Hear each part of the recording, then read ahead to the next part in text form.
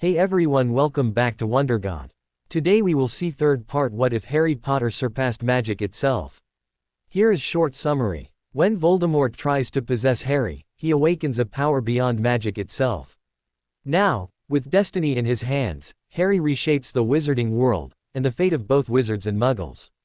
But before we begin, if you enjoy stories like this, make sure to subscribe to WonderGod and share it with your friends, because it really helps the channel grow. Now, let's begin the story.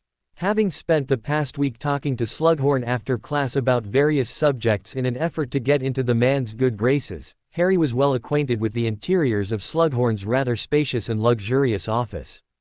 Now, the reason I asked for you was because Poppy needs a fresh batch of potions, and it so happens to be my turn to make them.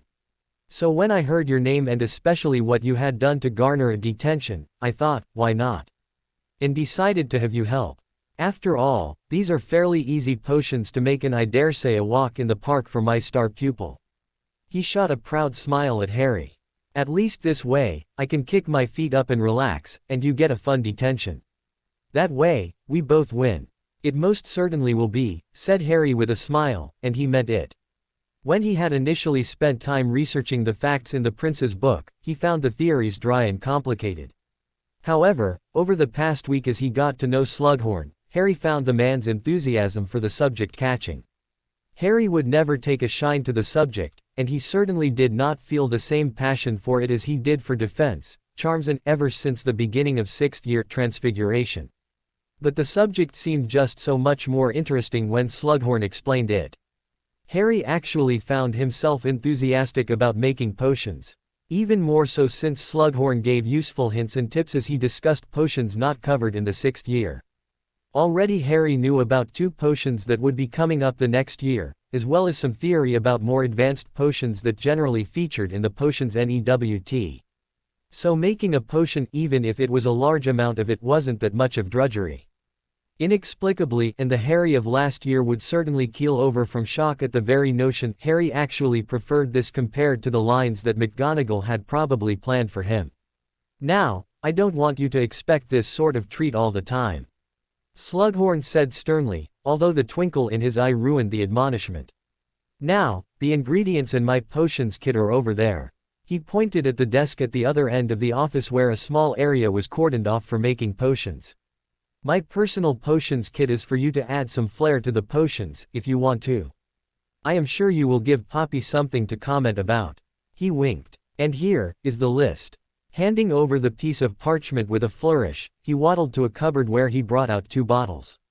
And if you finish soon enough, we can break open this excellent bottle of mead as a toast to you passing your apparating test flawlessly. He held up the unopened bottle for Harry to see. So get to it. With that, the potions professor settled down on his armchair.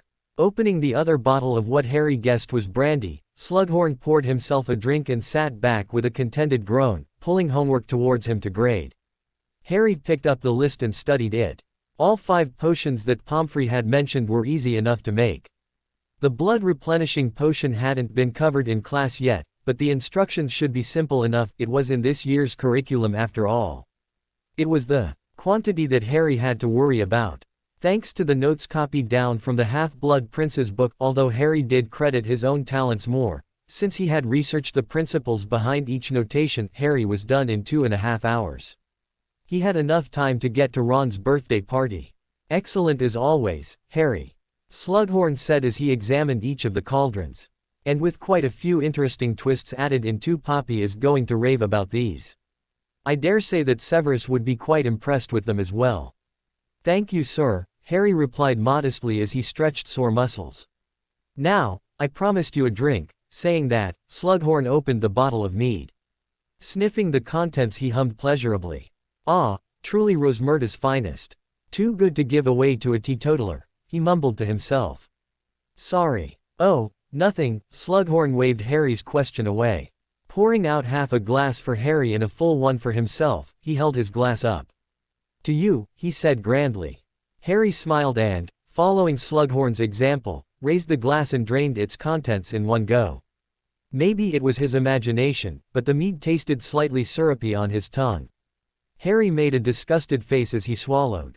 I think this batch has gone bad. His head shot up as he heard the shattering of a dropped glass. Looking up, Harry caught a glimpse of the professor's face before Slughorn crumpled to the floor, his extremities jerking uncontrollably. Foam soon started dribbling from the older man's mouth as his eyes bulged and his skin turned blue. Not that Harry noticed this. As soon as he saw Slughorn crumple, he had enough time to yell out a shocked, "Professor!" before he doubled over as he felt an acute pain in his stomach. "Fuck!" Harry groaned as his vision swam. Focusing on his surroundings, he saw his teacher. The man's thrashings were becoming weaker. Harry knew that the professor did not have much time left. Stumbling for the potions kit, he appended it as he frantically searched for the bezoar he had noticed when he was making the potions. Clutching the stone, he staggered to the man and with a supreme effort of will, managed to force the stone in. Harry figured he would be able to bring both of them to the hospital wing. After all, he didn't seem to be too affected by the poison.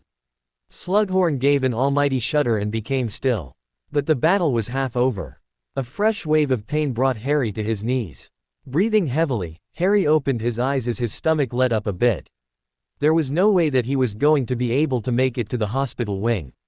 Not with Slughorn's limp body in tow. He called out for Randolph. "Get to the hospital wing, get the nurse here," Harry said through gritted teeth. "The professor and I have been poisoned. Hurry." Not saying anything, the elf swiftly disappeared. Gasping for breath, Harry wondered why he had not been affected by the poison in the same way as the potion's professor. Harry cried out as the pain intensified. Unable to stand, he sank to the floor, his back supported by the wall. Hazily remembering something he had heard of a long time back, he called for Dobby. "What can Dobby do for Moss?" The elf stopped mid-sentence when he noticed his master's distress. Not having any time for Dobby's prattling, the elf's squeaky voice could grate terribly on his ears at times. Harry snapped out, "Dobby, salt, water now." Harry knew that drinking salt mixed in with water could induce vomiting. He hoped that this helped in removing what poison was in his stomach before it started affecting him and he ended up having a fit like Slughorn. Already, he felt a twinge in his limbs. "Sir." The elf disappeared and reappeared with a salt shaker and a jug of water and an empty glass. If Harry wasn't in so much pain, he would have rolled his eyes at the glass. Instead, he yanked open the lid of the shaker and jerkily emptied the contents into the jug. He then proceeded to drink the saltwater as quickly as he could, spilling most of it on himself. Grimacing at the taste of the brackish water, Harry braced himself. When nothing happened, except for an increase in dizziness, he despaired.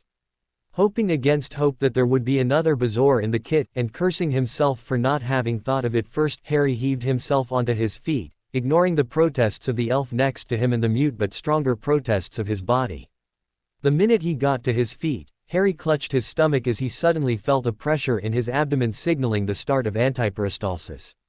A moment later, he was doubled over as he spewed the contents of his stomach all over the expensive carpet. Harry straightened up wearily, weakly wiping his mouth. His nostrils, throat and mouth were burning. His senses soon registered the smell of vomit, nauseatingly overpowering, causing him to nearly throw up again.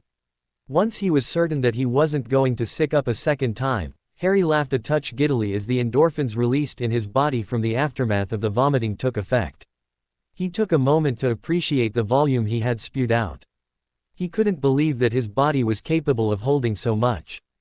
His respite was short-lived, however. With a groan, Harry sank to the ground again. His nerves were on fire. Unable to help himself, he whimpered as he curled up into a ball, his muscles contracting painfully as the fire slowly spread through his body. The poison had stayed in his system for too long. His vision began to swim. "Harry Potter." Harry heard a voice screaming his name as if from a great distance. Looking up, he could recognize the outline of the school nurse rushing towards him, pushing Dobby, who he just noticed was hovering close by, wringing his hands aside, followed by the taller outline of his head of house. With a slight smile, he mumbled out, "What a detention," as he lost himself to unconsciousness. "So, how did this happen?" Daphne tuned out Granger's voice as she answered the question for what had to be the nth time. She really could not take listening to the girl's voice anymore. At first, Daphne had always thought that the word, mudblood, was probably the worst thing to call any Muggleborn or person for that matter. Then she had met Granger.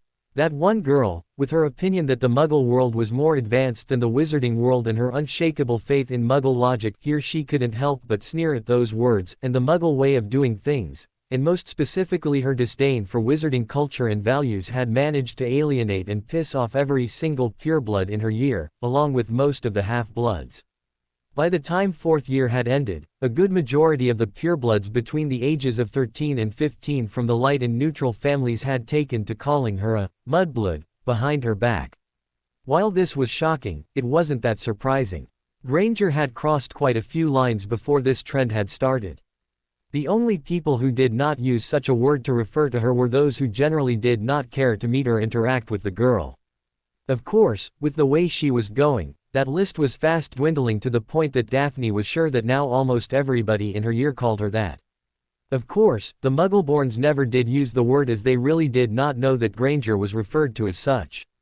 After Professor Severus Snape's extreme reaction to Draco Malfoy's use of the term in second year, word had quickly spread to the purebloods of the other houses and nobody had dared to utter the epithet in the presence of a teacher. Granger definitely was favored by the teachers, even Snape. Her own father had threatened to wash her mouth out if he ever caught her using that word in his presence when she had slipped up in front of him. The adults just did not seem to understand. Daphne also could never fathom why Harry insisted on hanging with the blood traitor.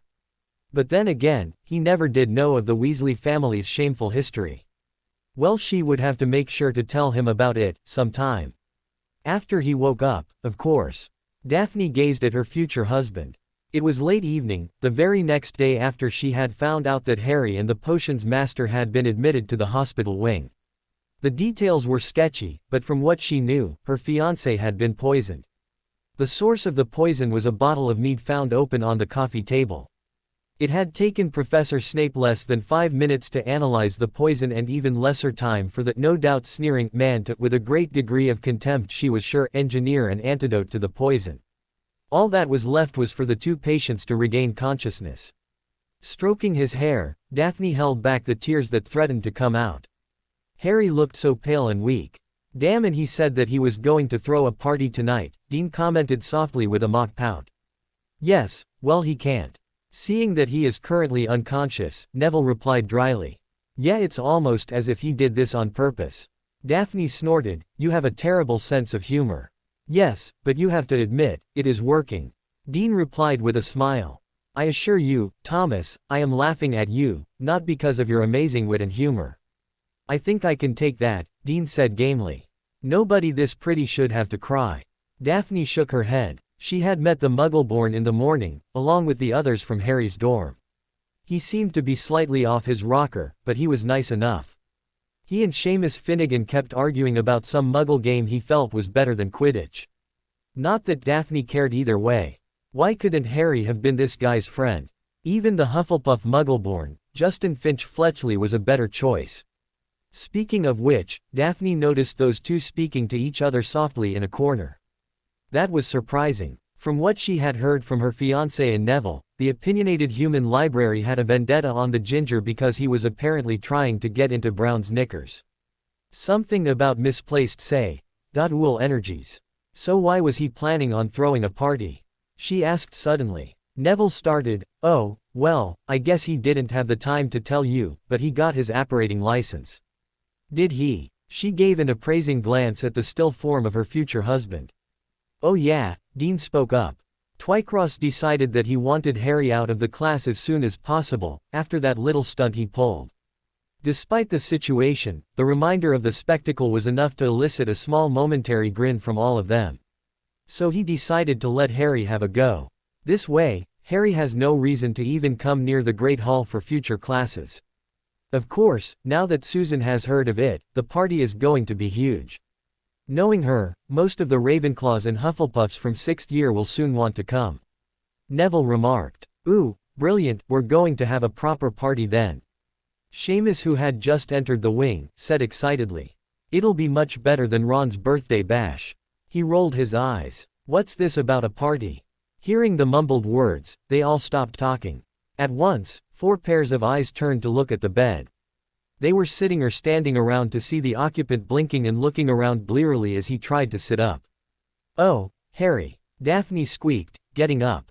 She gave him a light hug before helping him sit up properly, adjusting his pillows so he could lean back. Fucking hell, it hurts, Harry groaned as he leaned back tiredly, rubbing his chest. Harry, mate, how are you? Dean asked somewhat redundantly. Harry looked at the darker-skinned boy for a moment. Let's see, he replied in a raspy voice. My arms and legs hurt, breathing is a bit of a problem since my ribs and stomach hurt as well. And talking is a bye. Since I feel as if I had a mug of molten lava, he paused poignantly.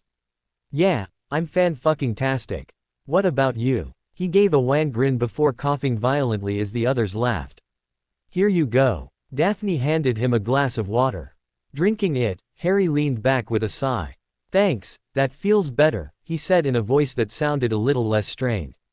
So, how long was I out this time? He looked at them expectantly. Well, less than a day. Neville replied, looking at his watch. It's Sunday now. Dinner is about to start in a few hours. Ah, I missed Ron's party.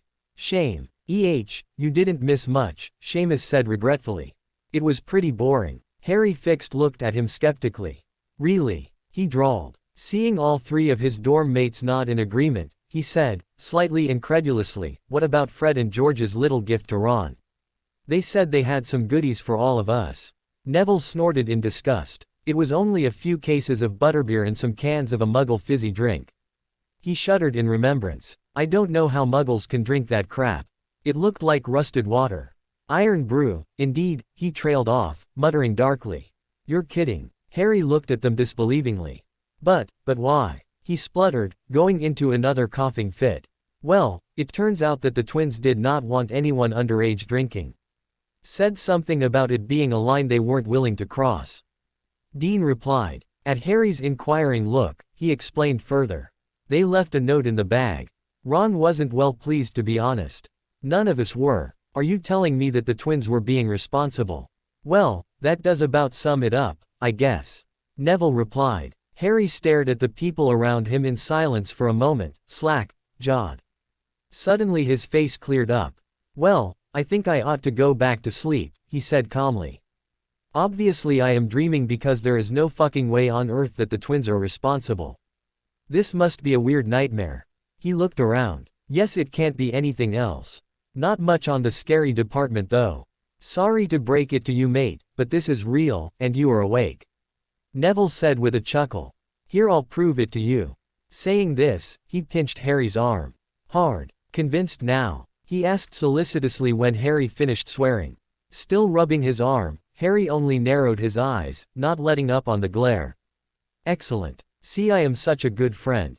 About to give a scathing reply, Harry noticed movement behind his friends. Oh crap, he muttered darkly. The Grand Inquisitor approaches. Plastering a fake smile, he said as normally as he could, Hello, Madame Pomfrey. As Professor McGonagall had shooed Harry's friends away, Ron and Hermione, who had fetched the nurse in the first place, only had time to say a quick, hi. The nurse started waving her wand over Harry, casting various diagnostic charms wordlessly, humming now and then at the end of each spell. She then conferred in a low voice with Professor Snape, who was standing behind her. The former potions professor only took some notes before leaving the hospital wing without a word, sparing only a look of deep loathing for Harry, which was returned with interest. Once that was done, the interrogation began.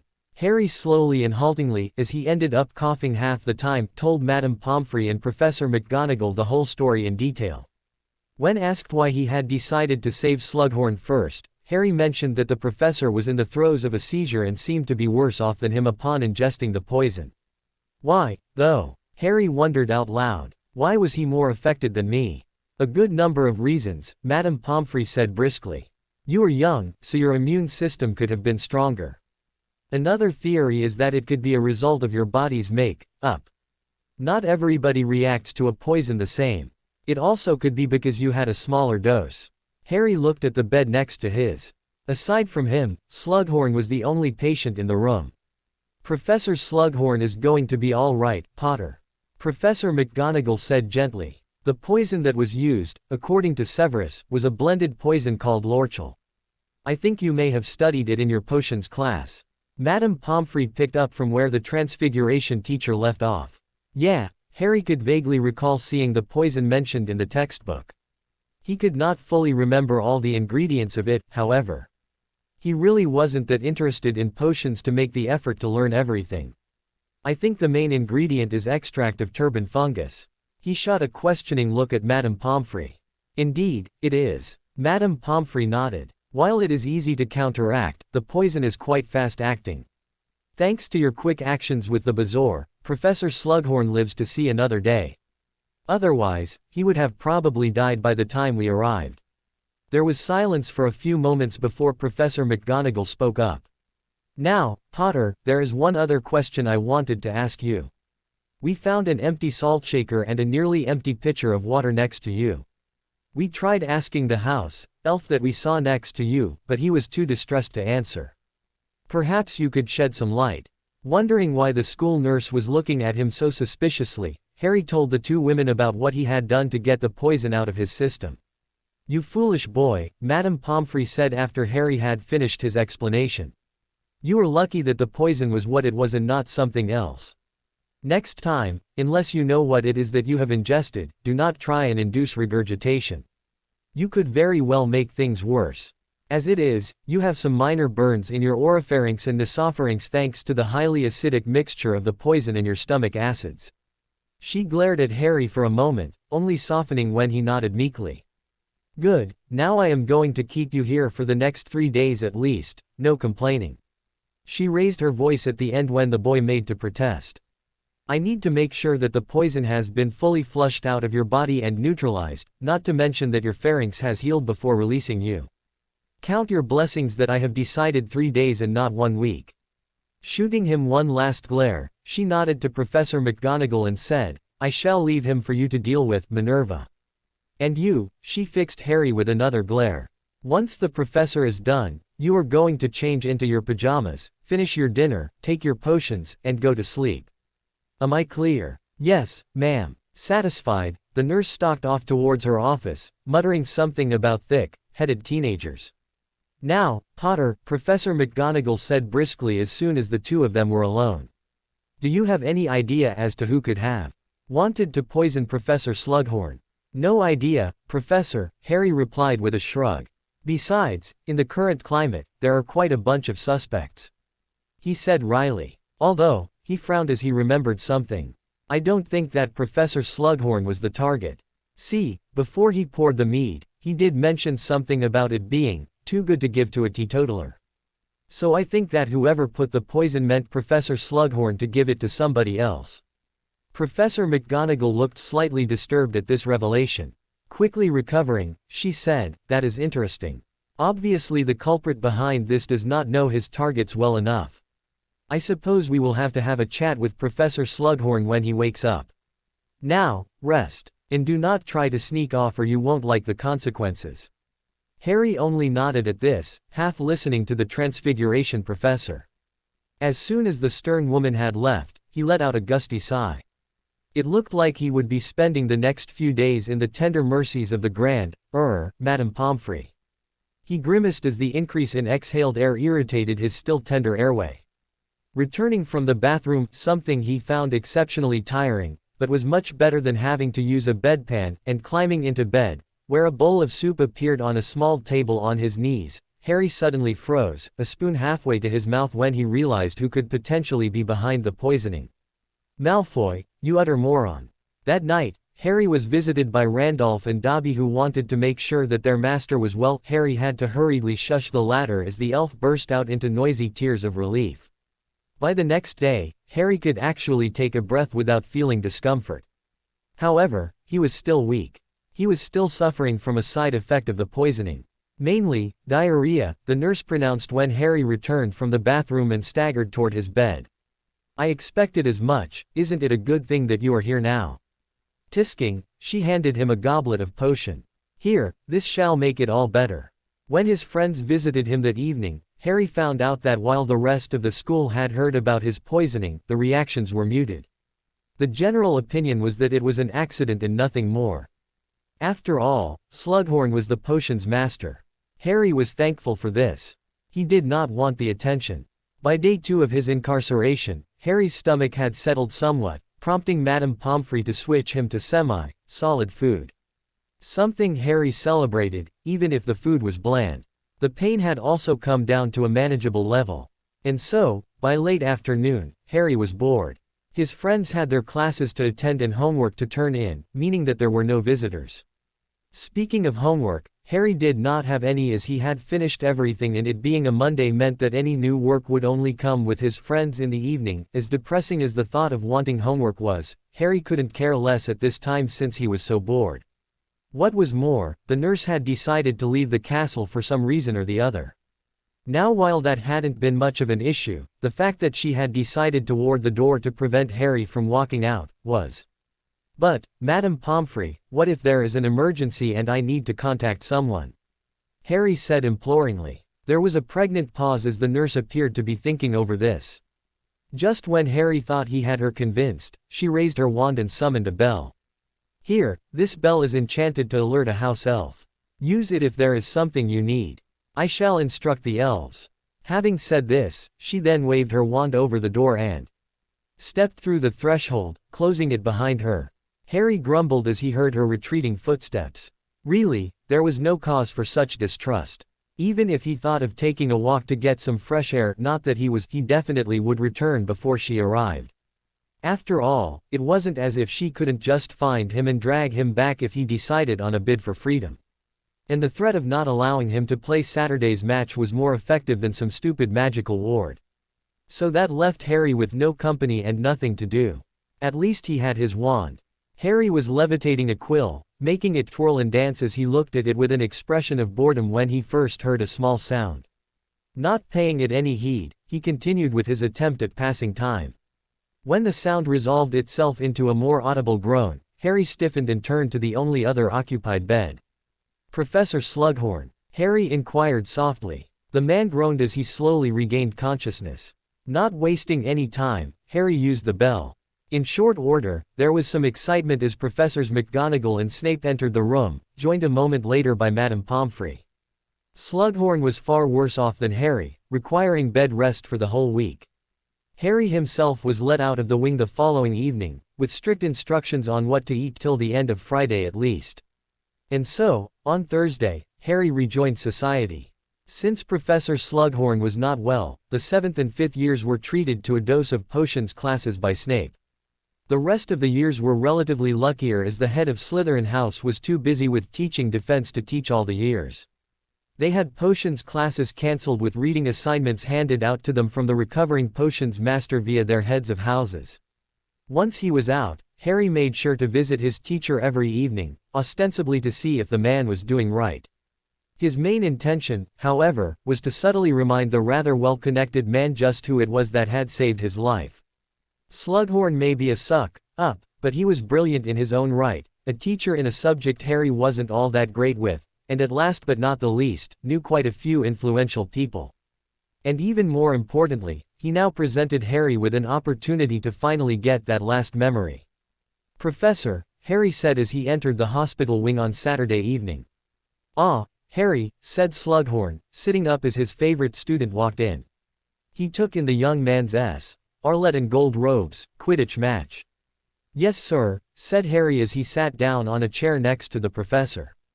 Against Hufflepuff. We won. He allowed a smile to break out on his face as he thought of the match. After the first attempt by Zacharias Smith at commentating during Gryffindor's opening match against Slytherin, most of Gryffindor was raring to see the obnoxious boy, who would be playing as one of Hufflepuff's chasers, taken down a peg or two for his comments against the Gryffindor team. And so, between the Gryffindor chasers, of which Ginny had taken particular glee in harassing the boy, and the beaters, Smith barely got to see the quaffle, much less hold it. Halfway into the game, Zacharias was knocked out, leaving Hufflepuff one chaser short. However, Hufflepuff had given an impressive performance. The remaining two chasers, particularly Cadwallader, had proven to be tenacious, showing quite a good amount of coordination and flying talent to score. So despite Gryffindor's efforts, the Hufflepuffs were leading by 10 points at 320 before Harry caught the snitch. It was one of the best Quidditch matches Harry had played in. Nobody played dirty, and both teams had left the field in high spirits, without any hard feelings between them. The Gryffindors were satisfied with their revenge, and the Hufflepuffs had decided that fair was fair and that their chaser deserved what he got. The match was made more entertaining by the commentary supplied by Luna Lovegood. Harry had no idea what possessed Professor McGonagall to have Luna commentate. In fact, he was certain that Professor McGonagall herself had no idea either, but Luna's commentary was interesting to say the least. The blonde Ravenclaw appeared singularly uninterested in such mundane things as the score, and kept attempting to draw the crowd's attention to such things as interestingly shaped clouds. But the best part was her thoughts on Zacharias Smith, who she claimed was suffering from something she called loser's lurgy. Harry had to struggle really hard to stay on his broom and not to break down into laughter when he heard that. Thoughts of the match had Harry looking at the bed situated at the other end of the room.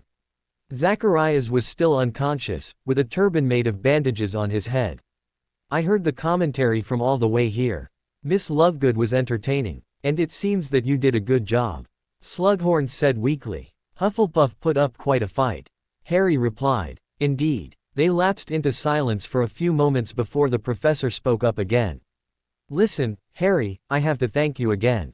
You saved my life, my boy. I owe you. If there is anything I can do, let me know. I may be old, but I have my uses. He started coughing. It was nothing, Professor, Harry said humbly. Ah, so humble, Slughorn said affectionately. But I insist. There must be something I can do for you. Well, Harry began hesitantly. There is one thing that you could help me out with. Anything, dear boy, ask away. Harry looked around. Drawing his wand, he cast a few privacy wards. Confident that nobody could come in and overhear the conversation, he turned to Slughorn with a grave expression on his face. Professor, I know that you have given the headmaster a memory where you spoke to a student of yours. I also know that the memory that you have given has been altered.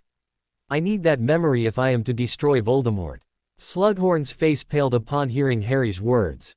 Before he could speak, Harry cut him off. I would not ask this of you if it were not that important. The fate of the wizarding world depends upon that memory. You yourself know how important that memory is. Voldemort certainly has not forgotten about the information that you gave him. Right now he is occupied with other matters. If he were to win, he will come after you. He will see you as a loose end, a risk. Your best hope is to give me that memory. Do it because you owe me if nothing else. Please, Professor. Slughorn looked stunned at Harry's impassioned speech. You actually plan on killing him? He asked in wonder. I plan on doing that, or at least giving it my best shot. Harry replied fervently. He killed my parents, not to mention countless others. I plan on avenging my parents at the very least. The old man's eyes grew misty as he softly muttered, Lily. He closed his eyes as a long-distant memory of a bright girl with red hair and green eyes played in his mind. I have the best chance of killing him, Professor. Harry said softly and earnestly. There is a prophecy made about him and me. And I will have a better chance of winning if you give me that memory. He wasn't exactly lying. Having that memory meant keeping Dumbledore in the dark just a little longer. Hopefully that would be enough time for Draco to assassinate the headmaster. Slughorn gasped as Harry mentioned the prophecy. He looked at Harry steadily before nodding. Very well, he said. Resolutely, picking his wand up. I don't suppose you have a file with you. In response, Harry created a crystal file silently and handed the object over. With muttered thanks, Slughorn touched his wand to his temple. Pulling it away, he deposited the long silver strand attached to the tip and deposited it into the empty file. Please do not judge me too harshly, he said quietly as Harry pocketed the file. I had no idea then. I do not hold your actions against you, Professor, Harry said softly. You had no idea of Tom Riddle's plans. Besides, he shook the file in his hand. You have more than made up for that. He smiled at the old man. Slughorn returned the smile with a strained one of his own. You are such a good boy, Harry.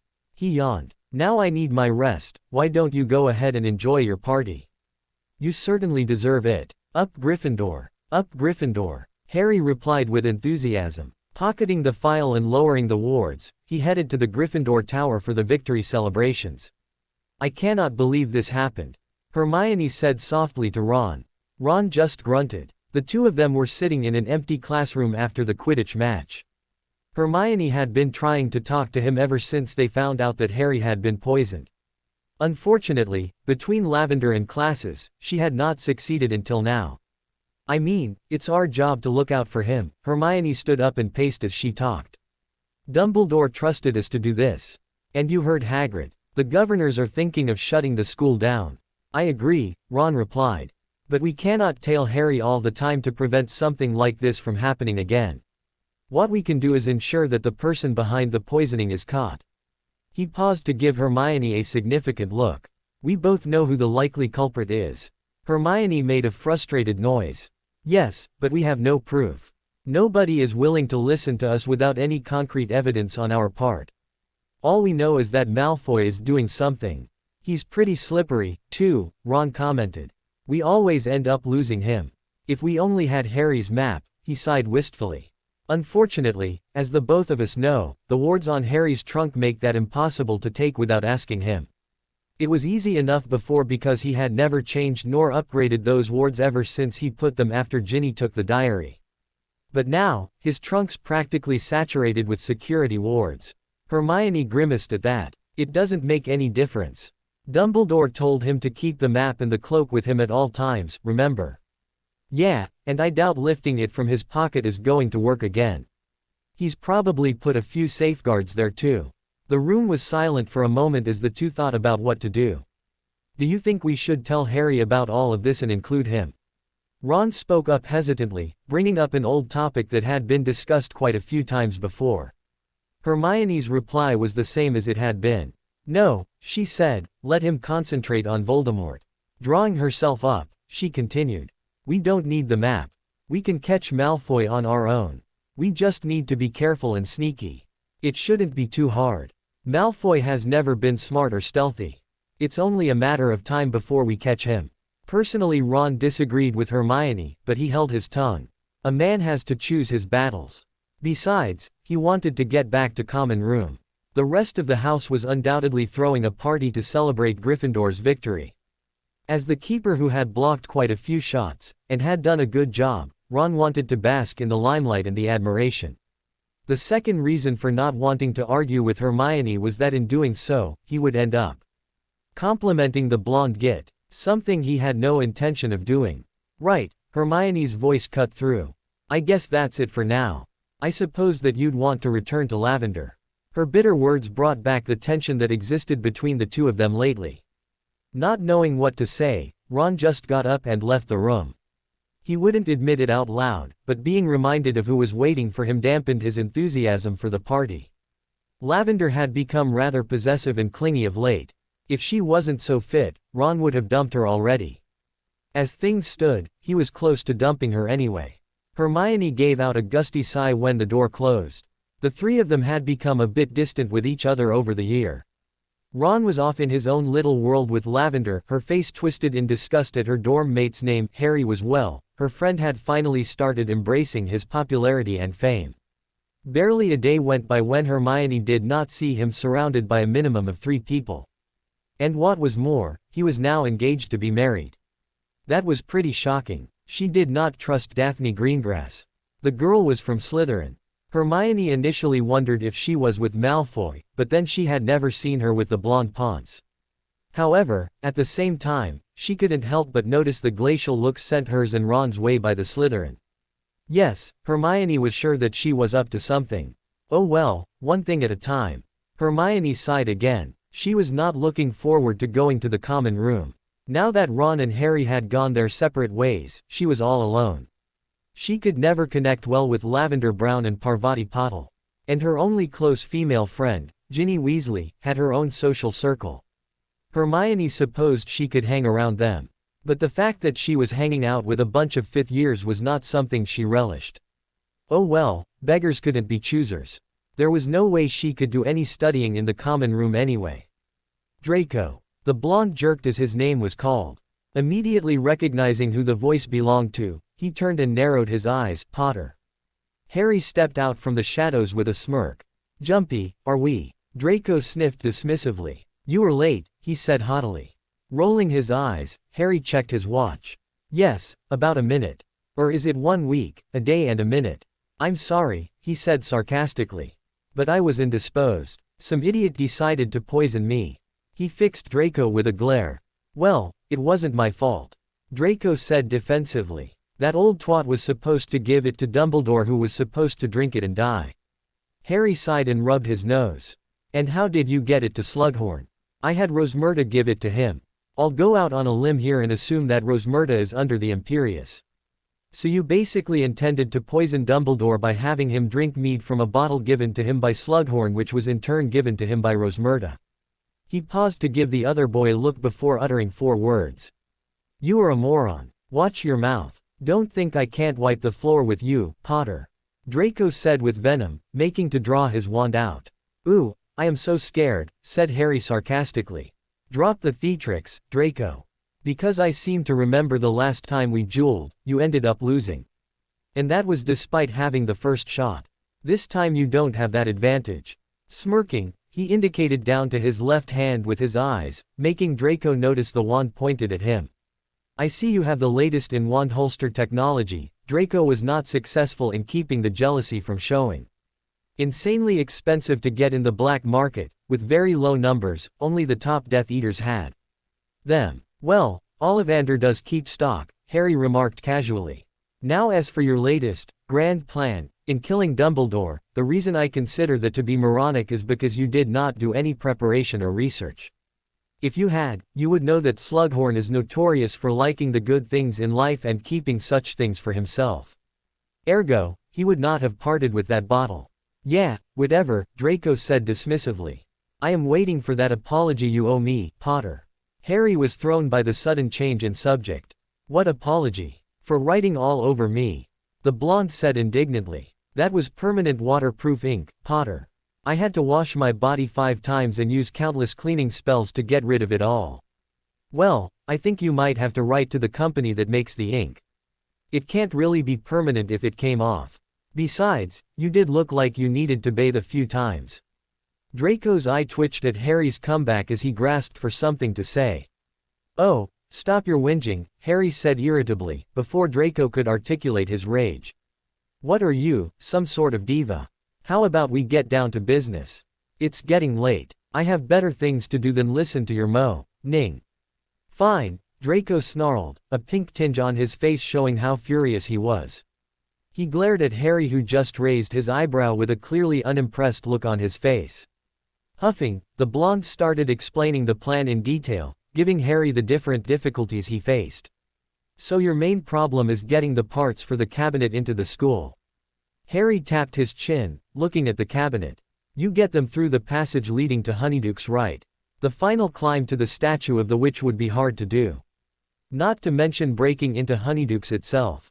The parts have been easy to conceal so far, and the security in the sweet shop is lax, the blonde said defensively. I would have had Crabbe and Goyle to collect the stuff, but those 2 lugs nearly got caught the first time round. He muttered under his breath. Idiots. But it is still risky. Harry paused for a moment. Right, I think I can help there. For one, there is a passage behind a mirror on the 4th floor. Currently it is caved in, but I can get it repaired. I have good reason to believe that it leads to a much more accessible location. That would make it easier for Rosmerta to get the stuff to you. Of course, you still have to worry about the patrols. But I think that your prefect status helps there. I don't know if you know this, but the portraits can do a bit of spying themselves.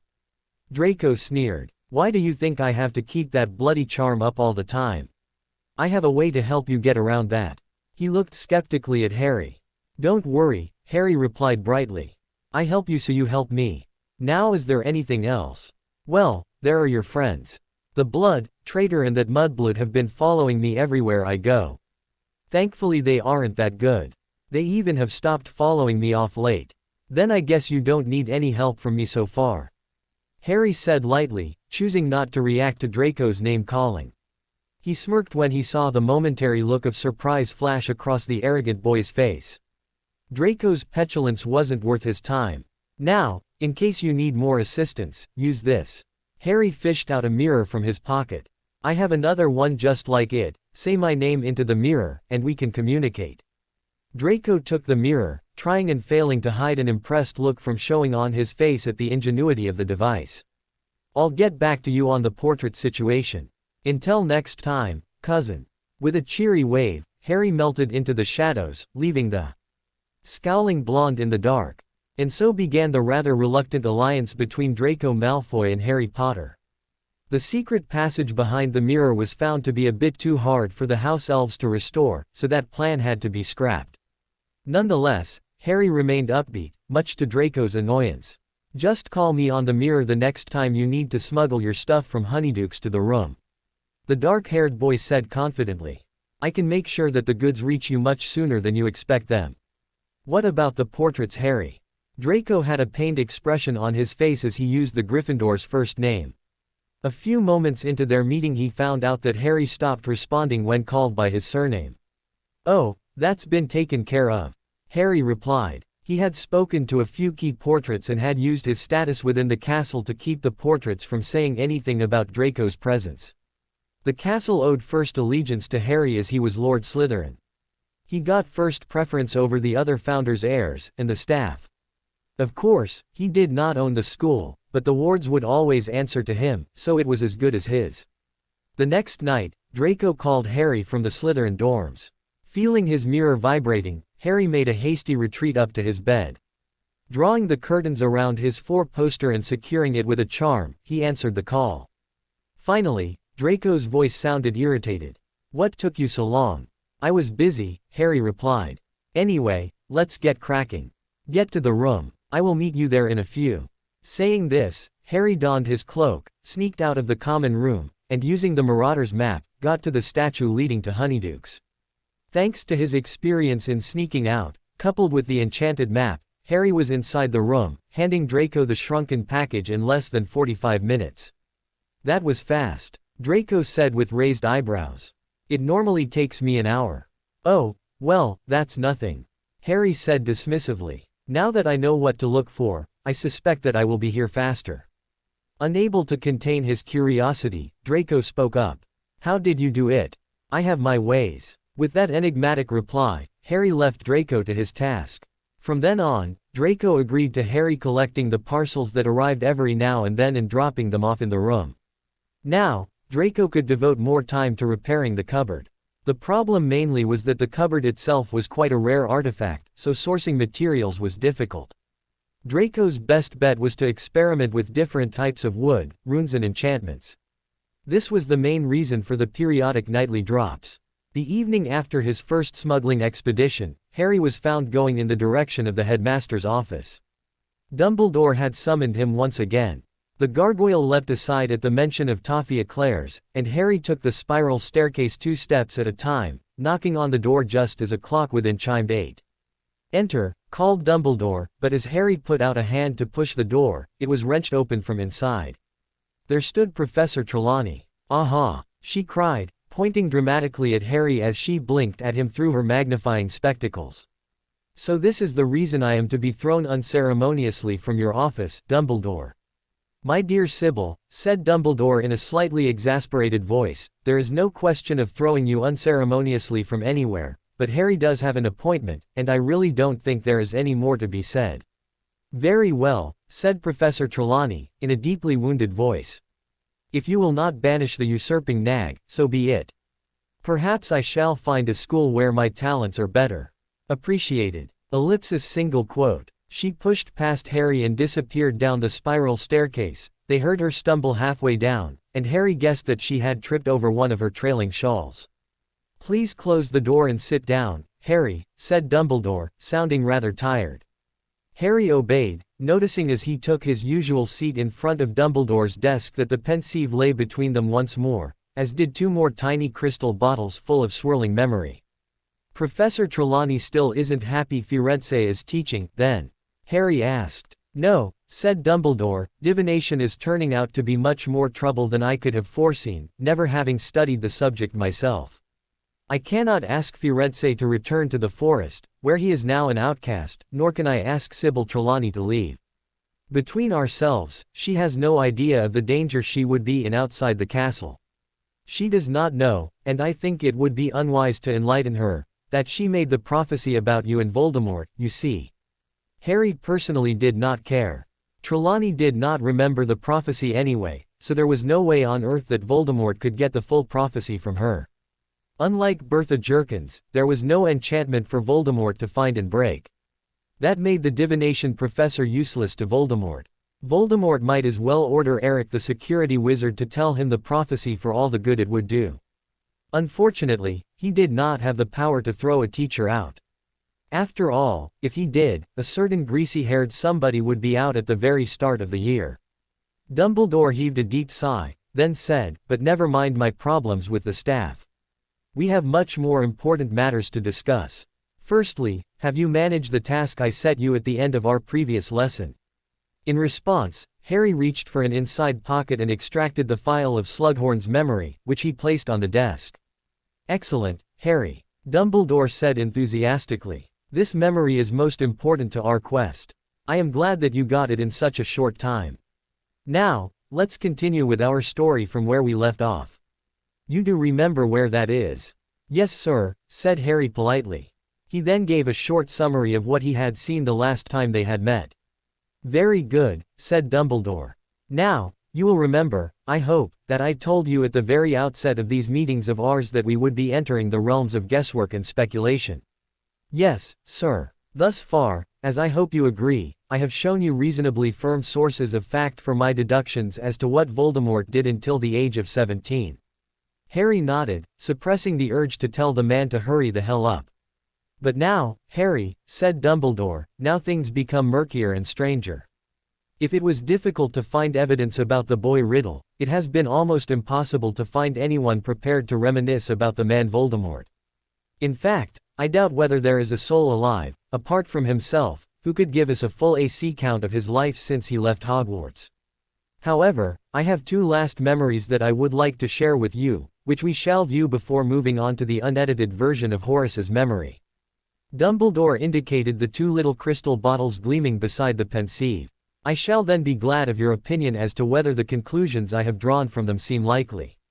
I hope you are not tired of diving into other people's memories, for they are curious recollections, these two," he said. "This first one came from a very old house elf by the name of Hokey. Before we see what Hokey witnessed, I must quickly recount how Lord Voldemort left Hogwarts. He reached the 7th year of his schooling with, as you might have expected, top grades in every examination he had taken. All around him, his classmates were deciding which jobs they were to pursue once they had left Hogwarts. Nearly everybody expected spectacular things from Tom Riddle, prefect, head boy, winner of the award for special services to the school. I know that several teachers, Professor Slughorn amongst them, suggested that he join the Ministry of Magic, offered to set up appointments, put him in touch with useful contacts. He refused all offers. The next thing the staff knew, Voldemort was working at Borgin and Burke's. At Borgin and Burke's, Harry repeated with raised eyebrows. At Borgin and Burke's, repeated Dumbledore calmly. "I think you will see what attractions the place held for him when we have entered Hokey's memory. But this was not Voldemort's first choice of job. Hardly anyone knew of it at the time. I was one of the few in whom the then headmaster confided, but Voldemort first approached Professor Dippet and asked whether he could remain at Hogwarts as a teacher." Harry let the information sink in. Voldemort wanted to become a teacher. The thought was mind-boggling. For a few moments, he entertained the thought of Professor Voldemort teaching. Let me guess, he wanted the post of defense against the dark arts. Harry gave voice to his suspicions. Dumbledore nodded. Indeed. It was being taught at the time by an old professor by the name of Galatea Merrythought, who had been at Hogwarts for nearly 50 years. Needless to say, Professor Dippet turned him down, citing his age, telling him that he was too young at 18 to teach. He had, however, invited him to reapply a few years later when he had gained further experience. I was deeply uneasy about this.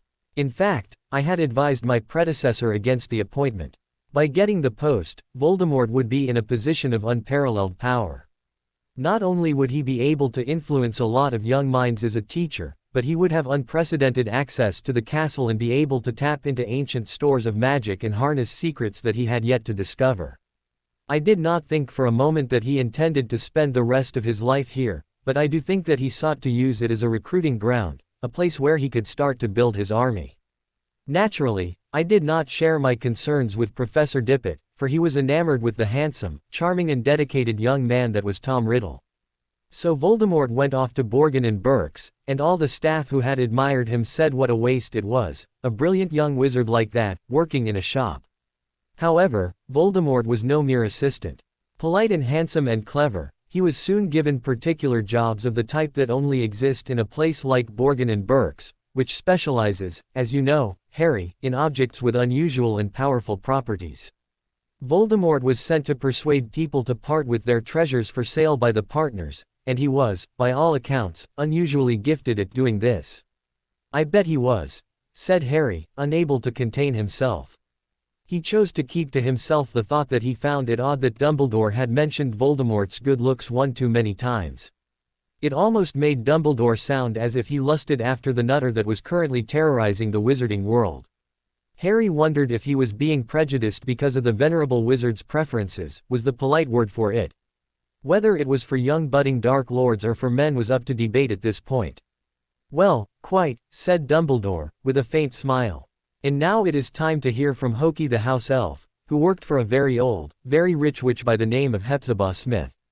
Dumbledore tapped a bottle with his wand, the cork flew out, and he tipped the swirling memory into the pensieve, saying as he did so, "After you, Harry."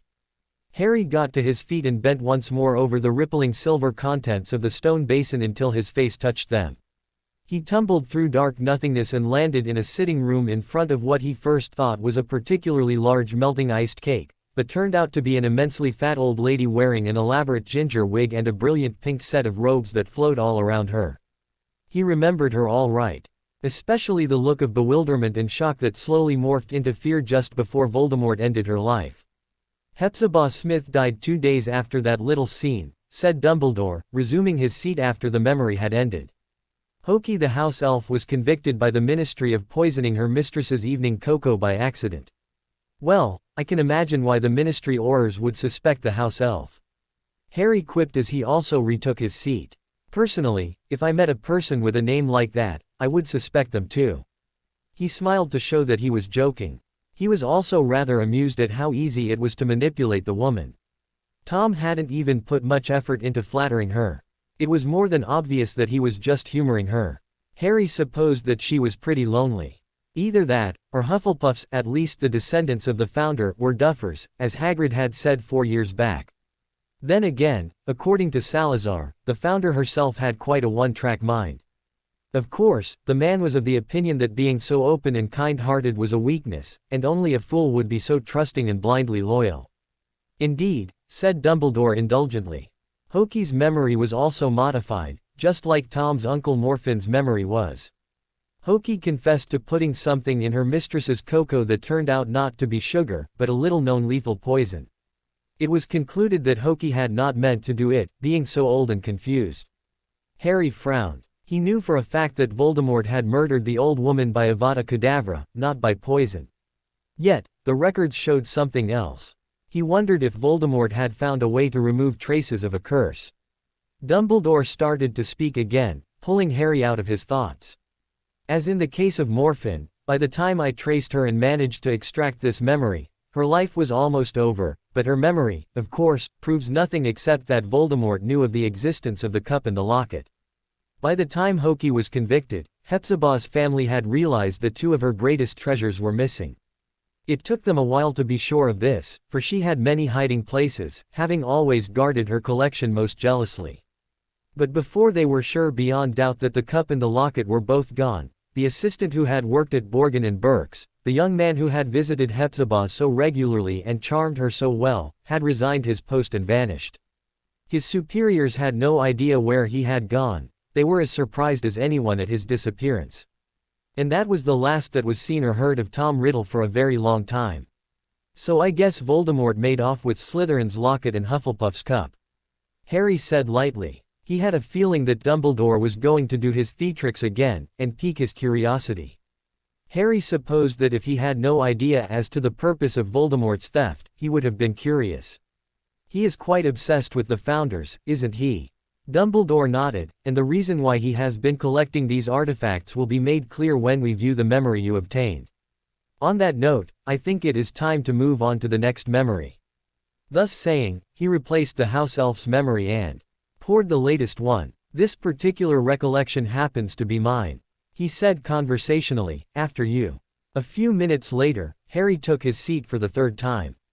Another request to teach in Hogwarts, he said with forced politeness.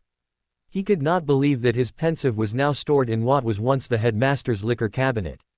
The nerve, he couldn't wait to get it back. He wanted the defense post again, didn't he? He asked before Dumbledore could fill in the silence.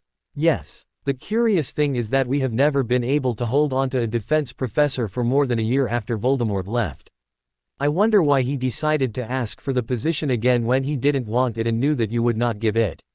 Harry remarked. He really felt happy now knowing that Snape won't be around by the end of the year. That reason is something that shall be made evident after we view this memory. Dumbledore said as he held up the file of Slughorn's memory again. So he knows what was in the memory, Harry thought furiously. Yet, instead of explaining, he insists on playing this game. Well, then, after you, sir. Harry said with inflected enthusiasm. Albus smiled at the eagerness the boy was displaying. He could understand, after all, he had been building up to this memory for quite some time. Harry was careful to act as if the memory was a revelation as he watched, for the second time, albeit in the third person as Voldemort confirmed his theory about the number of Horcruxes that could be made. He split his soul 7 times, he said, not needing to fake the disgust and incredulity he felt. It was quite shocking. That's what he used the relics for. Indeed, Harry, Dumbledore said with admiration. You have been paying attention to what I have shown you so far. Yes, the secret of Voldemort's immortality was because he has split his soul into 7 parts. 6 are in Horcruxes, while the 7th resides in his rejuvenated body. So he has 128th of a soul left in his body. Dumbledore seemed confused for a moment before his face cleared up. I can see how you could come to that conclusion, he said understandingly. It is correct on a purely mathematical point of view. However, you forget one thing. Voldemort knew that he was going to split his soul 7 ways. Therefore his soul also knew that for a fact. Ergo, when he created a Horcrux he only removed a 7th of it each time. Harry nodded. Taking this as his cue, Albus started speaking about the process of his research. He was initially tempted to speak of the years of effort spent into uncovering Voldemort's past. After all, he had spent the time period from Voldemort's first defeat till now in that effort. It had been 15 years. Of course, he suspected it would have taken lesser time if he had spent more time doing it, but he did have other responsibilities as well. Helping the country recover was a major priority, after all.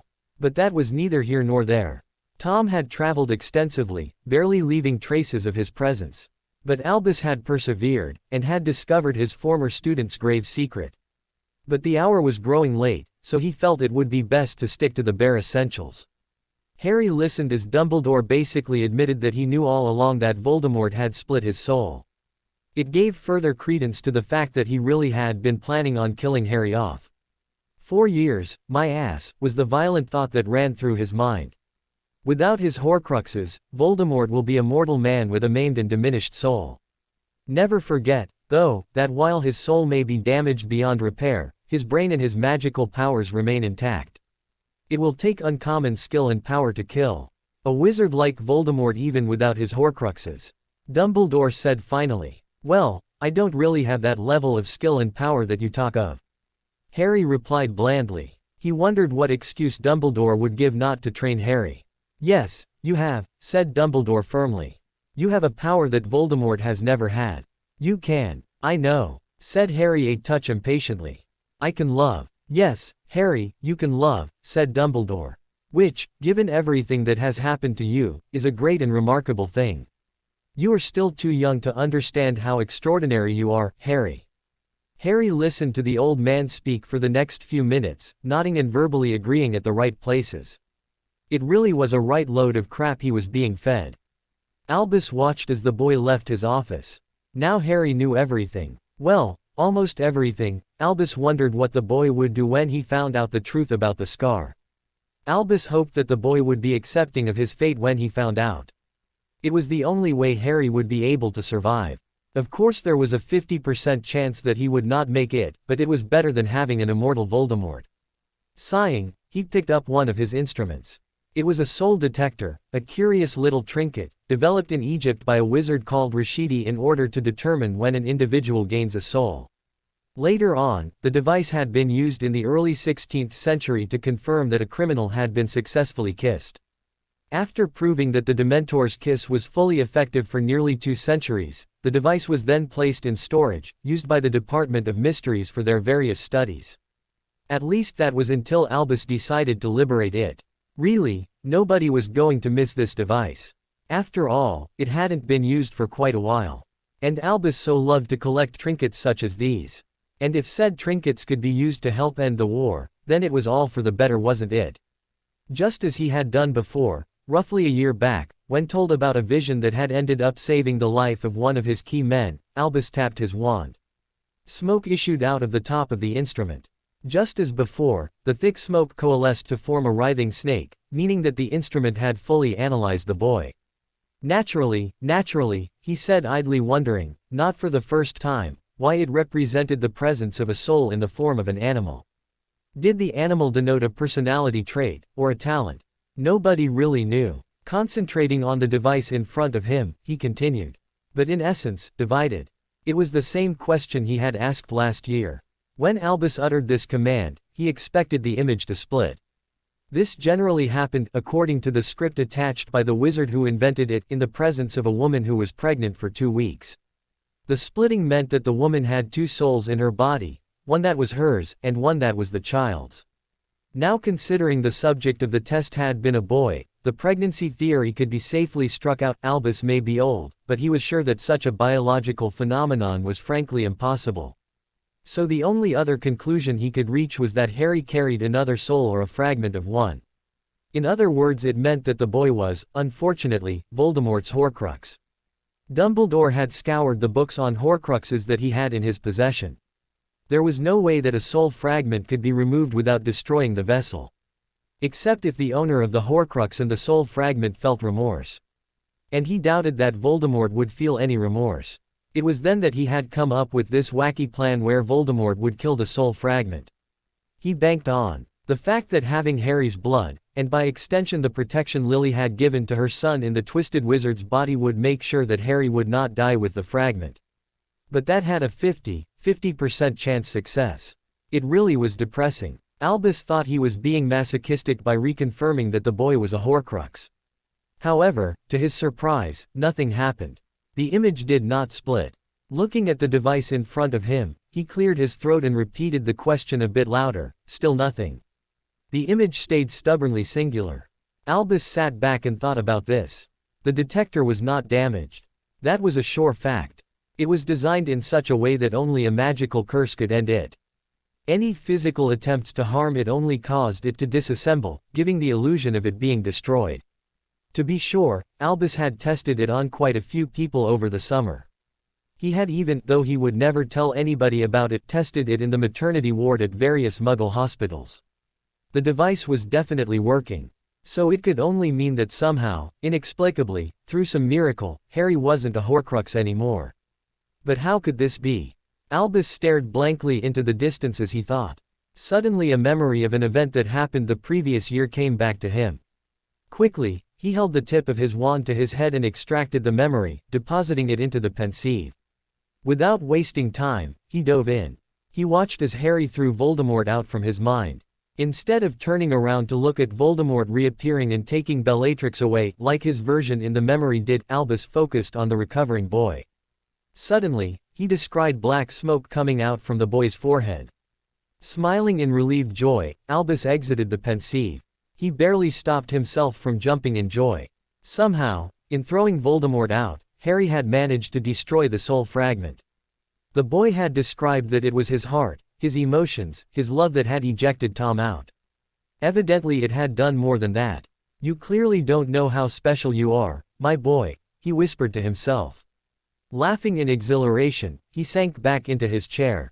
Quickly, he brought himself under control. Now that Harry was no longer a Horcrux, it changed everything. Or did it? He sat back to think, bringing his fingers together under his chin in a characteristic gesture. No, he was sure it changed nothing.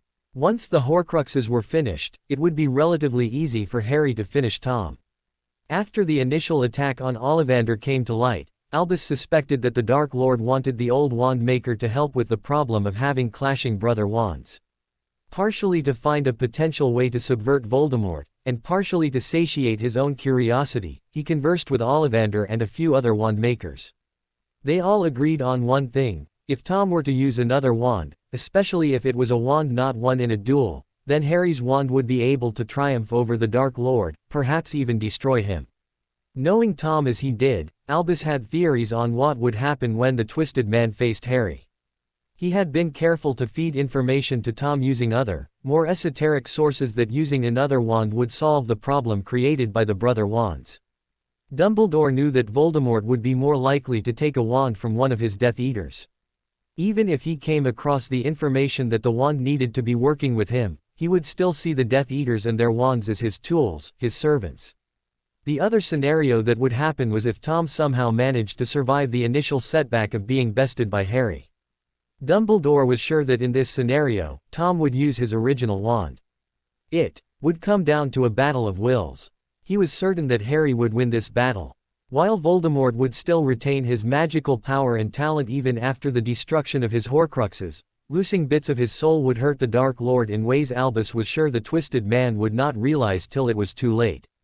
Once all his Horcruxes are destroyed, Voldemort would not have the willpower that a person with an intact soul would possess. While it would not make him depressed to the point of wanting to end his life, Albus amused himself with images of an openly crying emotional Voldemort cutting his wrists. It would be enough that in a battle of willpower and magic, Harry would have the edge. Albus even suspected that without his Horcruxes, Tom would no longer be able to cast the unforgivable curses properly. After all emotion, even hatred, comes from the soul. And with only a seventh of his left, unconnected to the rest, Tom would need to rely more on his magical power to power those curses.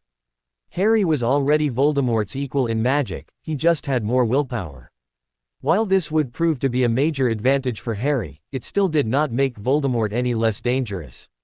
For there were curses out there that were far more deadly than the unforgivable curses. And a good amount of them did not require emotion to power them. Harry would need some training, Albus decided. And there was a problem. He knew that relations between him and the boy had soured. And he knew that he was partially to blame. The problem was that he did not know how to fix it, or even if he had the time to do so. The boy's anger would need to be cooled first before amends could be made and forgiveness asked. It was mainly the reason why Albus had not mentioned the suddenly missing furniture in Grimmauld Place. There was no reason to add fuel to that fire. Besides, there were far more important things than having a proper place to sit on. Severus would disagree, though. Albus hoped that the offer of learning new spells would help mending the rift. Perhaps that was all that was needed. Some one-on-one time with his ward or former ward. With a pang, he remembered the letter he received from Gringotts. Oh well, what was done was done. Only the present and the future can be influenced. With that in mind, Albus started editing his schedule again. He would need to fit in training with searching for the Horcruxes. At least he was close to finding one. Albus paused for a moment, a thought occurring to him. He should tell Severus about Harry's scar. His spy would no longer need to pass that information along after Albus died. Then he had another thought. Should he tell Harry about the scar? After a few moments, Albus shrugged and got back to planning his schedule. He decided not to bother. After all, what the boy did not know would not hurt him. Why stir up that nest of bowtruckles when there was no point in it? The issue had solved itself anyway. Ronald Weasley was ecstatic. After his latest meeting with Hermione, the two of them had upped the ante, so to speak, and had started tailing Malfoy all over the castle. It was not easy as they had to do what they could only in their free time. At first, in their attempts at tailing Malfoy, the blonde was prone to taking circuitous routes, even doubling back at times, as paranoid as Mad-Eye Moody. And every time, despite their best efforts, they ended up losing the trail. However, of late, the Slytherin was getting careless. His routes had stopped being circuitous, he would double back less frequently, and the times he looked over his shoulder became rarer. And that finally brought him to this moment today. Today was the day that Draco Malfoy had not looked over his shoulder even once. Today was the day that he had carelessly gone through the halls without a care in the world. Today was the day that Draco Malfoy had led Ronald Weasley straight to the room of requirement. They finally had him. Or to be more accurate, he, Ron Weasley, finally had him. After all, he was the one doing all the fieldwork. Hermione barely had the time, because of the insane amount of classes she insisted on taking. Ron immediately banished the uncharitable thought, feeling ashamed of himself. Who was he to resent Hermione for wanting to learn? After all, she had the capability. Hermione was so smart. Shaking his head, he wiped the goofy grin that kept appearing whenever he thought of Hermione off his face. Ron doubted that there was any possibility of a relationship with Hermione. He did not deserve someone as clever as her. It was this quality that he admired in Hermione that led him to pursue a relationship with Lavender in the beginning of term. Lavender was a girl that he felt was at his intellectual level. And it was this very same quality that now was causing a strain in their relationship. Lavender was ditzy would be the correct word. Yes, she was ditzy, and too much of a girl. He actually started missing Hermione's intellect. He knew he had to break up with Lavender soon, but he really could not muster the courage. The girl was quite prone to violence. Her fists may be small and her arms thin, but they still hurt when she hit him. Hermione never hit him. Shaking his head again, he looked at the blank wall. The door had long since disappeared. He would need to get Hermione. She would know of a way to get in. His mind made up, Ron headed off. He had to get Hermione. They would soon get Malfoy and foil his nefarious plot. After that, they would then come clean with Harry, who also would have some apologizing to do for not believing his two oldest friends. Then the three of them could go off and get you-know-who and then finish this bloody war. So how did it go? Hermione was the first to ambush him as he stepped through the portrait. It was good, Harry replied. He looked around the common room. Due to the late hour, it was only the two of them. As Hermione opened her mouth to no doubt ask about Harry's latest lesson and what Slughorn's memory had said, the portrait of the fat lady swung open and Ron stepped through, looking excited. "What's got you so excited?" Harry asked as he saw the ecstatic gleam on his friend's face. "Oh, nothing, Harry," Ron said, quickly composing himself. You were snogging Lavender again, weren't you?" Hermione spoke up with a look of part derision and part anger on her face. Yes, I was," Ron replied, looking sheepish. "As long as you keep it private, I have no issues," Harry said a few moments of silence later. Hermione gave Ron a severe look, which Ron responded with an unreadable look on his face. "Anyway, Harry, what happened at Dumbledore's office?" Hermione changed subjects, looking at Harry expectantly. Harry felt that there was something that he was missing that the two of them were in on. Finally, he decided to let it go. He doubted it was anything important. They were probably trying to tell the other that they really wanted to be a couple, or something. Harry spent the next half an hour retelling what had happened in the Beaks office. "So that's it," Hermione said after Harry finished summarizing Slughorn's memory. "Voldemort made Horcruxes to secure his immortality. It makes sense." She started pacing. "I bet he made 3, she said finally. "It makes sense. 3 is a powerful number." Harry looked at his friend incredulously. Did she not understand what he had just told her? He specifically remembered talking about Tom's obsession with the number 7. Actually, he was talking about making 7, he finally said. Hermione paused for a moment thoughtfully before continuing. "But that makes no sense. It would mean that Voldemort has barely any soul left in his body. Nobody can survive after splitting their soul so many times." Harry opened his mouth to tell her that Dumbledore himself believed that Voldemort had made 7, but then reconsidered. "Yes, you might be right," he finally said. The look of smug triumph on her face made Harry want to immediately correct her, but he desisted. "Well, so does Professor Dumbledore have any idea as to what they are?" she finally inquired. "Actually, 2 have already been destroyed. The first one was the diary that Ginny was writing in. Ginny was writing to you-know-whose soul." Ron exclaimed incredulously, horror on his face. "Well, yes. Anyway, the second Horcrux was a ring that Dumbledore destroyed in the summer. It was the reason why his hand is the way it is, you see," Harry continued. He knew he was lying to his friends, but he felt that it was better this way. At least it would make it less suspicious if he suddenly came across 1 Horcrux rather than 3. "So that leaves his last Horcrux," Hermione said with excitement. Yes, Slytherin's locket. He stole that from this old bird, and Harry recapped the incident with Hepzibah Smith. This finally led to the last of the three memories. Blimey, you know who wanted to teach here? Ron said incredulously. Why? Because he wanted to do the same thing that Fudge thought Dumbledore was doing last year, Harry replied patiently. The room was silent as the other two digested the facts presented to them. Dumbledore said that he was going to be searching for the last Horcrux. Harry finally broke the silence. And he also promised to take me. After that we will have to deal with Voldemort. Anyway, he yawned widely. I'm heading up. I'm knackered. With that he stretched and headed up the boys' staircase. He did not notice that Ron had not followed him, and he did not see the two of them bring their heads closer to have a furious discussion. The next day, after swearing them to secrecy, Harry told Neville, Susan and Daphne about what he had learnt.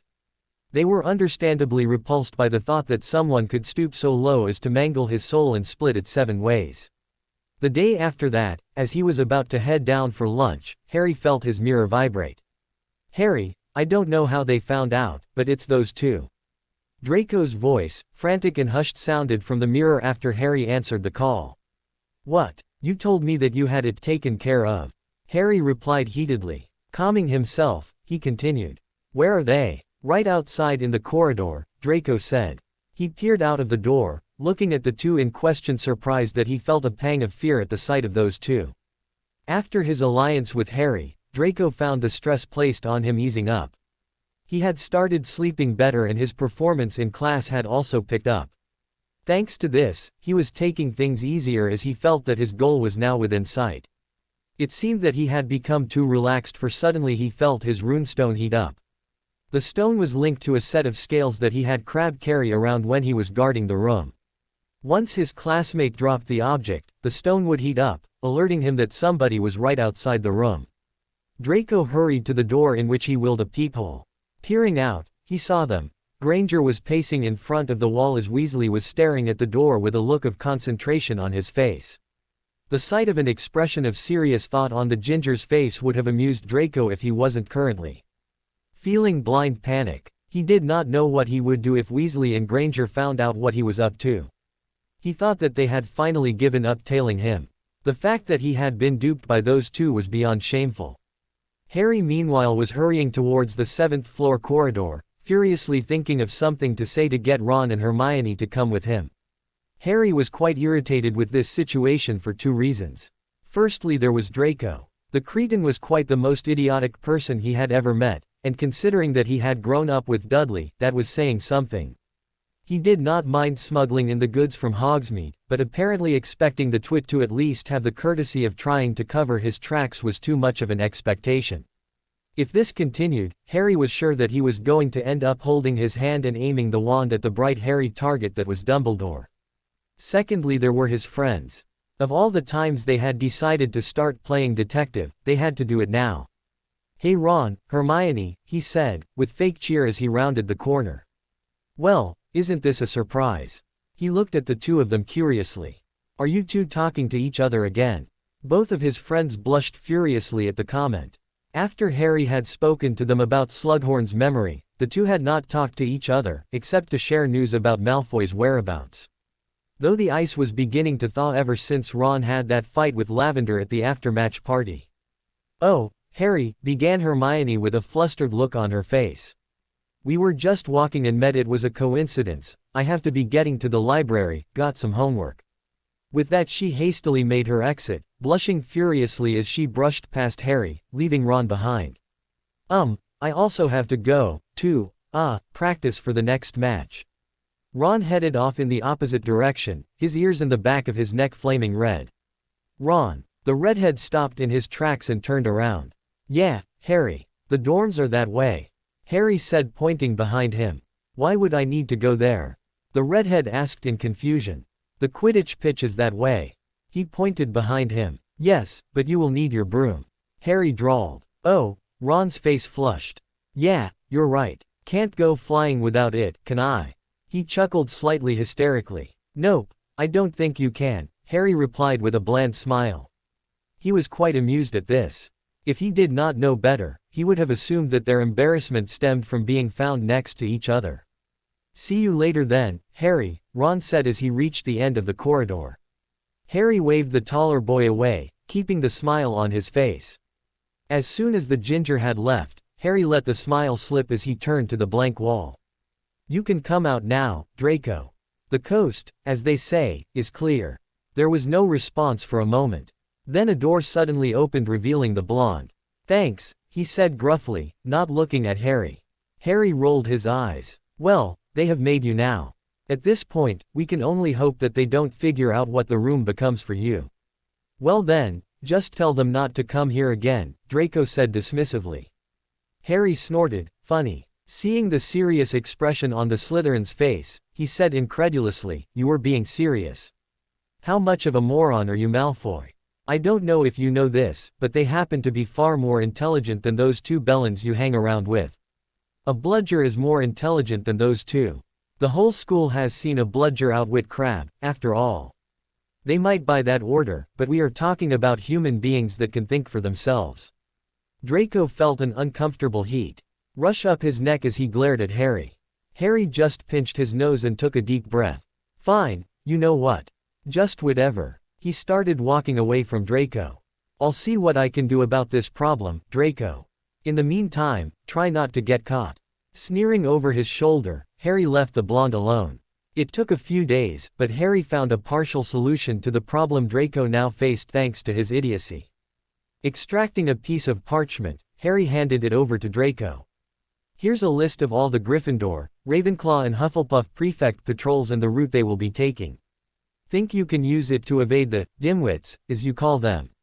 The patronizing tone used at the end caused the blonde's eye to twitch. I don't suppose you could change their patrol routes and times? Draco asked hopefully. No, Harry said flatly. Those have already been organized and changing them would require the Ravenclaw house captain agreeing. And he does not seem to like me, so I doubt that is going to happen soon. I doubt you would need me to change that anyway, as I have their timetables here with me. He handed 2 other pieces of parchment to Draco. Now you know where they will be and when. I think this is more than enough. It is adequate, Draco said loftily. Instead of replying, Harry curled his upper lip. Till next time, Draco. With those words, he left for Gryffindor Tower. Potter, stay after class, I wish to have a word with you, Professor McGonagall said a few moments before the bell rang. Harry packed his bag and waited in his seat as the class emptied. He wondered what the Transfiguration teacher wanted from him all of a sudden.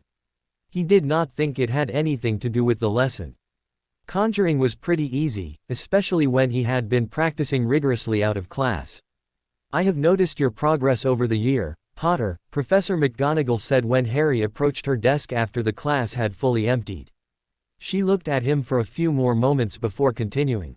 I feel that the class is holding less and less of a challenge for you. You have already shown an aptitude for human transfiguration and your conjuring is also getting along quite well. Now I cannot have this, so I think that it is high time we stopped holding you back.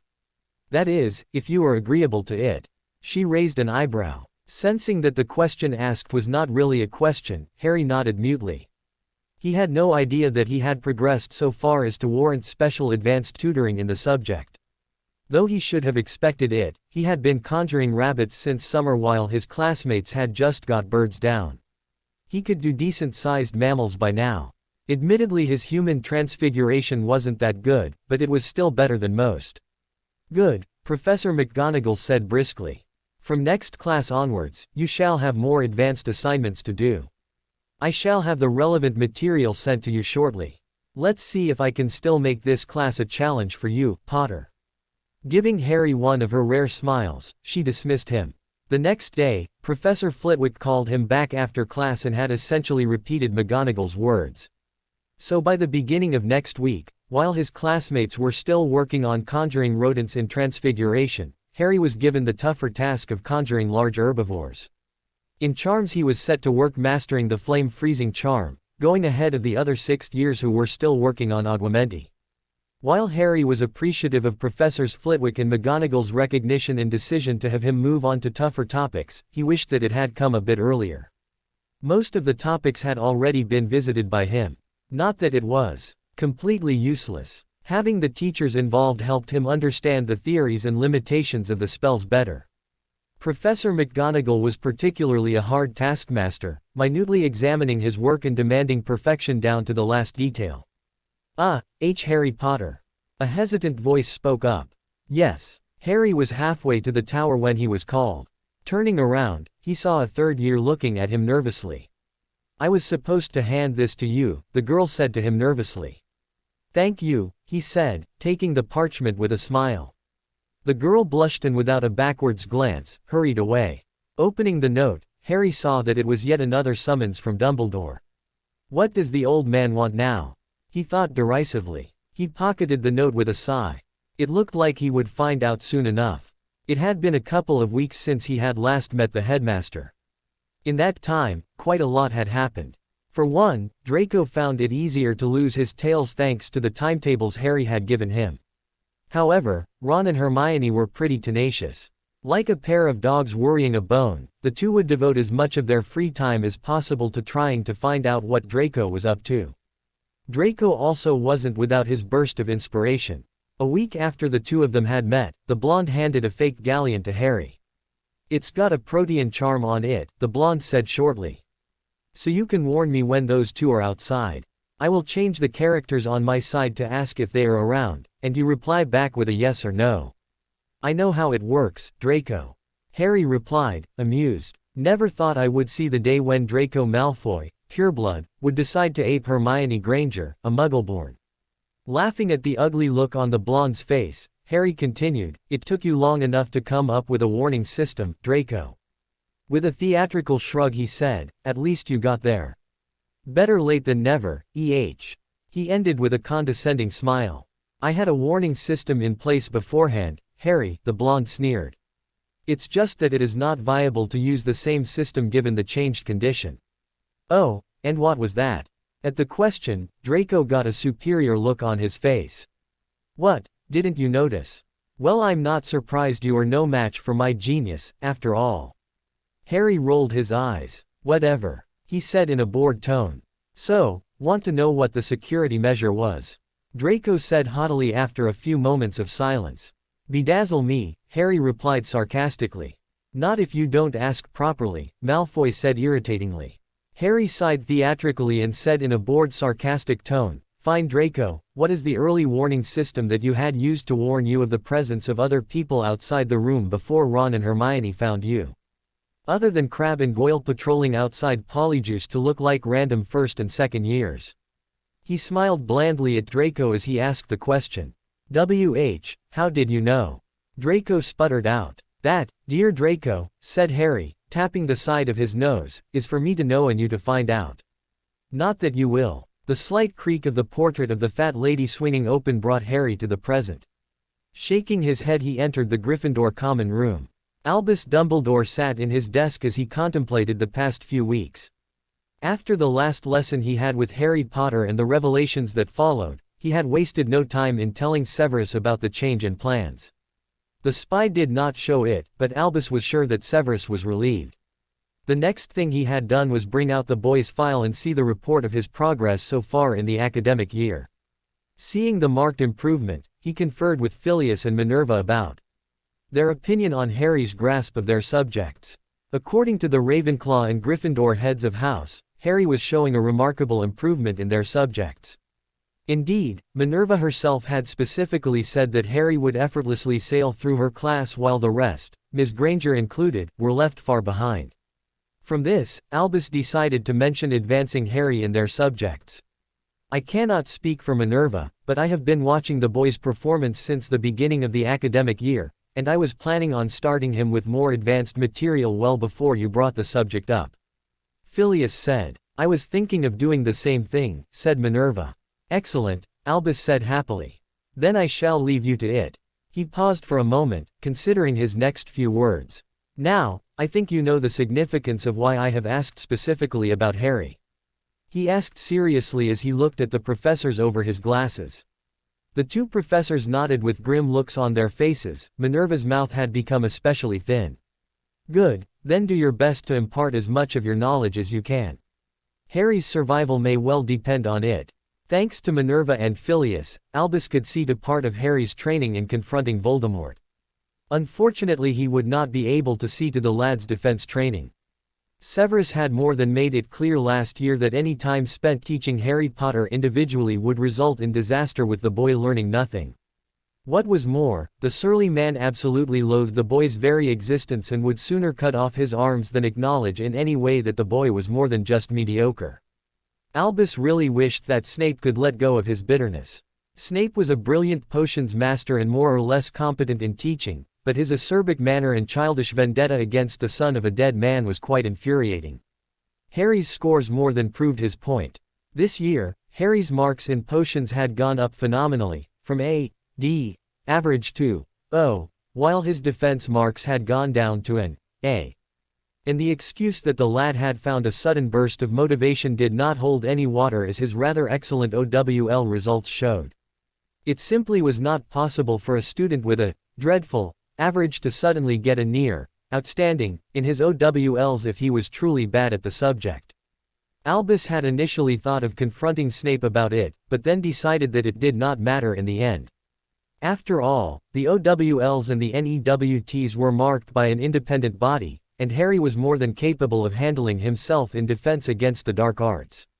After all, he had taught his peers and some of his seniors the subject the last year, and nearly all of them had done exceptionally well in their OWLs and NEWTs.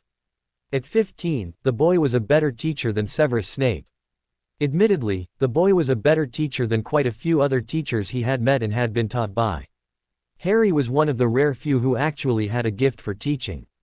Like Minerva, Phileas, Horace and he, himself. Another unfortunate thing was that Albus himself couldn't see all of Harry's training personally. Albus would have loved to play the role of teacher again after so many years of being the administrator. He did know quite a lot of Transfiguration, and could very well teach the other subjects. Had he not been injured, he would have happily cancelled all of Harry's regular classes, except perhaps potions, and taken the boy on as an apprentice. However, he did not have much time. It was quite a mad dash against the clock to find evidences of Voldemort's past to determine the number of Horcruxes the Twisted Man had made, as well as to find the hiding places for the above-mentioned Horcruxes. On top of that, there was the matter of his injury. The curse Tom had placed on the ring was quite a rare and deadly one. It worked on the magic of a person and slowly but steadily rotted the body from the point of initial contact. There was no known cure for the curse. At least there was no known cure that could work on a man of his age. It could only be slowed down. Attempting to cut off the affected area only accelerated the curse, as did actively using magic. While Albus could do a few simple spells now and then, he could not risk casting bigger spells without aggravating the curse. So actively teaching Harry was not an option. Thankfully it wasn't critical, as he had excellent teachers in Minerva McGonagall and Phileas Flitwick. Defense was a bit of an issue because of Severus Snape, but hopefully that would be solved today. A knock on the door jerked him out of his thoughts. "Enter," he called out. At his invitation, Professor McGonagall entered, followed by Professor Flitwick and lastly Harry Potter. "Please, have a seat." Have I come in at the wrong time, Professor?" Harry said, looking at the other two teachers with confusion as they took their seats. Suddenly he noticed the seating arrangements. The teachers were all facing him and the lone chair and obviously meant for him. The significance of this was not lost on Harry as he slowly sat down. He was not only going to be meeting the headmaster alone, but with the deputy headmistress as well. Professor Flitwick's presence was a bit of a puzzle though. He wondered what he had done wrong. "Ah, Harry, there isn't anything to be worried about," Dumbledore said genially. "You aren't in any trouble." Harry observed the other two professors. Professor McGonagall was as severe looking as ever, but Professor Flitwick shared a similar expression as the headmaster. Taking that as his cue, Harry relaxed fractionally. "I wasn't aware that I was going to be meeting anybody else, Professor," Harry finally said to Professor Dumbledore carefully. "Oh dear, did I forget to mention that? My apologies, Harry," Dumbledore said lightly. Clasping his hands together in front of him, he leaned forward. "Well, at the risk of repeating myself, I will say again, that you are not in any trouble, Harry. What we called you here for is to speak about your classes, Potter." Professor McGonagall continued from where Dumbledore left off. "As you know, Professor Flitwick and I had decided to accelerate your tuition in Transfiguration and Charms. Our understanding was that our classes were no longer providing much of a challenge for you as they used to in the years past. Initially, when I first started, I thought that you would find it more of a challenge and this would naturally show in your work. However, I have noticed that you show the same ease in performing the advanced material as you have been doing so far. This familiarity is quite telling, no? Professor McGonagall said leadingly. I guess I am quite talented in your subjects. Harry ended the sentence with an upward lilt as if he was asking a question. McGonagall was not impressed. I see you want to do this the hard way, Potter, she finally said, pursing her lips. Very well, let me spell it out for you. I have taught for a long time, and this familiarity is not something I would expect to see in a person, no matter how gifted, when learning something new. In fact, it is almost as if you know what to do. Now I have spoken to Professor Flitwick and you can imagine my surprise when he told me something similar. So we have both come to a conclusion. She narrowed her eyes and leaned forward. You have been practicing these spells before they were covered in class. There was silence for a few long moments following this pronouncement as the teachers all stared at Harry, who looked each of them in the eye. Finally, he nodded. Yes, he said quietly. There was little point in denying this right now. Fair enough, Mr. Potter, Professor McGonagall said. She exhaled as she clasped her hands in front of her. Then I think that we should assess your capabilities. Harry, who at this point was expecting the teachers to forbid him from continuing, narrowed his eyes. Professor Harry, we are concerned with the fact that you have gone ahead with learning material on your own. Dumbledore spoke up, indicating the other two professors sitting next to him. While we commend your initiative in learning material in advance, and wish that more students would continue to do so, there are risks to practicing magic on your own and teaching it to yourself. Especially when it is a subject that is as thorny and complicated as transfiguration. Indeed, Mr. Potter, remember the story I had mentioned in first year about Barafio? One slip-up and the results can be quite disastrous. Professor Flitwick, who had been quiet all this time, finally said. Also, let us not forget that what you took a month to learn on your own could be learnt in half that time with competent instruction, Professor McGonagall interjected. She sighed at the look of incomprehension on Harry's face and said, in short, Mr. Potter, we do not wish to change much except ask that you allow us to supervise you now and again. In addition to that, Professor Flitwick and I shall start tailoring our teaching to match with your pace. I think you will find that learning things will become easier now. And I think that it is high time I started teaching you some of the more esoteric branches of magic, Professor Dumbledore said. Silence followed this pronouncement as the occupants gathered their thoughts. So we shall meet in my office the coming Saturday, Mr. Potter. Professor McGonagall said finally. 11 o'clock, do not be late.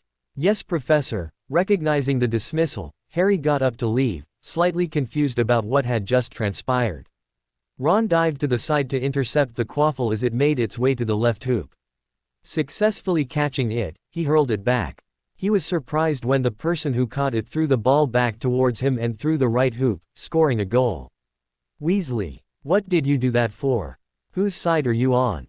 An irate Ravenclaw in his ear shouted at him, picking up the quaffle and hurtling it to one of his teammates. Ron thought his name was Kevin something, but wasn't too sure. It was a Saturday afternoon and he was up in the air on a broom playing keeper for, well, he couldn't really call it Quidditch. He wasn't sure what it could be called. He was quite surprised when Harry had invited him to go flying. After all, he barely talked to his best mate for the whole year outside the times when Harry was sharing something important about the war. Ron supposed that it was his fault. He had spent the whole year trying to catch Malfoy, among other things. So he welcomed this time to spend with his best friend refining his keeper skills for the upcoming Quidditch final. However, that plan had to be scrapped almost immediately. As soon as Seamus heard the word, flying, he asked to join in. This sparked off a chain reaction to the point that what started out as casual flying became a full-blown Quidditch match. That soon mutated because of so many people asking to join in, that it couldn't even be called a game of Quidditch anymore. By the time they had gone out to the pitch, there were a total of 20 people from all four houses in 6th and 7th year willing to play. After some deliberation, it was decided that the snitch and the bludgers would not be used, just the quaffle, with 10 on each side. Dean had enthusiastically referred to the idea as, like rugby in the air. Ron had to bite down on the irritation he felt at this. He supposed that it was natural for Harry to seek out other friends. After all, he and Hermione had essentially left the younger boy all alone. But what Ron did not anticipate was the fact that Harry had taken to his popularity with such ease. He swerved to the right suddenly, catching the quaffle and sending it to Neville, who he was reasonably certain was on his team. When he saw the boy fly off to the other end, he sighed in relief at being right. Now there was another surprise. Neville. Flying. He wasn't great at it, but he was decent enough. He had definitely improved since first year. As much as he appreciated Harry making an attempt at keeping their friendship alive, Ron still had a difficult time fitting in with Harry's new friends. He barely knew the names of half the people there, while Harry seemed to be in his element, calling out the right people with ease and with some people, sharing what only could be inside jokes. At least Harry was having a good time. It had been quite a while since the last time Ron had seen Harry this happy. 4th and 5th years weren't great for him. But Ron couldn't help but feel a bit of resentment. Here he was, doing his best to spoil Voldemort's plans, and there was Harry. What had he done for the war so far this year? Ron supposed that it wasn't fair on his part to think like this. Harry had done quite a bit over the years, but he couldn't help himself. Rising up, he deflected another attempt at the goal. This was quite frustrating. He did not know who was in whose team. There was a reason why there were uniforms in teams. Harry's hand closed around the snitch. A great roar was heard from all the Gryffindor supporters. After a year of hard practicing, of blood, sweat and tears, infighting and clashing egos, Harry had won the Quidditch Cup for Gryffindor for the first time as captain of the Quidditch team. The feeling was like no other. As he shook hands with the Ravenclaw captain for a well-played game, Harry reflected that the feeling of victory was better than the one he had felt when they had won the cup in his 3rd year. Borne towards the stands on the shoulders of the enthusiastic crowd, Harry accepted the cup from Ginny and raised it into the air to more cheers. The after-party lasted well into the night. Every single member of the team was the center of attention for the night, as they basked in their achievements. To the chanting of, "Speech, speech, speech," from the rest of the house, Connor, the 7th-year prefect, climbed onto a table in the middle of the room, a glass in his hand. With an air of exaggerated pompousness, he quieted the noisy crowd. "First off, I would like to say, well done, to the Gryffindor team for their superb performance throughout the year." To the chasers, he nodded to each of the girls in turn, paying special attention to Katie, who have kept the quaffle out of enemy hands, and scored goal after goal. The crowd applauded. To our fearsome beaters, who have, through deadly accuracy and strength, knocked many of our opponents out of the sky. The two in question blushed at the applause generated. And no one can forget our keeper. At being mentioned, Ron turned red. I remember Oliver Wood, and Weasley is just as good. Weasley is truly our king. The crowd cheered and clapped at this statement. And finally, the house grew silent. To our captain and seeker. Harry, I've seen you play ever since you were a wee little firstie. At first I did not think much of you, after all, you were a scrawny little thing then. Of course, you still are scrawny. He admitted to general laughter. At least you are no longer little. He shouted over the laughter. Anyway, to our captain, who, despite many objections over his selection and in some cases, his general sanity, has managed to win Gryffindor the Quidditch Cup. And that too on his first year as captain. Something that Oliver hasn't been able to do. With that, he toasted the team and got off the table to loud applause from the house. Concentrate, Harry. Dumbledore's softly spoken words permeated through the silent room. Nodding, Harry took a deep breath and let it out slowly, his eyes closed and hands outstretched, hovering over the box in front of him. After an indeterminable amount of time, he hesitantly said, the magic around it feels a bit protective. He concentrated on the box in front of him. It requires something. A password of sorts. Opening his eyes, Harry looked hopefully at his teacher. Indeed, my boy. Dumbledore said approvingly. Now can you tell me what the password is? Harry concentrated for a moment longer. Socks. At the last word, Harry could feel the wards fall as the box opened to reveal a sherbet lemo. Grinning victoriously, Harry reached for the sweet. Indeed, the headmaster said with a small smile. He examined his pocket watch. In 15 minutes too. You were progressing quite quickly. However, He was interrupted by a squawk of surprise coming from his student as the harmless-looking sweet squirted Harry in the face with a foul-smelling liquid. "You still have the unfortunate habit of rushing headlong into things."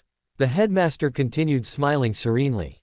"One mustn't let complacency take over, Harry. If you had stopped to examine the object instead of picking it up, you would find that it is actually a gobstone." Coughing and spluttering, Harry sent the old man a mean look. His mouth had been open when the offending object, now sitting innocently on the floor, had squirted him, leaving him with a very unpleasant taste in his mouth that was too horrible to describe. Giving a wan smile, Dumbledore held up his blackened hand. "This may end up being your fate if you let that happen, Harry.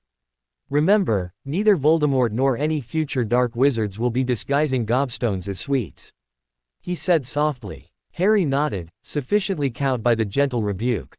Being taught by Dumbledore was interesting. Instead of lecturing and having Harry take notes, the headmaster would explain the concept and then challenge Harry, asking him questions that required a lot of thinking. True to his word, the headmaster was teaching something that wasn't common, that was sensing magic itself. A branch of the mind arts, the main application of this subject was to detect wards set around a place. Curse breakers like Bill Weasley generally use various detection spells and then study the runes and arithmetic numbers that are revealed afterwards. While this method was quite accurate, it was time-consuming, required a solid understanding of ancient runes and arithmancy, and there was the chance of the detection spell either setting off the ward, or alerting the caster. Dumbledore's method of sensing the magic and the intent behind the ward scheme was a rare art, and according to the headmaster, a dying one. It required a lot of concentration, training, and experience to get right. As it was, Dumbledore was pleasantly surprised that his student got it so fast. However, once a wizard knew how to do it, he did not need to rely on arithmetic calculations or rune translations. The only way this could be obtained was by practice and experience. To facilitate this, the headmaster would give Harry warded objects. Harry would then have to apply the methods the old mage spoke about and sense the wards set around the objects. It had taken Harry 3 weeks of daily practice under the headmaster's tutelage to get to where he currently was, which was being able to distinguish 2 different wards layered around one object in around 15 minutes. He did not have any advantages when it came to this field, save for the fact that it was tied to legilimency and occlumency, 2 subjects that he was quite competent in. Nevertheless, it was still tricky. The accuracy of this art depended wholly on the person using it and his experience. "And now, Harry, we move on to the other aspect of sensing magic," Dumbledore said. "And that is detecting charms and curses. The principle behind this is the same, only this time, the magic is a bit more volatile. I have here with me an assortment of boxes, all warded and containing objects within that may or may not be cursed or charmed." He indicated 5 boxes placed on his desk. "I shall be away for a week, so let's see what you can make of this." He levitated the boxes into a bag which he then handed over to Harry. Noticing the still disgusted look on the boy's face, he clucked and said, "Come now, Harry, the liquid shouldn't be so much of a problem. You should be able to take care of the taste left behind with magic by now." Blushing a bit, Harry cast a mouth-freshening charm on his mouth, sighing in relief as the foul bitter taste was replaced by the fresh and crisp taste of peppermint. Dumbledore silently approved of the spell usage. Hopefully, Harry would start using magic a bit more. That way, he would have a better feel for his magic and know his limitations better. "Now, do you have any questions about the spell book I gave you?" "None so far, sir," Harry replied. "I have been able to cast most of the spells. I expect that I shall be done by the end of next week." "Good. Now, in addition to this, I want you to use the same technique used to detect wards around various people," Dumbledore said. "Eventually you will get to the point where you will be able to sense a person by his or her magical signature. Now it isn't possible to identify every single person you meet, but you can discern who means you harm or not. Just like sensing magic, this is tied to legilimency." Harry picked up the bag. "May I ask is where you will be going for a week, sir?" he asked hesitantly. Smiling serenely, Dumbledore said, "You may." Harry sat there looking at the headmaster blankly for a moment. "Oh, right, where will you be going, sir? I believe that I am close to finding the location of one of Tom's Horcruxes. Hopefully by the time we meet again, Harry, it shall be to obtain the object." Upon hearing these words, a lump formed in Harry's throat. The past few weeks under Dumbledore's guidance had left Harry feeling deeply confused. At first he was sure of his hatred for the old man and his intention of trying to engineer his death. Now he was not so certain. After all, if Dumbledore wanted him dead, why would he go through the pains of training Harry? After the meeting in the headmaster's office with the other two professors, Harry had met Professors McGonagall and Flitwick at separate times for them to find out how far he was in their subjects. The two teachers were quite impressed with his progress so far, as it was halfway through the syllabus for 7th year. So from then on, Harry would then meet Professor McGonagall once a week for further instruction. The Transfiguration teacher had him conjure animals made of metal, and was at the same time teaching him how to transfigure the material of an object without changing the object itself. A good example of this was the Duro charm. His lessons with Professor Flitwick happened twice a week. Along with teaching Harry new spells, the charm's master would also duel with the boy. Harry appreciated having another dueling partner. While Neville and Susan were good partners, they really weren't that much of a challenge. And the Room of Requirement could not match the inventiveness and out-of-the-box thinking that Professor Flitwick showed. "This," squeaked the short man, showing Harry an incantation and the accompanying wand movements, "is an area-wide calming charm. The Aurors primarily employ it to calm down large mobs. Can you tell me how it can be used in a duel, Mr. Potter?" Harry thought about this for a moment before giving up. Smirking, the charm's professor replied, "The unforgivable curses require emotion to power them, most notably hatred. Now with a calming charm, the hatred is reduced. When the hatred is reduced, the curses lose their potency." Harry said with dawning realization. "That is so simple." "Indeed, Mr. Potter," Professor Flitwick said enthusiastically. "Not many people think of using such a charm as it is quite overlooked. However, its effects do not last very long, especially if you are facing a determined opponent well versed in the mind arts. So I wouldn't be expecting anything by casting this charm on the Dark Lord if I were you, Mr. Potter. But a normal Death Eater should be susceptible enough." The one thing that Harry soon found himself looking forward to, much as he did not want to admit it, was the time he spent with Dumbledore. What time he did not spend detecting wards, he spent refining his skills in occlumency. Dumbledore, Harry found, was quite an engaging teacher. The anecdotes the man would share were amusing, and tended to distract Harry from the legilimency probes the old man would launch randomly while having a conversation with Harry. Along with that, the headmaster would also lend books from his private collection. "What you will see in most of these tomes, Harry, are spells that are not pleasant," Dumbledore said when lending the first book from his collection. "Some of them may even be classified as dark. You don't agree, sir?" "No, not really," the old man said after a pause. "While some of the effects within are indeed gruesome, they lack the malice that true dark magic has. I think you may find spells such as those in the Black Family Library." Harry involuntarily shuddered as he thought of some of those spells. "I see that you have seen those spells," Dumbledore commented lightly. "What are your thoughts on them?" "I don't think I will be trying out any of those in a hurry," Harry said with a disgusted look on his face. "I would hope not," Dumbledore replied.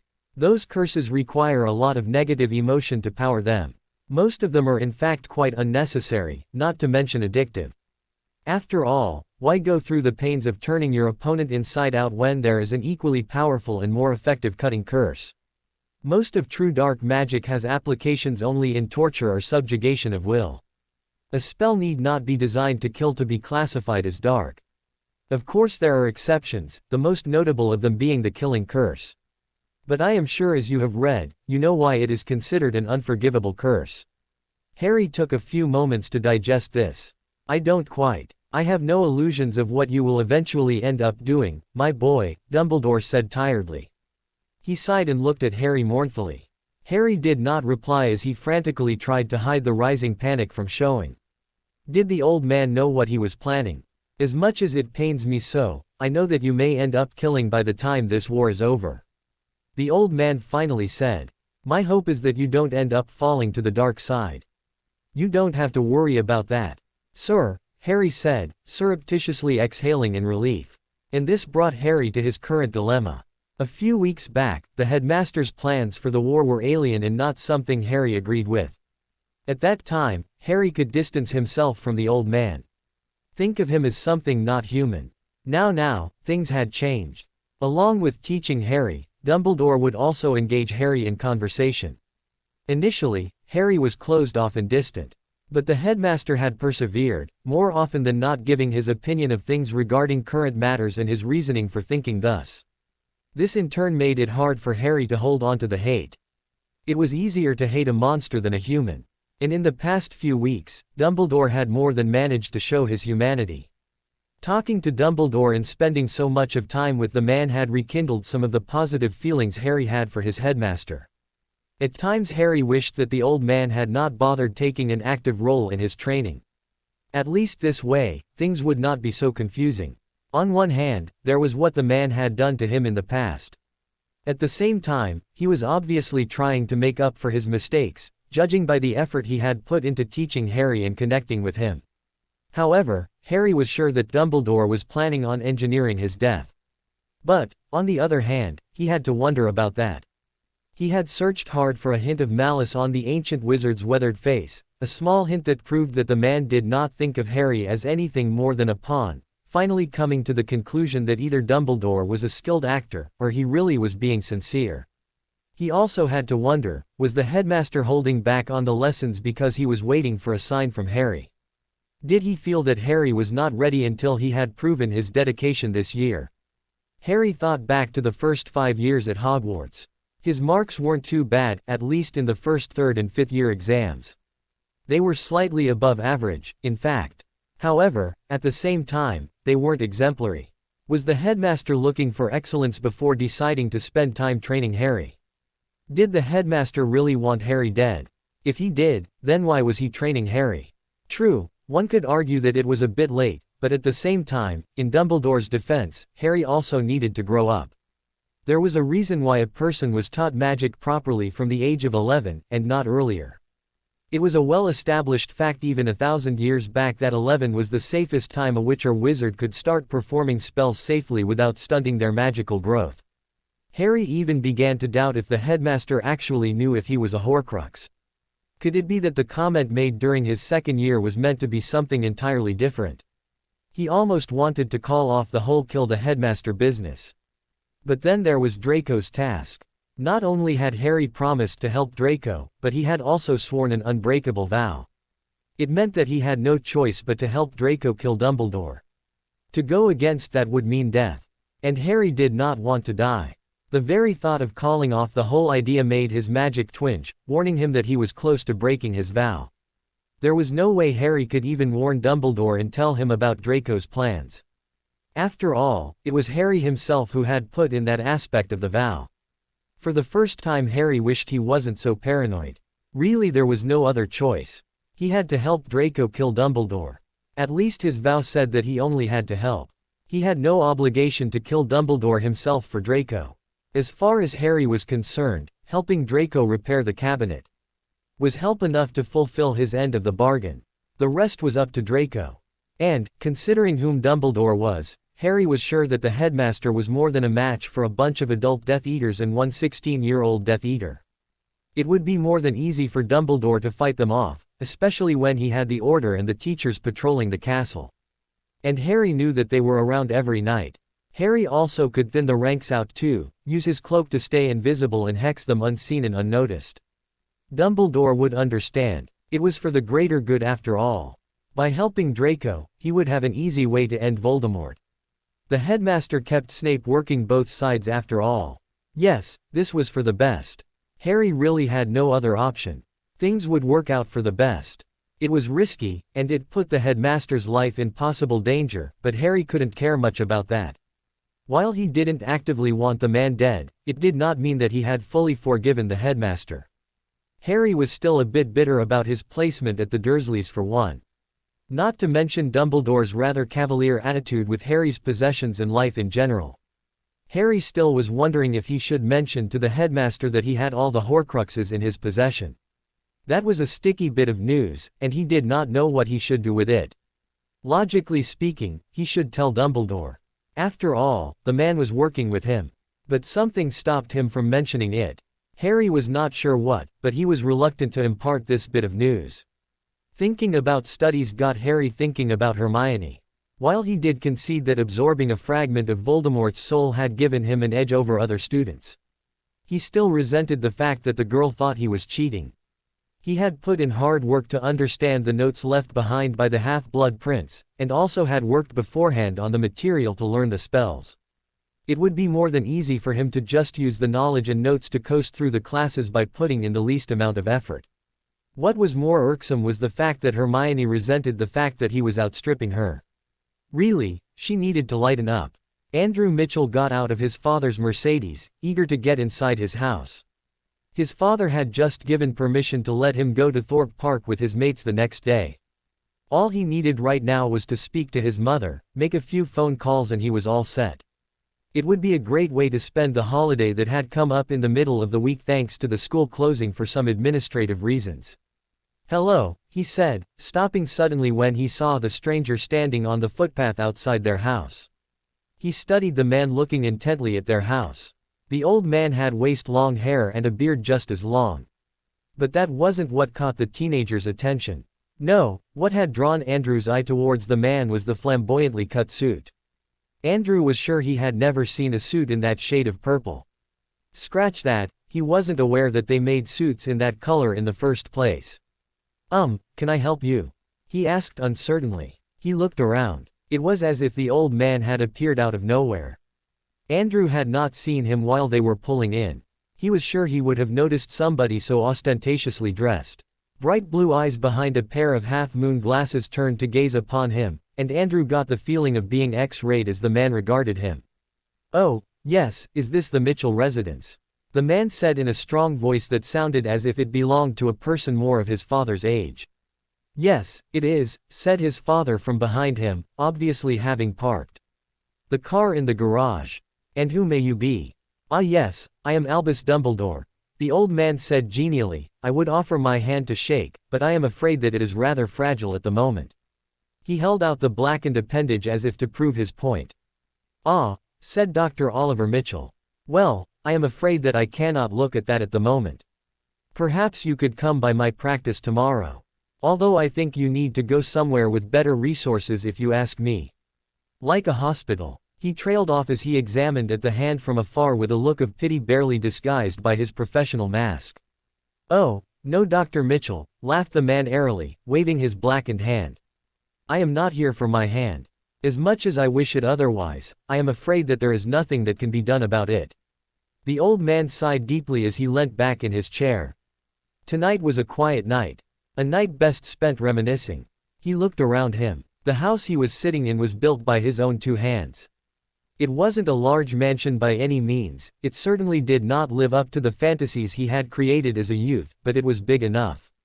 It had 5 bedrooms, and was in a quiet and respectable enough neighborhood, not bad for a person with his background. He never knew his parents. His father died before he was born, and his mother had given him up when he was 3 instead of opting for rehabilitation. He was one of the few in his orphanage to have finished his school certificate and the only one to go further and achieve his higher school certificate. After that, he had taken up a job as a mechanic in a garage. Through a lot of dedication and hard work he had managed to get a managerial position in the garage. And with the help of his beautiful wife, whom he had grown up in the orphanage with, he had managed to expand the business and start a chain of service stations. Now here he was at 75. He had a beautiful wife who had only become more beautiful as she aged. His 3 children, a doctor, a geneticist, some sort of scientist, he was told, and a senior executive working in an advertisement company were prospering and living content lives. And he had a horde of bright grandchildren. Besides his wife, he did not know what had happened to his fellows at the orphanage. And to be frank, he really had no desire to find out. Sure, there were times when he wondered what had happened to his old friends, Billy and Eddie, but those times were fleeting. His dear Amy, who had gone to visit their daughter and the new baby, wholeheartedly agreed with his sentiments. There were just too many bad memories of their childhood. Memories that both of them were glad to be rid of. "Dad, there is someone here to see you." The voice of his oldest son broke him out of his reverie. He looked up to see Oliver standing there in the doorway to his open study, a tall bearded stranger that looked to be his age, if not older, standing behind him. He stared at the ostentatiously dressed man for a moment in disbelief before gathering his wits. "Not to be rude, but who are you?" he said as he stood up. "My apologies," said the old man genially striding forward. "I am Albus Dumbledore, and I was wondering if I could have some of your time. It is a matter of great import." The old man grunted in response as he sat back down. "Very well, please, sit. Now, how may I help you?" he said when his son had left and it was just the two of them. "I am afraid that I will have to bring up a bit of the past, Mr. Mitchell," Dumbledore said as he tented his fingers together. "Or is it Mr. Dennis Bishop?" At those words, Dumbledore's blue eyes looked up piercingly at his host. Dennis Mitchell's heart stopped beating for a few moments as he heard the surname he was born with. He wanted nothing to do with his past. Neither with his mother, nor with that damned orphanage. So he had changed his name, secure that he had outrun the memories. Now, 50 years later, it seemed the past had come back. How did Dumbledore know his real name? Both he and his wife had been careful in keeping it from the children, and they had never even thought of using that name once it had been officially changed. He hoped that the man in front of him did not know the other name from his past that he so wanted to forget. Upon a windy cliff just outside a village an old man appeared.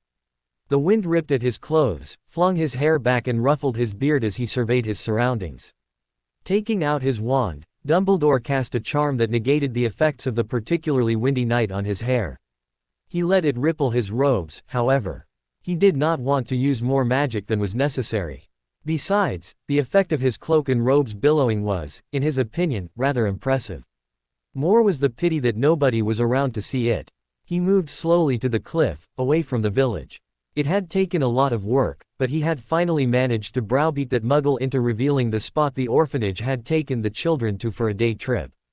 It was probably a good thing that he had suggested, via legilimency, that the Muggle have a drink of calming potion before he interrogated him, judging by the expression of terror on Dennis's face when he heard Tom's name.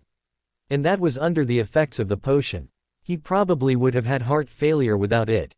As it is, he was quite distressed when Albus had spoken his true name. It was probably a blessing that he had the memory of the meeting removed. Let Dennis spend the winter of his life in blissful happiness. Finding Dennis Bishop or Amy Benson, the two Muggle children that Tom had terrorized in his youth, was quite a lot of work. Albus was reminded of the names when he saw the memory of his first meeting with Tom in the Pensieve with Harry. It had been a small offhand mention, and Albus had not given it much thought the first time he had met Tom. But now, almost 60 years after that ill-fated meeting, the incident that Mrs. Cole had mentioned in passing had a different significance. Knowing his former student, Albus knew that as Voldemort, Tom would covet the cave where he had showcased his abilities and proved himself to be superior. So it stood to reason that he would use this place to hide one of his Horcruxes. Tom was quite predictable that way. The problem was that while he knew where the orphanage took its children on a day trip, he did not know which cave it was. The answer to that question could only be given by one of Tom's victims, Dennis Bishop or Amy Benson. Of course, finding the two individuals in question was another matter altogether. It had been more than 6 decades since Tom had done what he had done. And anything could have happened to those two orphans. Since Albus had some contacts in the Muggle world as Chief Warlock, it was a simple matter of using those contacts to try to trace at least one of them. At first it looked like the trail had gone cold, that both of them had possibly died. Those Muggles were an inconveniently short-lived sort, but then an application for a name change had cropped up from a very old file.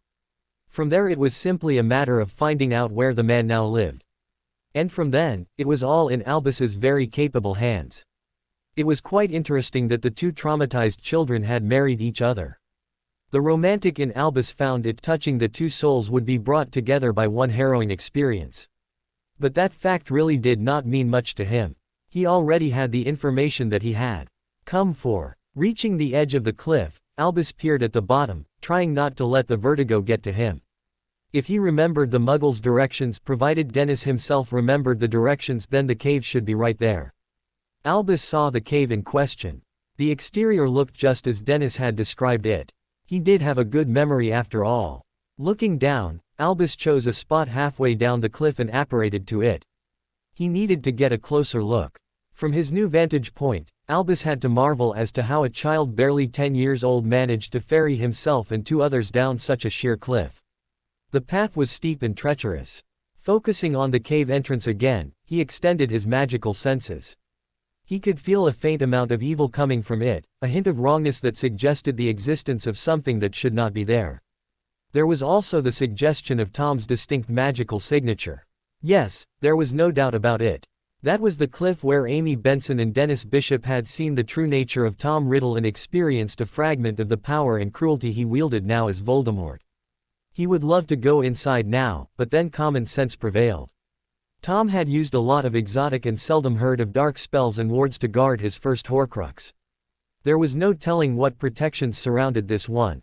They would be numerous. So he would need help in retrieving this one.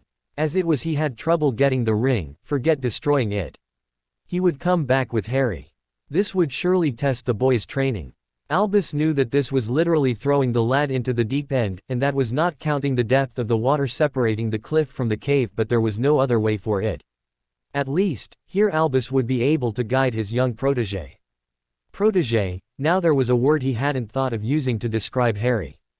In fact, he had never used that word to describe any of his students, and he had quite a few favorites before. But the term fit Harry. Lost in his thoughts, Albus absently disapparated from the cliff and reappeared inside just behind the hog's head. While he would have loved to go in and make the ruse foolproof, he really could not bear the hostile stares of his younger brother. Not when his death was so close. Alas, that was one problem that he had not solved, and could not solve. It seemed that he would die being hated by his brother, the one remaining member of his family. Albus stopped for a moment as the pain hit him, waiting for it to pass by. The aches were becoming more frequent.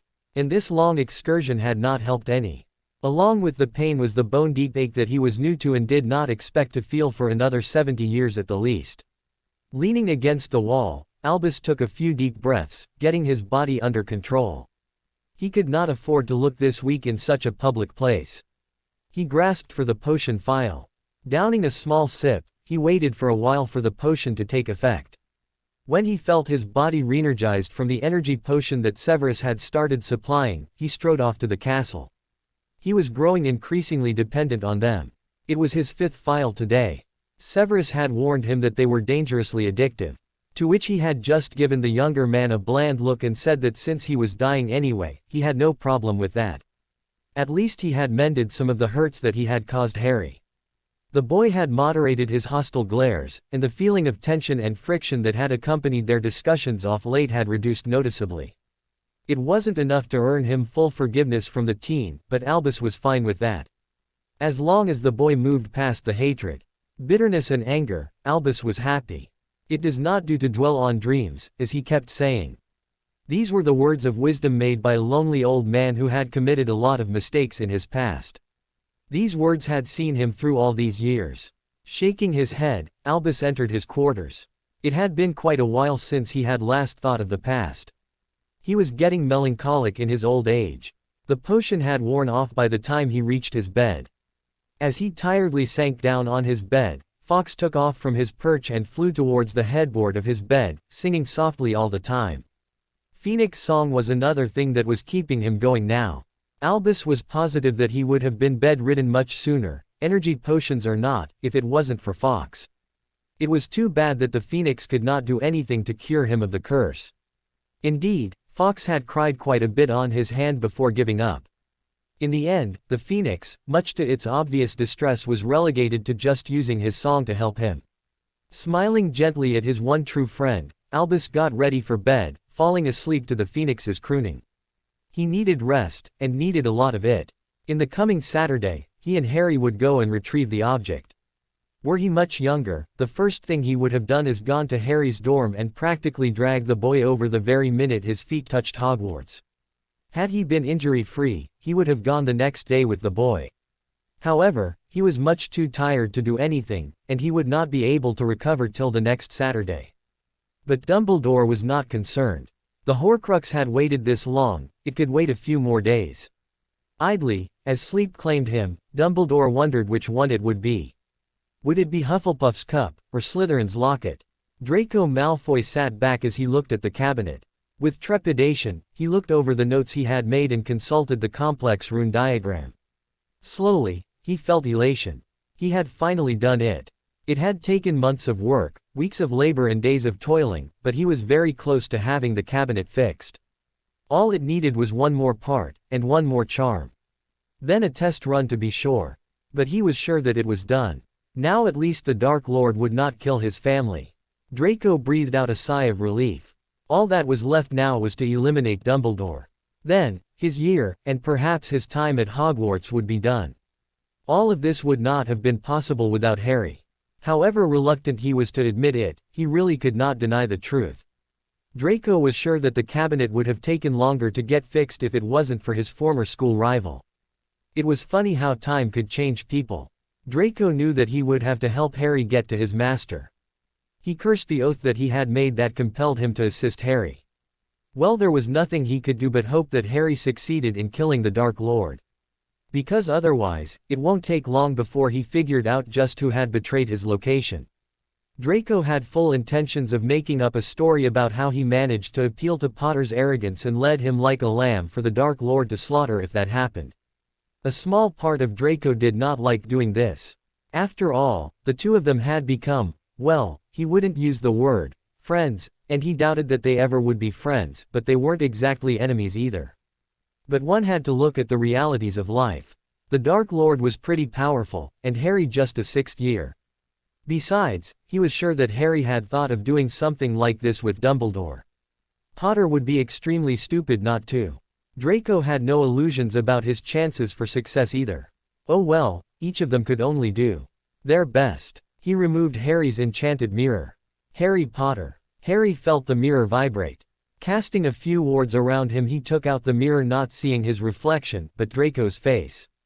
Yes, the cabinet is nearly ready, Draco said, with emotion coloring his voice. All it needs is one more panel, which should come tomorrow night. And if the test run is successful, it should be operational. And I have a good feeling about the test run. Good, I'll meet you then with the panel. We shall discuss this further then. Right now, I am a little busy. Saying this, he terminated the connection just as he sensed McGonagall approach the room. The very next night, Harry appeared suddenly in front of Draco. Here you are, he said, as he handed the parcel to him. Thanks, Draco said as he reverently took the last panel. We're almost there. Harry could see the blonde's hands trembling. Yeah, he said, quashing his own jittery feelings. How long do you think this will take? A day or so, Draco said. Then I have to carve in the final rune. After that, the activation charm. If the cabinet is repaired properly, then we move on to testing it.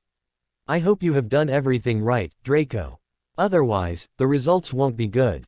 The blonde chewed his lip. I don't even want to think about what will happen if I made a mistake, he said. I'll check everything again, just to make sure, he finally said after a long pause. It will set the completion back by a day or so, but better safe than sorry at any rate. Yeah, Harry replied. He took in a shaky breath. Well, tell me when you are done. With that, he left the room of requirement. Harry spent the next hour tossing and turning in his bed. Things were moving too fast. He thought he had more time. He had to decide now. Should he fully help Draco, or switch sides at the very last moment? Was the headmaster really out to kill him, or was it possible that the old man did not know about Harry's scar and never did have the intentions of killing him? More importantly, should he come clean with his knowledge of the Horcruxes, or should he continue pretending that he had no idea about their existence? Monday morning dawned all too soon for Harry. After his morning run, he made his decision. By the time he made his way to the Great Hall, he reaffirmed that decision. The headmaster would be back from whatever mission he had gone for by now, at least that is what Dumbledore had mentioned. Harry would meet the headmaster for his regular lesson and then tell him everything about the Horcruxes. It was obvious that the headmaster had no designs to end Harry's life. So all that was keeping the two of them apart was what the headmaster had done to Harry in the past, mainly by placing Harry in an abusive home and then not doing anything when he knew of the abuse. Harry still maintained that Dumbledore knew from the beginning. It wasn't something he would ever forgive him for, and Harry was sure that he would hate him for it till the day he died. However, this was war. There was a great enemy out there that was out to get Harry and subjugate the wizarding world. So in the interest of his survival, it would behoove Harry to set aside this grudge and work with the headmaster. Once the war was over and the dust had settled, however, Harry fully intended to have nothing to do with the man, no matter what was offered to him, be it a proposal to learn some of the most obscure magical subjects thought to have been long lost to man, or be it an invitation to teach in the school. He was done. The only time he would even go near Dumbledore after the war would be if he had little to no choice. That was a decision Harry was sure of. As much as the thought pained him, he wasn't going to step inside Hogwarts as long as Dumbledore was there as headmaster. Though he doubted he would need to wait that long. The headmaster was pretty old anyway. He would have to die sometime. As he loaded his plate, Harry observed the staff table. All the other teachers were there save for Professor Dumbledore. Harry frowned. Normally the headmaster was one of the first people to arrive. The fact that he wasn't there obviously meant that the headmaster had yet to return from whatever quest he had set out to do. Harry really hoped that he had not gone after one of the Horcruxes. From what he knew of the locations of each of the Horcruxes, the most likely one that Dumbledore would be searching for would be the locket. Harry had spoken to Kreacher in April. He had noticed a peculiar expression on the elf's face when he was examining the locket that was in number 12. Curious, he ordered the elf to tell him what the elf was thinking. The resulting story had Harry shocked and intrigued at the time. Apparently, Voldemort had not given the locket to Regulus as Harry had initially thought. No, Sirius's little brother had actually stolen the locket from right under the Dark Lord's non-existent nose. And it seemed that Voldemort had no idea about the theft. If he had, then Harry was sure that he would have acted by now. It looked like the Black family had produced more than one brave son. Afterwards, more out of curiosity than anything else, Harry had interrogated Kreacher at length about the security surrounding the cave where the locket was initially hidden. From what he found out from the elf, and his own subsequent research, getting out of the cave alive with the locket would be very difficult indeed.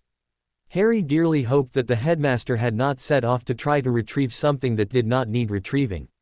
Suddenly, with a flash of fire, a small scroll of parchment accompanied by a box dropped in front of Harry's breakfast plate, startling the boy. Recovering from his shock, Harry picked up the scroll and placed it in his pocket, ignoring the stares throughout the great hall. Hastily finishing his breakfast, Harry left the hall with the unopened parcel and ducked into an empty classroom. Unrolling the parchment, he saw that it was a letter from the headmaster telling him that while he had returned to Hogwarts, he would not be able to hold their regular meeting and would only be able to meet Harry on Saturday evening. Until then, the headmaster had given Harry a few more charmed and warded objects that he had prepared beforehand for Harry to sense and reveal. There were also instructions for Harry to practice developing that sense till he could tell, just by being close to an object, whether it was cursed or not. The week seemed to fly by for Harry, waiting as he was on tenterhooks for Draco to finally finish his task, as well as dreading the time when he would have to come clean with the headmaster. Before he knew it, it was Saturday evening and Harry was headed towards Dumbledore's office for the fateful meeting. Harry was equally looking forward to, and dreading the impending encounter he was going to have with Dumbledore. It was not easy admitting that one was wrong, but it seemed that Harry had no other choice but to admit the fact that he may have been wrong about the headmaster's designs. Indeed, a small part of Harry still voiced objections. The voice, sounding a lot like Daphne, kept telling him about the ways Dumbledore had manipulated him. It kept pointing out the evidences to the theory that Dumbledore saw Harry as nothing more than a pawn, something to be sacrificed. The voice was still whispering that it would be a mistake to trust the headmaster so readily, that the past few weeks were all a front. No matter what Harry did, that voice was still there, urgently whispering away. Thankfully it was getting weaker as well. Draco let out a slow and relieved breath as he sank down to the floor in front of the cabinet. The runes were carved in perfectly, and there were no conflicts. He had checked and double-checked. Now there was nothing for it but to cast the activation charm. Taking a deep breath and hoping that he had not missed any errors that he had made in the carving, Draco started casting, concentrating on the words that he had to say and the wand movements he had to make while ruthlessly pushing away any doubts creeping in about the places that he may not have checked. He could not afford to let any hesitation creep into his voice as he incanted the long-winded spell, as intent was just as necessary to complete the spell as were the words. Finally, with the last syllable enunciated, and the final wand movement completed, Draco felt the magic rush out from his body, through his wand and settle on the cabinet. He watched, fascinated, as the runes lit up, one by one, in an ethereal blue for a moment before disappearing altogether. Draco held his breath and stood in front of the cabinet, ready to bolt if the cabinet blew up in his face. It occurred to him for a moment that he should really think of finding something to hide behind, just in case. But after a near minute of nothing happening, Draco relaxed his taut body, letting out a gusty sigh of relief. It looked like it had worked. But before he could dare to get his hopes up, he needed to test it first. And that was where the rat sitting next to him came into play. Taking out a sickle, Draco tapped his wand, changing the seemingly random numbers and letters etched on the side to spell a message. HGWRTCBNTRDY. Borgin felt his coin heat up. Glancing at it, he replied. GR8STNDNG by. Draco grimaced at the message. He really hated butchering the English language in such a way, but there were only so many letters and numbers that could be etched onto the side. There was no room for punctuation marks, and vowels had to be entirely sacrificed to make room for the numbers. So making sense of the consonants was very challenging and took some getting used to. It was a good thing that Draco knew Borgin and his style of messaging. Being acquainted with the shop owners, handwriting, of sorts, helped make the task easier. Taking the rat next to him out of its cage, Draco carefully placed the squirming animal in the cabinet.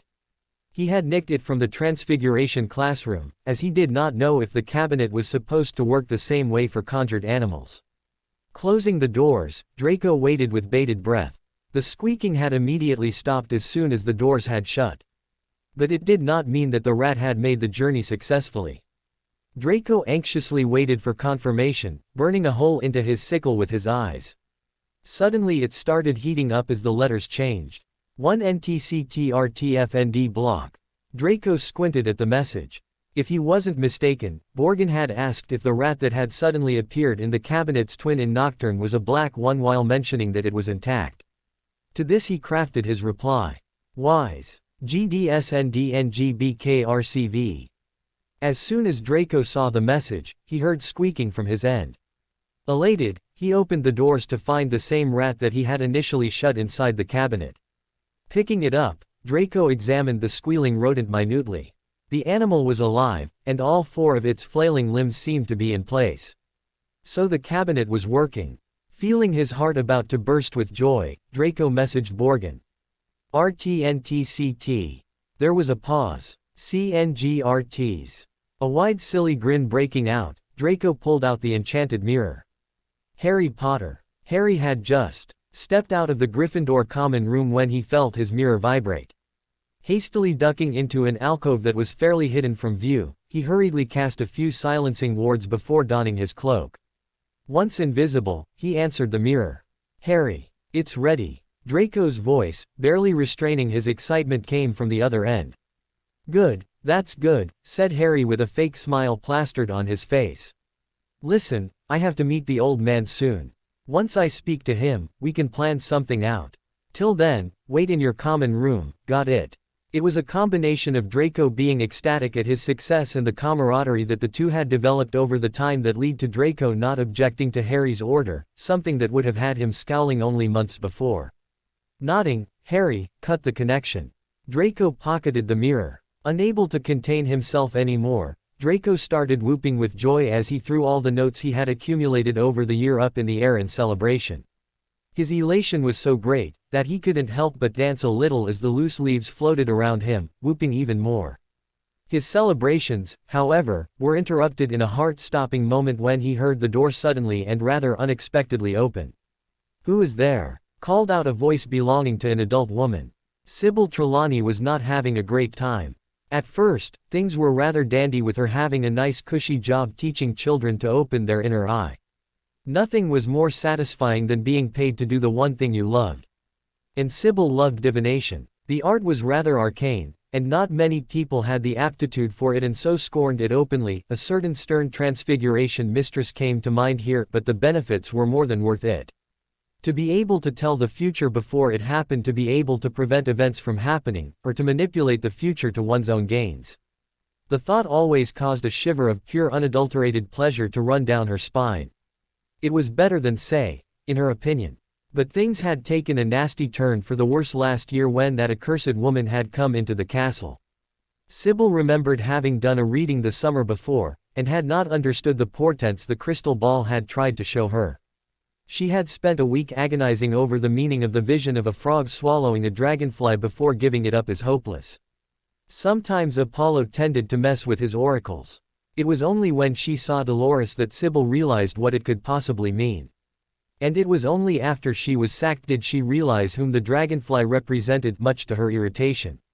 And to make matters worse, Dumbledore, the one person she had respected, had actually gone and hired a centaur of all things to teach the children how to unravel the mysteries of the future. Didn't he know that they were once human oracles cursed by Apollo because they had chosen to abandon him for Poseidon? It was quite a fitting punishment. They and their offspring will be one with the subjects of the Lord of Horses for all eternity. Now, while Sybil really had no problems with magical creatures, she was naturally, as a servant of Apollo, against such abominations. Of course, Minerva disagreed. Stupid Minerva, Sybil muttered imprecations under her breath. But it didn't change the fact that the nag was still around. Despite her protests and explanations, the thing was still corrupting the minds of all those poor children. It made her blood boil. If it wasn't for the unfortunate innocent children still needing proper direction, Sybil would have left long ago. As it is, she had taken to asking for direction from Apollo himself. To do so, she had to enter a state of bliss. Unfortunately, her abilities in meditation weren't as great as the oracles of Delphi, or as she liked to think of them, the sanctimonious chess of Delphi who thought they were above her. On top of that, she felt that her time was running short. So Sybil turned to shortcuts, by imbibing herbs and similar potions to enter her state of nirvana. One of these potions was a delightful Muggle invention called cooking sherry. Not only did it taste good, and while it wasn't as potent as some of the magical herbs and mushrooms, it did the job of getting her close to a higher state. It truly was ambrosia. Of course, there was a downside to imbibing so much of this wonderful potion.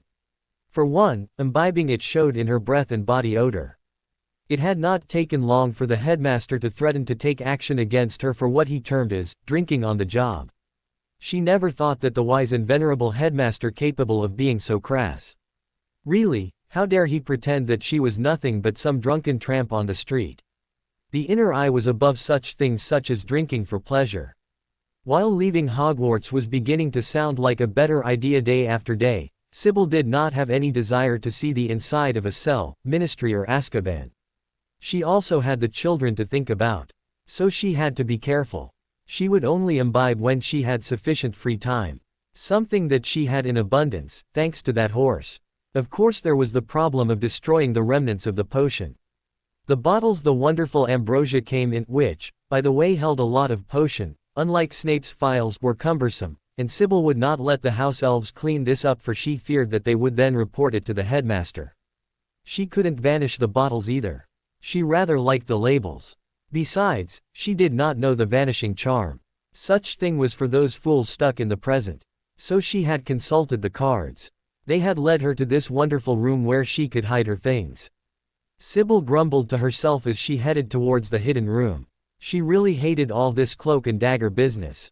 All of this would not have happened if it wasn't for that Umbridge woman. Sybil chuckled to herself. The arrogant woman should have listened to her warning. Now it was too late. Too bad she could not go and gloat in her face.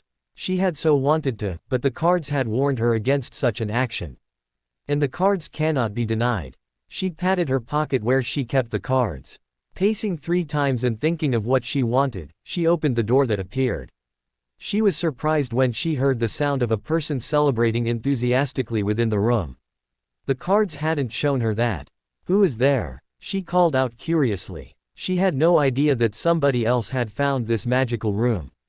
Draco's heart finally restarted, going at double the rate. Adrenaline soon flooded his system as he heard a person shuffle inside the room slowly. That sounded like a professor. He wasn't sure who, but he was definitely certain that it was a member of the teaching staff. Bugger, he thought angrily. It figures that now of all times somebody would manage to find the room. Not for the first time did Draco wish that it was possible to place wards on the door of the room. Merlin knows how much he tried with no result. Thinking quickly, Draco plunged his hands in his pockets. He almost cried out in relief when he felt the packet of Peruvian instant darkness powder. Hastily, he poured some of the powder out in his non-wand hand as he gripped his wand tightly.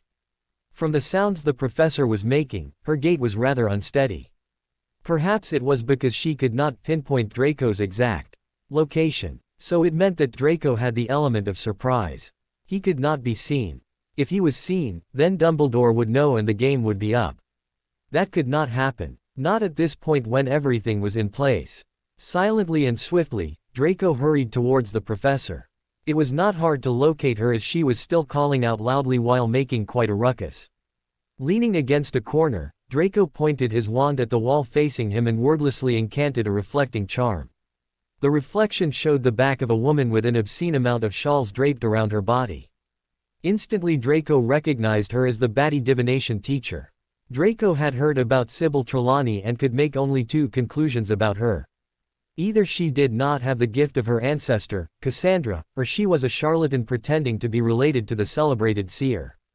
Draco memorized the layout before he cancelled the charm. As he prepared to launch his assault, he caught a whiff of alcohol, and realized that the woman's speech was a bit slurred as she muttered to herself. Clearly the woman had been drinking. The empty bottles in her arms proved that beyond a doubt. Taking care of her would not be a problem.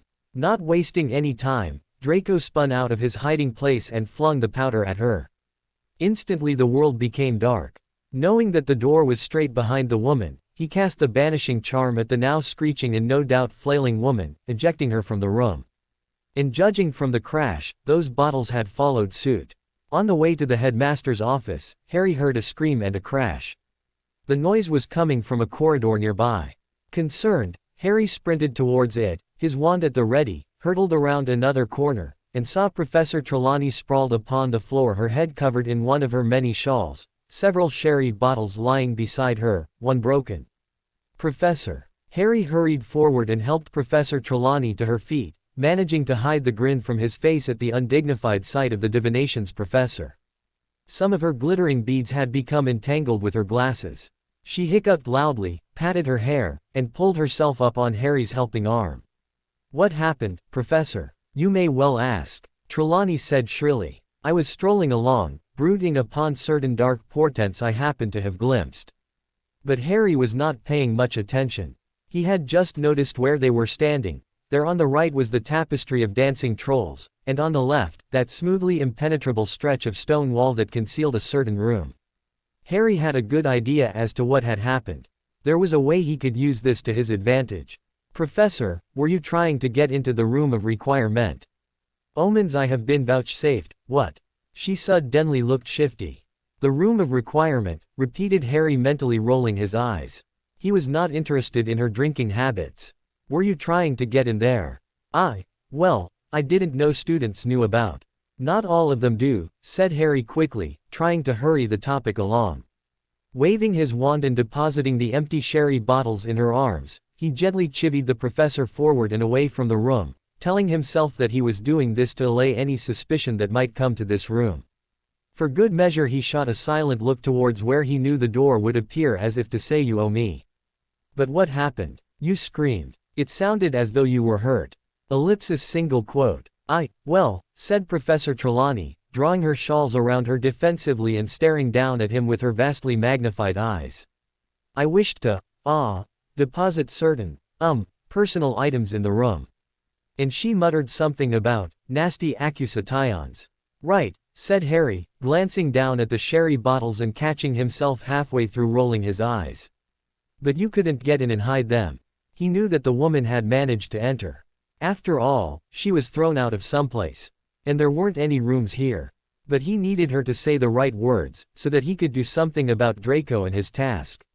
"Oh, I got in all right," said Professor Trelawney, glaring at the wall. "But there was somebody already in there." "Somebody in? Who?" demanded Harry. "Who was in there? Please say Malfoy, please say Malfoy," he thought desperately. "I have no idea," said Professor Trelawney. "Damn," thought Harry. He quickly turned his attention on the woman. She looked slightly taken aback at the urgency in Harry's voice. "I walked into the room and I heard a voice, which has never happened before in all my years of hiding, of using the room, I mean. A voice. Saying what? I don't know that it was saying anything, said Professor Trelawney. It was, whooping. Whooping. Gleefully, she said solemnly, nodding. Harry stared at her. Mentally he was trying to imagine Draco Malfoy of all people whooping in glee. Was it male or female? He had to tread very carefully here. So far his magic had not reacted, meaning that he had not done anything against the vow. But he wasn't out of the woods yet. I would hazard a guess at male, said Professor Trelawney. And it sounded happy. Very happy, said Professor Trelawney sniffily. As though it was celebrating. Most definitely. And then I called out, "Who's there?" Harry's eye twitched. Of all the stupid, you couldn't have found out who it was without asking. The inner eye, said Professor Trelawney with dignity, straight-ending her shawls and many strands of glittering beads, was fixed upon matters well outside the mundane realms of whooping voices. Right, said Harry hastily. He had heard about Professor Trelawney's inner eye all too often before. And did the voice say who was there? Like Draco was that stupid? Come to think of it actually, that was a possibility. No, it did not, she said. Everything went pitch black and the next thing I knew, I was being hurled headfirst out of the room. And you didn't see that coming? Said Harry, unable to help himself. No, I did not, as I say, it was pitch. She stopped and glared at him suspiciously. I think you'd better tell Professor Dumbledore, said Harry. He ought to know Malfoy's celebrating. He stopped in mid-sentence as his magic gave a rather violent jerk. I mean, that someone threw you out of the room. He started sweating. He had come close there. So far, as long as he said nothing regarding the task, he was clear. He had to remember that. Of course, that did not mean that Trelawney couldn't do his job for him. Harry wasn't violating the vow here. The vow was specific. He had to help Draco, which he had done.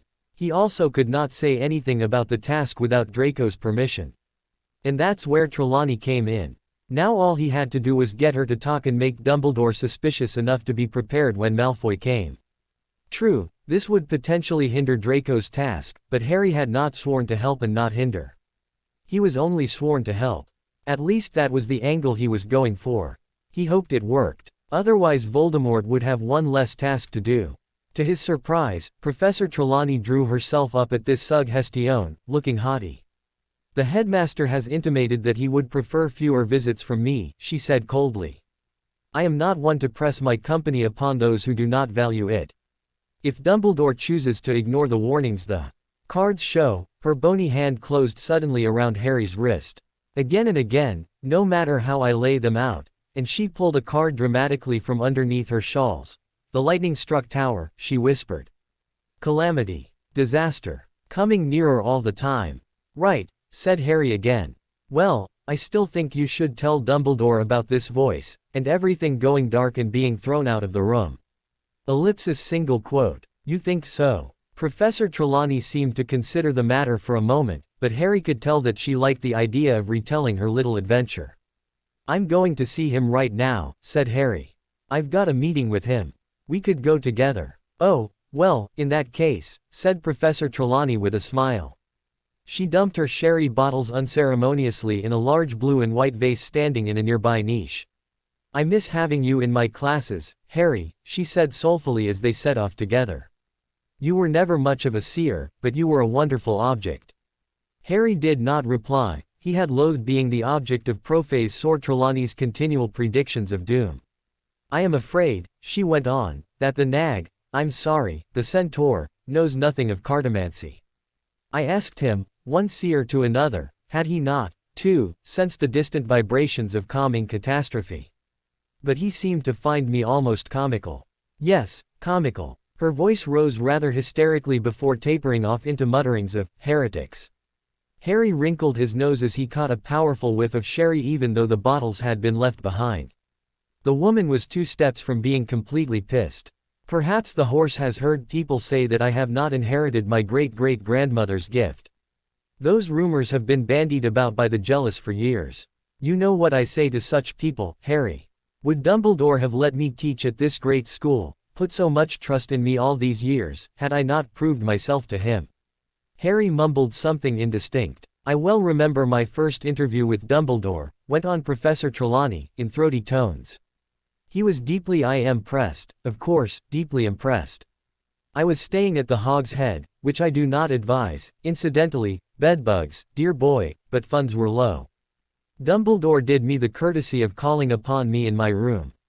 He questioned me. I must confess that, at first, I thought he seemed ill-disposed towards divination, and I remember I was starting to feel a little odd. I had not eaten much that day, but then. And now Harry was paying attention properly for the first time, for he knew what had happened then. Professor Trelawney had made the prophecy that had altered the course of his whole life, the prophecy about him and Voldemort. Did she remember the night in question? Had she seen the scum who had told Voldemort the prophecy and got him, Neville and their parents targeted? But then we were rudely interrupted by Severus Snape. What? Yes, there was a commotion outside the door and it flew open, and there was that rather uncouth barman standing with Snape, who was waffling about having come the wrong way up the stairs, although I'm afraid that I myself rather thought he had been apprehended eavesdropping on my interview with Dumbledore. You see, he himself was seeking a job at the time, and no doubt hoped to pick up tips.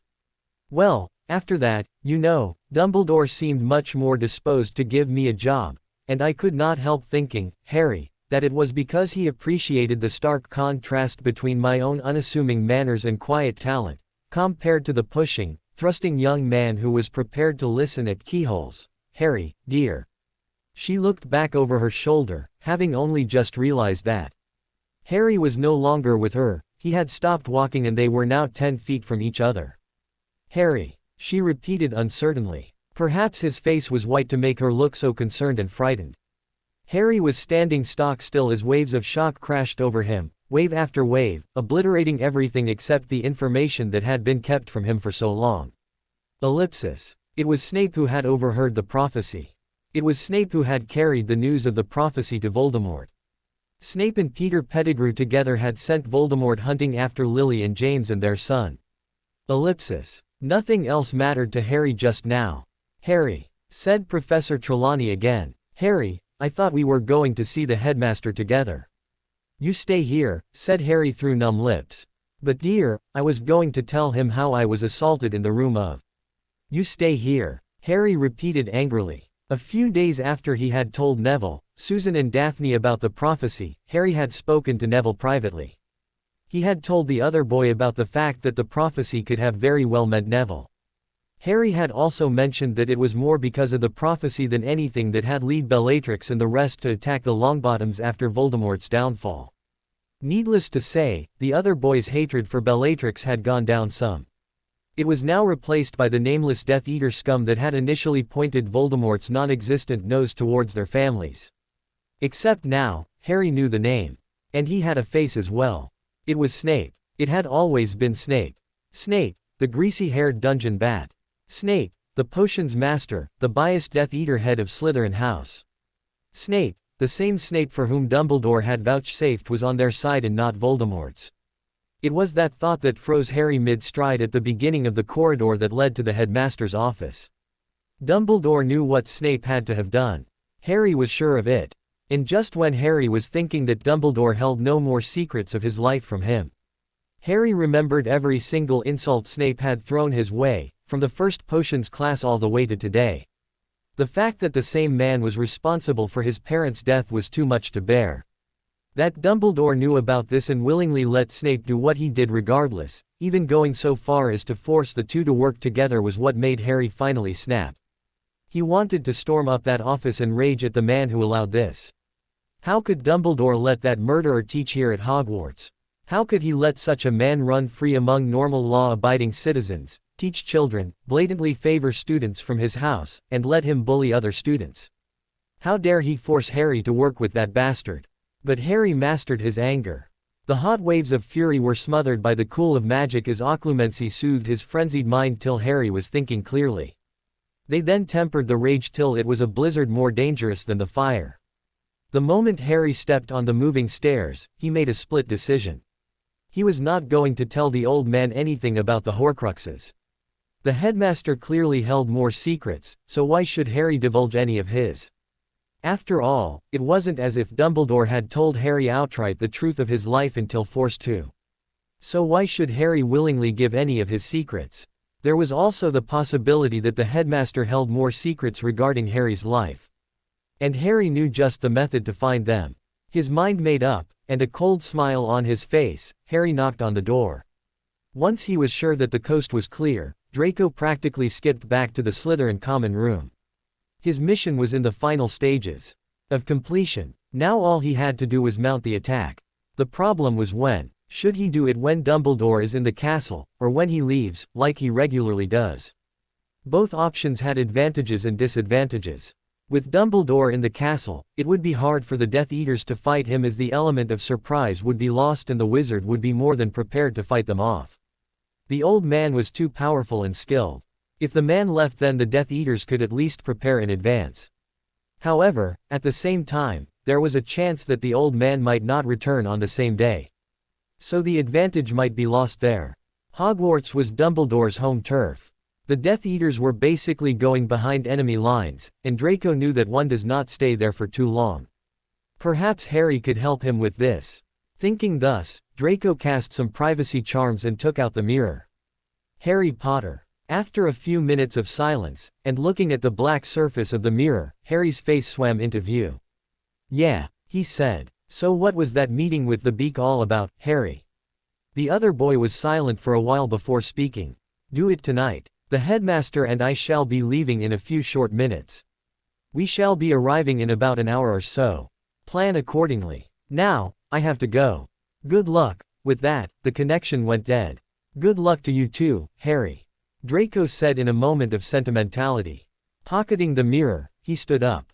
It was time. Dispelling the wards, Draco left for his dorms. He had some preparations to do. He never noticed the hook-nosed figure standing in a darkened corner. And he definitely would not have, seeing as the figure was hiding under a disillusionment charm. "It shall happen tonight." Albus did not show any visible reaction to those words. "You are certain?" he said. "Yes. I saw him making plans. I do not know with what, or exactly what he said, as he had put up wards, but I do know that it is going to happen tonight. The boy is too excited and he is up in his room, preparing." "Well, this complicates things," Albus said with a furrow of his brow. "Harry and I shall be going out on an expedition tonight." He leant back and gazed out of the window, thinking. "Well, there is nothing to it. We shall cross that bridge when we get to it." He sighed again. The man standing in front of him seemed to hesitate. "You sure you want to take this route? Surely there is a cure. Just give me some time." Albus chuckled in response. "Time, my friend, is something I do not have anymore." He held up his wand arm, pushing back the sleeve all the way to his shoulder. The portraits watching him hissed as they saw the blackened appendage. "Soon, the curse shall reach my heart," Albus said dispassionately. "It shall slowly wither it away, guaranteeing that I have a week of painful existence left before I depart. No, it must be done this way. At least, I can control how I die. That is something few can claim to do."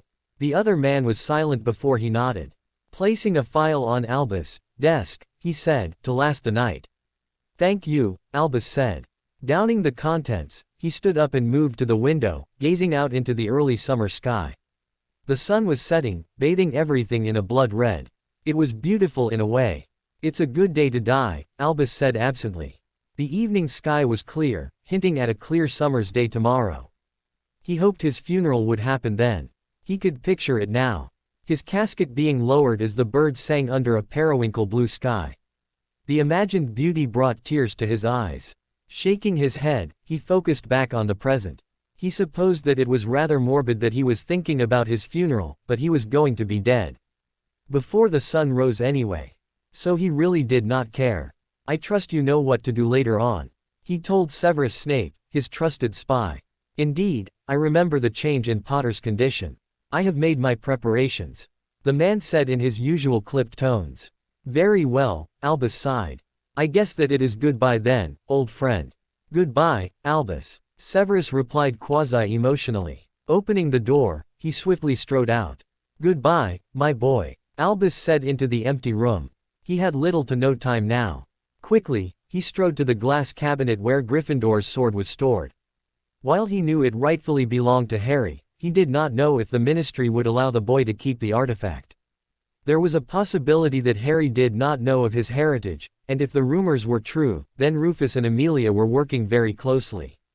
They might confiscate that sword just to spite Harry or get him to work for them. On top of that, Albus was sure that Tom had his agents placed within the ministry despite the minister's best efforts. So the sword could not fall into the wrong hands. Lifting the disillusionment charm, Albus opened his portrait and placed the sword within. Closing the portrait, he was about to put the charm back up when he realized that there was no point in doing it. Every headmaster ever since the 16th century had a portrait made of theirs which they placed under a disillusionment charm. Once the headmaster left, the charm would then be lifted so the portrait could advise the next headmaster. Albus knew that this was his last night here. So that charm would anyway disappear after his death.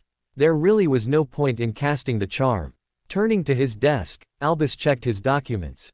His will was ready. He truly hoped that Harry would be able to forgive him eventually. Especially for failing to tell him about his heritage, something that Albus had honestly forgotten to mention. Hopefully the small bequests he had left the boy would make up for it. Once that was done, Albus turned to the pensieve. He had included a few files of vital information in the form of memories. One of them was the memory of him telling Harry all the information about his heritage. It was in all probability too late, but it was better late than never. Once that was done, his eyes fell on the snitch. He had completely forgotten to take the ring out. And there was no time to do that. Oh well, he shrugged. He was planning on destroying the power of the Elder Wand anyway. There was no harm in Harry finding the second Hallow. Perhaps he would find it, perhaps he wouldn't. At the least it would be thrown or destroyed, and at the most it would be used as a memento. The story of the Hallows was quite obscure and had few followers anyway. With that, Albus picked up his traveling cloak, glanced once around his office and left for the last time. In his hurry he had forgotten something vital. Something that he wished he had taken with him. Pocketing his mirror, Harry hurried towards the dorms.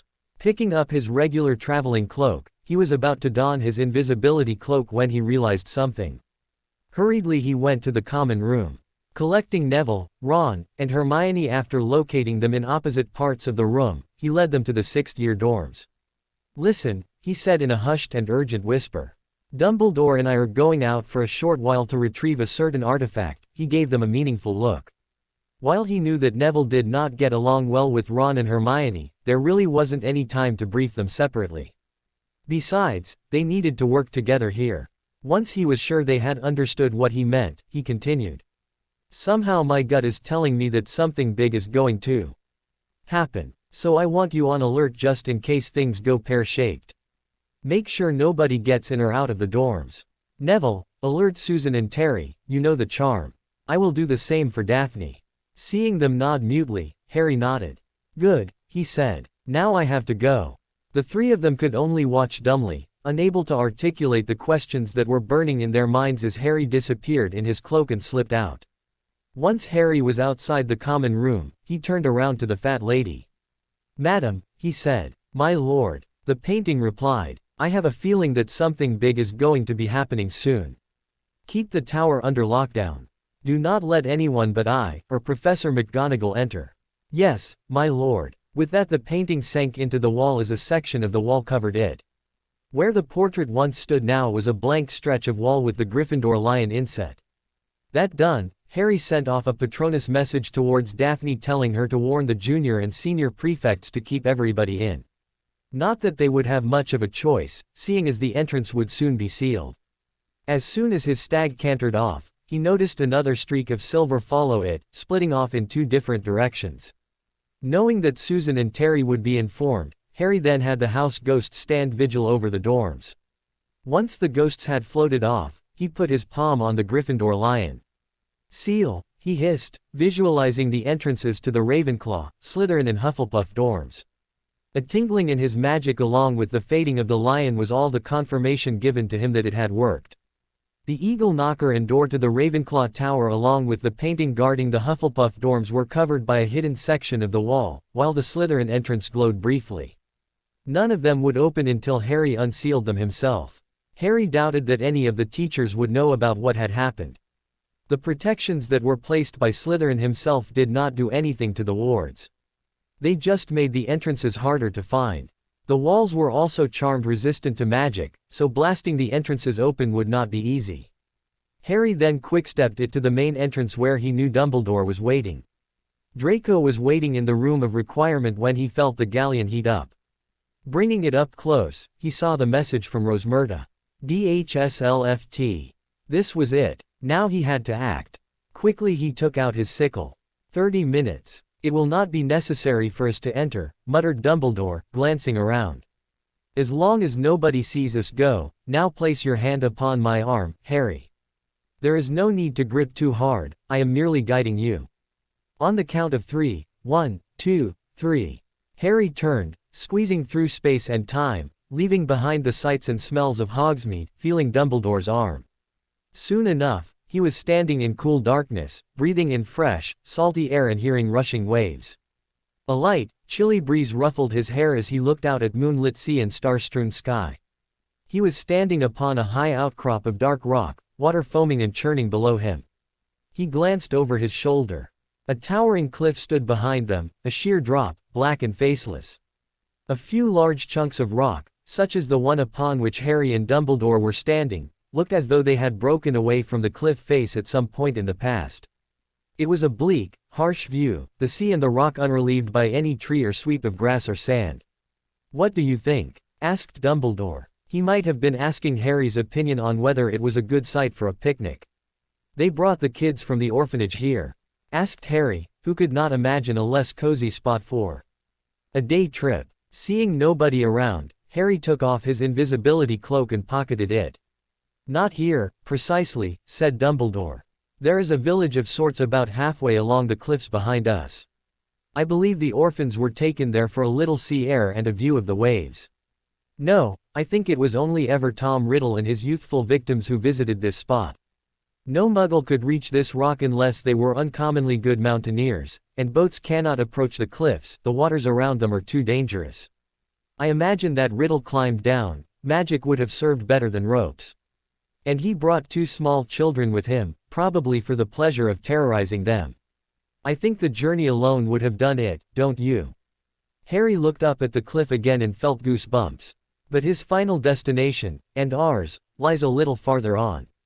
"Come." Dumbledore beckoned Harry to the very edge of the rock where a series of jagged niches made footholds leading down to boulders that lay half submerged in water and closer to the cliff.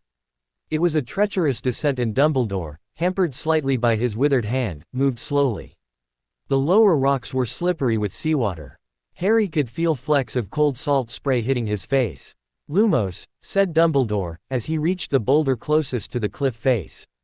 1,000 flecks of golden light sparkled upon the dark surface of the water a few feet below where he crouched. The black wall of rock beside him was illuminated too. "You see," said Dumbledore quietly, holding his wand a little higher. Harry saw a fissure in the cliff into which dark water was swirling. "You will not object to getting a little wet?" "No," said Harry, while thinking yes. The water looked to be really cold. And it hit Harry that he had not swum much, aside from the swimming he had done in the large prefect's bath. And here he was, about to dive into open sea. "Then let us take the plunge." And with the sudden agility of a much younger man, Dumbledore slid from the boulder, landed in the sea, and began to swim, with a perfect east stroke, toward the dark slit in the rock face, his lit wand held in his teeth. Giving the water a look of trepidation, Harry followed. The water was icy. Harry's waterlogged clothes billowed around him and weighed him down. Taking deep breaths that filled his nostrils with the tang of salt and seaweed, he struck out for the shimmering, shrinking light now moving deeper into the cliff. He forced himself not to panic.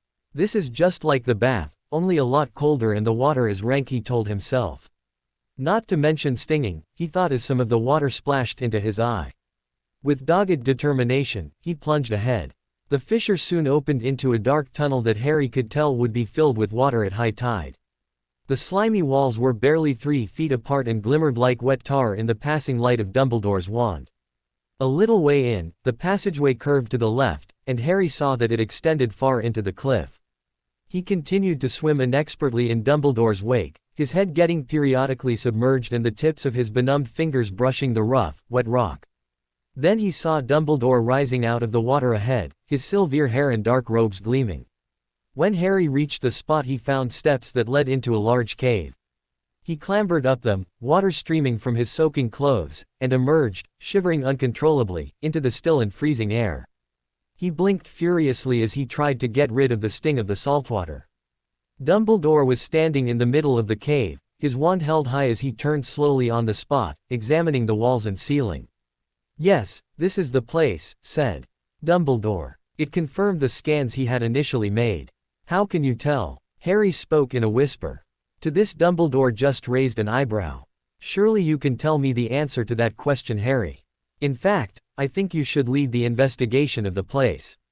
Nodding, Harry took out his wand and stepped forward. The waterproof charms on his clothes were working overtime trying to drain the water till they were fully dry, while the heating charm in his cloak started to work its magic to bring his body temperature up. All Harry had to do was dry his hands, face and hair. Lighting his wand, he closed his eyes and extended his senses as he turned on the spot. Suddenly he could feel the magic. It was faint though, as if it came from a place beyond. "I think that this is an antechamber." Dumbledore nodded as his student said these words, having reached the same conclusion himself. "Where do you think is the entrance?" Albus asked. In response, Harry ran his fingers along the wall, walking from the entrance and approaching the back of the cave. "I think it's here," he said uncertainly after a few minutes, pointing at a spot right in front of him. Albus moved forward, peering at the place that Harry had indicated. Drawing his wand, he examined the wall for a minute. Then he finally pointed the wand at the rock. For a moment, an arched outline appeared there, blazing white as though there was a powerful light behind the crack. "Indeed, can you tell me what is required to get through?"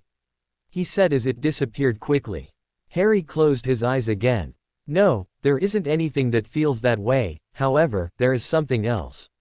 "A ward," he concentrated further, staring at it for 2 solid minutes. "It wants payment, but what kind, I am not certain." "Very good, Harry," Albus said approvingly. "I am quite impressed that you have managed to come this far. Most others would not be able to tell this much in so little time.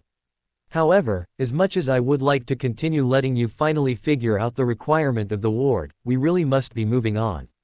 So if you will excuse me." With that he stepped forward and examined the concealed entrance for what seemed to be a long time but was in reality, half a minute. Finally Albus snorted. "How crude," he said, sounding disappointed. "To enter into the chamber beyond, one must use blood as payment." "Blood," Harry said, with an eyebrow raised as he watched the headmaster plunge his good hand into his robes and withdraw a sliver knife. "I said it was crude," Dumbledore said as he exposed the forearm of his injured hand. He sounded disdainful, even disappointed that Voldemort had used such a simple method. "The idea, as I am sure you will have gathered, is that your enemy must weaken him or herself to enter." Once again, Lord Voldemort fails to grasp that there are much more terrible things than physical injury. Slashing his arm, Albus reflected that it really was rather disappointingly simplistic of Tom. Really, he had expected something a bit more fiendish, something that would require at least 5 minutes worth of examination from him at the least. Instead, it took a 16-year-old who was barely trained in sensing magic to figure out half the puzzle in 2 minutes, and it took Albus half a minute to find out the other half of the riddle. 2.5 minutes totally. Half the time Albus was expecting. And the requirement, Albus scoffed internally as he healed the deep cut he made on his arm. He himself would not have used something so base and easily replaceable. With magic, it was more than easy to repair any physical injury he had made, and blood could easily be replenished with potions. Personally, if it were up to him, he would have put up an intent-based ward. Only somebody who intended to guard the Horcrux or had his permission to enter would be granted access. Unless the blood was there to detect the identity of the potential thief, should said thief manage to fool the other traps set within that bore thinking about. "Ah, that seems to have done the trick, doesn't it?" he said as the blazing silver outline of an arch had appeared in the wall once more, and this time it did not fade away. The blood-spattered rock within it simply vanished, leaving an opening into what seemed to be total darkness. "After me, I think," saying that Albus lit his wand again and ducked into the chamber. An eerie sight met their eyes. They were standing on the edge of a great black lake, so vast that Harry could not make out the distant banks, in a cavern so high that the ceiling too was out of sight. A misty greenish light shone far away in what looked like the mid-dle of the lake, it was reflected in the completely still water below. The greenish glow and the light from the two wands were the only things that broke the otherwise velvety blackness, though their rays did not penetrate as far as Harry would have expected. The darkness was somehow denser than normal darkness. "Let us walk," said Dumbledore quietly. "Be very careful not to step into the water. Stay close to me." He set off around the edge of the lake, and Harry followed close behind him. Their footsteps made echoing, slapping sounds on the narrow rim of rock that surrounded the water. Only, Harry knew that it was not water that the lake contained. Creature had described how the lake seemed to have water that was unnaturally still. Thinking this odd, Harry reckoned that it was a potion that was currently taking the place of water in the lake. While this might have been natural salt water lake once upon a time, Voldemort had evidently long since drained the water body and filled it up with a potion that looked like water. There were quite a few potions that looked and felt like water. The two of them walked on, but the view did not vary. On one side of them, the rough cavern wall, on the other, the boundless expanse of smooth, glassy blackness, in the very middle of which was that mysterious greenish glow. Creature's description of the place did not account for how oppressive the place was. It did not do justice to the unnerving silence either. This nicely distracted Harry from thinking of the shocking revelations he had learnt just a few scant minutes before. For the first time Harry wondered if coming here to learn the full truth was a rash decision. Harry watched as Dumbledore found and raised the boat that Creature had described. Harry looked askance at the construct that was built to take them across the lake into the island. He was expecting something a little sturdier. This boat did not look capable of ferrying anything across, much less two humans. Voldemort will not have cared about the weight, but about the amount of magical power that crossed his lake. I rather think an enchantment will have been placed upon this boat so that only one wizard at a time will be able to sail in it. Dumbledore said when Harry articulated his concerns. But then, I do not think you will count, Harry, you are underage and unqualified. Voldemort would never have expected a 16-year-old to reach this place. I think it unlikely that your powers will register compared to mine. But I actually am an adult. Dumbledore chuckled. Yes, you are considered an adult, Harry, legally speaking. Magically speaking, however, you are still underage. You have not reached magical maturity yet. That will happen at 17, and it will settle down by the time you are 21. Albus smiled wistfully. He remembered his own youth. The time period between 15 and 17 especially was spent in a haze of hormones and a blaze of passion. He was still surprised that he managed to pass school, much less do so with such high marks. A clearing of a throat brought him to the present. Looking around, he saw Harry standing behind him with a pointed look. "Ah, forgive me, I was lost in my memories," Albus said. "Now, you first this time, and be careful not to touch the water." Dumbledore stood aside and Harry climbed carefully into the boat. Dumbledore stepped in too, coiling the chain onto the floor. They were crammed in together. Harry could not comfortably sit, but crouched, his knees jutting over the edge of the boat, which began to move at once. There was no sound other than the silken rustle of the boat's prow cleaving the water. It moved without their help, as though an invisible rope was pulling it onward towards the light in the center. Soon they could no longer see the walls of the cavern. They might have been at sea except that there were no waves. Harry looked down and saw the reflected gold of his wandlight sparkling and glittering on the black potion as they passed. The boat was carving deep ripples upon the glassy surface, grooves in the dark mirror. Harry had no idea why Dumbledore called the potion in the lake water. The unnatural way that the lake stayed still was enough indication that the liquid inside was anything but water. As he looked absently at the surface of the lake, he saw it, marble white, floating inches below the surface.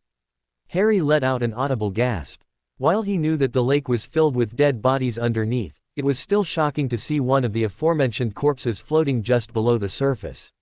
He had no sooner thought this when his wand came on a fresh patch of the lake.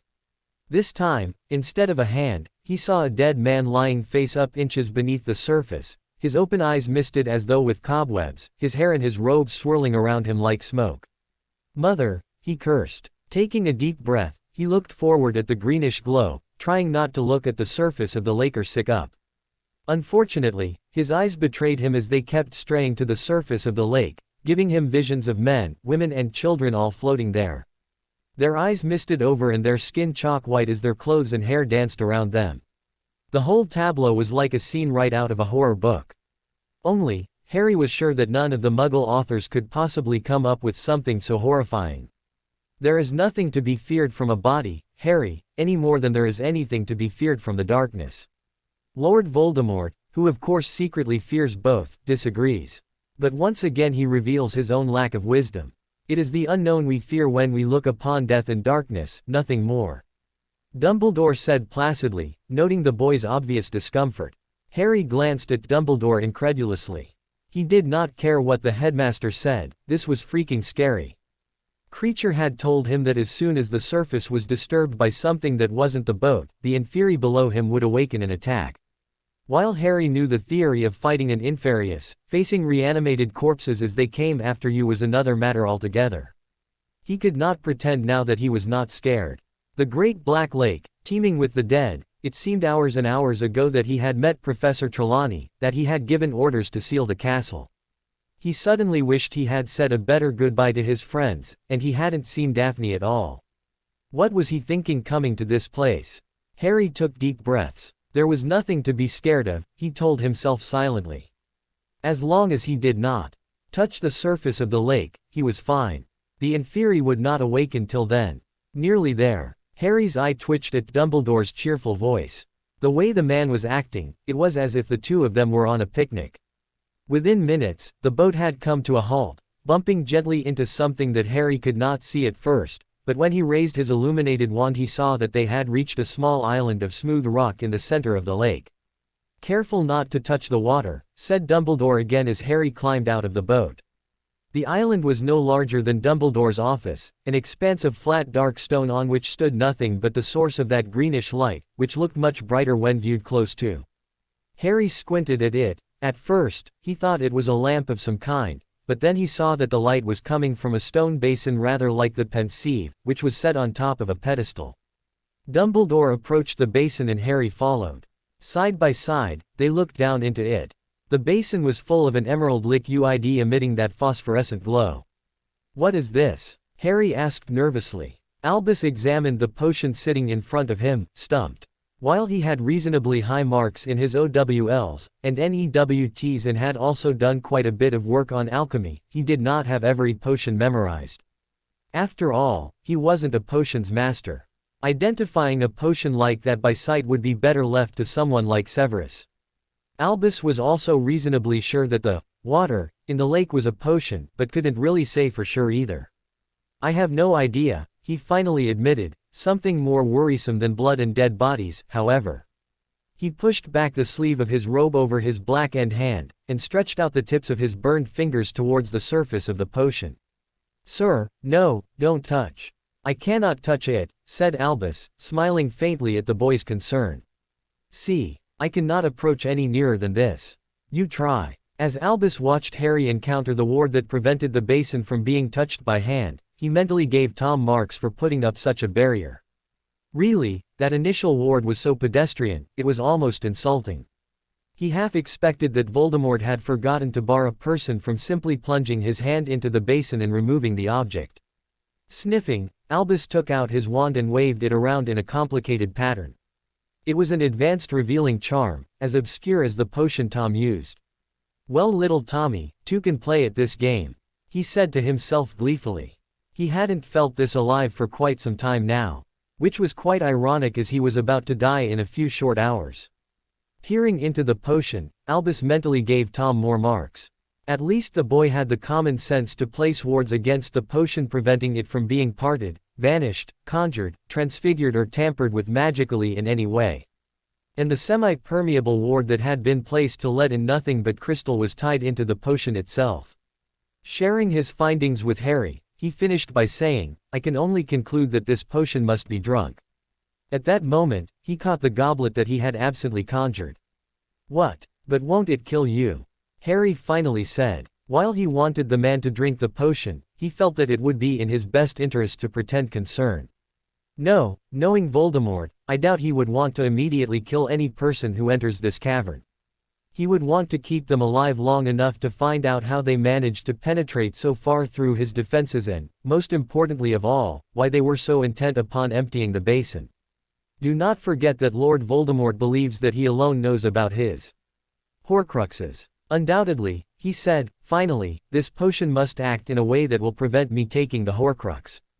It might paralyze me, cause me to forget what I am here for, create so much pain I am distracted, or render me incapable in some other way. This being the case, Harry, it will be your job to make sure I keep drinking, even if you have to tip the potion into my protesting mouth. You understand. Harry hesitated for a moment as he looked into the blue eyes of the headmaster, which were green in the reflected light. Now was his last chance to come clean. Eventually, however, hardening his resolve, he nodded in acquiescence. Seeing the boy nod, Albus nodded in response. He did not relish having to give the boy this kind of a task. But it had to be done. Without wasting any time, he plunged the goblet into the basin, filling it with the potion. Your good health, Harry. Saying this, he drained the contents. He was eager to see what this potion was all about. Harry watched as Dumbledore drank the first 3 goblets full of the potion, plunging the goblet into the basin blindly only to drain it in one gulp. Suddenly, halfway through the 4th goblet, Dumbledore collapsed over the basin. His eyes closed and face twitching as if he was in the throes of a terrible dream. Harry noticed his grip on the goblet slackening, so he rushed forward to steady it. From then on, it was up to Harry to feed the potion to Dumbledore. He tried to ignore the frightened voice and pleas of mercy from the headmaster as he fed him goblet after goblet of the potion. But it was getting harder and harder. It will be all right, Professor, Harry said as he tipped in the goblet for the 4th time into Dumbledore's mouth. He supported Dumbledore's shoulders and again, Dumbledore drained the glass. Then Harry was on his feet once more, refilling the goblet as Dumbledore began to scream in more anguish than ever, "I want to die!" shouted the headmaster in a voice that terrified Harry as he had never heard the headmaster sound so afraid in his life. "I want to die. Make it stop, I want to die." Hands shaking, Harry supported Dumbledore again as he drained another goblet full of the potion into the old man's mouth. How was it easier to torture Mundungus? He wondered. It wasn't so hard, and he did not feel sick doing it that time. Harry knew what this potion would do. When speaking to Creature, Harry had questioned the elf extensively about the color of the potion and what the symptoms of drinking it were. Armed with that knowledge, Harry had dug through the books in the Black family library. He theorized that the potion was of a dark nature, and where better to look for such a potion than from one of the premier dark families in Britain. It took some searching, but Harry found it in an obscure tome written in Old English with no title on the cover. What he was feeding Dumbledore was the Elixir of Nightmares, an extremely complicated and obscure potion that required some really rare ingredients. Drinking this potion induced waking nightmares. This had the effect of breaking the concentration of an occlumens, making it easy for a legilimens to root through the person's mind. The potion was such that it made the drinker want to drink more, like a drug addict. This was more than evident when Harry saw how the headmaster would obediently drain every last drop before screaming in agony. After drinking it 13 times, the nightmares would stop, replaced instead by a burning thirst that could not be sated by water. And that was where Voldemort's diabolical genius could be seen. Using the fact that it looked a lot like water to his advantage, Voldemort had cleverly filled the entire lake up with the draft of living death. Even a potion's master would be hard-pressed to identify the potion due to the low light and the macabre sight of the dead bodies floating below the surface. Harry was certain that the lake contained this potion, as it was the only known antidote for the elixir. The effects of the draught would be somewhat negated in this case, however, it would leave the drinker drowsy and disoriented for a while. So a person could theoretically escape from the cavern and, if they were strong enough, seek help. And that was where Inferi came in. As soon as the lake surface was disturbed, the animated corpses would then proceed to drag the victim underneath the surface. Unable to do much, the victim would then be forced to breathe in more of the draught, making them fall into a deep slumber, not suffocating thanks to the draught. They would basically be in the same state as unborn babies. Voldemort would then come by to interrogate the prisoner. Being in draught-induced sleep would have not made it possible for the victim to even think of mounting a mental defense, so when they woke up, using legilimency on them would be practically a walk in the park. Somewhere in the lake was Regulus Black's body. Harry doubted that he had survived this long. The potion did not do anything to preserve the body. Regulus had most likely died in his sleep, dying of starvation and completely unaware of the world around him. After he drank the 13th time, Dumbledore rolled over onto his face with a great rattling gasp. Finally, with the distasteful job done, Harry rolled the headmaster onto his back. Now was the time for him to get his answers. He reached out to open the headmaster's eyelids so he could perform legilimency. Suddenly Dumbledore's eyelids flickered, stopping Harry in his tracks. Harry could not believe it.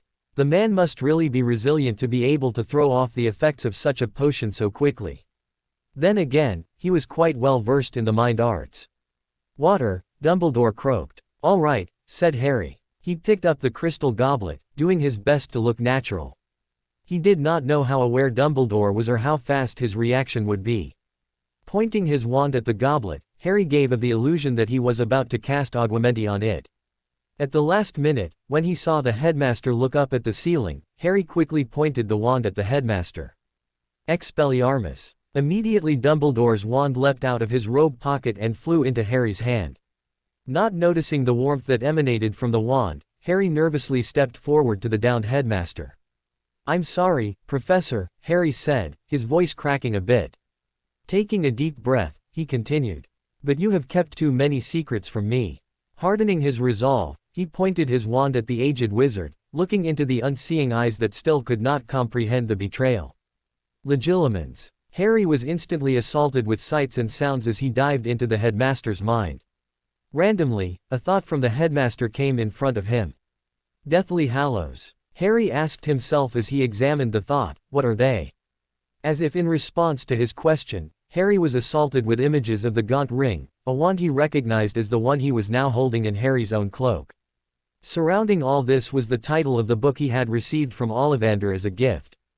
Harry puzzled over this, but then mentally shook his head. He was getting distracted. He concentrated on his name. At once, more memories came to the forefront of his mind, flashing by quickly. He saw a green-eyed baby being bounced on his mother's lap as the red-headed woman and his black-haired father spoke to the old man opposite them. Then he saw the same baby, asleep this time as the old man. Placed him on the doorstep of a house. This wasn't working. Harry pulled away from these memories and concentrated on things about him that the headmaster had not told him. It was there that he hit gold. A woman with big glasses and a bevy of beads and shawls was speaking in a rasping voice to the visibly younger version of the old man. The old man was sealing a ring in a snitch, and Harry knew that it would be activated when he pressed his lips to it and said, "I am going to die." How was that important, Harry wondered. As if in response, the next thought leapt out at him. Single quote. Part of Lord Voldemort lives inside Harry, and it is that which gives him the power of speech with snakes, and a connection with Lord Voldemort's mind that he has never understood. And while that fragment of soul, unmissed by Voldemort, remains attached to and protected by Harry, Lord Voldemort cannot die. So he knew all along, Harry thought disbelievingly. I wonder what other secrets he holds regarding me. A bushy-haired girl and a tall lanky red-headed boy were speaking to the headmaster in his office. Hang on, thought Harry. He concentrated on the last memory. Instantly the memory came back, this time it was much clearer and sharper. The fire burned an emerald green and two individuals stepped out of it, one after another, causing the owner of the office to look up from his paperwork. "Ah, Miss Granger, Mr. Weasley," the old man said as the two of them had dusted themselves off. "Please have a seat." Once the two teenagers were seated, the headmaster brought his fingers together and regarded the two. "So, I take it that you have agreed." "Yes, Professor," said the girl. Good, the headmaster said. "Then as agreed, I shall have the sum transferred. You will get your new vault keys from Gringotts." "Yes, Professor," the girl repeated as the boy burst out excitedly with. "We get our own vaults." "That's just one vault, Mr. Weasley," Dumbledore said kindly. "It shall be shared between the two of you. Now I trust that you know to keep the existence of this vault a secret." Seeing them nod, he continued. "Good, I imagine that people won't be pleased. Harry for one might not be happy to know that I am paying his two best friends." The memory faded away at this point. He was paying them, were the thoughts that went through Harry's head. Almost dreading it, he thought. Who else? At once, new memories came to light. Harry watched with stunned disbelief as Dumbledore spoke to Mr. and Mrs. Weasley about money. He could see himself as a 12-year-old playing with the twins up in the sky through the kitchen window. They were being paid to look after me. The disbelief turned into anger. They were all being paid to be my friends. All of that was a lie. These were the thoughts running through Harry's mind as he played both memories again and again. While Harry was performing legilimency on the headmaster, Dumbledore had finally managed to regain his mental faculties. The last two memories he had seen before managing to eject Harry from his mind was the meeting between him and the two Weasley parents and the one before that between him and Harry's two best friends. At first he tried to show Harry the memory of Ron and Hermione returning the money he had not told them, but he had willed that money to them later on. But then he realized with a sinking feeling that he had left that memory behind in the pensieve. While he still remembered that event, he could not show it since it had been magically removed, and not copied. So Albus had no choice but to simply eject the boy and explain things. A part of him was angry at this blatant invasion of privacy, but a greater part of him recognized that he needed to first explain the circumstances behind both the memories before going off on the boy for his disregard of people's feelings. "Harry," he said weakly, trying to get the attention of the boy who was staring at the lake. He had to work quickly to convince the boy. "Harry, you have to understand." "No," the boy said, his voice tinged with a lot of anger and a hint of betrayal.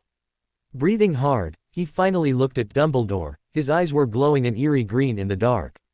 "I understand plenty, Dumbledore," he said with a sneer and a lot of hatred at the name. "You've been playing with my life ever since that night on Halloween, haven't you? Haven't you?" he shouted. Everything was a lie, he whispered, a tear running down a cheek. "Ron and Hermione were never my friends, were they? I know that you were paying the Weasleys money before my second year. So when did you start? Did you tell Molly Weasley to guide me to the platform? When did you start paying Ron and Hermione? Was it from first year also?" He was panting hard. "First I find out that you kept me ignorant of the prophecy," Harry said quickly, before the headmaster could open his mouth. "I didn't mind that, I may have done the same in your shoes. Then I find out that you knew all along about my home life. I don't know why, but for some reason, I forgave you.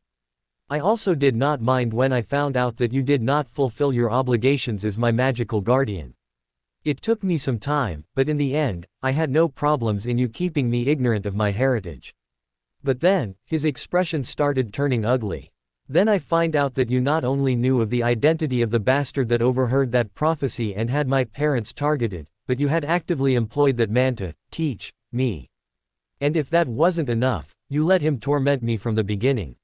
He fairly screamed out the last word. Albus was about to interrupt when Harry spoke of Snape's past. He was shocked. How had the boy found out? How did you? "Trelawney told me," Harry said coldly. "Just a few hours back, in fact." "Harry, Professor, I don't want to hear another word from you," Harry screamed at the top of his lungs. "You put that bastard in school. Day in and day out, year after year, I had to hear the utter filth coming from that foul man's mouth. I was forced to sit there, powerless, and listen as he disparaged my father, the same father who I never knew as he had died before I could remember him. The same father whose death he is responsible for. And now I find out that you had those two pretend to be my friends." In response to his anger, Harry's magic lashed out and destroyed the basin and the pedestal it was standing on. "I bet you all had a nice big laugh looking at the poor downtrodden abused orphan as you played him like a fucking fiddle, didn't you?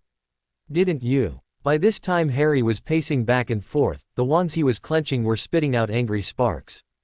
Albus was surprised that the Inferi had not risen up yet. "Harry, calm down. Shut up," screamed Harry as he slashed the wand in his right hand. In his anger, his magic responded to his command even though he did not utter any incantation, and Dumbledore found his tongue stuck to the roof of his mouth. Harry, meanwhile, had managed to rein in his temper. He started laughing coldly. "Well, guess what, old man? Your time has come." And with a terrible and foreboding smile on his face, Harry extended both wands towards the old man, mentally yelling Sajeta and pouring all his emotion into the spell. Dumbledore barely had time to scream before he went limp. The potion had taken quite a toll on him, and so he was not able to withstand the assault that came from the magical lightning that sprung forth from both the wands. Add in his previous injury from the ring, and it was a miracle that he had time to scream before being knocked unconscious. Harry looked at the unconscious form of his headmaster, the man whom he had looked up to for so long. He felt his eyes prickle. The betrayal was like a solid blow to him. It was so oppressive that the atmosphere in the cavern paled in comparison. Harry sank to his knees as the tidal wave of emotion hit him. He started breathing hard, trying to hold back the sobs that threatened to break out. He clenched his hands so tight that he began to feel the creak of wood from the two wands he was holding. His jaw was closed so tight that his teeth hurt. He couldn't believe that he was actually planning on laying all his cards on the table just a few hours before. The old man also knew about Harry's scar. Harry had not missed that memory where he was instructing Snape, of all people, to tell him that he had to die. Finally Utali slammed his occlumency shields down. Now was not the time to wallow. Looking up, Harry wiped the angry tears from his eyes. He levitated the headmaster's unconscious body with a flick of his wand. The rise and fall of the old man's chest told him that Dumbledore was still alive. Not for much longer, was the savage thought in his head. Getting into the boat, he grimly made his way to the other side of the shore, the headmaster bobbing along behind him. As soon as he got to the sealed entrance, Harry lowered the headmaster's body roughly and pointing both wands at the entrance yelled, "Bombarda!" The section of rock was vaporized in a flash of light and sound. There wasn't anything remaining of the rock to signify that it had been blown open. Lifting the body again with his left hand and uncaring of the spots in his eyes or the ringing in his ears, Harry walked out into the antechamber, which was now full of freezing water. He looked back at the mess he had created. The broken pedestal no longer emitted the green light. The cavern was now illuminated by the meager moonlight now coming into the cavern thanks to the blasting spell. Dust was raining down from the ceiling as well. The surface of the lake suddenly started to churn as the inferi underneath were obviously disturbed by the falling dust. Harry did not even give them a chance to do much. As soon as he saw the first corpse emerge, he pointed both wands at the lake, uncaring of the potential damage he was about to cause. The shambling corpses had barely a minute of warning before Harry's wand spewed out fire with a loud roar. Not staying to watch the fiendfire curse do its job, Harry dissipated away with Dumbledore's unconscious form. In a darkened and deserted alleyway just behind the Hog's Head, there was a slight commotion as one of the pub's unsavory patrons, more unsavory than normal, was magically ejected from within rather forcefully by the barman and owner. "And stay out," said Aberforth Dumbledore as he flicked his wand one last time, sending another banishing charm that sent the intoxicated man hurtling another few feet. Sheathing his wand, Aberforth looked on dispassionately as the man slowly picked himself up and, muttering slurred imprecations that the barman could clearly hear, stumbled off into the night. Turning around, the younger Dumbledore brother wearily went back into the inn. He had some cleaning up to do before he retired for the night. While it was relatively early as far as weekend nights were concerned, he really wanted to close shop. Thankfully, with the way things were, he did not have that many people to eject. He really was getting too old for this. A few minutes later, the bar was empty as the customers within had either left, gone up to their rooms, or had been thrown out. Tired, Aberforth was about to retire for the night, when he saw something outside the window that made him pause. Out on the high street, right in front of his inn, were two figures. Thinking them to be people looking for a late-night drink, Aberforth headed towards the door with the intention of telling them to find somewhere else to go. Rosmerta would be more than willing to accommodate them unless she too had decided to close her bar for the night. He stopped just inside the door when he recognized the familiar silver beard of his brother. Frowning, he waved his wand over his dirty enchanted glasses. As the glasses zoomed in on the two, he noticed that both individuals were drenched. Aberforth snorted. "Looks like Mr. Brilliant here has had a bit of a fall in the drink," he said to himself, using the name he used to refer to his brother.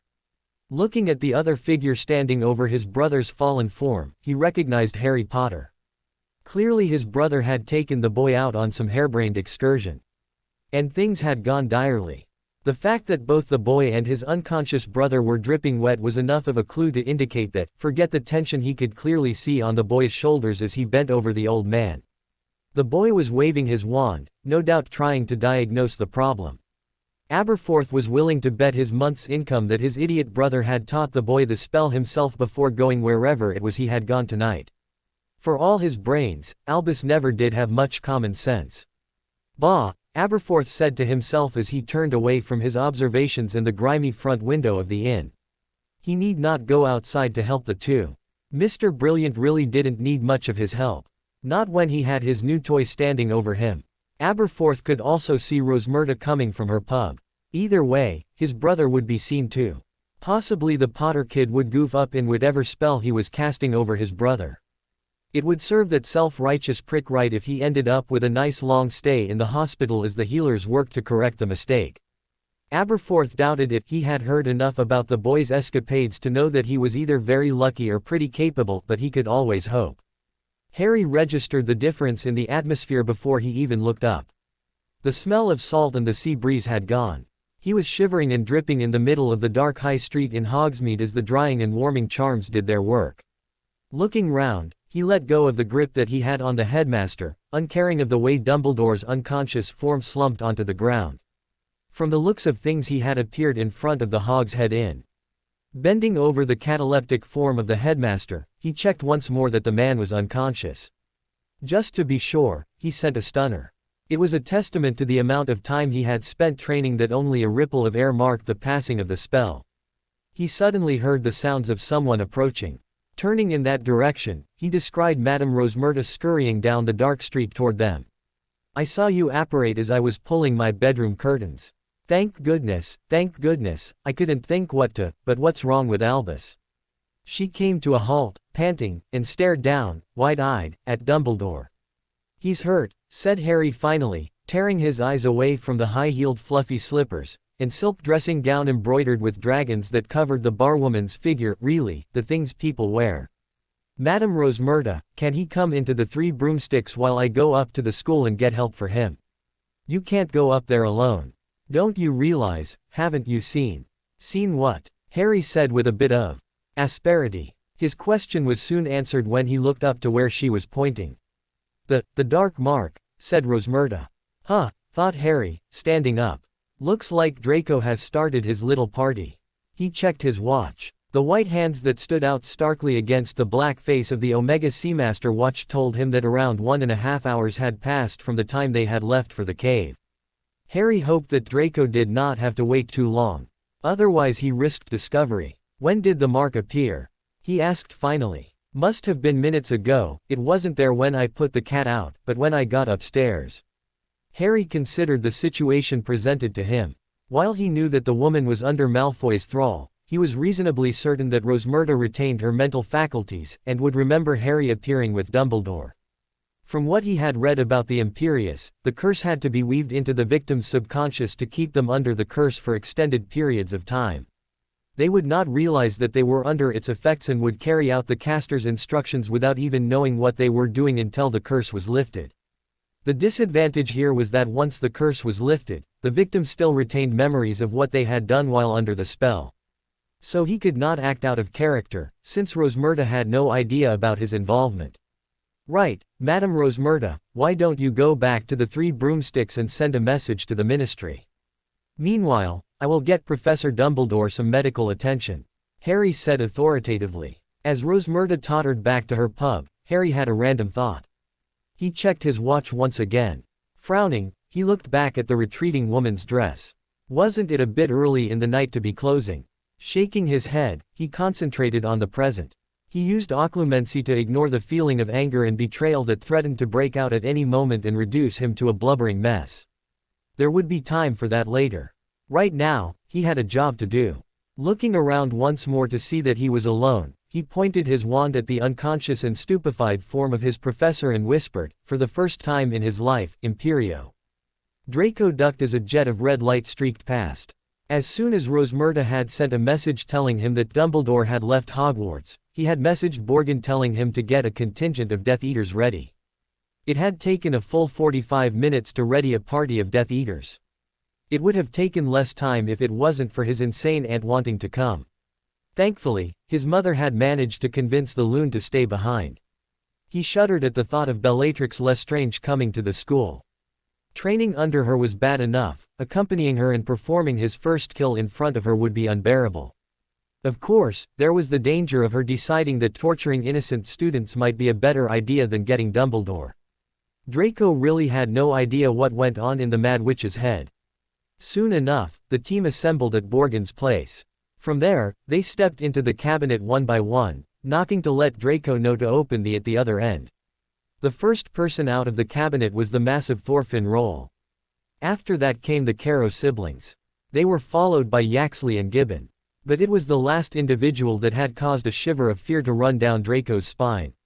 He was a big, rangy man with matted gray hair and whiskers. His black Death Eater's robes looked uncomfortably tight. Perhaps it was the rasping bark of a voice with which the man spoke, a voice that was more animalistic than human, or perhaps it was the smell, a powerful mixture of dirt, sweat, and, unmistakably, of stale blood coming from him, but the man radiated danger and an air of menace that the big and burly, and more importantly clean, Roll could only hope to match. Fenrir Greyback, Draco said, unable to hide the fear from his voice. What are you doing here? The man grinned, showing pointed teeth. Bellatrix sent me in her place, since she could not come. He flexed his large filthy hands. Draco could not help but notice the long yellow nails at the end of each of the phalanges. Well, let's get to it, said Amicus Caro, with an odd lopsided leer. We can sit for a chat later. Assuming that Dumbledore had gone out for a drink in Hogsmeade, Amicus, the group leader, then laid out his plan. They would set off the dark mark over the highest point of Hogwarts, the Astronomy Tower, compelling Dumbledore to hasten to the school. Meanwhile, the strike team would then wait under disillusionment charms. As soon as the headmaster arrived, they would then engage the headmaster and any lackeys he brought with him in combat. Not that they expected there to be anybody else other than the headmaster. The fastest way to reach the tower from Hogsmeade would be to fly. And while there were enchantments against that, those enchantments were cast by Dumbledore himself. So they fully expected Dumbledore to be the first to arrive at the tower. However, by himself, the headmaster was still capable of holding off all 6 of them. And that was where Draco came in. In the ensuing confusion, Draco would, under the disillusionment charm, kill the headmaster. Hopefully the mage would be too busy to notice the curse and the extra person until it was too late. As soon as that happened, they would make their way out of the castle. Their planned path of egress would be back through the vanishing cabinets. From there they would disapparate to Malfoy Manor, while Draco would go back to the Slytherin common room and go back to sleep. There were plans of having him as a spy, but that was neither here nor there. It did not take long for their plan hit its first snag. Borgin watched the last Death Eater vanish through the cabinet. Opening the door, he checked to make sure that nobody was there. Turning around, he cast a few revealing and detection charms over the shop. Satisfied that he was now alone, he turned to the cabinet and levitated it till it touched the ceiling. As soon as it reached its maximum height, he cancelled the spell. The cabinet came crashing down, splintering upon impact. "Oh dear," said Borgin with mock sympathy. "Looks like the cabinet couldn't transport so many people in one go. I guess Malfoy wasn't so proficient. Either that or it was too old. Anyway, I better tell them about this." Nonchalantly, he took his coin out. "That should show the little bastard," he thought savagely. "Blackmail me, will he? Damn it," said Draco as he studied the message on the coin. "What is it?" growled Roll. "The cabinet at Borgin's End has fallen apart." Draco replied. He cursed, he was sure that he had done the repairs correctly. "Fuck," said Electo. She rounded on Draco. "I thought you had done the repairs properly." She accused. "Enough," said Yaxley. "We all have managed to come through, so it cannot possibly be Draco's fault. For all we know, it could have been because the cabinet at Borgin's shop was too old. It hasn't been used for all this time, after all." "Well, there is nothing for it," Roll said with another growl. Draco reflected that growling was the only way the man said anything. "We will have to force our way through the front gates." Having made their plans, the Death Eaters, with Roll in the lead, exited the room of requirement. They hoped that the late hour would ensure that nobody noticed their presence until it was too late.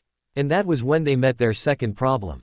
As soon as they turned a corner, they practically ran headfirst into 2 men who were clearly patrolling the corridors. One of whom was wearing aura robes. The Death Eaters and the Order members stared at each other blankly for a moment, surprised by each other's presence.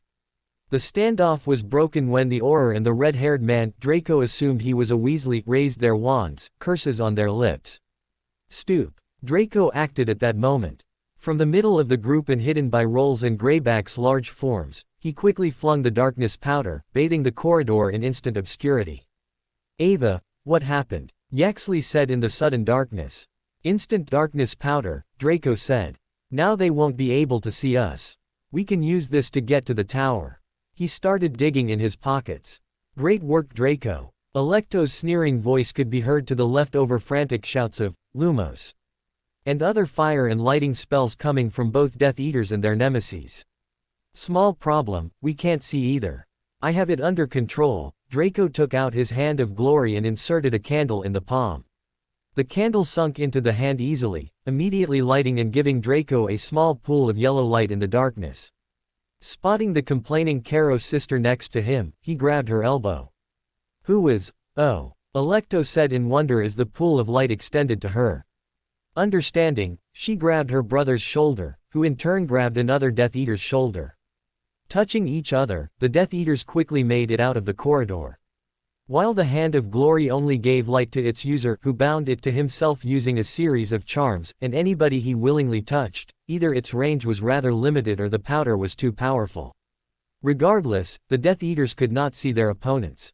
Hearing them was also out of the question as the two Order members had gone silent by then, no doubt trying to locate the Death Eaters by sound. They had no choice but to quietly rush to the astronomy tower and hope that the enemy was not alerted till the dark mark was set off. They reached the tower without any incident. At the entrance, Amicus sent a pain curse at Draco that could be considered mild for the simple and only reason that it wasn't the Cruciatus.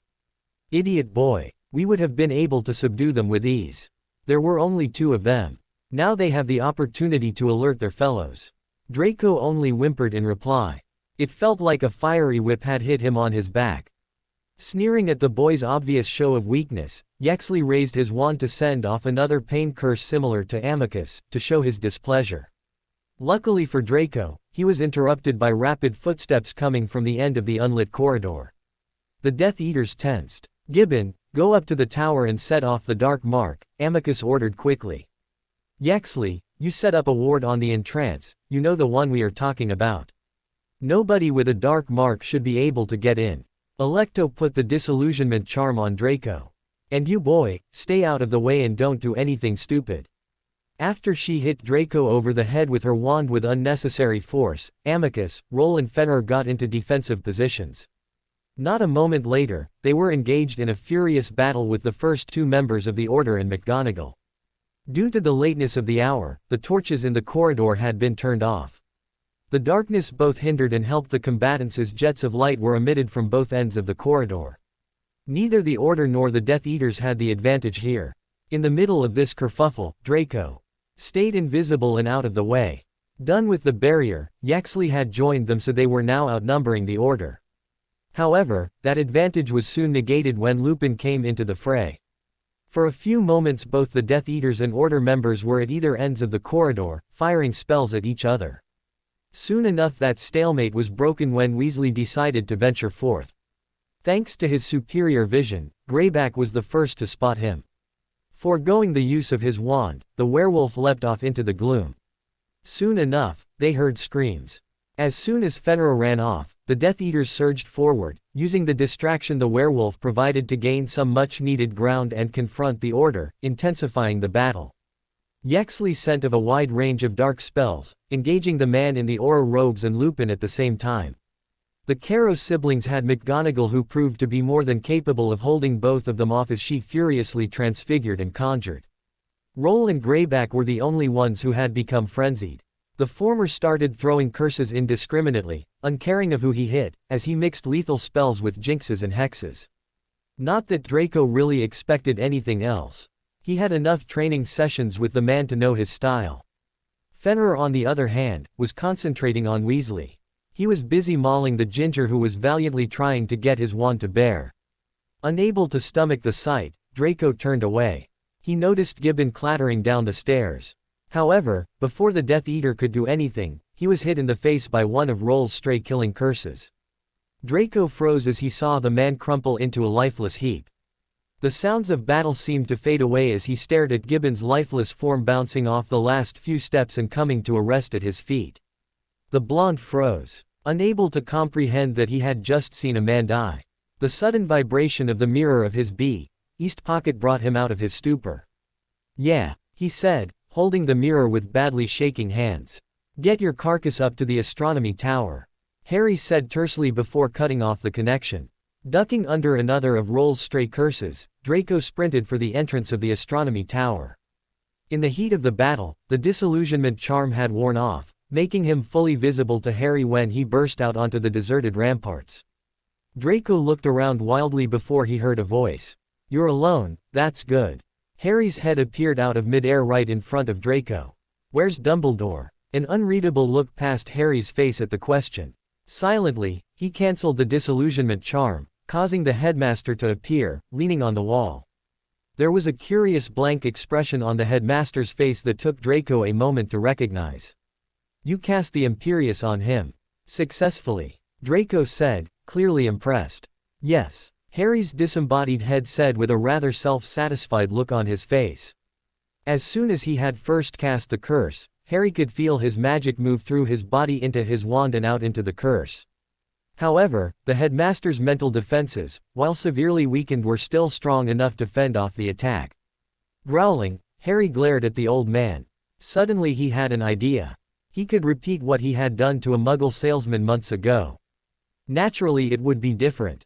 This wasn't some simple Muggle, but one of the most powerful wizards. Concentrating, he cast a Confundus curse, overpowering the spell a bit. Then, with Dumbledore's mind distracted by the curse, Harry plunged mind first into the ailing warlock's head. Boring a hole into the weakened shields was easy enough. Once he had reached the mind within, Harry withdrew, still keeping a tenuous connection between him and the headmaster. Readying his wand, Harry cast another Imperius. This method did the trick. Harry felt the connection solidify and remain as he fully withdrew. As soon as he revived him, Harry smirked when he saw the blank look on the headmaster's face. He could still feel the man fighting, however. But Harry held the cards for now. From there it was a simple matter of flying to the castle, while levitating the headmaster along. Thanks to Slytherin's ring, Harry was able to pass through the enchantments placed around the castle that prevented an approach by flight. While those enchantments were put in by Dumbledore as his prerogative as headmaster, they were tied into Hogwarts wards, which recognized Harry as the master. "How did you get here?" Draco asked as he looked around the ramparts. "I don't see any broom." "Who said I used a broom to fly here?" Harry asked challengingly. They were interrupted by a low groan. Harry's face whitened when he saw the headmaster coming round. He was sure that the Imperius would last a bit longer. It seemed that Dumbledore's subconscious or something had used Harry's distraction to throw off the curse. "Good evening, Draco," Dumbledore finally said as he focused on Draco's form, taking in the outstretched arm and the wand pointed at him with no apparent concern. Harry sucked in a breath. It looked like the headmaster had not noticed his head hanging in midair. The Confundus charm was evidently still working. He thought of drawing the cloak over his head, but reconsidered. It would not matter if Dumbledore saw him standing next to Draco Malfoy. Dead men tell no tales, after all. Not wanting to watch Draco kill Dumbledore, Harry turned his head away, observing the Hogwarts grounds. It was a beautiful and peaceful night, if one ignored the shouting and sounds of fighting that were coming from below. He waited to hear those two words that would take him one step towards freedom. It was quite ironic that the same two words that put him under the old man's thumb would now free him. But those two words never came. Turning around, Harry saw Draco frozen, staring at the headmaster who was calmly looking back at him. "So what, may I ask, are you doing here all alone, Draco?" Dumbledore finally said conversationally. Harry half expected Draco to kill the old man now. However, it was not to be. "No," Draco said. "I've got backup. There are Death Eaters here in your school tonight." Well, said Dumbledore, as though Malfoy was showing him an ambitious homework project. "Very good indeed. You found a way to let them in, did you?" "Yeah," Draco was now panting. "Right under your nose and you never realized." "Ingenious," said Dumbledore. "Yet, forgive me, where are they now? You seem unsupported." "They met some of your guards. They're having a fight down below.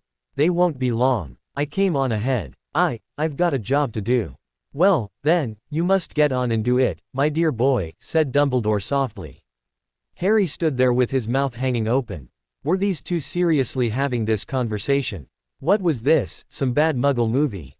Dumbledore, however, was not done. Despite the dire situation the old man found himself in, he actually smiled at Draco.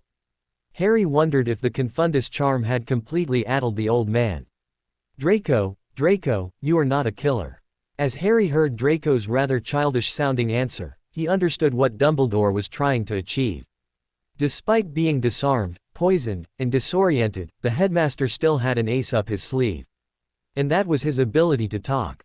Harry could only watch with a growing sense of disbelief as the headmaster skillfully got Draco to talk about the plans he had made over the year. What was even more disbelieving was how easy it was for the mage to distract Draco. Harry could dimly see where this was going. Soon enough, Dumbledore would soon ask Draco to drop his wand and surrender, possibly promising some protection in return. And by the time Dumbledore was done, Draco would do it with a smile on his face. Harry could empathize. After all, Dumbledore had been working on him for years. There is little time, one way or another, said Dumbledore. So let us discuss your options, Draco. No. Harry interrupted them, coming out of his stupor. He could see Dumbledore winding down. Getting ready for the kill. Don't listen to him, Draco. He is just full of shit. Harry. Dumbledore said, confused as he noticed the other boy for the first time in several minutes. What are you doing here? Suddenly the veil of confusion seemed to lift from those blue eyes. Ah, Dumbledore closed his eyes again and nodded, as though he was about to fall asleep. Of course, he looked back at the two boys standing side by side. How long have you been helping him, Harry? Caught on, have you? Harry said bitterly, angry at the betrayed expression he could see on Dumbledore's eyes. The man had no right. Especially after what he had done. It seems that this was something you never knew of all along. He laughed darkly. Well, look at that. I managed to get one up on the great Albus Percival Wulfric Brian Dumbledore. He swiped at his suddenly wet eyes. Well, what the fuck are you waiting for?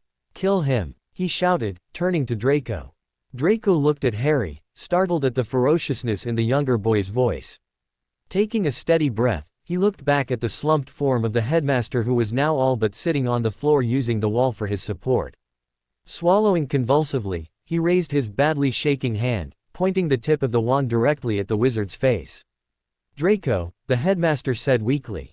The death of Sally Ann was a mistake, I know that. You have hurt nobody intentionally, though you are very lucky that two of your unintentional victims survived. I can help you, Draco. No, you can't, said Draco, trying and failing to keep his voice level. Nobody can. He told me to do it or he'll kill me. I've got no choice. Come over to the right side, Draco, and we can hide you more completely than you can possibly imagine. What is more, I can send members of the Order to your mother tonight to hide her likewise. Your father is safe at the moment in Azkaban. When the time comes, we can protect him too. Come over to the right side, Draco, you are not a killer. Ellipsis single quote. Harry watched Draco warily. The blonde looked like he was deeply considering Dumbledore's words. He couldn't back out now. Not after everything Harry had learnt tonight. Furious, Harry flicked his invisible hand, readying his wand. If Draco Malfoy was too much of a coward to do what needed to be done, then he would do it himself. He needn't rely solely on the Avada Kedavra. Just a simple banishing charm and the deed would be done, should the killing curse fail. No wizard could survive such a fall, especially when he was so weakened. Harry planned on using Reducto anyway. So if the fall did not kill Dumbledore, the big hole in his chest would. A Reducto did not have the same irony as the Avada Kedavra, but Harry was fine with it. They had wasted enough time. Harry raised his wand. No, he is not, Draco said unexpectedly. What? Harry said. His hand, still invisible, was pointing at Dumbledore. Father is no longer in prison. For the first time, Draco's voice was not quavering. He broke him out a long time back. He looked at the headmaster. Or did you not know that? All it took was one glance at Dumbledore's surprised expression, and Draco had his answer. You really did not know that. He started laughing slightly hysterically. But before Draco could say anything more, footsteps could be heard thundering up the stairs. Eyes widening, Harry covered his head with the cloak, moving away from Draco and activating his necklace for good measure. He was just in time. For barely a moment later, Draco was buffeted out of the way as 4 people in black robes burst through the door onto the ramparts. A lumpy-looking man with an odd lopsided leer gave a wheezy giggle. "Dumbledore cornered," he said, and he turned to a stocky little woman who looked as though she could be his sister and who was grinning eagerly. "Dumbledore wandless, Dumbledore alone. Well done, Draco, well done." Harry rolled his eyes. All Draco had done was stand there like a gormless idiot and nearly be talked into fighting for Dumbledore. Who got the headmaster out of Hogwarts? He did. Who poisoned the headmaster? He did. Who disarmed Dumbledore and ensured he was wandless? Again, he did. And who gets the credit? The Ponce. "Good evening, Amicus," said Dumbledore calmly, as though welcoming the man to a tea party. "And you've brought Electo too. Charming." The woman gave an angry little titter. "Think your little jokes'll help you on your deathbed then?" she jeered. "Jokes? No, no, these are manners," replied Dumbledore, somehow seeming patronizing even though his tone was mild. "Do it," said the stranger standing nearest to Harry, a big, rangy feral-looking man with ill-fitting Death Eater robes. "Is that you, Fenrir?" asked Dumbledore. "That's right," rasped the other. "Pleased to see me, Dumbledore." "No, I cannot say that I am." Greyback grinned, showing pointed teeth. Blood trickled down his chin and he licked his lips slowly, obscenely. "But you know how much I like kids, Dumbledore. Am I to take it that you are attacking even without the full moon now? This is most unusual. You have developed a taste for human flesh that cannot be satisfied once a month." "That's right," said Fenrir Greyback. "Shocks you that, does it, Dumbledore? Frightens you? Well, I cannot pretend it does not disgust me a little," said Dumbledore. "And, yes, I am a little shocked that Draco here invited you, of all people, into the school where his friends live." Ellipsis single quote. "I didn't," breathed Malfoy. He was not looking at Fenrir, he did not seem to want to even glance at him. "I didn't know he was going to come. I wouldn't want to miss a trip to Hogwarts, Dumbledore," rasped Greyback. "Not when there are throats to be ripped out, delicious, delicious." And he raised a yellow fingernail and picked at his front teeth, leering at Dumbledore. "I could do you for afters, Dumbledore." "No," said the 4th Death Eater sharply. He had a heavy, brutal-looking face. "We've got orders. Draco's got to do it. Now, Draco, and quickly." But somewhere between the Death Eaters arriving and now, Draco seemed to have lost whatever confidence he had gained. Fenrir snarled at the quivering hand of the 16-year-old. "I'll do it," he said impatiently, baring his teeth and going in for the kill. "I said, no," said the beetle-faced Death Eater, throwing the werewolf off magically. Fenrir snarled at the Death Eater but made no move to approach Dumbledore. Harry shifted his feet as he watched the long drawn-out tableau. He really hoped that they would kill Dumbledore already. Some bunch of free-thinking people these were if they were still hung up on following orders despite the fact that there were better chances of spotting a crumple-horned snarkack than Draco Malfoy killing Albus Dumbledore. Whether it was his classmate's nature, or whether it was Dumbledore's doing. The fact remained that the young Death Eater was no killer. Harry could plainly see it. He hoped that Draco's colleagues didn't take too long in realizing that fact. Otherwise, he might just break cover and kill Dumbledore himself. Just then the door burst open and Snape strode through in all his dark and greasy glory, his black eyes sweeping the scene from Dumbledore slumped against the wall, to the 4 Death Eaters, including the enraged werewolf, and Draco. At the very sight of the hook-nosed teacher, Harry felt a great rage build up within him. He almost whipped out his wand and shot a curse at him.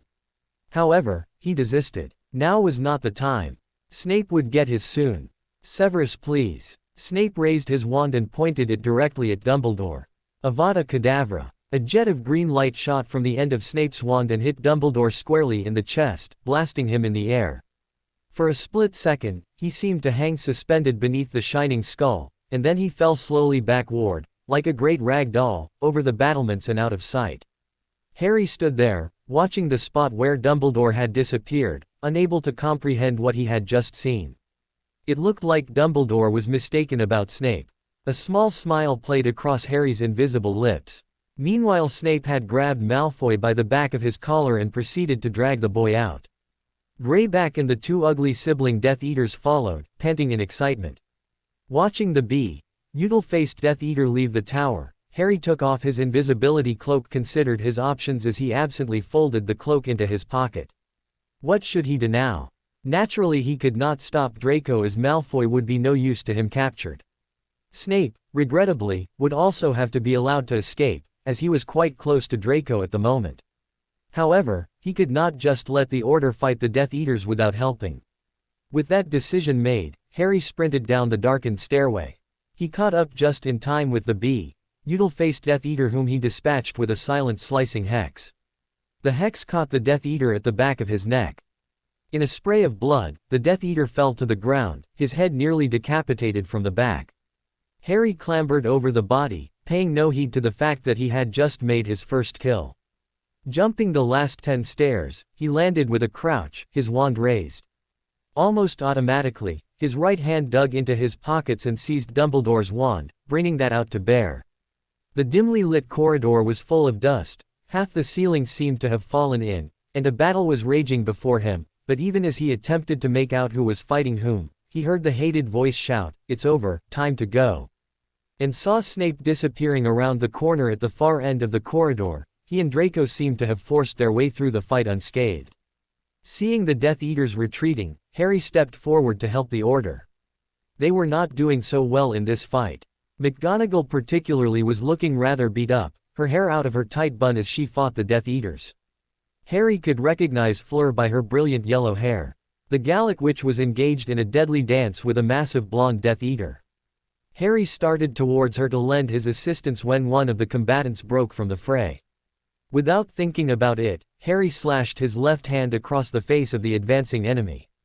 A tongue of flame erupted from his wand and lashed across Greyback's face, causing the werewolf to stumble back with an animalistic yelp, clutching his face.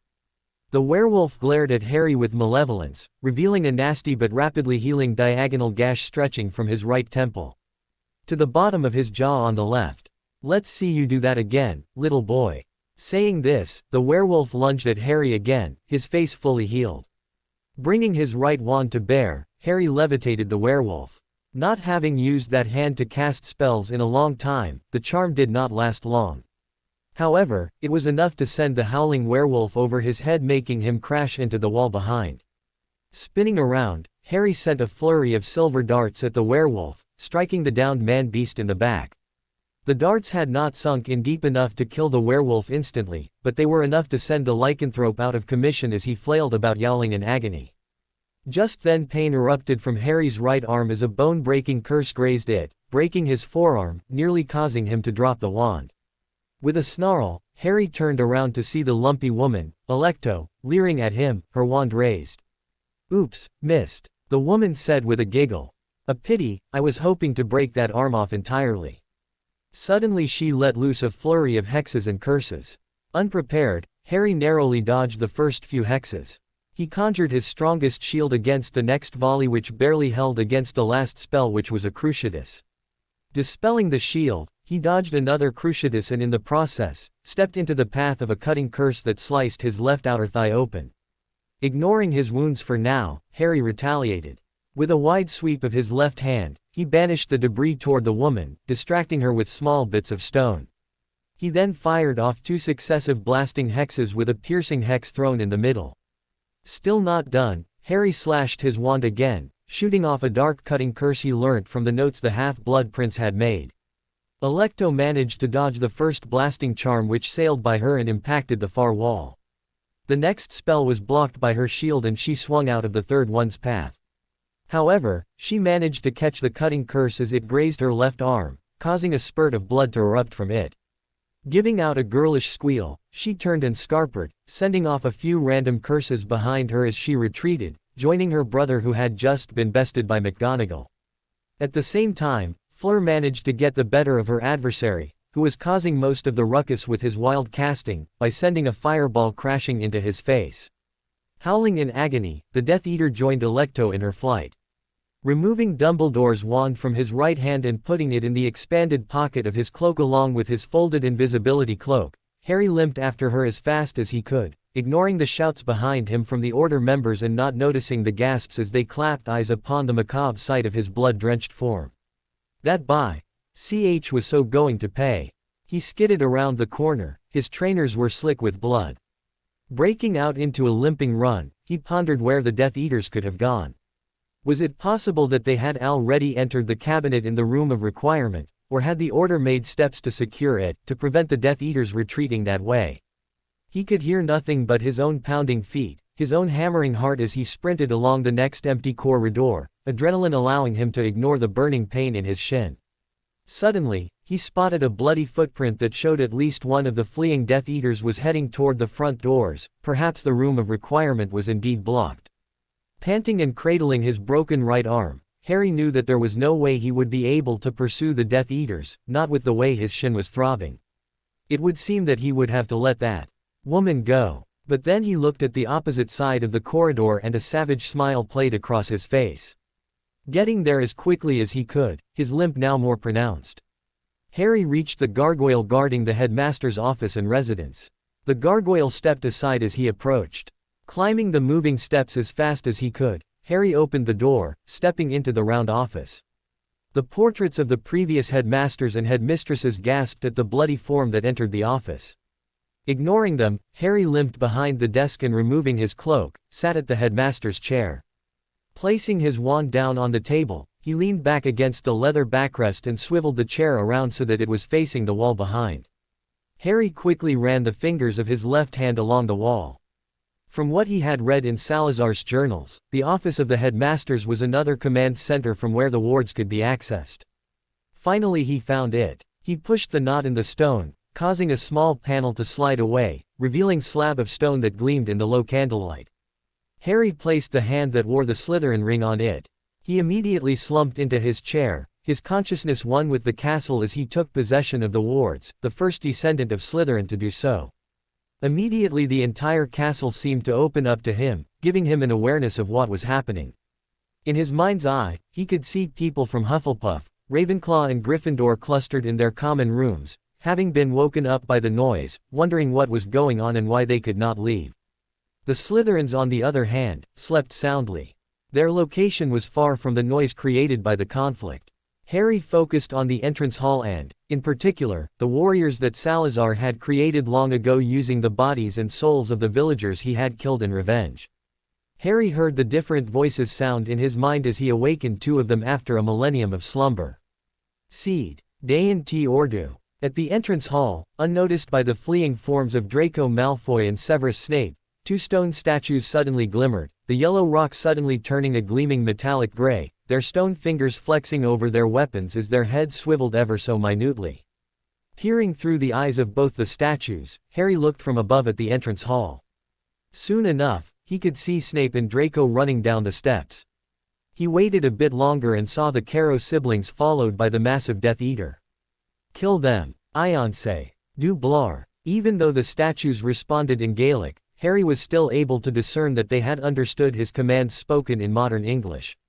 Alecto Caro was in a dead sprint towards the doors leading outside Hogwarts Castle, her arm encased in a makeshift bandage. Suddenly, she heard her brother shout a warning. Seeing a flash of movement out of the corner of her eye, she barely had a moment to process the huge blade coming towards her.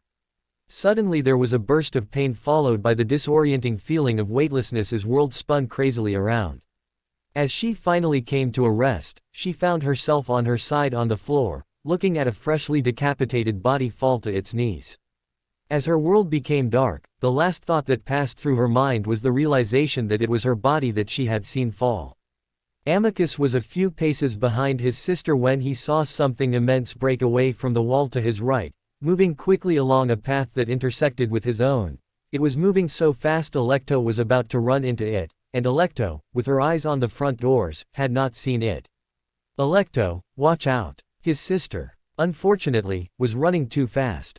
She only had a moment to look to her right when the large double-headed battle axe chopped her head clean off. Amicus watched in horror as her body took a few running steps, not yet realizing it was missing its head, before it collapsed with a wet thud, spraying blood all over the floor.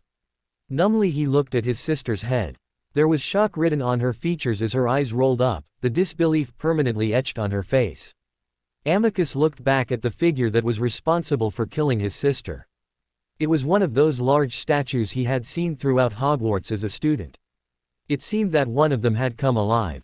Snarling, he snapped his wand towards the automation, a blasting curse on his lips. He never got to shoot that curse off. It was at that time he heard Roll shouting his name. This was followed by a stabbing pain as something rammed through his chest and pierced him, lifting him off his feet. Looking down, he saw the tip of a sword coming out of his chest. His last thought as he died was that not one, but two of those blasted things had come to life. Roll, like Amicus, was horrified at the swift utility that ended Electo's life. Unlike Amicus, however, he kept his eyes on the large statue wielding the axe. From his vantage point on the bottommost stair, he managed to catch a glimpse of another statue behind Amicus as it swiftly moved towards his comrade. He shouted a warning at his fellow Death Eater as he shot off a blasting curse at the moving figure of stone. His curse sailed over the statue's head, as it skewered Amicus from the back with its claymore, lifting the short man off his feet. Swiftly, the statue pulled the sword off the still-alive Death Eater, stepping over the dying body and advancing towards Roll, menacingly swinging its sword and sending droplets of blood and bits of gore flying as the other hefted its axe and drew its finger across its throat in a sinister way. Roll looked at the two golems advancing him. Backing up was not an option right now. If two of these had come alive, there was a good possibility that the countless numbers he had seen on his way here could also do the same. There was no way he could reach any of the common rooms to take a student hostage. On the other hand, the exit was very close by. Taking a deep breath, Roll unleashed a barrage of curses at the two golems as he ran around them. His curses only bounced off the statues, impacting the walls of the entrance hall and causing chunks of rock to fall off. One of the spells, a reductor curse, hit the giant hourglass recording Gryffindor's house points. Rubies spilled out onto the floor, their color just as red as the blood from the corpses. Roll had made it to the front doors unscathed and had turned around to make a long desperate dash to the front gates when one of the enchanted figures lifted its weapon over its head with both hands and hurled it towards the fleeing Death Eater. He had taken one step out of the doors when the axe took his left arm off at its shoulder. Staggering, the large Death Eater looked at the stump where his arm used to be. Looking behind him, he spied the two guardians moving towards him, swiftly gaining ground. Eyes widening, Roll resumed his flight, scooping his arm up as he came upon the object. It was adrenaline that powered Roll's legs and kept him on his feet despite the unbalanced feeling coming from the loss of an arm. His ears did not pick up any sounds coming from behind.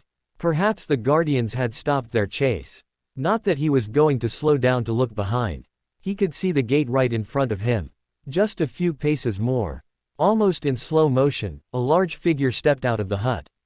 "What are ye?" Roll did not bother to hear what the half-breed had to say. Pocketing his arm, he brought his wand to bear on the creature. "Stop." At Harry's command, the two statues ceased their pursuit. The axe-wielding guardian walked forward to retrieve its axe. With a mental reply of "Mi Bethia," they returned to their posts. Coming out of his trance, Harry straightened in the chair with a gasp. Swiveling the chair back to face the desk, he took a moment to compose himself. At the back of his mind, he could register two people leave the wards. He assumed those were Snape and Draco. The thing that worried him the most, however, was the 7 dead bodies and 2 critically injured people. No longer directly connected to the wards, he could not tell who had died. The 2 siblings, the util-faced Death Eater and Dumbledore, made up for 4 of the 7, with Greyback being the possible 5th, if he was not one of the critically injured people. That left 2 unknown dead. 3 if he was being pessimistic. And considering the odds, he was sure that those would be losses on the light side. He desperately hoped that it wasn't anyone he knew. Well, there was nothing he could do about it now. Not when he had other work to do. The external threat was over, and the denizens within the castle were probably safe in their dormitories or ensconced within the hospital wing. That meant he was all alone in the headmaster's office, without anybody knowing about his whereabouts. He had no idea what Dumbledore had bequeathed to whom in his will, and considering how much Harry trusted him right now, he knew he had to make his move now. So, Harry rummaged around in the desk. He found the snitch in the topmost left drawer. Dumbledore had placed the ring with the Peverell coat of arms in it. From the memories that Harry had seen, there was something really special about the ring. Putting it in his cloak pocket, he then got up from the chair and moved towards Dumbledore's portrait. Resisting the extremely violent urge to blow the portrait up, Harry instead pulled the side of the portrait, swinging it open. In a hidden cavity behind the painting, he saw the sword of Gryffindor. "Mine," he said possessively as he picked up the sword and placed it on the desk next to his wand. Picking up his wand, he turned around, facing the cabinet containing his pensieve. With a wave of his wand, the doors opened revealing the pensieve. He smiled at the pensieve that lay within. Another flourish of his wand had the device floating towards him. The stone surrounding the basin seemed to have a metallic sheen to it, just like the sheen seen on the golems once they were awakened. Harry frowned at the memories held within the pensieve. The memories were probably Dumbledore's. Dumbledore was dead, so Dumbledore had no need for them. The pensieve, on the other hand, was Harry's. Thinking thus, Harry inverted the pensieve with reckless abandon, unceremoniously dumping its contents onto the floor. Memories poured out like an ethereal waterfall, evaporating halfway through their journey to the floor. Smiling once the pensieve was empty, Harry called for Randolph. "Take these two and place them on the desk in my study," he told the elf as he floated the pensieve to the desk. "Sheathe the sword too. You know where the scabbard is." "At once, master." Saying this, Randolph took the objects and vanished with them. "What?" Harry demanded when he noticed the disapproving looks the other portraits were giving him. "I am not stealing from Dumbledore if that is what you are thinking. No, the pensieve and the sword belong to my family. He never did have the decency to return them or tell me that he had them. So I am taking them myself." Switching to Parseltongue, he said. "And you shall not repeat anything of what you have seen right now to anyone. That is an order." Harry picked up his cloak and draped it over his good arm. Noticing that Dumbledore had awakened and was about to say something, he continued, still in Parseltongue. "And you shall not speak to anybody, living, dead, or painted. You will be asleep and always stay that way." And so, Harry left the office, never knowing that if he had actually seen the memories held within the pensieve, he would not hate his two oldest friends so much. As soon as he stepped past the gargoyle, Harry's body decided to make the presence of its injuries known. Grimacing, Harry limped to the hospital wing. The mystery of the ring, the wand and the cloak would be taken care of later. Entering the hospital wing, he caught sight of McGonagall standing outside the door. She had a rather nasty set of scratches on her face and her hair was out of its severe bun. "Potter," she said warily. Harry paused, just noticing the wand that was held in her twitching hand. "It's really me, Professor," he said in an equally guarded tone. The old witch looked at him for a long moment. "What did I tell you just before you left my office the day I made you captain? You threatened to turn me into a fluffy kitten." Harry answered. "What did you tell me after our first divination class in my third year?" McGonagall's lips twitched. "That Professor Trelawney's prediction of you dying wasn't going to stop me from assigning you homework, but if you were to die, you need not hand it in." The two relaxed fractionally. "Now, what happened, Harry?" "It's a long story," Harry said. "And I have no desire to repeat myself, so if you will, Professor, please come in." Opening the door to the hospital wing, he limped into the room just in time to hear Madame Pomfrey say, "I've tried everything I know, but there is no cure for werewolf bites." "Who is bitten?" Everybody turned around on suddenly hearing his voice. Harry could see the Order members who had fought the Death Eaters turn around and glance at him. Many gasped again at the sight of the bloody teen. "Harry, what?" But Harry did not hear Lupin, so intent was his concentration on the unrecognizable face lying on the bed, so badly slashed and ripped that he looked grotesque. Madame Pomfrey was dabbing at his wounds with some harsh-smelling green ointment. "What happened?" "Fenrir attacked Bill," Lupin finally said, seeing who Harry was looking at. "He wasn't fully transformed, so Bill won't end up being a full werewolf, but there shall be some effects, I think. Some scarring and he will acquire a few wolfish characteristics." Harry did not know what to think about this. He had no idea if Bill was into Dumbledore's scheme as well. "What happened?" Harry asked again as he sat down on a bed, putting his cloak on the bedside table. Madame Pomfrey, noticing his particularly bloody appearance, bustled over to him, leaving Fleur to tend to Bill. "Oh dear," she clucked, taking in his bloody appearance. She waved her wand. "Broken arm, a cut on the upper left thigh. I take it the blood isn't yours, Mr. Potter." Not bothering to wait for an answer, she vanished his shirt and cleaned the blood off his torso, muttering about how filthy he looked and how rank he smelt. Then she tapped her wand on his broken arm. Harry winced at the momentary pain caused by the bones resetting. Right, trousers off, I cannot access the wound on your leg properly. The matron said as Harry flexed his now healed arm. It was a mark of how tired Harry was that he did not even flush in embarrassment as he promptly lowered his trousers and lay back down in his pants, his jeans at his ankles. How did you get so much blood on yourself, Harry? Lupin asked, hesitantly as Pomfrey muttered about the rather deep cut and start working slowly on it. It was from a Death Eater, Harry replied tersely, wincing now and again as his flesh slowly started to knit together. But I first want to know how they came to the castle. We have no idea, Professor McGonagall said. But Bill and one of the Ministry Aurors were the first to run across the 5 Death Eaters on the 7th floor. According to the Auror, the Death Eaters used Peruvian instant darkness powder to evade them. The 2 of them finally found Phileas and I. I told Phileas to go warn Severus as the 3 of us went forward to confront the Death Eaters.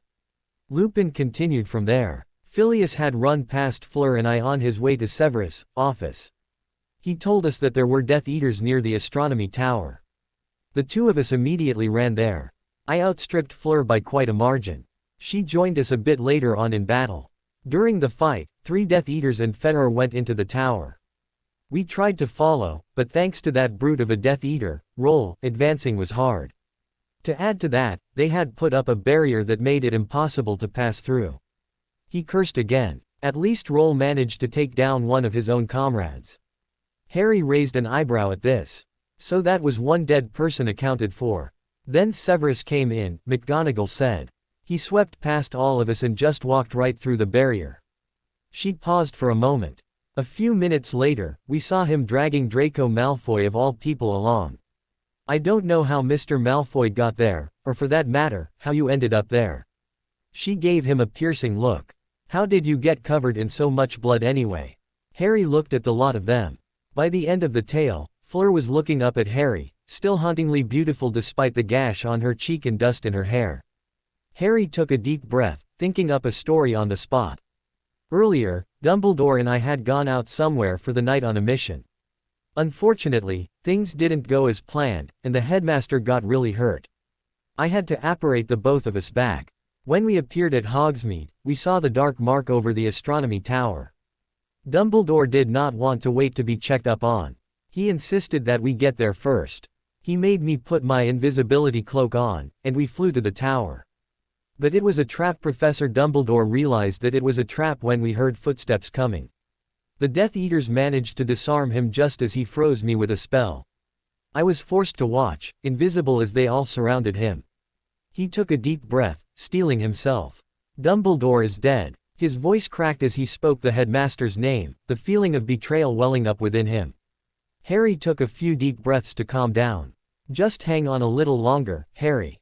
He mentally told himself. You can have your breakdown later. His audience was stunned. What? Lupin gasped out. He looked at Harry as if he could not believe him. With an anguished moan, and he seemed to fold into himself as he covered his face in his hands. Who did it? He asked. There was a long silence.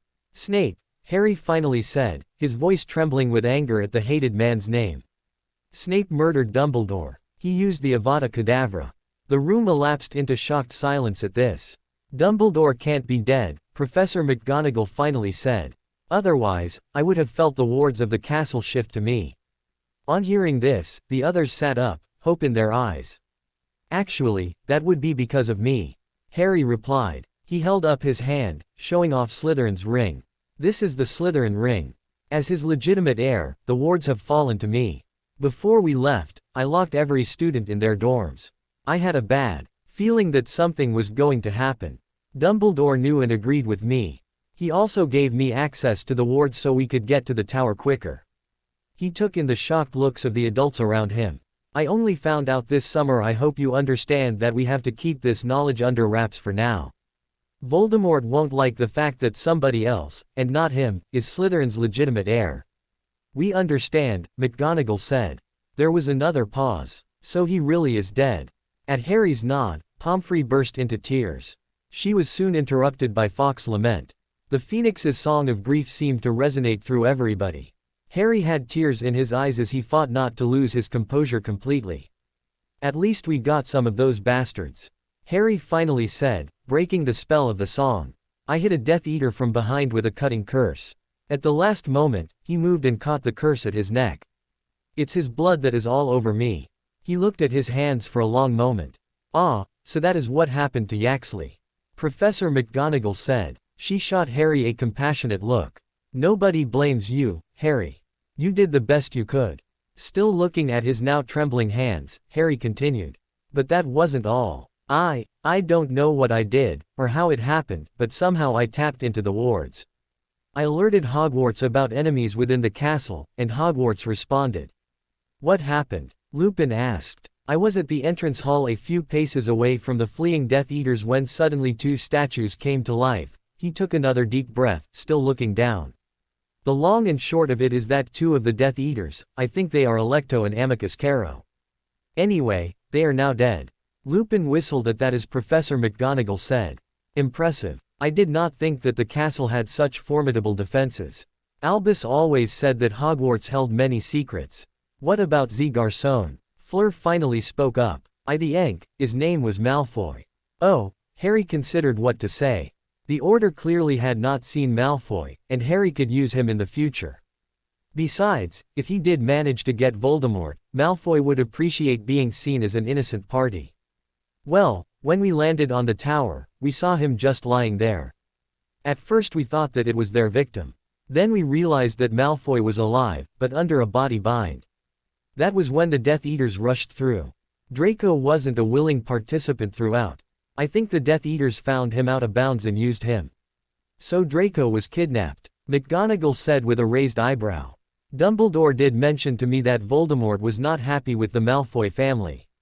Harry replied. I think he plans to use Draco to punish his father. The others grimaced at that. Snape, McGonagall finally ejaculated faintly, falling into the chair. We all wondered, but he trusted, always, Snape, I can't believe it. Single quote. Harry watched as Lupin and McGonagall both took in the shocked news that the one person that Dumbledore trusted beyond all doubt was actually working for the other side. He always hinted that he had an ironclad reason for trusting Snape, Professor McGonagall said, dabbing at the corners of her leaking eyes with a tartan-edged handkerchief. I mean, with Snape's history, of course people were bound to wonder, but Dumbledore told me explicitly that Snape's repentance was absolutely genuine. Wouldn't hear a word against him. I'd love to know what Snape told him to convince him, said Pomfrey, jumping into the conversation once she was done with Harry's wound. I know, said Harry, and they all turned to look at him. Snape passed Voldemort the information that made Voldemort hunt down my mum and dad. Then Snape told Dumbledore he hadn't realized what he was doing, he was really sorry he'd done it, sorry that they were dead. They all stared at him. And Dumbledore believed that, said Lupin incredulously. Dumbledore believed Snape was sorry James was dead. Snape hated James. Single quote. And he didn't think my mother was worth a damn either, said Harry, because she was Muggle-born. Mudblood, he called her. Single quote. Nobody asked how Harry knew this. All of them seemed to be lost in horrified shock, trying to digest the monstrous truth of what had happened. This is all my fault, said Professor McGonagall suddenly. She looked disoriented, twisting her wet handkerchief in her hands. My fault. I sent Phileas to fetch Snape tonight. I actually sent for him to come and help us. If I hadn't alerted Snape to what was going on, he might never have joined forces with the Death Eaters. I don't think he knew they were there before Phileas told him. I don't think he knew they were coming. It isn't your fault, Minerva, said Lupin firmly. We all wanted more help. We were glad to think Snape was on his way. Single quote. Is Professor Flitwick all right? Harry asked anxiously. He remembered that there were still 2 unaccounted dead people within Hogwarts wards. He was just knocked out. Professor McGonagall said. He's actually gone to contact Molly, Arthur and Xenophilius. Harry wondered who Xenophilius was, but didn't bother asking. What happened to Fenrir? He finally asked. He hoped that the werewolf was one of the unaccounted for dead people. He is still alive, Pomfrey said. The Auror took him to the Ministry. So that's Yaxley, that Death Eater you mentioned, and the Carrow siblings dead.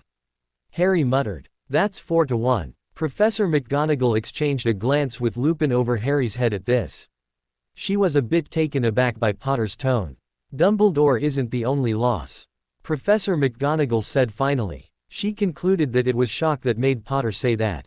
What do you mean? Harry looked at her warily, dreading the answer. We lost a student, Lupin said gravely as he indicated a bed that Harry had not noticed. On it lay a body covered by a sheet. The fact that he was wearing only boxers, socks and shoes did not register in his mind as he moved towards the still form in a trance. Reaching the bed, he slowly removed the blanket and sucked in a deep breath. We think she was outside the dorms during the time of the lockdown. To Harry, Remus' voice seemed to come from far away. We found her body just outside a classroom. I think the Death Eaters saw her on their way out and killed her. All Harry could do was nod as he numbly stared at the still form of Luna Lovegood. But that wasn't the last of the bad news that the night held for Harry, as was evident when the doors of the hospital wing burst open and Phileas Flitwick scurried inside. I was just on the grounds, the short man panted as he stopped. It's Hagrid. Xenophilius Lovegood was an odd man, Harry decided as he observed the oddly dressed man enter the hospital wing from the end of the corridor. Luna's father did not notice Harry, however, due to the combination of the necklace and his cloak. As the doors opened and closed behind the distraught father, Harry caught a glimpse of the goings-on inside. Pomfrey was still busy working on Hagrid behind a privacy screen. The minute Flitwick had come in gasping and panting and talking about Hagrid, they all had assumed the worst. However, the body that came floating behind was still alive, if grievously injured and near death. As soon as he had seen the care of magical creatures professor come out, Roll had made a fatal mistake. He had wrongly judged Hagrid to be a slow sort and had so come close to the half-giant when he had drawn his wand. He had come too close.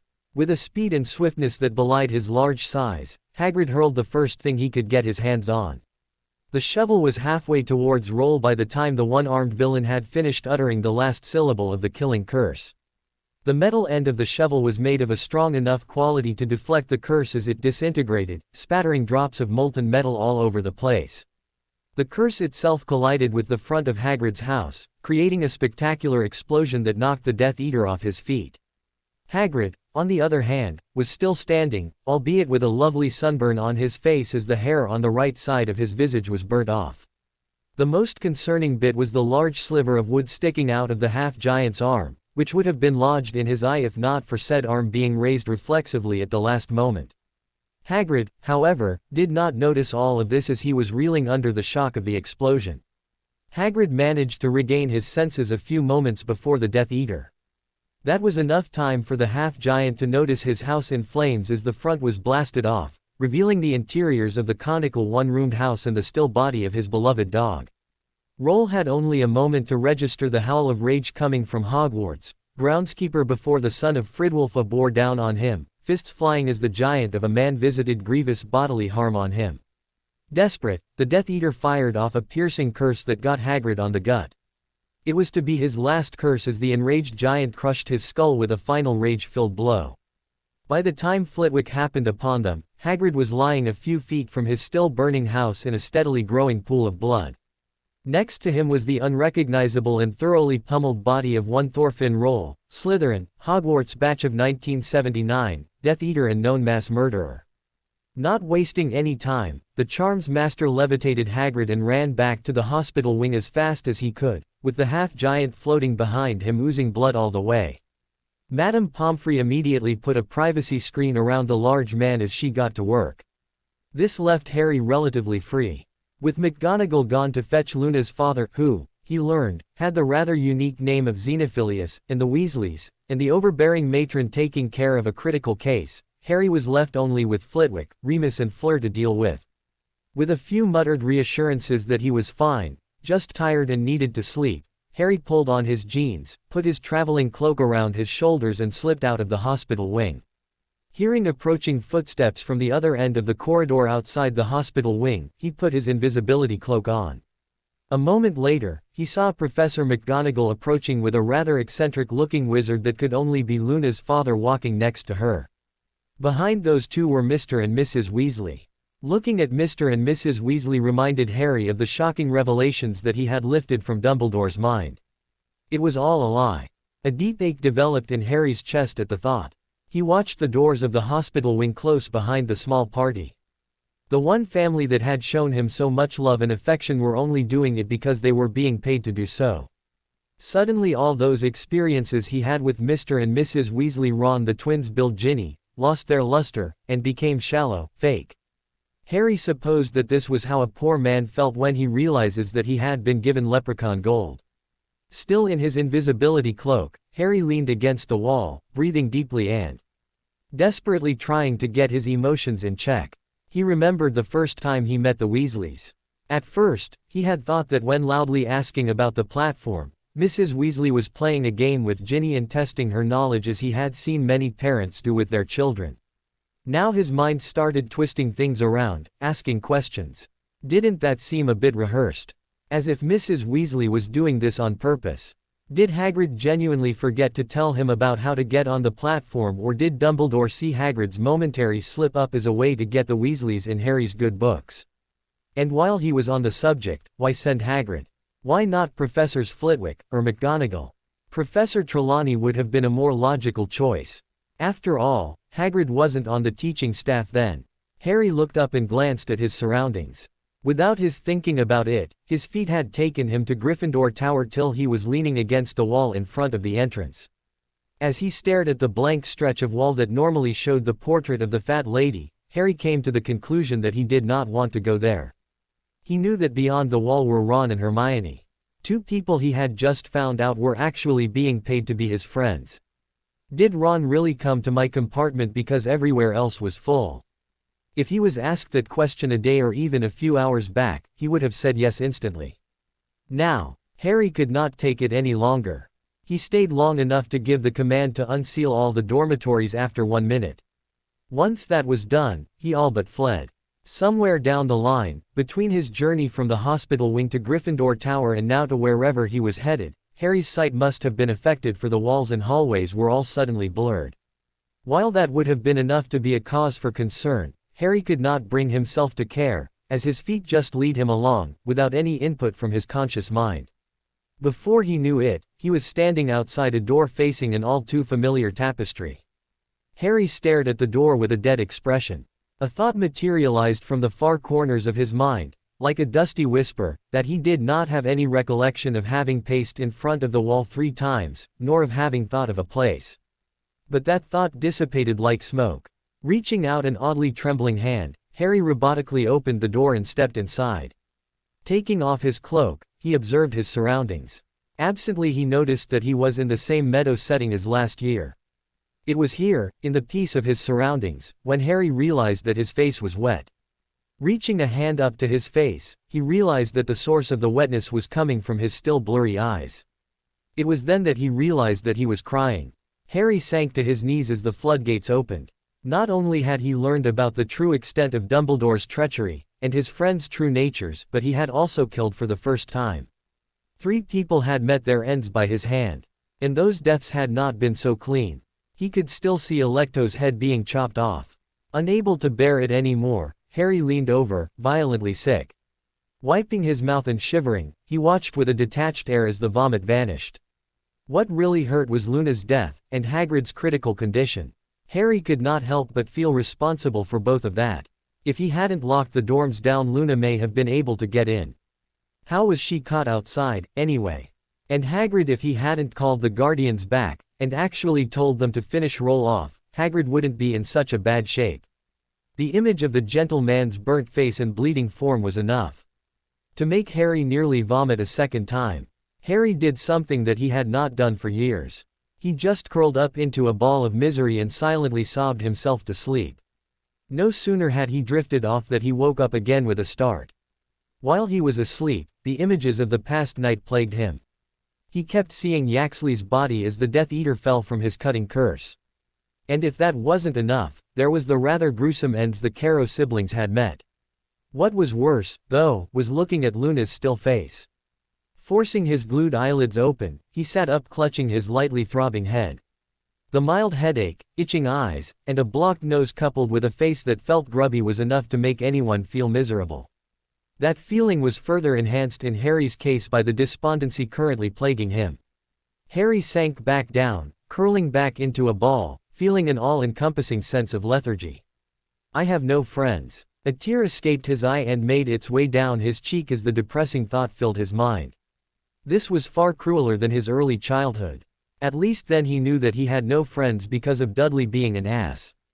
But to give him a taste of true friendship only for him to find out that it had been a farce all along hurt him deeper than Sirius's death.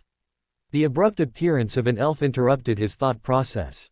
"The deputy head is wanting you, sir," the elf babbled.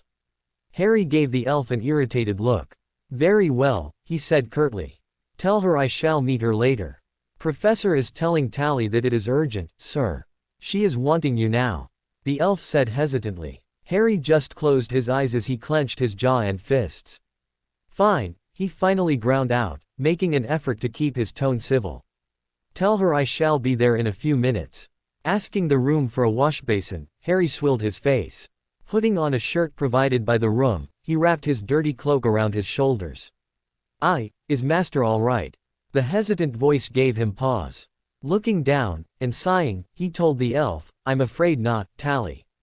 "Can Tally help?" The elf looked pleased at being addressed to directly.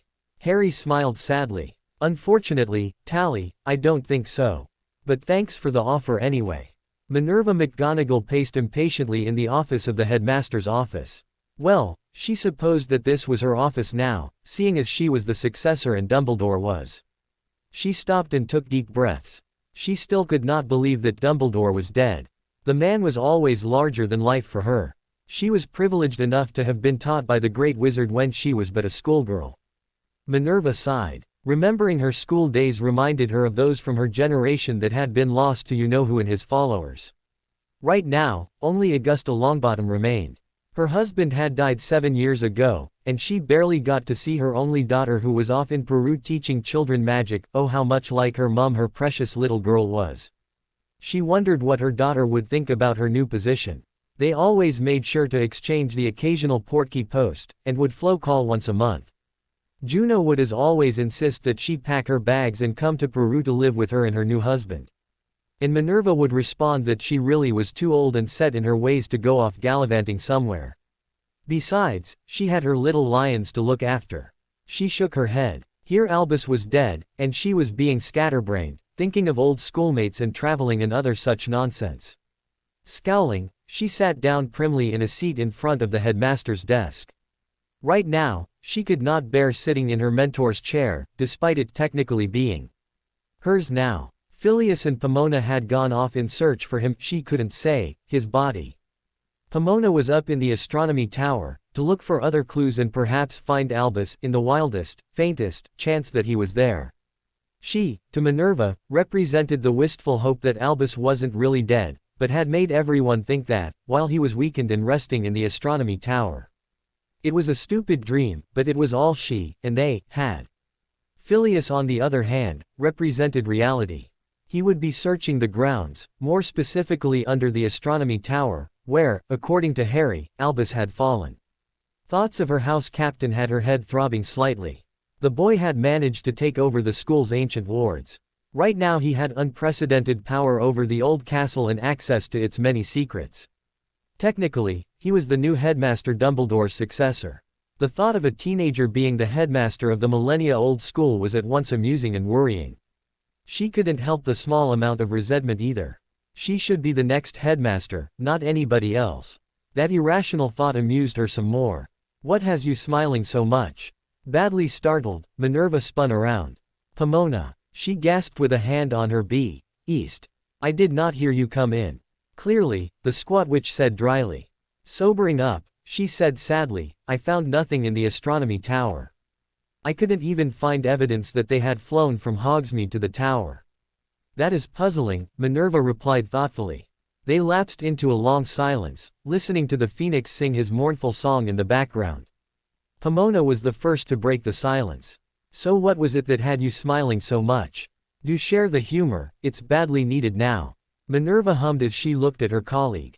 "Oh that. Well, it was revealed to me a few short hours back that Harry Potter had somehow taken control of the Hogwarts wards from Albus just before he died." "You can do that?" Pomona asked incredulously. "Yes. He and Albus were the ones who sealed the students inside their dorms.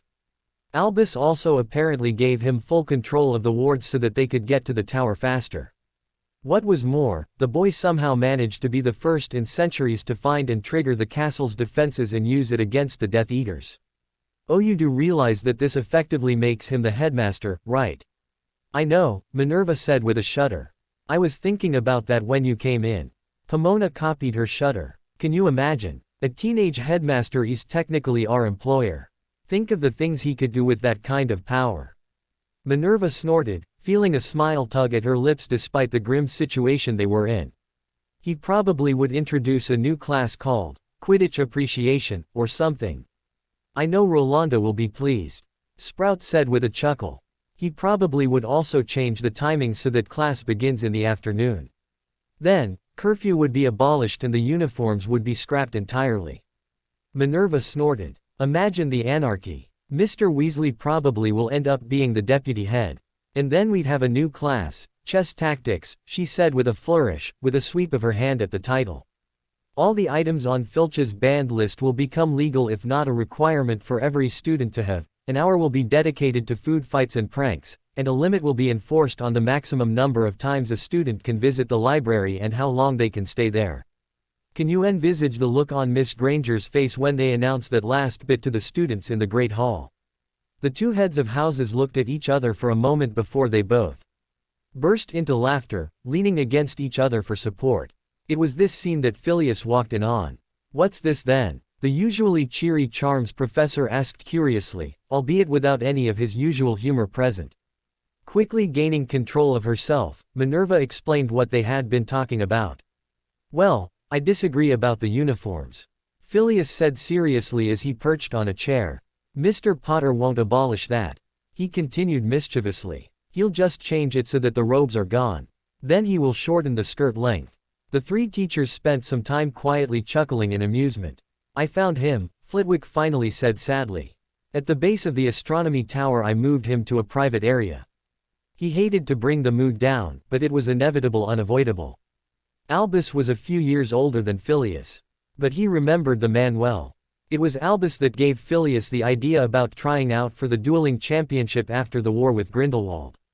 Phileas remembered the time immediately after that war. He had been full of lethargy, with no direction in life and nothing to do. Oh, there were jobs, no doubt about that. But nothing that appealed to him. He was frankly bored till Albus gave him his counsel. Minerva closed her eyes in sorrow. And you spoke to Horace. He will be up shortly. What about Mr. Potter? Minerva made a small sound of frustration. The boy can't be found anywhere. Poppy is especially furious that the others let him leave, and he cannot be found in the Gryffindor dorms. Eventually I sent an elf to look for him. I do not envy him. Pomona said with a low chuckle.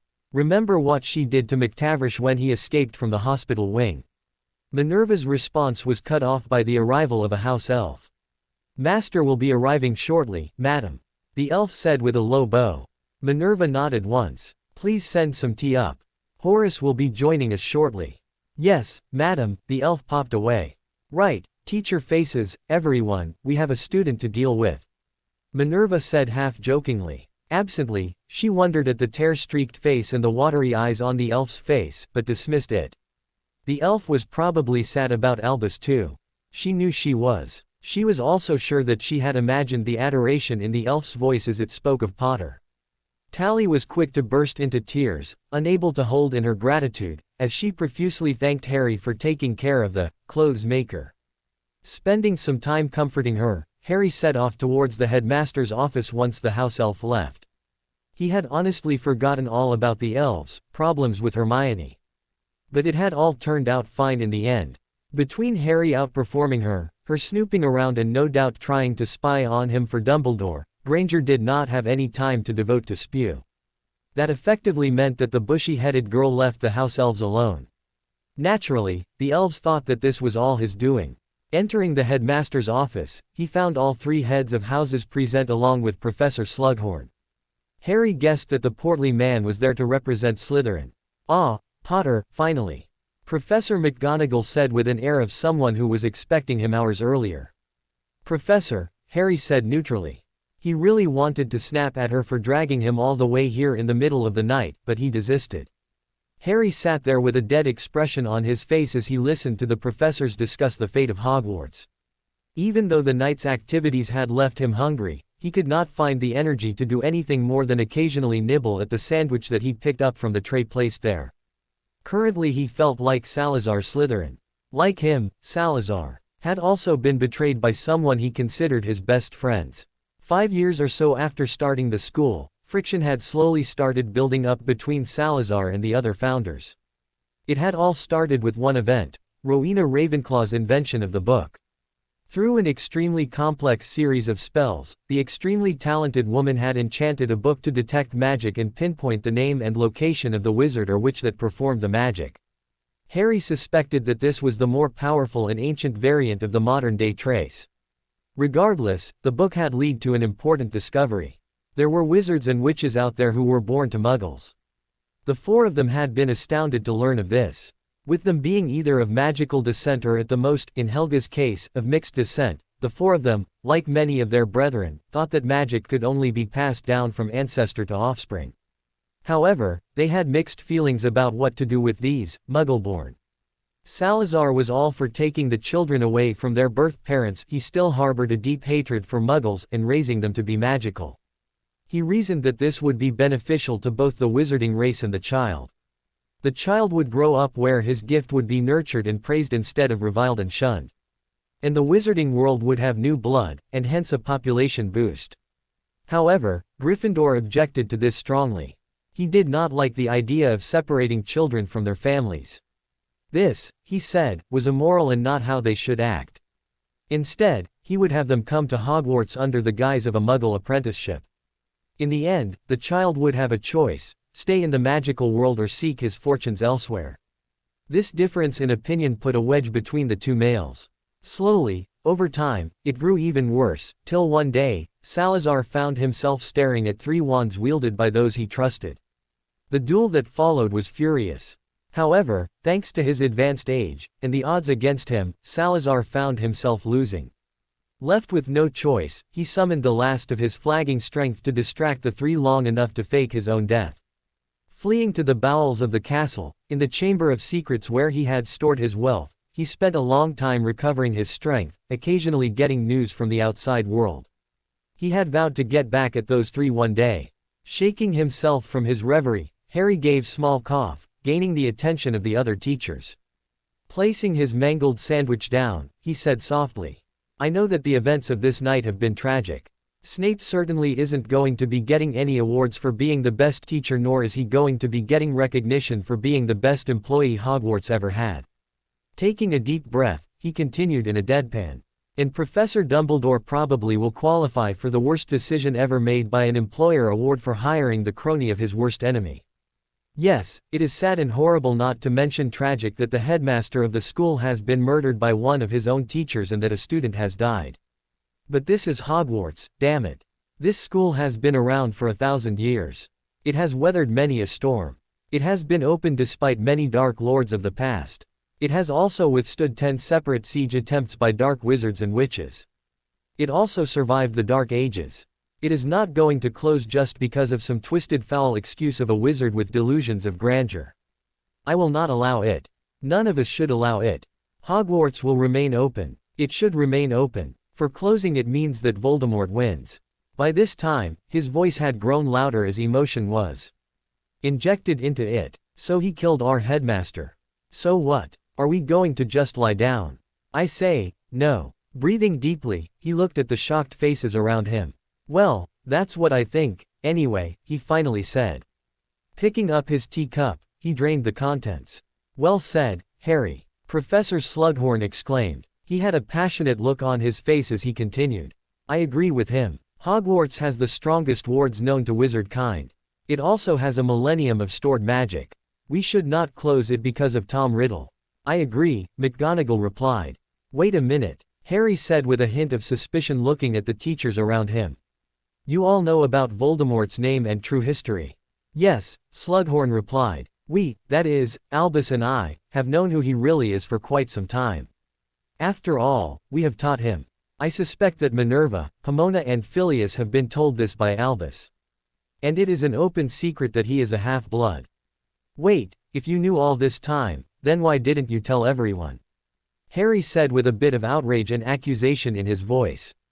I mean, the man espouses pureblood values and is against who is not pure of blood, and he is a half-blood himself.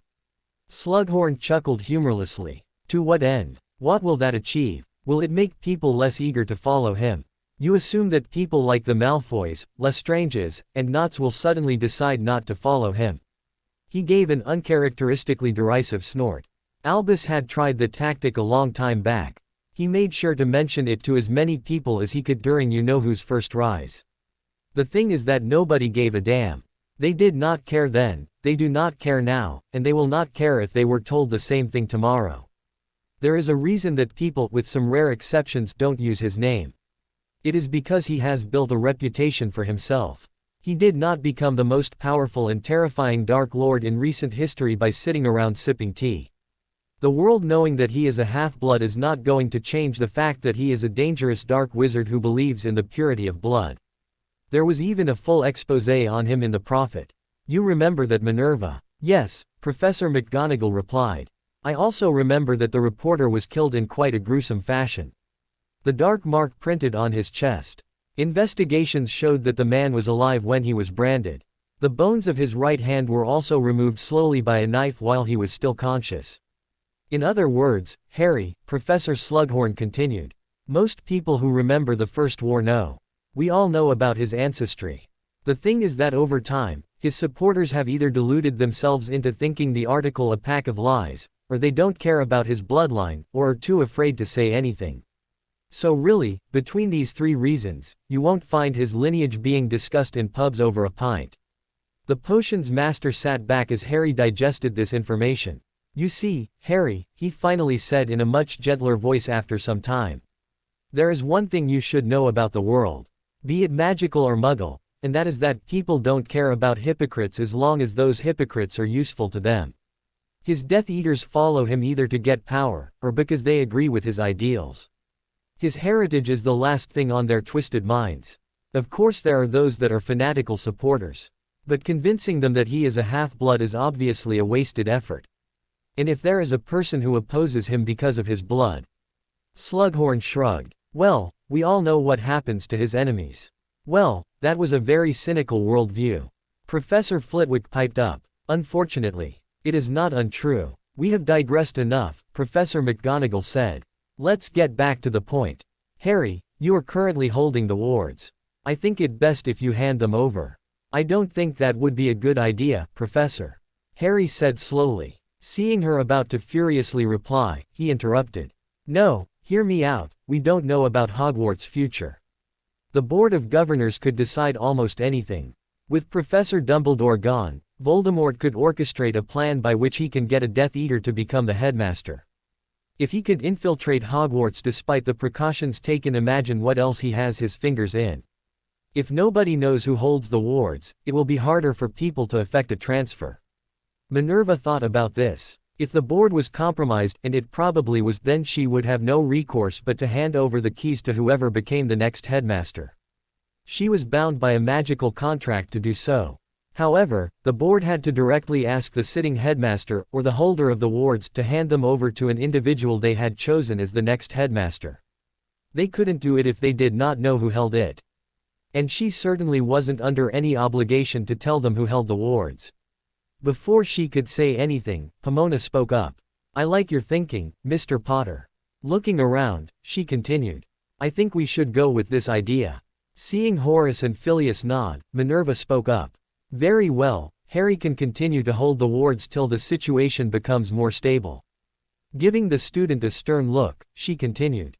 I trust that you won't abuse this power, and that you will hand the wards over when asked for it by me. Yes, ma'am, Harry said solemnly. Good, now if there is nothing else. Actually, I do have one question, Professor Flitwick interrupted. Looking at Harry, he asked. How did you get to the astronomy tower, Mr. Potter?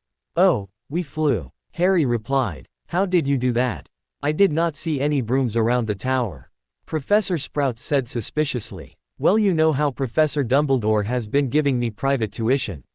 Harry asked Professors McGonagall and Flitwick. Seeing them nod, he continued, addressing Professor Sprout. I came up with an idea, and with his help, managed to develop a way to achieve sustained flight without the aid of a magical object.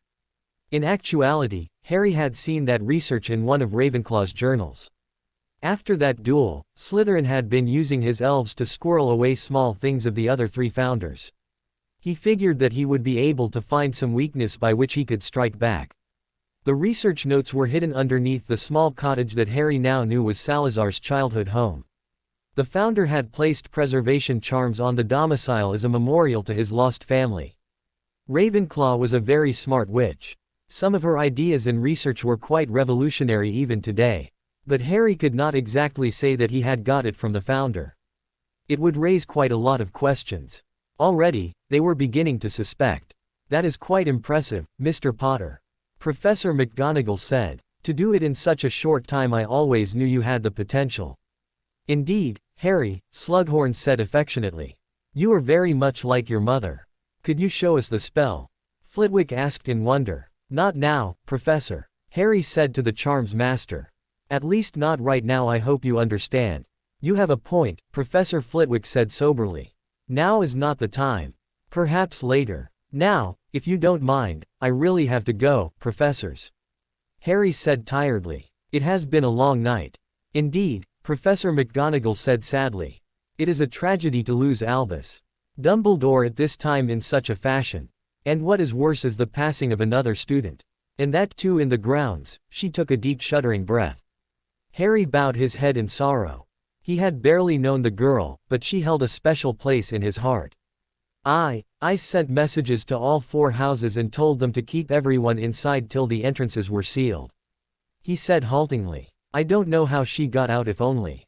"Don't blame yourself, Mr. Potter," Professor Sprout said soothingly. "If you had not sealed the entrances, then more students might have died. Besides," she added, "you had done the sealing after curfew. She should not have been out. I wonder what she was doing out. It wasn't her fault." The sudden vehemence coming from the boy's mouth startled the teachers.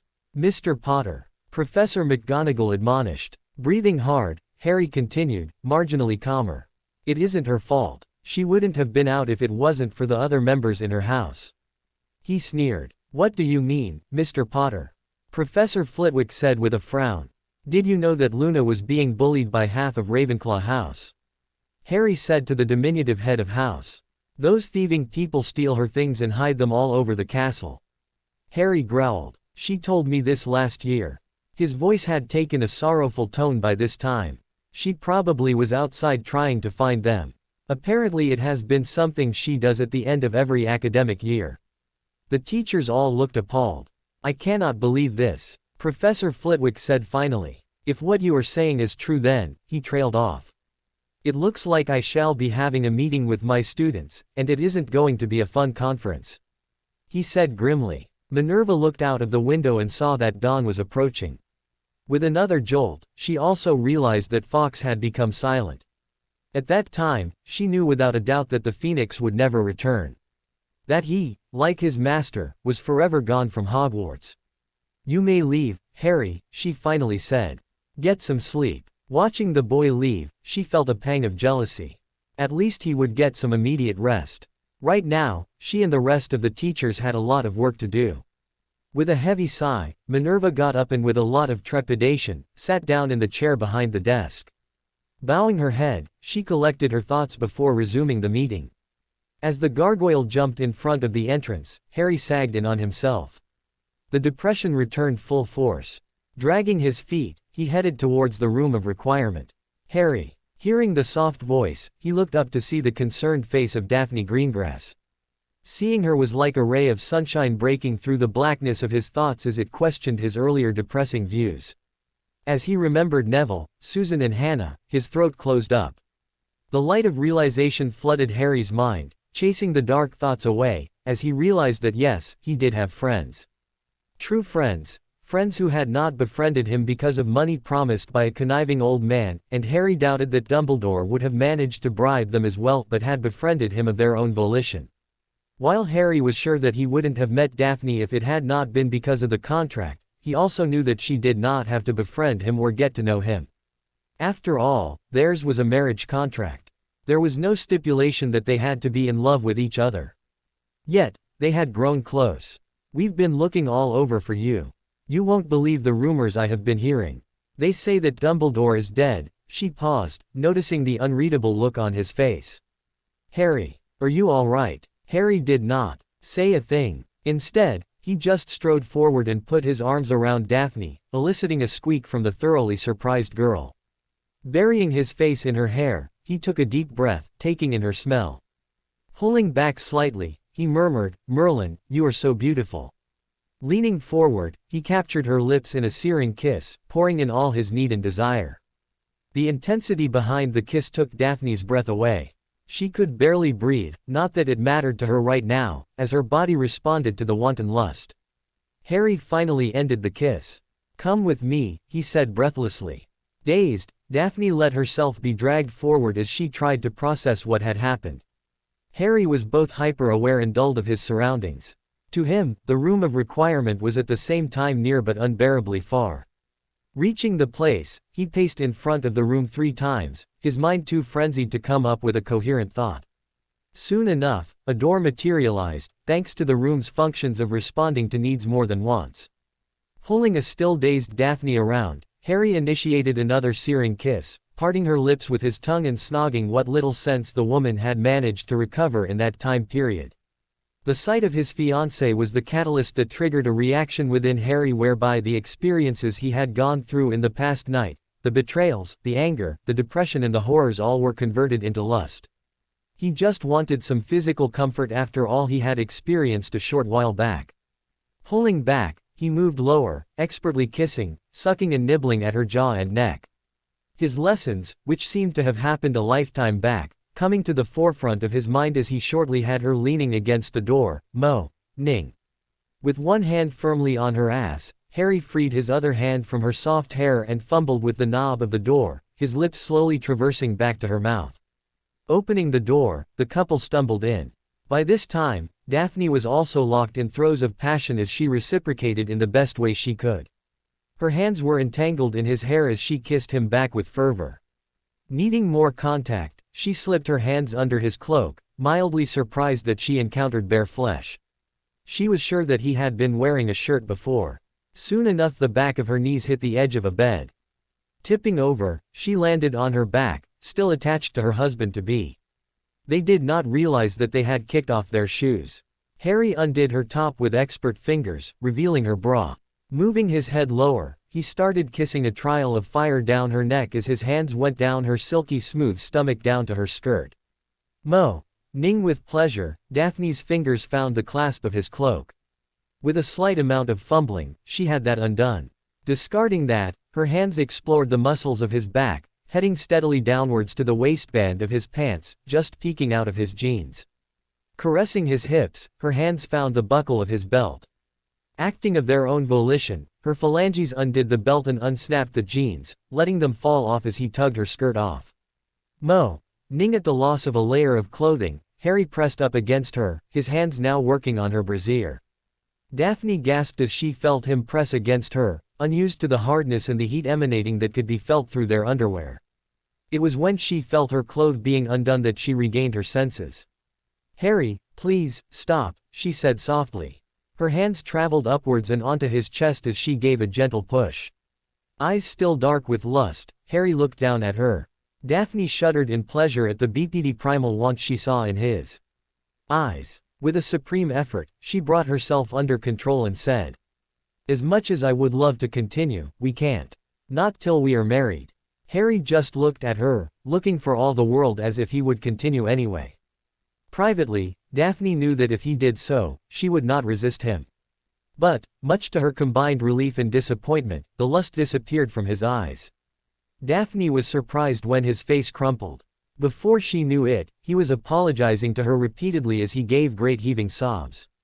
Her near BPD-ness forgotten, she brought her arms around him as she rocked him gently back and forth, making soothing sounds. She did not know what to make of his sudden shift in mood. "Hey," she finally said when she estimated that he had calmed somewhat. "What happened out there, Harry? Why are you so upset?" With his head nestled in her bosom, Harry regaled her with the tale of his expedition. Sniffling, he told her about how he had found out about Snape and the prophecy, How that information had shattered the small amount of trust towards Dumbledore he had built up again over the past few weeks. He then told her about his plan of finding out all the secrets the old man held. The betrayal and anger he felt when he realized that his friendship with Ron and Hermione was a lie. That the only reason they were with him was because they were being paid to be his friends. Finally he spoke of the mess of emotions he felt for killing 3 Death Eaters and the guilt that was consuming him for having caused Luna's death.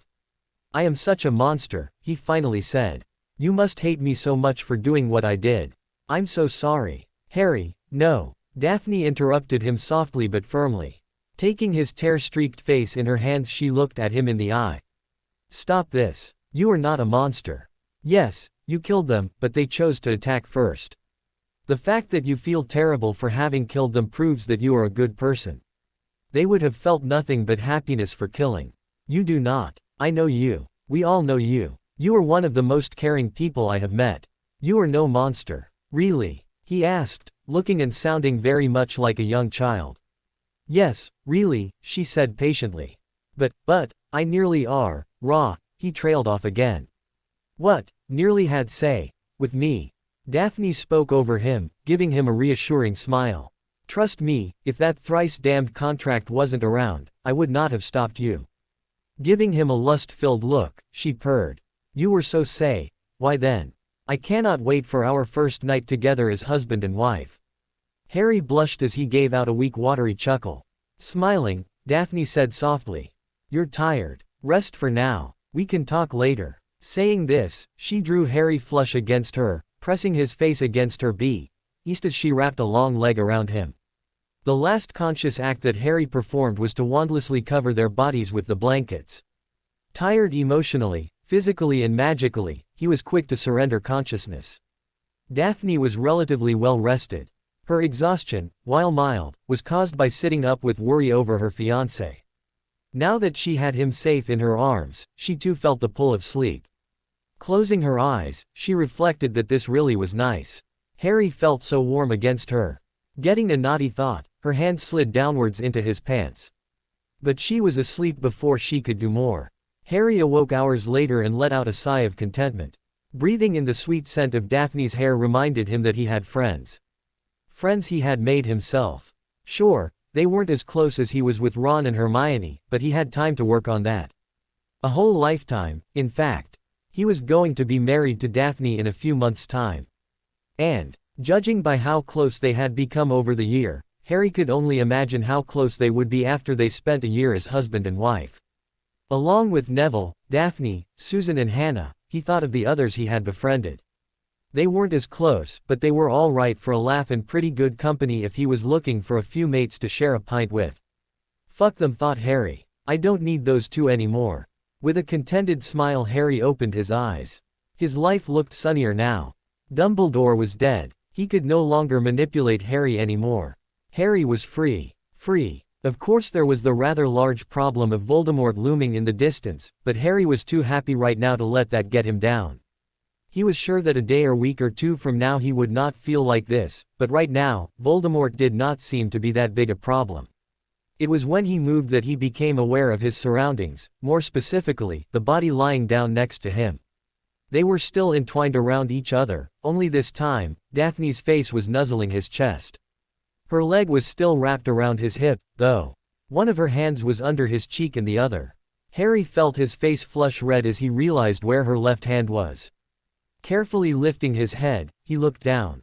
Sure enough, he could see her slender arm disappearing into his boxer briefs. She was definitely groping his ass. Immediately he felt his body react. Straining against his pants, he knew he was poking her. He then took note of his own hands. His right arm was low on her hip while his left was wrapped under and around her, coming to rest on her left breast. Her left breast.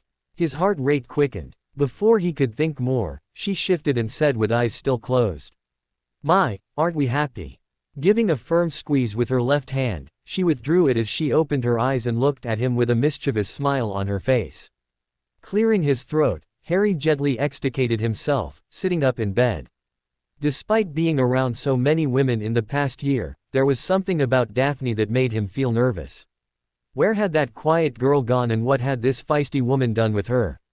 Daphne looked at him. She was slightly nervous at being this exposed, especially since it was the first time she was beaten around a boy. But with the way Harry kept glancing at her was any indication, she had no need to be worried. She subtly looked down. The bulge in his groin was visible through the blanket. Unbidden, a range of fantasies flew through her mind, carefully constructed over the years. Clearing his throat again, Harry said, I need to go to the bathroom. Why? Taken aback by the question, Harry looked at her with a weird expression. So I can take a piss, he said half incredulously. Oh, I thought it was something else, she said daringly, pointedly looking down. Oh, that, Harry fought a blush down. Well, that happens quite often, you know, he said gamely. It does. She perked up at this new bit of information. Ever since hitting puberty, she had extensively and obsessively devoured books regarding the male anatomy. She had never heard about this before. Yes, Harry could not believe he was having this conversation now. The open curiosity in her voice was quite endearing. If only she wasn't asking these kind of questions, you won't believe how often it happens. I don't even have to think about it at times. Huh, fascinating, Daphne said with a faraway look. Focusing on him she asked shyly. Can I watch? Watch, Harry said dumbly. Watch what? His eyes suddenly went round as he understood. You want to watch me he asked a bit incredulously. Well, yes, Daphne replied, fighting a blush of her own. I have always wondered how blokes do it. I know you do it standing up, but I want to see. Do you actually hold it like a hose? How about we have this conversation later, Harry said finally, getting his brain working again. He really did not know what to make of this request. Forget that, he did not know what to make of this side of Daphne. Promise, Daphne said hopefully. Sure, saying this, Harry quickly got up and headed to the loo. Closing the door behind him, he went to do his business. The task was made harder when he thought of Daphne's request and what she might do. Oh come on, he whispered furiously looking down at his stubbornly stiff member. Seeing no solution, he called out. Daphne. Hearing her muffled reply, he continued. I'm going to take a shower. Shall I meet you in the Great Hall in a bit? Sure, Harry. Even through the door he could hear the amusement in her voice. Take your time. Yeah, thanks, he called back. Bloody woman, he swore under his breath. Looking down, he said, finally. When Harry stepped out of the bathroom, he glanced around to find the room empty. Pulling on his jeans, he dressed in another conjured shirt. Fully dressed, he bent down to pick up his cloak. He paused when he felt one of the pockets of the now smelly garment. Reaching inside, he extracted a golden snitch. Instantly reminded of the other information he had learnt from the old man's mind, Harry frantically dug into his other cloak pocket. Finally he extracted the wand. Placing the wand down for now, Harry brought the snitch close to his mouth. Dumbledore had put a password that would be activated once the snitch's flesh memory was activated. So bringing his lips to the snitch, Harry thought, I am about to die. Of course, he really wasn't going to die now, and if he had any say in it, it wouldn't be for a long time. Harry knew that death was inevitable. Nobody, not even Fawkes, was immune to death.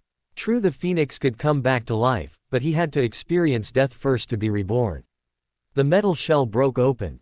The black stone with its jagged crack running down the center sat in the two halves of the snitch. The resurrection stone had cracked down the vertical line of the Peverell coat of arms. The triangle and circle, though, were still discernible. So this is the fabled resurrection stone, Harry thought as he picked up the stone, now unencumbered by the crudely crafted metal band that once made the stone a part of an ugly ring. Harry remembered the story of the Deathly Hallows which he had read many months back in the book Ollivander gave him. He knew of the stone, the cloak, and the wand. But he thought it to be a simple children's fairy tale. Now, it seemed that this stone was actually the stone of resurrection. Dumbledore's wand was actually the Elder Wand, and Harry's own cloak was the cloak of invisibility. He snorted. Dumbledore probably was holding onto some delusion left over from his childhood. Cool green eyes looked at the wand on the floor. It didn't look very special. Harry was more than happy with his wand. Why would he need some all-powerful, unbeatable wand? Maybe to defeat Voldemort, but Harry had felt his own magic and his power. And he did not want some ancient crutch to enhance it. It would be him, his magic and his wand, all the way. And the stone initially he had wanted to use the stone to bring his parents back. But then he reconsidered. After visiting Godric's Hollow, he was finally at peace with his parents' deaths. Yes, it was tragic that they had died before he even got to know them. He truly missed them and felt a deep ache at the possibilities of what could have been. But why would he want to bring them back now? To have a childhood. He was now, legally an adult. In a few short months, he would be actually of age. Any chance of having a childhood had died long back. What could he possibly gain from having brought his parents back from the dead? He doubted that he would be able to be a son to them. At most, they would be friends. To know that his parents loved him. The visit to Godric's Hollow had more than proved that they loved him. If not that, then speaking to echoes from Voldemort's wand in the graveyard 2 years back had the fact that they had died to ensure that he lived. He also knew that Sirius loved him. After all, the man had made plans to blood adopt Harry. No, the three of them were dead, and unlike the ghosts of Hogwarts, they were ready to move on to the afterlife. Bringing them back would be a petty and selfish thing to do, and Harry wasn't willing to be that way to the people who loved him so, and whom he loved in turn. However, Harry would consider the cloak to be the most useful. A device that could help protect his friends was something he cherished. Almost contemptuously, Harry draped his cloak around his shoulders, picked the Elder Wand up in his left hand and held the stone in his right fist. When nothing happened, he snorted a second time. Master of Death, indeed. He thought with a sneer. Having an epiphany, Harry decided that he was not afraid of death. It wasn't a case of a teenager feeling invulnerable, for Harry knew better than anyone that death can come to anybody. Luna, he thought sadly, was a prime example. No, Harry was just unafraid of the concept of his life ending. Death, he reflected, was a part of life. Immortality was boring, and that made him different from a 16-year-old Albus Dumbledore and Tom Riddle. Suddenly the Hallows started glowing. Harry watched, astonished, as the stone, now glowing an ethereal white, sank into his right palm. At the same time, he noticed the outline of his once invisible body now glowing as the cloak became visible, generating a lot of heat. Before it could get uncomfortable, however, it too sank into Harry's skin. The wand, on the other hand, was a different matter. Over the years, whenever it changed masters and its allegiance, the Elder Wand has always been able to assimilate the magic of the original wand of its new master before replacing it as the primary wand. After all, death conquers all. What was more, the wizards that have won it always coveted it, meaning that they are willing, subconsciously or not, to give up their old wands in return for the Wand of Destiny. Eventually, the original wand of the Master of the Elder Wand disappears, its magic sucked out by the ancient magical focus. The wand would use the magic of the previous wand to attune itself to its new master's personality and magic, gaining experience from being used by its new wielder and adding some of its own to make it unbeatable till the next worthy individual came along. It was the reason why the Elder Wand was so readily compatible with so many masters. But here was a wizard that had won the wand without coveting the power that came with it. A master that was more than happy with his own current wand. Over the past 6 years, Harry had managed to form a deep bond with his wand. The animals that formed the core had touched him deeply. Thus, for the first time, the Elder Wand encountered a strong bond between a master and his wand. It would be difficult to uproot and replace this bond. But it did not stop the death stick. The magic of the Elder Wood and Thestral reached out to suck the magic out of the Holly Wand, hoping to absorb the magic of the original wand. But Harry's wand wasn't one to give up. It had fully imbibed Harry's stubbornness, defiance and courage within 2 years of choosing its master. It was this courage, after all, that allowed it to best its brother, allowing it to take in Voldemort's deadly skill as well. Backed by the potent magic of 2 extremely powerful and ancient magical animals, the Holly Wand was more than a match for the legendary Elder Wand. Seeing such a stiff resistance, and recognizing that it had been fully reunited by its other 2 Hallows by one of the descendants of its original creators, the Elder Wand halted the attack, and recognizing an equal, started glowing as it became a rod of pure magic. Harry watched, confused as the wand he held in his left hand glowed and leapt across, sinking itself into the skin of his right forearm. He wondered why that had happened. His attention was then diverted to his left arm where inexplicably, his original wand, still attached to his left forearm by his wand holster, was glowing in the same fashion as the Hallows. Eyes widening, Harry had only a moment to register this when his world was filled with a bright white light as every cell in his body started burning. Harry floated a few inches above the ground, his arms flung out, fingers splayed and mouth open in a silent scream. His eyes burned with a pure white light as a nimbus of magic surrounded him. Eventually, it subsided and Harry dropped back to the ground, panting hard. Sitting back on his heels, he looked around. The after-image of the symbol of the Deathly Hallows danced in front of him, slowly fading as he blinked his eyes. He examined his arms. While they looked normal, he could feel them burn with magic. Gingerly, he flexed his fingers. He gave a start when he saw sparks dancing from the fingertips. Clumsily picking up his cloak with twitching fingers, Harry made his way to the Gryffindor Tower. He had a strong suspicion that he had become the Master of Death. He had no idea what that meant, but he was going to find out someday. By the time Harry reached Gryffindor Tower, his arms were throbbing. It felt as if he had been through an intense workout. This was offset by the euphoric effect of having magic thrum through his entire being. He did not know it, but his eyes were now permanently glowing. Harry. Harry took in a deep breath.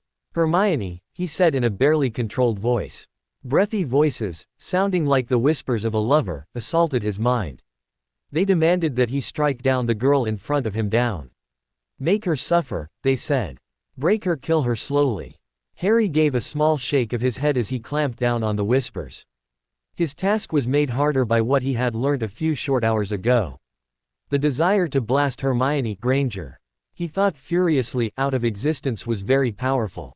His fingers twitched. I heard about Dumbledore, Hermione babbled on, unaware of the internal struggle that her friend was going through. Did you find it? She whispered. No, not really, Harry's voice sounded far away as he replied.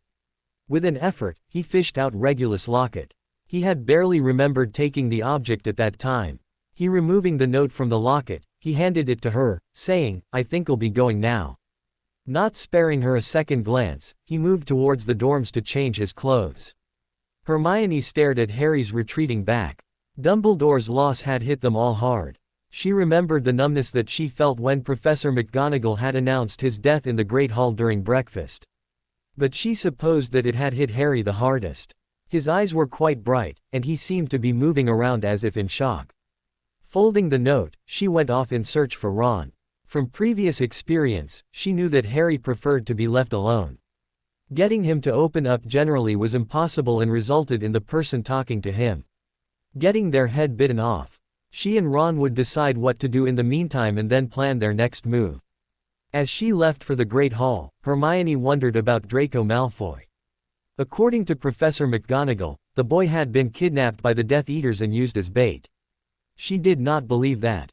Something was quite suspicious about that story. Once he was inside the blessedly empty dorm, Harry sank down on his bed and looked at his trembling hands. He noticed that they felt particularly warm. His fingers were also glowing. A closer look at his palms revealed that the various lines that crisscrossed them were now made up with tiny symbols of the Hallows. Each triangle connected to the other by the line that represented the wand. Interestingly enough, his lifeline was gone altogether. All that was secondary to the voices that had quietened. Harry had no idea where that had come from. Was it the essence of the Hallows talking to him? Or was he going mad? Then again, he was pretty angry at Hermione. But did that mean that he wanted to extract immediate vengeance on her? Perhaps it was the euphoria of being free of Dumbledore, or perhaps it was the sense of power coursing through him. Whatever it was, Harry decided to just forget about the ch and that ginger twat. Sure, he was angry, but at the same time, they weren't worth it. He had bigger fish to fry. He fell back on his bed. A glance outside showed a beautiful day with nary a cloud in the sky. He met Neville, Susan and Daphne in the Great Hall at lunch a few minutes afterwards. After the meal, he told them of the events of the last night. He also told them what he had uncovered of Dumbledore's nefarious plot and how the man had been manipulating him. He also told them of the role Weasley and Granger had played in the old man's despicable conspiracy, sharing with them a theory he had recently came up with. That the three had also planned on accessing Harry's family fortunes upon his death. I bet Weasley and Granger also planned on cashing in on the fame of being associated with the boy who lived, as well. Harry concluded darkly. His audience looked disturbed and faintly disgusted to say the least. "We should do something about this," Neville said, seated opposite Harry. He was breathing quickly, clearly livid. "We cannot let this stand." Susan, who was sitting next to him, squeezed his hand soothingly. "No," Harry said softly. "We do nothing. This year is nearly over, and then we have one last year. I plan on forgetting them. They really aren't worth it. Why should they matter when I have real friends?" He smiled at them all, his right hand squeezing Daphne's left.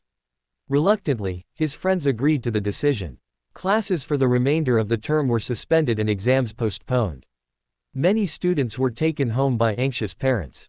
The inns in Hogsmeade were filled to capacity by wizards and witches who had come to pay their respects, for it was announced shortly that Dumbledore would be buried in Hogwarts grounds, technically a first for any headmaster of the ancient institution. Harry was ambivalent about this decision. While he loathed the idea of Dumbledore being buried in the grounds, there was the advantage that it would be easier to use the body to power the castle wards. Besides, while he may be the heir of two founders, and the holder of the wards, he still did not have the power to change the decision of the governors, or overrule them. The upshot of this was that in addition to the inns being filled to capacity, the castle played host to several important dignitaries, the most prominent of which was the Minister of Magic and her entourage, something that made Susan happy and Neville nervous. Aurors had also come by the morning after Dumbledore's death to investigate the scene and take eyewitness statements. As the star witness, Harry was the first to be interviewed that very evening. The day after that, warrants were issued for the arrest of Severus Snape. The warm June weather filled with bright sunny days and clear blue skies seemed to mock the inhabitants of the castle. Everyone inside was affected in one way or another. Harry spent his days with his friends and avoiding the members of the Weasley family. Although he tried his level best to sound happy, he could not help the ache in his heart. The betrayal he had experienced had affected him deeply, deeper than he cared to admit out loud. Eventually he took to quietly leaving the castle in the mornings, and losing himself either in different places in the Muggle world or in his properties, taking care to put up an appearance during lunch and dinner at the very least. Thanks to the chaos brought on by the outsiders and Dumbledore's death, none of the professors were there to monitor who left the school. He also attended Luna's funeral, which was held at her house. There was quite an impressive gathering that came together to watch Xenophilius put his only daughter to rest. Along with Harry and his three friends, many of his acquaintances from Hogwarts had also attended. The entirety of Ravenclaw House from 5th year to 7th was also present along with their head of house. Harry had heard that the Charms Master had verbally flayed them over their deplorable treatment of the quiet girl before ordering them to the funeral, saying that the least they could do is honor her posthumously. All in all, Harry wasn't the only person feeling guilty in the interment. The most difficult part of the funeral, however, was the presence of the Weasley family. Along with Molly and Arthur, Ginny, Ron, and the twins were also present. Avoiding them was quite a challenge. But Harry managed, using his necklace to great effect. On the Monday of the Royal Ascot Week, incidentally a day before Dumbledore's funeral, saw Harry put on his new specially tailored morning suit for the first time. He had given his measurements to a tailor recommended by Augusta Longbottom during the Easter holidays in anticipation for this day, the day he was to be installed as a knight companion of the most noble order of the Garter. Examining his reflection in the mirror, he picked up his cane, an elaborate affair made of mahogany topped with a large ball of crystal. Harry suspected it was diamond that he had found in his vaults, and exited the master bedroom of the recently renovated Potter ancestral manor where he and Neville had stayed the night over. He met Neville, resplendent in a similar suit but wearing a silk-lined top hat and wielding an umbrella, as the blonde was exiting his room. "Ready." Responding with a nod, the Longbottom heir fell in step with Harry as he made his way to the fireplace. A short flow ride later, they were in Daphne's house where his fiancée and Susan were waiting for the boys wearing modest but fashionable dresses. The reason that the three teenagers were accompanying Harry was twofold. The first reason was that Harry was allowed to invite a maximum of 3 people as guests, and the second being that Augusta Longbottom, the minister and Harry's future in-laws, who, while equally, if not more, important, could not attend due to Dumbledore's funeral. In the wizarding world, a traditional wizarding funeral entailed the following. First, the family and friends of the deceased would gather together and rituals would be conducted to ensure that the deceased found peace, the body being laid out in state so that one could pay their respects. After that, would be the actual funeral where the body would be either cremated or buried. After the funeral, a meeting would be held where the living would appeal to magic to ensure the safe passage of the departed soul into the next realm. In the case of a cremation, this was usually followed by a ritualistic scattering of the ashes. Normally, for the average individual like Luna, all of that could be finished and done within a day, 2 at the most. But for important or rich individuals like Dumbledore, it took 3 days. Thanks to their age, Harry and his friends were not required to attend in the first and third days, as, by tradition, the participants had to be either 25 if they were not of the deceased's immediate family, or of age if they were to take part in the proceedings. Harry's request to keep the ceremony and his investiture under wraps had the adults quietly pulling the children out of the school, citing personal reasons.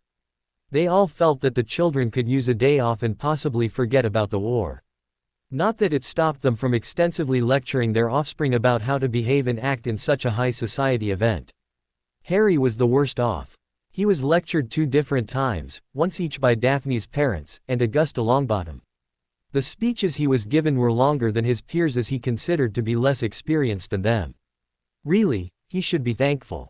Amelia Bones was too busy in her capacity as minister to lecture him a 3rd time, and Daphne's parents did not know him long enough to make it too arduous a process. "Where are your parents, Daphne?" Harry asked curiously after the 2 sets of teenagers spent a suitable amount of time gushing over how the other looked. "They left a few minutes before you arrived," his fiancée replied. "Too bad, I was hoping to greet them. Anyway, shall we?" He looked at the ladies, particularly at Susan, enquiringly. "Oh, yes." After some rooting around, Susan fished the portkey, a stuffed toy haddock, out of her handbag.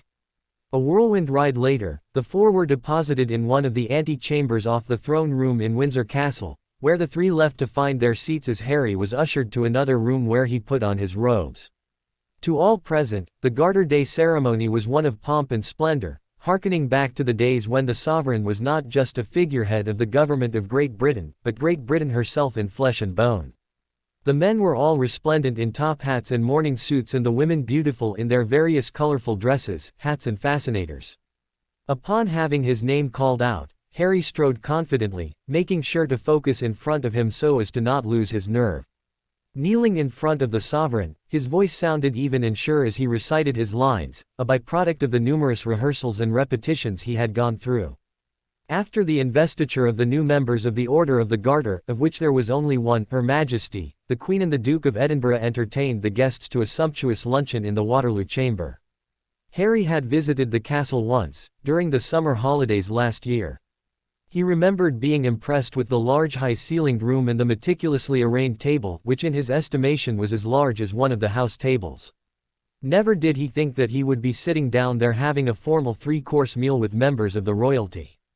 Having received a crash course on how to eat at such an event, he wasn't perfectly sure on what to do.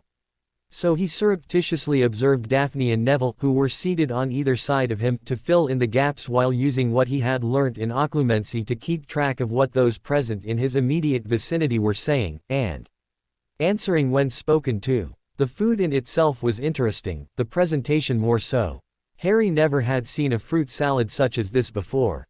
It comprised of fresh orange, grapefruit, Malaga grapes, banana, peach, and pineapple cut into very small pieces, and served in a small bowl-shaped glass that fit into a much larger and long-stemmed champagne glass that held crushed ice to keep the fruit cool. This was accompanied by either Pol Roger champagne or various other non-alcoholic beverages. Needless to say, the teenagers were quick to select the champagne. Finishing the last course, a fillet of smoked salmon baked with potato scales and served with braised stewed lentils and minted peas, Harry thought that he could very well get used to this. He would have to get his in-laws to properly teach him more about fine dining. Wearing their blue velvet robes with the badge of the Order, St. George's Cross within the garter surrounded by radiating silver beams on the left shoulder, and black velvet hats with a white ostrich feather plume and heavy gold collar, among other accoutrements, the knights proceeded down on foot through the upper, middle and lower wards of the castle to St. George's Chapel, led by the Constable and Governor of Windsor Castle and the Military Knights of Windsor. A short service was held there, at the beginning of which saw Sir Harry Potter Black's banner of arms, an elaborate shield that jointly showcased the Potter, black and Slytherin crests supported by a griffin and a basilisk and encircled by both the garter and the collar, as was his right as knight companion of the order, being displayed together with a helmet, crest and sword and an enamelled stall plate. After the service, they returned to the castle by carriage. It was truly one of the most memorable days of Harry's young life. The funeral of Sir Albus Percival Wulfric Brian Dumbledore, Knight Grand Cross of the Ancient Order of Merlin, the 496th Chief Warlock of the Wizengamot, the 313th Supreme Mugwump of the International Confederation of Wizards and the 500th Headmaster of Hogwarts took place on a warm summer's day in June. There wasn't a cloud to be seen in the periwinkle blue sky as various wizards and witches ranging from the influential and important to the common folk found their seats in front of a marble table set up near the lake. The funeral brought forth a mixture of emotions for Harry. There was the happiness and relief that he had rid himself of a manipulative old man bent on his destruction. But it was tempered by the sadness that such a great man had left the earth. While Harry ended up hating the man, a part of him still looked up to the venerable headmaster and could not help the sadness. On top of that was the sting of betrayal that was still fresh.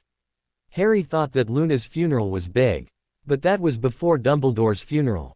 And it was no surprise. Many people knew the man or knew about him. Generations of witches and wizards had been taught by him or had him as their headmaster. And it wasn't just the humans who had come to pay homage to the famed defeater of Grindelwald. The merpeople had sent their orchestra who played a beautiful and haunting song that spoke clearly of loss and despair. Firenze was also in attendance, standing like a silent sentinel near the lake. His herd were also spotted on the edge of the forest. Looking at the giant Grop comforting his half-brother, Harry wondered if there would be so many people at his funeral, though he wondered if he would even need to worry about his funeral. His attention was riveted to the front again as several people screamed. As the last of the flames died, revealing a magnificent white tomb, Harry wondered if this meant that Fawkes had decided to join his master, or was it, companion. He knew that phoenixes laid eggs, so logically it meant that they also died. Permanently, that is. Otherwise, the world would be full of immortal fiery birds. He did know how one went about getting a phoenix as a pet. It was something that he planned on doing. If Dumbledore could do it, then so could he. He was brought out of his musings when a sharp pain went up his forearms. Wincing, he flexed his muscles a bit, trying to ease the pain. Earlier on, he had discovered that they did not pain so much when he cast magic.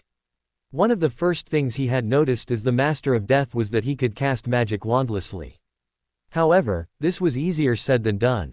Earlier on, before he had united the Hallows, he was capable of performing a few basic spells without a wand. But, the more complex spells needed wand movements. And he wasn't sure how to replicate those without a wand. So, he fashioned a replica of his old wand. The materials he used were different though. While the wood was still from a holly tree, instead of the basilisk fang, he used elephant ivory. He then used this wand to cast spells. Along with making spell casting easier, this also gave him an edge as people would underestimate his true talent. Of course, he had to develop that first. Right now, he was diligently working on improving his wandless capabilities. He knew that he would need it in the duel with Voldemort. He had a hunch that he could overcome the wand movements using intent and shaping the magic himself. He just needed to find the right key. Standing up, Harry looked at his friends. He had not told them yet about the whole Master of Death thing, and frankly wasn't sure if he should. That was overshadowed by the more pressing issue of what to do with Voldemort. Harry knew he had to end the wizard, and he also knew the location of said wizard. However, it was the execution that had him stumped. How was he going to overcome Voldemort and, more importantly, deal with those Death Eaters? Lord Potter. Harry turned around to see a distinguished-looking and expensively dressed old gentleman with short white hair and a closely cropped Van Dyke beard standing behind him. "Yes?" he asked. "I was wondering if you could spare some of your time." Harry shrugged. "Sure," he said. The old man beamed. "Excellent. Please, walk with me." With that, he led Harry around the grounds. Hogwarts, the old man gave the reminiscent sigh of one who had attended the school a long time back and now was fondly remembering the days gone by. Still hasn't changed. They stopped at a copse of trees that afforded them privacy. "With your permission, child?" the old man asked as he withdrew his wand and gestured around them.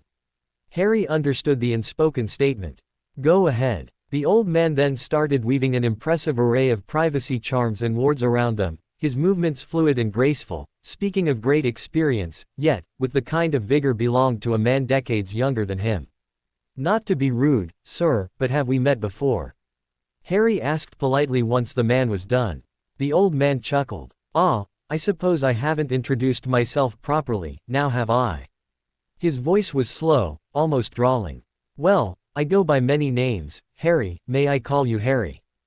Getting a nod, the old man continued. Thank you. Now, as I was saying, I go by many names. But I believe you know me as Nicholas Flamel. Harry just stared. Nicholas, he finally said. Nicholas Flamel. Yes, the man replied. You know, famed alchemist, inventor of the famed philosopher's stone, although, I would like to say, discoverer, not that many people agree, but anyway, yes. I am that. Nicholas Flamel. I thought you would be older, Harry replied, unthinking. Oh, I'm sorry, Flamel said with a heavy amount of sarcasm. Do I not look 671 enough for you? I had no idea that I was supposed to look my age. He gave Harry a withering look. What were you expecting? A mess of wrinkles on my face like Grizzly? Or perhaps copious amounts of facial hair like Dumbledore? Unable to help himself, Harry snorted. Dumbledore? He asked. Yes, Flamel replied. That's what I call Mr. I'm so important over there. He jerked his head irritably towards the tomb. Harry had a feeling that he shouldn't pursue the subject.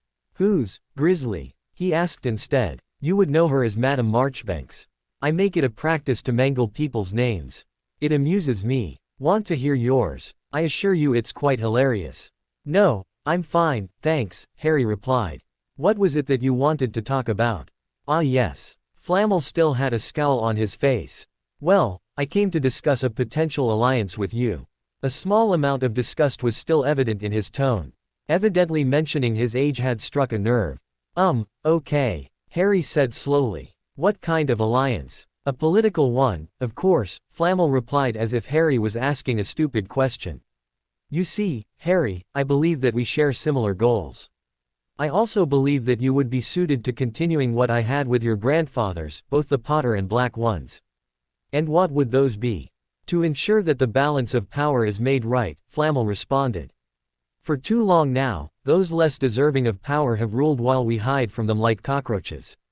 I think that it's about damn time that we take back what's ours. Are you talking about what I think you are talking about? Harry said suspiciously. If you are, then why should I align myself with you? Won't Voldemort be a better idea? He had a strong suspicion that what Flamel was talking about was the wholesale eradication of non-magical humans. While Harry was quite happy to be rid of Muggles, talking about it was one thing, and doing it another. Flamel chuckled softly. That idiot. He snorted again. Please, the twit only wants to rule over the world. He does not care about the populace. If things were left to him, we'd all die out. He would be the end of humanity and magic. No, my goals are different. He had a calculating look on his face. At the very least you can agree that we need to secure ourselves from the Muggles. Yes, Harry said without hesitation. Good, then I propose an alliance. I will help you deal with Druckermort. While I'm sure that your little conspiracy with Drano Malformed has a lot of potential, you still will need to deal with his Death Eaters. I have the means and resources to take care of that problem. Wait, how did you know about that? Harry said alarmed. Flamel smiled enigmatically. Well, took you long enough to ask. Now that's for me to know. Look at it this way, you know of my continued existence and some of my intentions, and I know about the fact that you conspired to murder Dumbledore. I'd say that we are even here. Harry eyed the man warily. It just hit him that Flamel had been on this planet for nearly 7 centuries now. And that he was clever enough to find the key to immortality. Despite his name-calling, which was admittedly a little amusing, Nicholas Flamel was a dangerous man. How are you still alive anyway? I thought that your stone was destroyed. Flamel gave a cold smile, a triumphant gleam in his eye. Yes, that I was wondering when you would get around to asking me that question too. Personally, I thought it would be your first question upon learning my name. Let me put it this way, are you sure that the stone that you saw in your first year was the real stone? Also, do you think that Dumbledore cannot be fooled by someone with centuries more experience than him? Ah, Harry paused for a moment, considering his options. Here was an experienced, wily and crafty, if slightly mad, man who was willing to help him end Voldemort. In return, he asked for an alliance to deal with Muggles.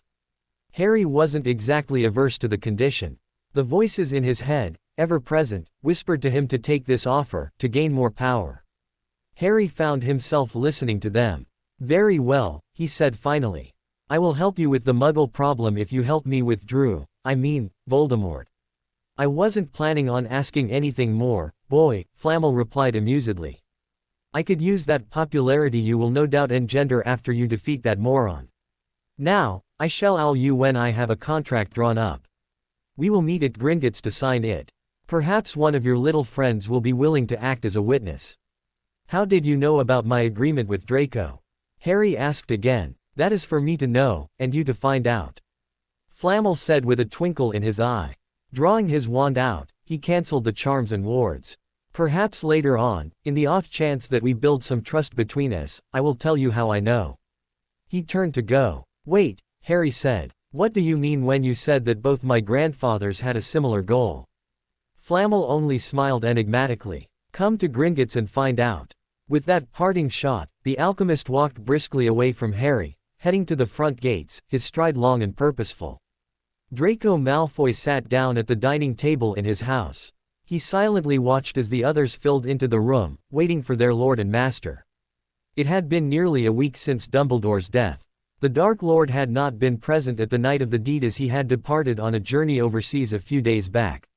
Nevertheless, he had soon returned the day after to hear the news about the death of his greatest rival.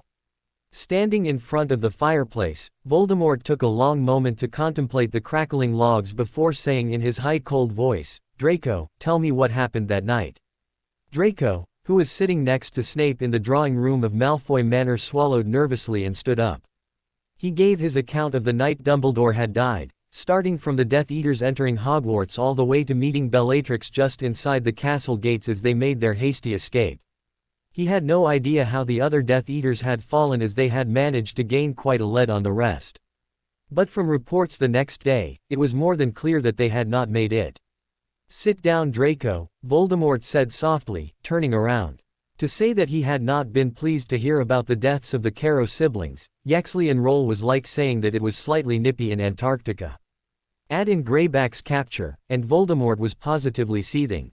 "We shall make those fools pay for their deaths," he said softly, circling Snape and Draco, his red eyes aglow with restrained malice and rage. "I do not blame the two of you for our losses," Voldemort said softly after a long pause right behind Draco. Even though his face was neutral as he circled back in front of the two Death Eaters, Voldemort's eyes showed his amusement at making the boy jerk in surprise. Turning to the fireplace again, Voldemort watched the flames dance before speaking up again, his voice contrastingly cold to the blaze. "So I see that you completed the task I set for you, Draco." "Indeed, Master," Draco spoke up quickly. "Dumbledore is dead just as you wanted him." "Yes," Voldemort said softly, his back still turned towards them. "And he died by your hand." "Yes, Master," figuring that with no witnesses present to the bad decisions he had made on the night of the battle, Draco felt that he could paint himself in a better light. His claim of being the one who killed Dumbledore was a bold move on his part. But he figured that if he said this before Snape got a chance to tell his side of the story, then he would be able to curry favor with the Dark Lord. He ignored the furtive glance Snape sent his way. After all, it had been his plan and his efforts, not Snape's, that got the headmaster killed. Of course, there was Potter's involvement, but between the vow and what he feared the Dark Lord might do to him, Draco decided not to enlighten him about it. Still facing the fireplace, Voldemort turned his head fractionally to look at Draco from the corner of his eye. "And how did it feel to take another life, Draco?" His eye narrowed imperceptibly. Draco licked his lips, unexpectedly put on the spot. "It was hard, sir," he began slowly. "But after I said the last syllable He was cut off from saying more as Voldemort unexpectedly started laughing. The high, cold laughter made the hair on the back of his neck stand up. With a blur of motion, faster than Draco could comprehend, Voldemort had turned around, his wand extended. Draco did not have any time to move as the spell hit him full on. At first he did not feel anything, but suddenly, he winced as he felt a line of fire on his bottom. As another line appeared, he hissed. It felt like a whip was being used on his skin. With a yelp, he fell off his seat and onto the floor. He was not prepared for the pain when it erupted on his back. Soon enough, he was writhing on the floor, his body jerking involuntarily as the intervals became shorter and the potency increased. Voldemort stood over him, smirking, as Draco jerked around, trying to use his hands to ward off the pain in vain. With a flick, he finally lifted the spell. Draco, Draco, Draco, he cooed, sounding quite dangerous as he loomed over the silently weeping boy. You are a terrible liar. Your mouth says one thing, but your eyes they tell the truth. Seeing the horrified expression on the boy's face, Voldemort chuckled. I don't even need to tear down those shields you have put up around your mind, even though I could do it easily, to know that much. With his foot, he nudged the blonde onto his back. The boy hissed as his abused flesh came into contact with the floor. Don't think so highly of yourself, boy. I have better things to do than dip into that hormonal cesspool you call a mind. He pinned the boy by placing his foot on the blonde's chest. Leaning forward, he tisked, lying so childish not surprising, coming from a little boy. He sneered. And so you get punished like a little boy. Did that spanking hex hurt? He asked in mock concern. Not waiting for Draco to reply, Voldemort looked up to Snape, his foot still on Draco. Severus, I am disappointed. Surely as the boy's teacher, you know to educate him that lying is not acceptable. When the student isn't willing, there is nothing that the best of teachers can do, my lord, Snape replied smoothly. Voldemort chuckled. Ah, Severus, eloquent as always. But I do not blame you. Dumbledore is known to show a soft spot for all those whelps. It is rather pathetic of him. Indeed, my lord. Or should I say, was, the Dark Lord trailed off thoughtfully. It is quite satisfying to know that Dumbledore is finally dead. He savored the moment, his eyes closed. Red eyes suddenly opened as Voldemort looked down at Draco, surveying him as a hungry eagle might look at a tasty lamb. You know, boy, Severus has been reporting your progress to me for the whole year now. He told me all of your failures. He leaned down on Draco's chest, putting his weight on his foot. About how he had to cover for you, he shifted his weight a bit more. And that Dumbledore was aware of your plans within a day after that incident with the necklace. Draco groaned as the pressure increased, his ribs creaking under Voldemort's weight as his master ground the heel of his boot in for good measure. I should kill you for your incompetence. But you did the job, however pathetically it was done. So I shall spare you and your family.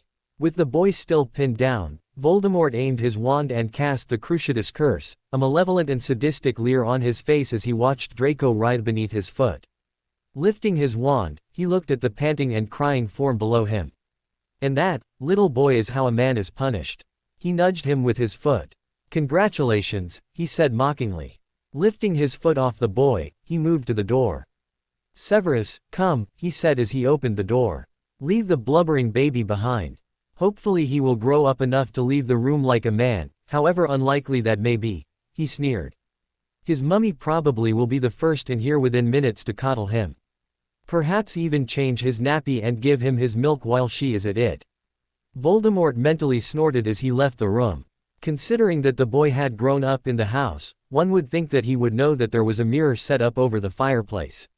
He had seen the minute flicker of surprise in Severus' eyes and had caught the clandestine glance the potion's master had sent to the boy when Draco had made his false claims.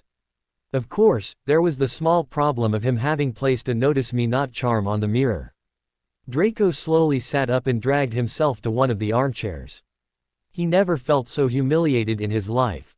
Voldemort might call that a spanking hex, but Draco knew differently. His parents had used the hex on him a few times in the past in the rare times he had misbehaved. It was never as brutally painful as this. Nor was it used on his back. He felt a bit of wetness there and he knew that he was bleeding a little. Draco did not know what he hated more, the pain or the fact that Voldemort called what he did a punishment. It was more along the lines of torture. Getting up on trembling legs, he went to his room.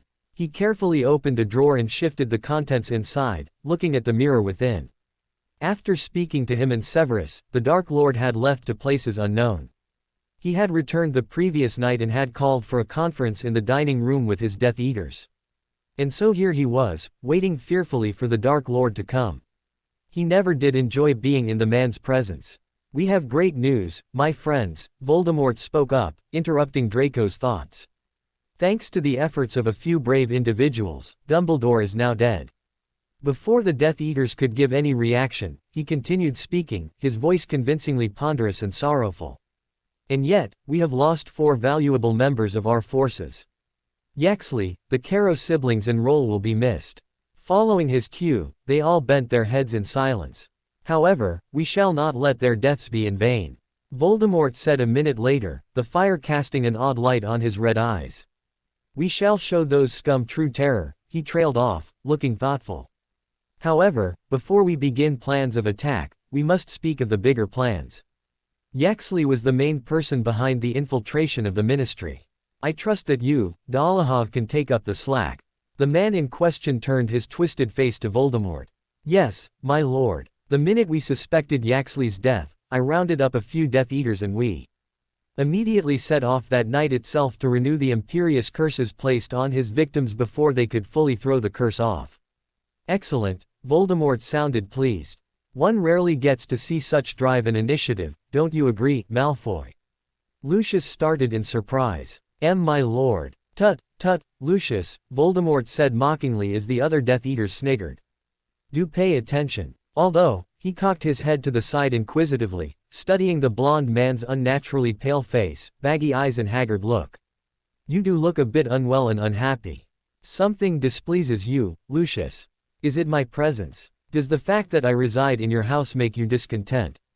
Voldemort continued when the man did not answer, his red eyes wide with malice. "Despite the fact that I gave you liberty, you and your family seem quite ungrateful." And no, my lord, Draco had never heard his father stutter like this before. He hated it, yet he was too afraid for it to show.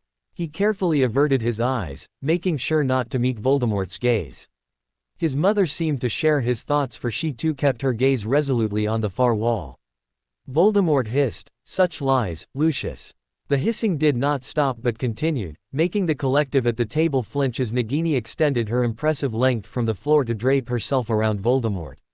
"My lord," Bellatrix spoke up passionately, looking at Voldemort, who was idly stroking the snake's head, with an almost devotional look on her face. "It is an honor to have your presence in our house. Nothing gives me more pleasure than to have one such as you staying with us." "Nothing, Bellatrix," Voldemort said with glee. "Not even after the happy event I hear has taken place in your family." I don't understand, my lord." Bellatrix trailed off uncertainly. The other Death Eaters all leaned forward eagerly, watching the show. "I believe congratulations are in order," Voldemort continued. "Your niece has apparently found herself a man, the werewolf, Lupin, I believe. She is also expecting a child. Congratulations, Bellatrix, you will soon be a great aunt. You, Lucius and Narcissa must be so proud." There was an eruption of jeering laughter from around the table. Many leaned forward to exchange gleeful looks, a few thumped the table with their fists. The great snake, disliking the disturbance, opened its mouth wide and hissed angrily, but the Death Eaters did not hear it, so jubilant were they at Bellatrix and the Malfoys' humiliation. Bellatrix's face had turned an ugly, blotchy red. "She is no niece of ours, my lord," she said over the outpouring of mirth. "I consider neither her nor her mother family." "Of course not, and if what Snape tells me is right, then the feeling is mutual." Voldemort's quiet voice cut through the laughter effectively. "My lord, oh, don't you know, Bellatrix?" Voldemort said with a sadistic smile on his face. "Dumbledore has told my trusted spy here that Sirius Black has not only managed to adopt Harry Potter into the Black family and make him his heir, but has also managed to do it so thoroughly that the boy has the power to take members back into the family's fold and at the same time, disinherit them." There was a pin-drop silence at the news. "What?" Bellatrix finally shrieked in shock. "Yes, my dear," Voldemort looked at the female Death Eater. "Potter, or is it Potter Black, has managed to cast you out of the Black family." His lips stretched into a leer. "I guess we have a blood traitor with us, now that Bellatrix here cannot call herself a Black anymore." The table was silent at the news.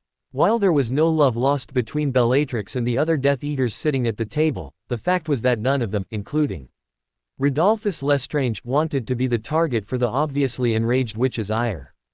That pathetic little half-blood, I am going to. You are going to do nothing, Bellatrix. Voldemort interrupted softly, red eyes flashing in the firelight. He stared intently at the volatile Death Eater, till she looked away, cowed. Satisfied, Voldemort continued glaring at the whole table. None of you are doing anything. That boy is mine. Taking a contemplative look, he leaned back, staring at nothing in particular. I have made many mistakes when it comes to the boy. There have been too many mistakes where Harry Potter is concerned. Some of them have been my own. That Potter lives is due more to my errors than to his triumphs. I have been careless, and so have been thwarted by luck and chance, those wreckers of all but the best laid plans. But I know better now. I understand those things that I did not understand before. I must be the one to kill Harry Potter. But before I go and kill Potter, I shall need to borrow a wand from one of you. Voldemort looked around at the silent table. None of his Death Eaters would meet his eyes. They all shifted uncomfortably, as if he had asked to borrow a limb. No volunteers. Very well, Lucius, I don't see any reason for you to be with a wand. So if you please. He held out his hand expectantly. Accepting the wand from the reluctant pureblood, Voldemort absently compared his wand to Malfoy's as the rest of the Death Eaters reveled in their colleague's humiliation. I guess this will have to do, Voldemort sneered, pocketing his wand along with the shorter one. Don't worry too much, Lucius, I will return the wand when I am done killing the boy. After all, it does not have much use for me otherwise. He waited till the renewed sniggers died out before speaking again. Now, we shall make the light regret crossing us. We have stayed in the shadows for much too long now. I think it is time for them to realize that their precious prison is not as secure as they thought it to be and had already been breached under their noses. We shall attack after 3 days have passed. My lord, won't it be better to do this when they are busy with Dumbledore's funeral? One Death Eater spoke up nervously. Surely doing it when the old fool is being mourned would result in more success. Red eyes glared at the speaker. I repeat, he said in a low, dangerous voice. We shall attack after 3 days have passed. Do not make me repeat myself a third time or it will be your last. Why, yes, my lord. Dumbledore may be many things, he was a fool and a mudblood lover, and I am happy to see him dead. But at the same time, I also respect him. For all his faults, he was a great wizard. And I honor that. Standing up, he surveyed the others. Bellatrix, you have the privilege of organizing the attack. Dolohov, coordinate with her and see if you can use this to your advantage. I have business to attend to elsewhere. That is all. He swept from the room. On his way to his chambers, he looked at Malfoy's wand one more time. As much as he hated using another's wand, especially a wand as inferior as this, it was the only solution available to him. All of the wand makers he had met had presented similar solution. Even Grigorovich, a man who had a reputation rivaling Ollivander, had said the same thing. But he had also come across some more information. He had heard whispers of a fabled wand of legend. A wand of such immense power that it had made quite a name for itself, being passed down over the years as its various masters had used it to carve a bloody path in history with it. It was called the Death Stick, or the Wand of Destiny. Voldemort wanted this wand, if it existed. Not only will he use it to destroy the boy, but with such a powerful wand, he would be able to rule over the world. He had not been able to ask Grigorovich about the wand yet. But there was nothing stopping him now. With that resolution, Voldemort stepped out into the balcony of his chambers and lifted off from the ground. Attaining the correct altitude, he headed east, following the tracking charm he had placed on the unsuspecting wand maker. Severus Snape waited till the other Death Eaters had dispersed till it was just him, the Malfoys and more importantly, Bellatrix Lestrange. Rodolphus had been quick to leave the room, not wanting to be a target for his wife's temper. For he knew, like the rest of the Death Eaters, just by looking into her eyes, that by bringing up that subject might just land them into an early grave. Severus, on the other hand, was not in that kind of danger. After all, he had managed to curry favor with the Dark Lord enough that should she try something, he would not be pleased with her. And Bellatrix knew that. Cold black eyes met insane dark eyes across the room. What lies did you make up, Snape? Smirking, Severus replied coolly. Lies. I do not lie, Bellatrix. That was the truth. Dumbledore himself told me this fascinating bit of information. Bellatrix's only response was to quicken her breathing as she clenched shaking fists. Sneering, Snape pressed his advantage. Really, Bellatrix, you should thank me. Why? Narcissa was the one to reply, her voice sharp. Because, he said with his eyes still fixed on Bellatrix. I did not tell him that Potter took your entire personal fortune as well. Because that technically makes you like a Weasley, penniless and a blood traitor. He mentally cheered when he saw her face pale as a look of unmitigated terror became evident in her eyes. It proved his hunch that Voldemort had given Bellatrix something of immeasurable value. Something so dear to him, that the Dark Lord would be very angry if he found out about its loss. Albus had told him that there were some objects that held the key to Voldemort's immortality when telling him about the change in the plan. Severus did not know what these objects were, nor did he know how they kept him immortal. Frankly, he did not care anyway. Nor did he care about the boy's continued existence. All that mattered that there was a way to defeat the bastard and avenge Lily's death. I see that our master had entrusted something to you, just like Lucius here, and that object was of great if not greater importance to him as the diary that Lucius carelessly used. I wonder what the Dark Lord would do if such information were to be made known to him. He said silkily. How angry will he be if he finds out that you failed, just like Lucius here, in keeping it safe? It won't be possible for you to tell him that if I kill you here and now. Bellatrix said in a low and deadly voice. Yes, yes, Severus drawled, unperturbed. Though if you do that, remember that I have kept a backup of that information. Should I die, well, let's say that he shall know for certain. And imagine what he will do to you and the Malfoys should he find out. The family stiffened, panic clearly written on their faces. I think I shall take my leave. Severus said, getting up. You clearly need the space to think about how you plan on getting that object back. Remember, you cannot harm Potter. The Dark Lord won't be pleased about that either. Oh, whatever shall you do? Trailing off, he closed the door, a dark sneer on his face. Heading towards the grounds, Severus thought of the conversation he had with those four. He relished the thought of the great and almighty Malfoys being put in their places.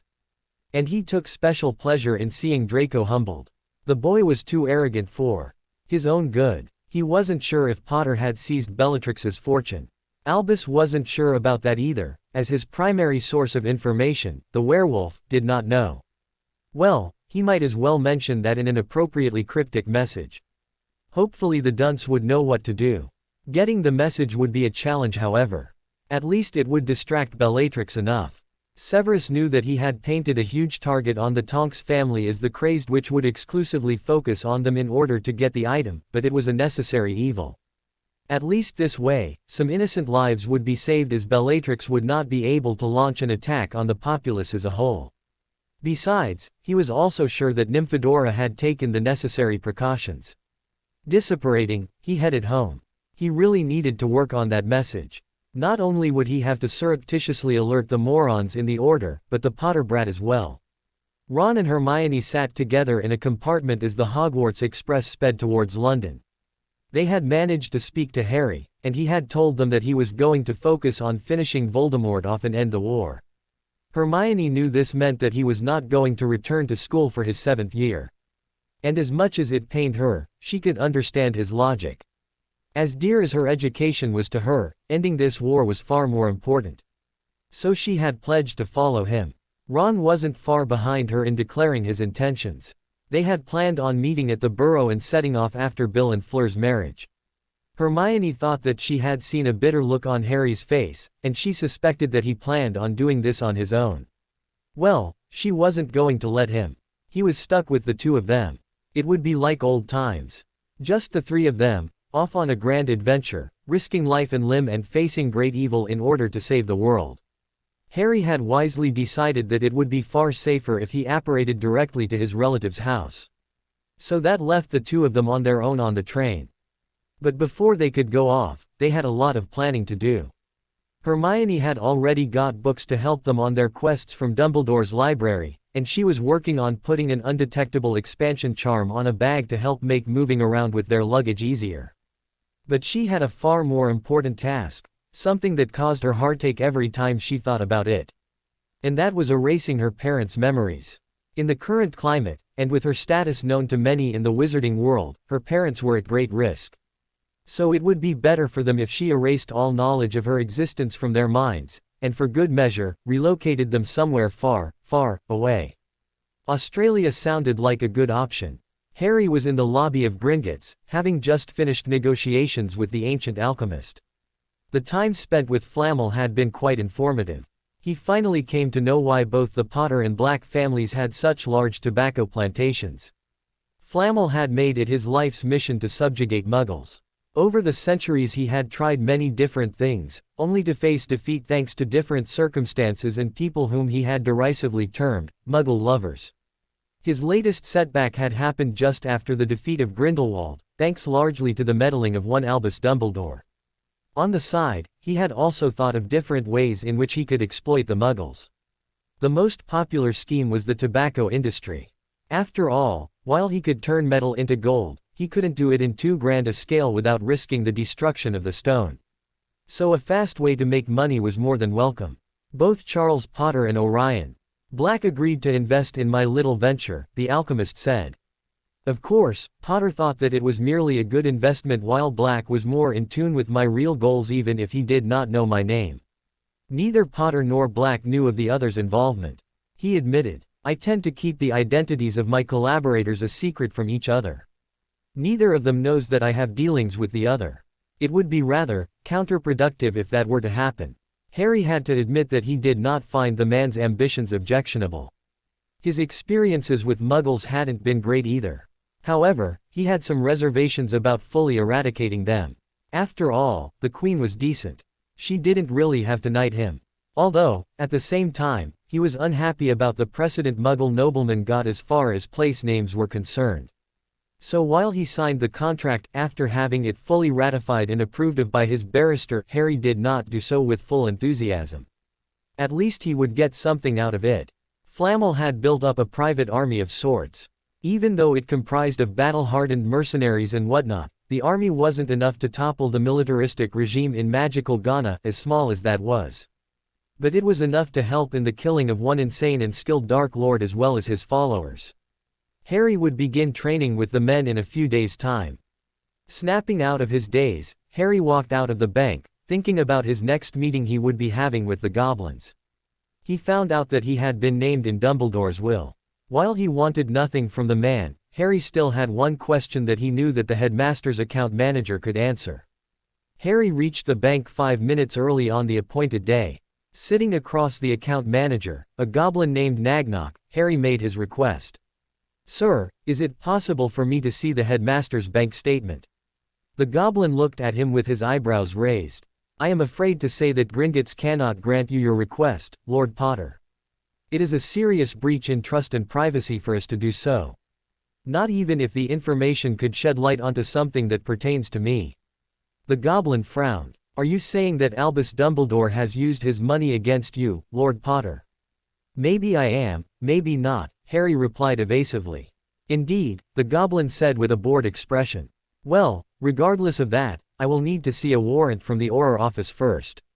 To get that, you would need to make a formal complaint, and even then, the Aurors would need to show incontrovertible evidence to make such a search necessary.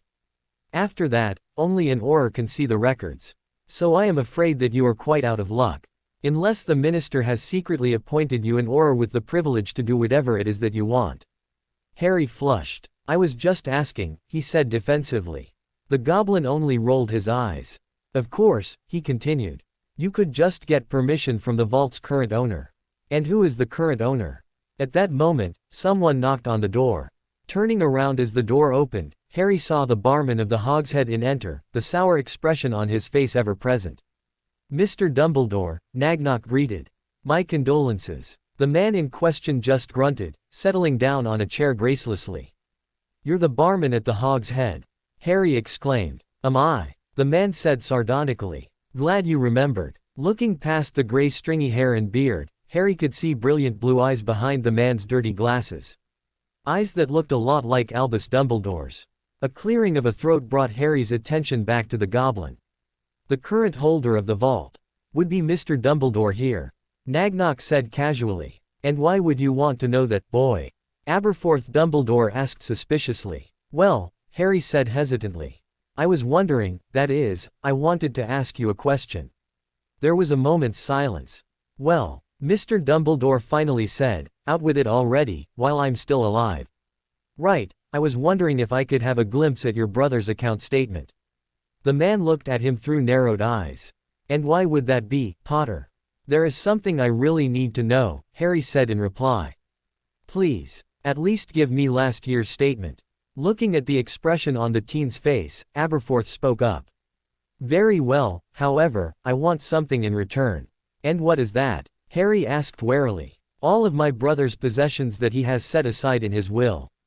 Whatever they are, I want them. Harry did not even think. Fine, he shrugged. He didn't want anything of Dumbledore's anyway. He had a sneaking suspicion that there was nothing the headmaster had set aside for him was important, or was Dumbledore's to begin with. At that moment, a barrister entered the office after knocking. Sorry I am late, gentlemen, he said to the seated occupants. Sitting down, he took out a thin folder that was sealed. A minute if you please, Raleigh, Aberforth said before the barrister could even open the folder. The boy and I have come to an agreement.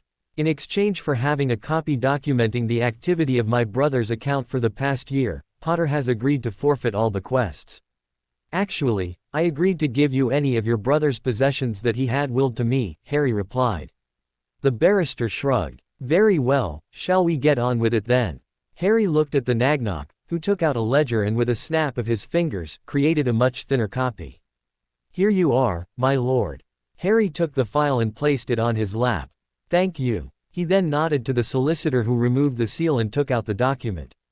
Right, Raleigh said. Now, most of the estate, which is the entirety of Albus Dumbledore's private library, his magical instruments, and other personal effects, has been donated to Hogwarts. To you, Aberforth, he has left you his pair of glasses, and the entire monetary contents of his vault. Of course that is whatever is left after the bequests he has made to one Molly, Arthur and Ron Weasley and Hermione Granger have been distributed. The lawyer scanned the contents of the will. Ah, Harry Potter. Professor Dumbledore has left you the snitch that you caught on your first match, along with that, is a pensieve and the sword of Godric Gryffindor, which as I am to understand, is now yours, Aberforth. Actually, no, Harry drawled. He found that channeling the anger out into aggravating Dumbledore's brother was much easier than holding it in. See, the pensieve has been with the Potter family for decades now. I have documentation to prove that Professor Dumbledore borrowed it from my grandfather. Ergo, that possession was not his to give away. As for the sword of Gryffindor, that is again an artifact that has stayed in the family for generations. While it was thought to be lost, it never left the family's possession. So the sword and the pensieve are mine by right. It's a good thing that I secured these objects beforehand, since otherwise I would have to petition to have them returned to me. And that would have taken an unnecessary amount of time. You stole it, you mean? Aberforth accused. From my dead brother, no less. Of course not. Don't be ridiculous. Harry shot back. Those items were mine to begin with. You cannot steal your own belongings. Smiling at a fuming Aberforth, Harry continued. So, anyway, that arguably leaves the snitch. I have heard about the flesh memories and stuff, so I could argue that it belongs to me, but since the good professor bought it on Hogwarts' behalf, I will concede that it technically belongs to him and the school. So, Mr. Dumbledore, you can have that snitch. Aberforth looked at Harry for a long moment. Finally, he barked out a laugh. Not bad, he said. My brother has definitely taught you well. Harry's only response was to sneer. Aberforth smirked, knowing that he had hit a nerve. How adorable, you know. If it wasn't for the fact that I loathe children in general, I would probably pinch your cheeks. You look so cute when you scrunch your face up like that. Eyes flashing, Harry sent the old man his best withering look, but Aberforth did not break the stare. He was too used to riling his already accomplished older brother up to be intimidated by some little angst-ridden, adolescent, pimply, not that the teen in front of him had any swat. It was all too easy to dismiss the disturbing glow of power in those luminescent eyes. Albus also had that same glow when younger. Actually, the lawyer's words broke through the tension. We haven't been able to find that snitch yet, anyway. Until then, I am afraid you will have to wait, Mr. Dumbledore. Oh, I'm in no hurry, Aberforth replied lightly, a smug grin on his face. Finally breaking the staring match, and looking at the nervous barrister and the wary goblin he said. In fact, Lord Potter here can keep it. Heaven knows how much emotional value such an item contains. It's useless to me, anyway. Thanks a lot, Harry said dryly. Diagon Alley was functioning normally, or what could be called normal during these times, when a group of 6 masked forms wearing black robes with hoods suddenly appeared from the entrance to Nocturne Alley. Their presence was not noticed till the person leading the group raised his wand and sent an explosive spell into the nearest shop. The spell tore a large crater into the targeted second-hand robe shop, opening its innards up to the street. Under his mask, the Rabaston Lestrange smirked. The explosion had the attention of the general populace now. After a moment of dead silence, people started running helter-skelter, trying to escape. The anti-apparition wards that had been put up long ago to prevent randomly apparating people from landing right over a poor innocent soul's head ensured that a quick method of egress was not available. Thus, the crowd stampeded towards either the only apparition point or, as most of them had families, to the only flow point like a herd of frightened wildebeest. Spread out. As his fellow Death Eaters followed his orders, Rabaston strode forward, aiming spells at random shops. Their lord had specifically told them not to kill any of the innocent bystanders. Not out of mercy, as many would think, but because it was a smart thing to do. If random people were needlessly murdered, especially if they were children, then the populace would become enraged enough to fight back. They would throw aside their fears and rise up en masse to confront them. They could not allow that. They were outnumbered as it is. However, if a surgical strike were to be carried out with causing mayhem and destruction of property as the main goals, with deaths being seen as collateral damage, then it would be a completely different story. The survivors would see their continued existence as lucky, and the fear towards the Death Eaters would sufficiently increase. It did not change the fact that Rabaston considered looting, vandalizing and burning buildings boring. He much rather preferred to maim, torture and kill. Not for the first time, he wished that he had a wife as lovely and perfect as Bellatrix Black. His brother was truly blessed. To think that they were enjoying themselves right now. Speaking of which, the Death Eater grinned when he saw a few wizards fight the flow of the crowd to confront them. While they were forbidden from targeting and murdering random innocent bystanders, crushing any resistance was definitely allowed. It would show the populace their strength. And with the old man gone and one of their main spies showing his true colors, the pathetic order was useless. Neutered. As his underlings, fresh recruits, the lot of them, turned their attention from pillaging, sacking and all of the other general mundane stuff towards their challengers, Rabaston cocked his head as he regarded one of the wizards that were brave enough to come after him. He recognized the man as one of those that had fought for Dumbledore. In fact, all the challengers there were Order members. What was more, the man was the biggest blood traitor there was. His death would be sweet. And to top it all off, there was no Muggle-loving old man to come to the rescue. What was even more fun was that the blood traitor did not know who he was dealing with. An advantage the cloaks and masks afforded them. Had they seen his face, he knew that he would get the most amount of attention. But with his identity unknown, his opponents would be that much more prone to underestimating him. Bringing his wand up, Rabaston engaged the ginger blood traitor. Harry had just risen from his seat when alarms went off throughout the building. Immediately, the door to the office closed and sealed itself with a squelching sound, becoming indistinguishable from the wall. What is? The alley is under attack, Nagnok replied curtly, looking at a gem set into one of the walls. The wards have been activated to prevent the attackers from storming the bank. Until then, gentlemen, I am afraid that we are essentially stuck here. Can't you let us out? Harry asked in concern. There are people out there who need our help. Unfortunately, Lord Potter, there is nothing I can do, Nagnok replied. The wards are under the control of the security staff here. Only they can lift them. I am but an account manager. I can activate the wards from my desk, but I cannot bring them down. He paused for a moment. I am truly sorry. Trust me when I say that I share your sentiments. A lot of business will be lost today. And the thought of hiding from battle does not sit well with me. Harry looked at the spot where the door had been. He wondered if he could use his powers to break through. I wouldn't try that if I were you, Aberforth spoke up lightly from where he was seated. As soon as he realized what was happening, he sat himself down on his chair with a thump. Those goblin wards are quite well done, and trying to break through them would bring the attention of the security force on you. I don't think you want to fight through one battle here to get to the one raging outside. Harry slowly sat back down. As much as he hated to admit it, Nagnock and Dumbledore were right. He also could recognize a lost cause when he saw one. There was simply no way he would be able to break through a ward when he had little to no training in that. And he wasn't fool enough to try. His days of rushing into a situation without thinking were over. However, sitting back down was the hardest thing he had done in his life. Harry hated having to wait. He sorely wished that he was out there, fighting the Death Eaters that were likely terrorizing innocent people. Even now, his blood was roaring, as the whispers came back, demanding that he go outside and lay waste to the attackers. Unable to sit for much longer, he got up and paced around the room, agitatedly looking at the spot where the door was. He could feel his magic twinging, aching to be let out. The feeling that people were in immediate danger was running strongly through him. Hard, isn't it? Aberforth said softly. He looked at Harry appraising Ly. I can understand. There was a time when I would have been just like you.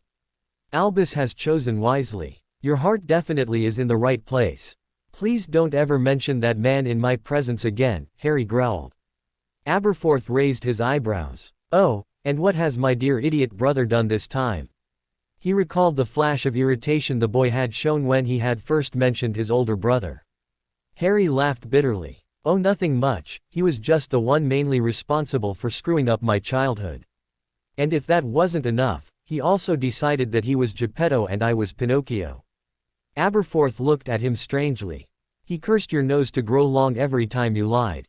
Harry's eye twitched. No, he said lowly. What I meant was that he manipulated me. He played me like a puppet master. Ah, Aberforth rolled his eyes. You could have just said that. Anyway, I'm not surprised. That is very typical of him. Seeing the look on Harry's face, he elaborated, you think you've had it bad. I grew up with him, and his mother as well.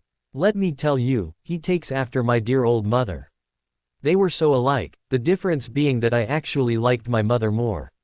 What did he do? Aberforth just snorted. Like I'm going to tell you. He said sardonically. This isn't a campfire, Potter. Nor is it share my life with random strangers day. The room lapsed into silence. To distract himself, Harry sat down and went through the files. There he saw all the transactions Albus Dumbledore had made for the financial year of 2003. His blood boiled at the sight of the hard evidence. Ron and Hermione both had sizable amounts placed in their accounts. He knew it was theirs as he had plucked the vault numbers from Dumbledore's mind. What was most distressing was the entry he had seen made one day before he was supposed to have arrived at the Burrow. It was a transfer of 100,000 galleons to the Weasleys' vault. Rodolphus Lestrange and his wife, who still considered herself a Black and a Lestrange and no one was going to change that, thank you very much, looked at the property in front of them with open distaste. Located in the outskirts of Chichester, the house was a modest two-story building with a respectable garden complete with a duck pond. To Bellatrix and Rodolphus, both of whom had grown up and were living in far more affluent environments, the house was considered mediocre, if not an outright hovel. Pathetic wards, one of the 3 Death Eaters accompanying them said with a sneer on his face. Then again, one cannot expect much from a filthy mudblood. Can you get them down or not? Bellatrix replied impatiently. Of course I can, woman. What do you take me for? Well, then do it while we are still young, she said through gritted teeth. And watch that mouth, boy, or you'll find out the true meaning of pain. The Death Eater did not reply. With his wand pointed towards the house, he had a look of intense concentration as he worked on breaking down the wards. Done, he said 5 minutes later. And, he added smugly, they don't even know that. Bellatrix sniffed. She really has let herself go, hasn't she? One would think that with an aura for a daughter, she would have better protections. Well, she did marry a mudblood, Rodolphus said idly as he watched the 3 Death Eaters casting another bunch of wards designed to block off escape by the normal routes of egress. Knowing that the Ministry had gone back to one of its old tactics of monitoring their instruments for any unusual curses in large Muggle areas for clues about their raids, they also put up a dark ward designed to prevent magical energy from escaping. That would make sure that the detectors do not pick up anything short of a major ritual. Also, any charms or spells designed to alert people outside the ward line would not work. Done, the same Death Eater who had disabled the wards said tiredly. The removal and setting up of wards was a draining task. Very well, Bellatrix said curtly. Leave us. We shall deal with them. Bowing, the 3 Death Eaters activated their portkeys and disappeared, leaving the couple alone. Well, it's time for a little reunion, Bellatrix said as she approached the house. The married couple were only a few scant feet from the front door when it flew open to reveal a large-bellied man with blonde hair standing there with his wand out. You are not welcome here. Even though his voice trembled, the man's hand was steady. Oh my, Bellatrix said, putting up a hand to her heart. She looked at her husband. Did you hear that? She said in a mocking voice. We are not welcome here. She cackled loudly. Is that any way to greet your sister-in-law? What have your parents taught you? Ted Tonks opened his mouth in response to the taunting. That was as far as he got. The Muggle-born wizard clumsily dove out of the way from the curse Rodolphus had thrown at him unexpectedly at the very last moment. Landing hard on his side, he pointed his wand at the laughing Death Eater and fired off his own retaliatory spell as he scrambled to his feet. Not expecting any resistance, Rodolphus hastily put up a shield that managed to block the incoming spell. Not bad, for a mudblood, he mocked. Bellatrix watched as the 2 men squared off and then start ferociously dueling. The mudblood was showing an uncommon skill at defending himself. She had the sneaking suspicion that his daughter had been teaching him some spells.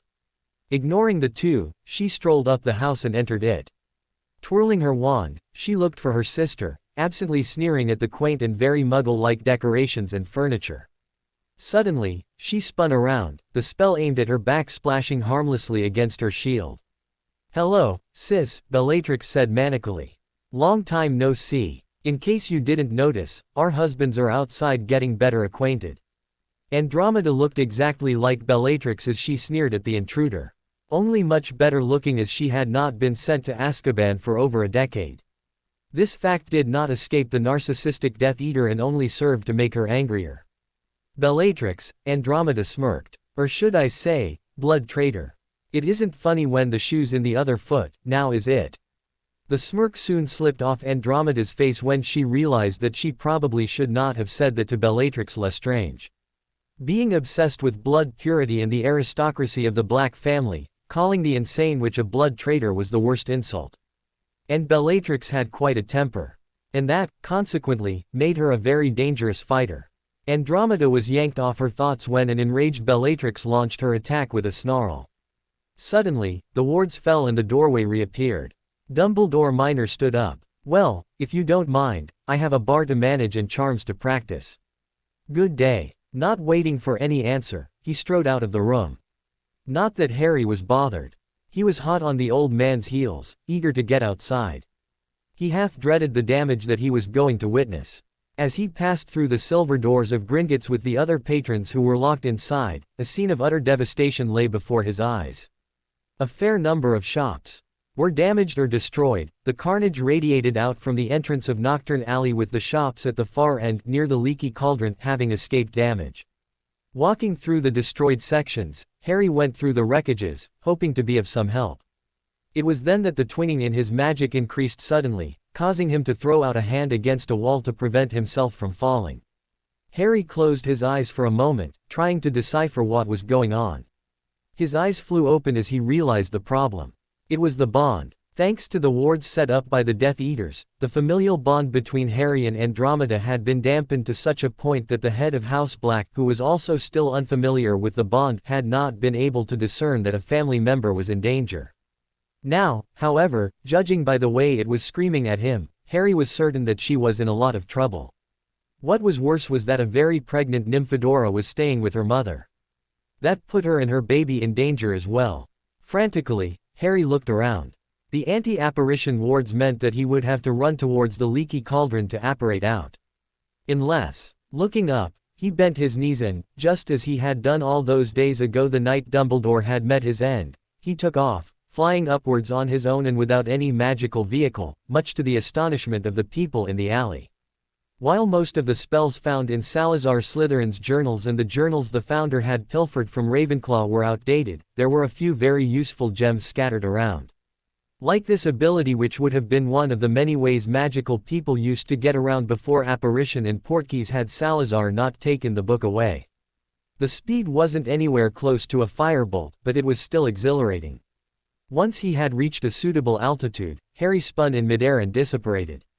Reappearing a few inches over the ground outside the house, Harry landed with a crouch. Not wasting any time, he sprinted off towards the house. As he neared, he heard screaming from the backyard. Flashes of spell fire coming from the windows in the house indicated that there was a battle going on inside as well. Making a quick decision, Harry headed off towards the backyard towards the screams. Rounding a corner, he saw a Death Eater standing over Ted Tonks, who was writhing in pain, undoubtedly under the Cruciatus curse. Harry's spell was about a hair's breadth away when the Death Eater took the moment to lean forward, no doubt wanting to taunt his victim further. Feeling the spell that whizzed by, the Dark Wizard turned around to face Harry, revealing himself to be Rodolphus Lestrange. Well, if it isn't Harry Potter," the Death Eater said with a malicious grin on his face, his wand still trained on a panting and gasping Ted Tonks. "You're here early, so I can only guess that one of our wards has fallen. A pity, I was so looking forward to spending more time with the mudblood here." Still looking at Harry, he casually said, "Avada Kedavra." A jet of green light exploded out of the Death Eater's extended wand and hit Ted Tonks in the chest. Harry was too far away to intervene and could only watch as the man was casually struck down in front of his eyes. Laughing, Rodolphus said jeeringly, "Don't worry, his wife, daughter and unborn grandson will soon join him." As if to punctuate his words, a scream rang out from within the house. Growling, Harry fired off a myriad of spells at the sadistically grinning Death Eater. The smile slipped from Rodolphus' face when he did not see any visible jets of light that typically mark the coming of a spell. The only indication that a spell had left Potter's wand was the slight rippling of air and the way that the hairs on the back of his neck were standing up. But Rodolphus wasn't feared by the general wizarding populace for nothing. Diving forward, he dodged the first two spells, springing up with a conjured shield on his offhand ready to meet the third spell. He grunted as the powerful spell impacted against his round metallic shield with a jarring gong. "Looks like the old man has taught you a few tricks, boy," he said as he sidestepped a curse and flung an Avada Kedavra at his opponent. Jerking away from the killing curse, Harry retaliated with a dark cutting curse he had learnt from his second-hand potions textbook, grazing Rodolphus' cheek. Rodolphus snarled, his hand coming up to the affected area. "So you like to play with the dark arts, eh? Well, I'm glad to oblige." With that, he snapped off a wide variety of dark curses at an impressive rate. However, none of his curses even came close to touching Potter, as with a sweep of his wand, the boy managed to raise a wall of earth, turning it into stone instantaneously. The barrier was definitely thick as it managed to withstand the barrage of spells that impacted. Not to be outdone, the Death Eater sent off a blasting curse at the makeshift fortification. It tore through the battered transfigured stone like it was wet paper, blowing the wall up in a spectacular explosion of dust. The Death Eater sent another blasting curse at the same area as the first, causing another explosion that threw out a large amount of dirt into the air. Waving his wand, he cleared the dust. Aside from a lot of debris, there was no sign of Potter. Whirling around, he spotted Potter sprinting off towards the house. Now, we can't have that," Rodolphus said with a curse aimed at Potter's back. With a gesture of his left hand, Harry levitated the body of Ted Tonks to intercept the curse. Bringing up his right hand, he banished the corpse towards the Death Eater, who was not expecting such a tactic. Just then, sounds of multiple people apparating in rang out. Hearing that, Rodolphus decided on a tactical retreat. Sending a last curse at Potter, he apparated away. If Bellatrix had any sense, she would have apparated out after she heard the sounds of battle and approaching reinforcements. Whirling around, Harry sprinted towards the house. The drawing room was a mess. Bits of wood and glass were scattered everywhere. The sofa was ripped and upended while scorch marks decorated the walls. All of this faded into nothingness, however, at the sight of Andromeda Tonks lying near an armchair that was miraculously untouched. The glaze in her wide-open eyes, the horrified expression on her mutilated face and the stillness of her body all pointed out that she had passed away. The charred remains of her wand, clenched in her burnt right hand, a testament to the kind of fight that she put up. Harry closed his eyes in sorrow. He had not known the older woman but had found himself liking her, despite her rather disturbing resemblance to Bellatrix Lestrange. He was looking forward to getting to know her more over the summer holidays. Now, the opportunity was lost to him forever. The worst was the mutilation. Harry could not bear looking at the marred features. Long slashes dominated most of the face. What little skin that was spared was distorted, which was no doubt work of acid. Harry fervently hoped that she had died before this had happened to her. Suddenly, he remembered Nymphadora Tonks. Cursing himself for his forgetfulness, he rushed upstairs, taking the steps two at a time, constantly scanning his surroundings. Just as he reached the landing, he heard the front door bang open and voices filter through. Not heeding those, Harry swiftly made his way down the corridor. Nymphadora's location was made obvious by the door hanging on one of its hinges. Rushing through, he saw yet another gruesome sight. The pregnant Auror had put up a fight. However, while she was good, she was hampered by the baby she was carrying, allowing Bellatrix the advantage. At the same time, all was not lost. Coming closer, Harry could see that she was still breathing. Ning, the metamorphagus shifted her head till her eyes came to rest on Harry. Harry, she slurred, raising a bloody hand. Don't move, Nymphadora, Harry said frantically. He was worried, and rightly so, about the dagger that was protruding from the young Auror's belly. He got a weak smile in return. Don't call me Nymphadora Tonks. Harry shook the unconscious woman. Damn it. Feeling her neck, he could detect a faint pulse. Just then, he heard footsteps approaching his location. Raising his voice, he called out. I'm in here. Nymphadora is seriously hurt, come quick. Moments later, Bill Weasley burst into the room followed by Fleur and Remus Lupin. Harry quickly stepped aside as Fleur rushed forward. She's still alive, he said hurriedly to the French witch. Oui, Fleur said in confirmation. She needs ELP, and fast. Bill took out his wand and sent off a Patronus. Robinson will have some experience, he explained. Who is Robinson? Harry asked. New Order member, Bill replied. He is a healer. Seeing Fleur's hand move towards the dagger, he stopped her. Hang on, we don't know if that is cursed or not. Removing it could cause more harm. By then a plump brown-haired man entered the house. Taking Fleur's place without ceremony, he brought up his wand, scanning the knife with it. She needs to be moved to St. Mungo's immediately, he said grimly. Along with the stabbing, she has been exposed to some very dangerous curses. Taking out an object, he tapped it with his wand and clutching the wounded woman's hand, he disappeared. Who was behind this attack? Bill asked in the silence that permeated. It was Bellatrix, Harry spat out. Her husband was the one behind Ted Tonks' murder. I came just in time to see Rodolphus kill him. I was too busy fighting him to come to her rescue. He looked at the spot where Tonks had disappeared sorrowfully. There was a lot of blood everywhere. Hey, you did the best you could. Bill said comfortingly. Isn't that right, Remus? The werewolf was silent for the longest time possible before he said to Harry in a low voice. This is your fault. Harry's eyes snapped to the werewolf in shock. What? This is your fault. Remus' voice became louder, his grief clouding his judgment. Giving Harry one anger-filled glare, he spat. Bellatrix wouldn't have attacked them if you hadn't gone and disinherited her. What are you talking about, Remus? Bill said aghast. You can't blame. Oh, is that so? Harry interrupted Bill, his voice dangerously silky as he looked at Remus steadily, his backlit green eyes showing eerily. So if I hadn't disinherited her, Bellatrix would not have gone after her sister, huh? Tell you what, let's assume that she went after Tonks because of me chucking her out of the family. Where do you think she would have heard that, huh? After all, when I did the disinheriting, there wasn't anybody there but my 2 account managers. And they all but refused to notify her, citing some asinine technical reasons. So that just makes 3 people in the know. Oh wait, Harry said suddenly, an expression of mock epiphany on his face. I did tell someone, and that was you. Now I know I haven't said anything to Bellatrix, Merlin knows, I'd rather Avada Kedavra her than tell her anything.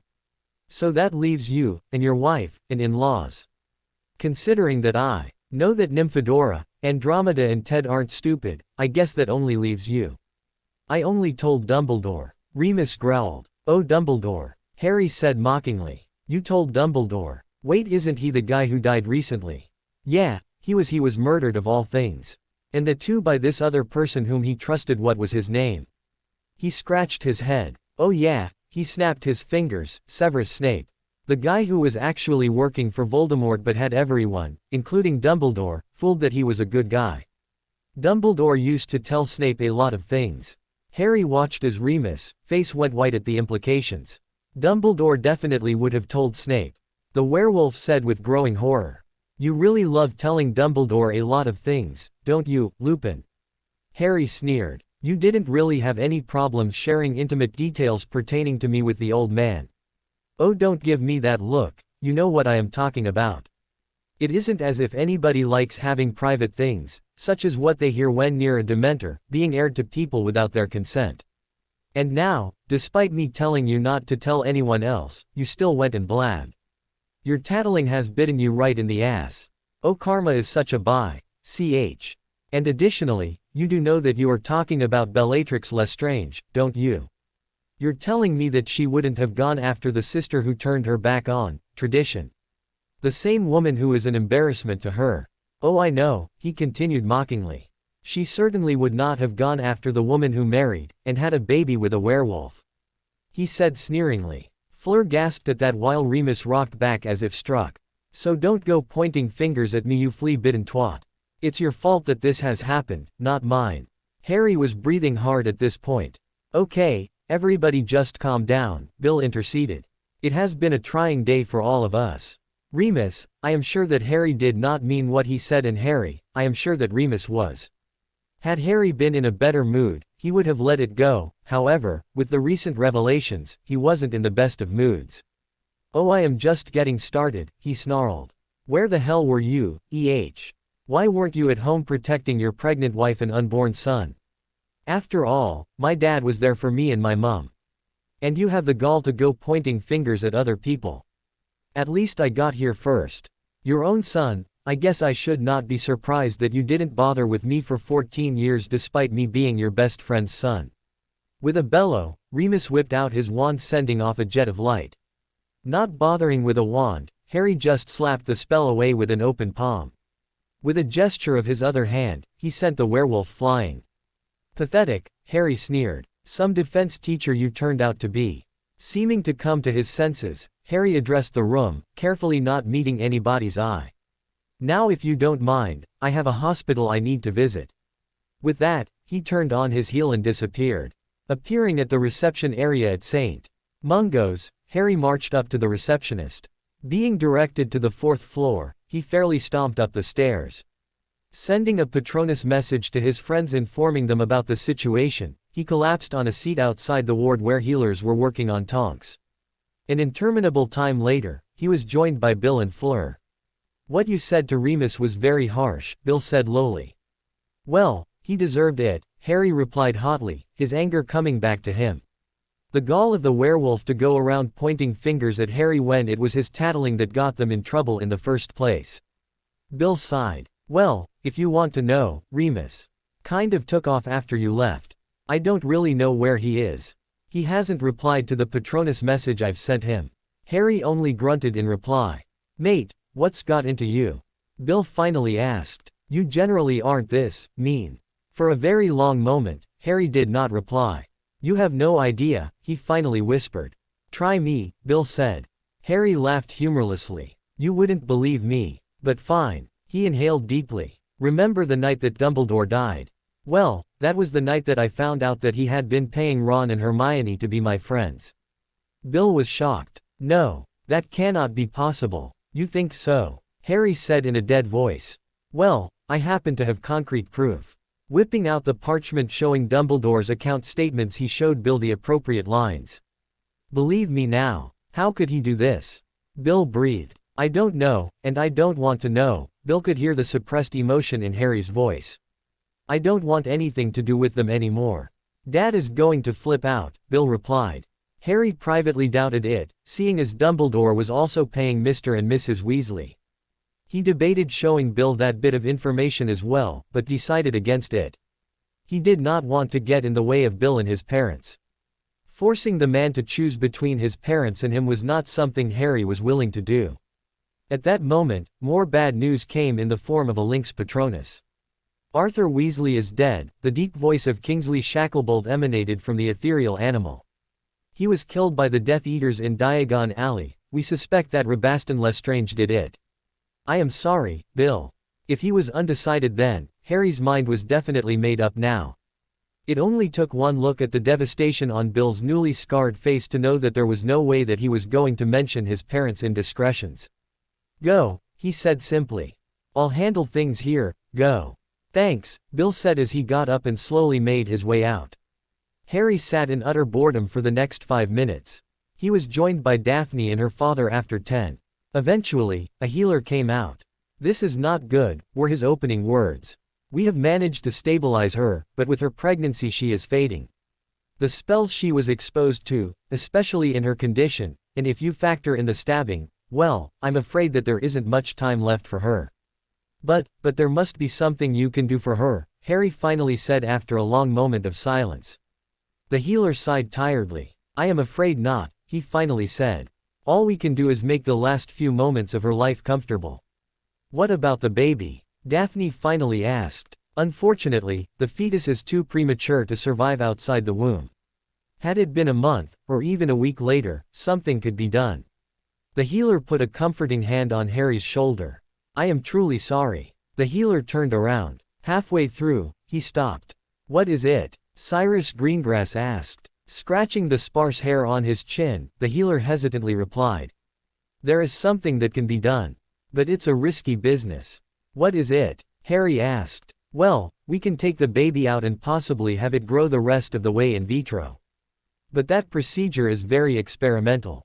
See, the thing is to take out the womb, the entire womb from the mother out, and with a few adjustments and tweaking, help the fetus grow outside the mother. We have no idea what this will do to the baby. After all, human trials haven't started yet. And I really shouldn't be telling you about this. Okay. The healer stuttered to a halt. Pardon, he asked Harry. Fine, Harry repeated. At this point there isn't much to lose. Well, we still need permission from a close relation. The healer responded. Like a husband or next of kin. Seeing the healer nod, Harry continued. Good, then that would be me. I have been nominated as the baby's godfather, and additionally, Andromeda, Nymphadora's mother was my father's cousin, and I am also the head of the Black family, which was the family Andromeda was born into. Remus Lupin, the baby's father and the woman's husband, is unavailable at the moment, so that leaves me. Seeing the healer cock a skeptical eyebrow, Harry made an impatient noise and flashed his ring. Now if you don't mind. The healer seemed to regain his wits at the sight of the ring.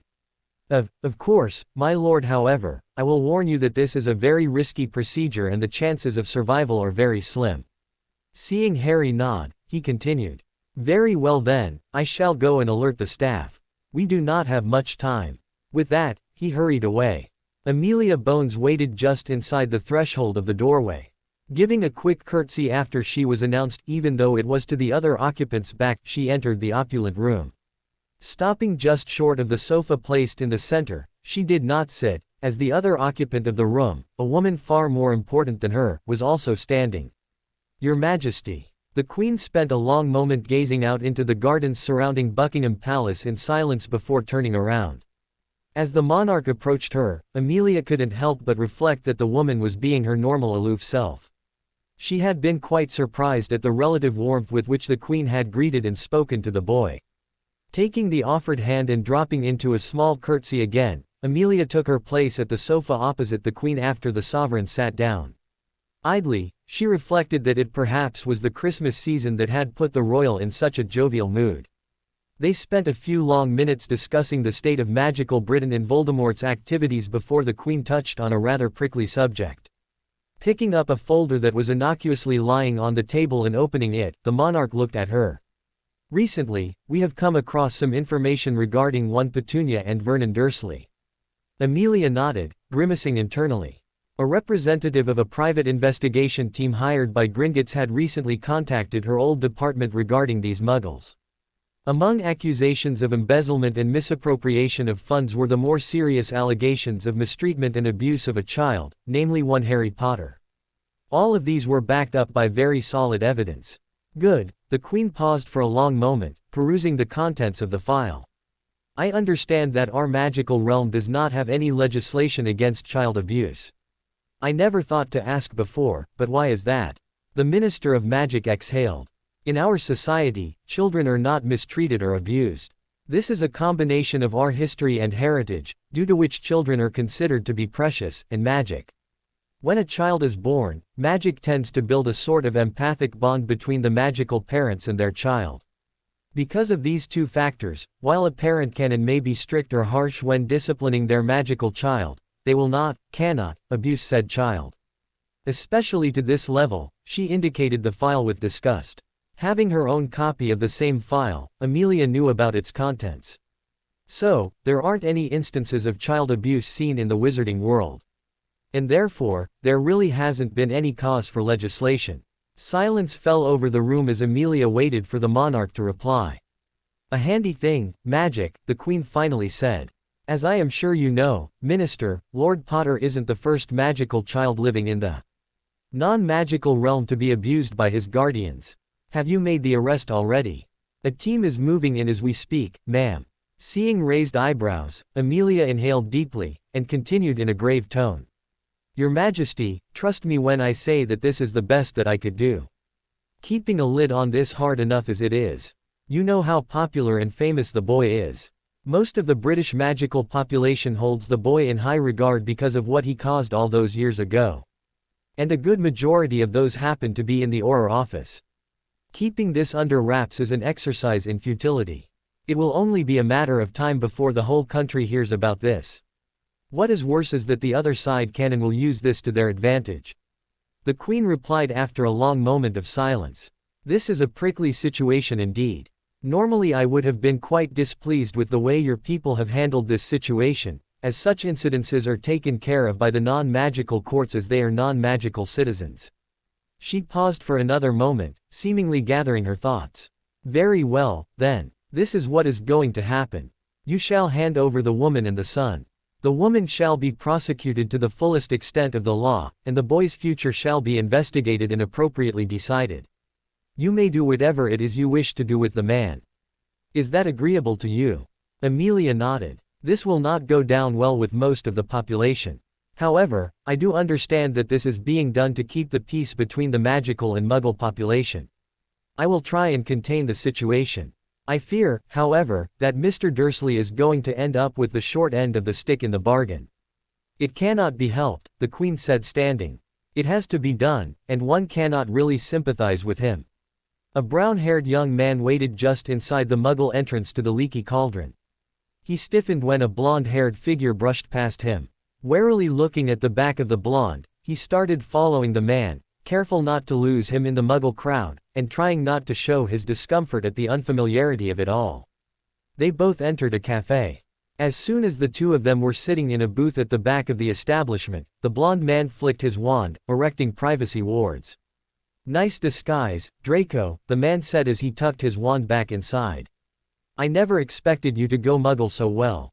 If it wasn't for the signal, I would not have recognized you. Draco scowled. Thanks, he said grudgingly. You aren't too bad yourself, Harry. Now that we have the pleasantries out of the way, how about we get down to what it is that you called me here for? He looked at his surroundings with disgust. Harry reached into an inner pocket and extracted a bundle. If you say so. Voldemort reclined back in his seat at the head of the dining table of Malfoy Manor. Looking around him, he gazed at the assembled Death Eaters.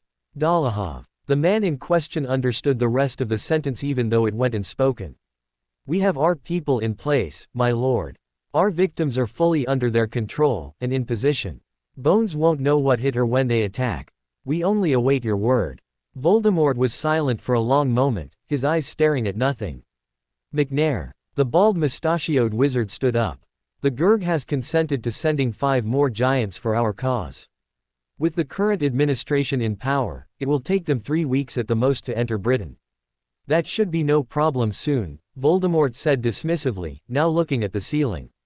And what news do you have for me, Severus? Burbage has proven to be a source of information, my lord. It seems that Potter holds the wards. To the school. There was a lot of murmuring at this. Surprised, Voldemort looked at Snape. Potter, he said with a hint of incredulity coloring his voice. Yes, it appears that Dumbledore trusted the boy a lot. Apparently his last act before he was ambushed was to hand over the wards to the boy. Also, Snape hesitated. He had a good feeling that the Dark Lord was not going to like this information. What is it, Severus? Voldemort spoke out silkily, his red eyes narrowing. I do not know of the veracity of this bit of information, but according to the blood traitor teacher, Snape paused. Potter holds the title of Lord Slytherin. It took a moment for the collective to register what the greasy-haired man had said. Muted cries of surprise rang throughout the room. He what? Voldemort whispered dangerously. The sounds of saliva being swallowed broke the silence that followed as the assembled Death Eaters collectively gulped. Snape in particular wondered for a fleeting moment if he had done the smart thing in revealing this information. But Voldemort did nothing. Call for the food, he finally said, waving a negligent hand at Lucius. As the food appeared, the Death Eaters heaved a unanimous sigh of relief. The Dark Lord wasn't about to fly into a violent explosion of temper, yet.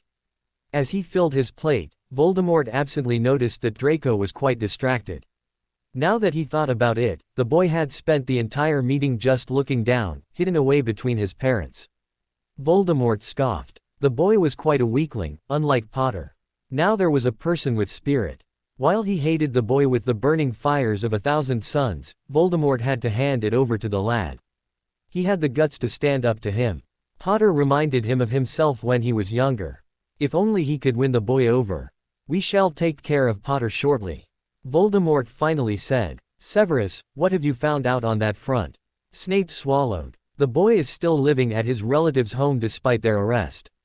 The Order plans on moving him in 2 days, a week before his birthday.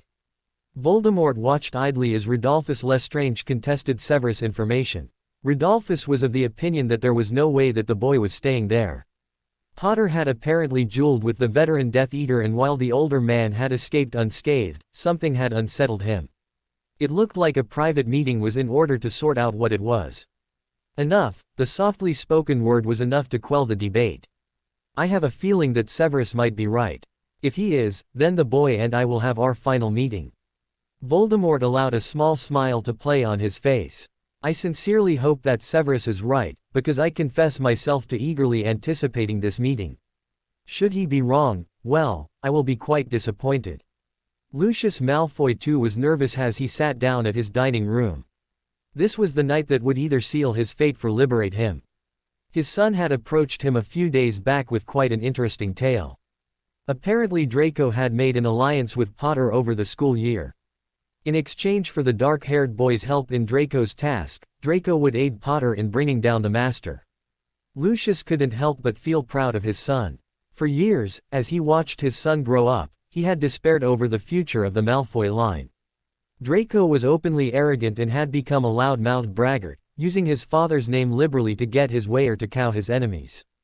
That was not how a Malfoy acted. A Malfoy was sly, a Malfoy was cunning. A Malfoy sidled up to the person in power and reaped the benefits.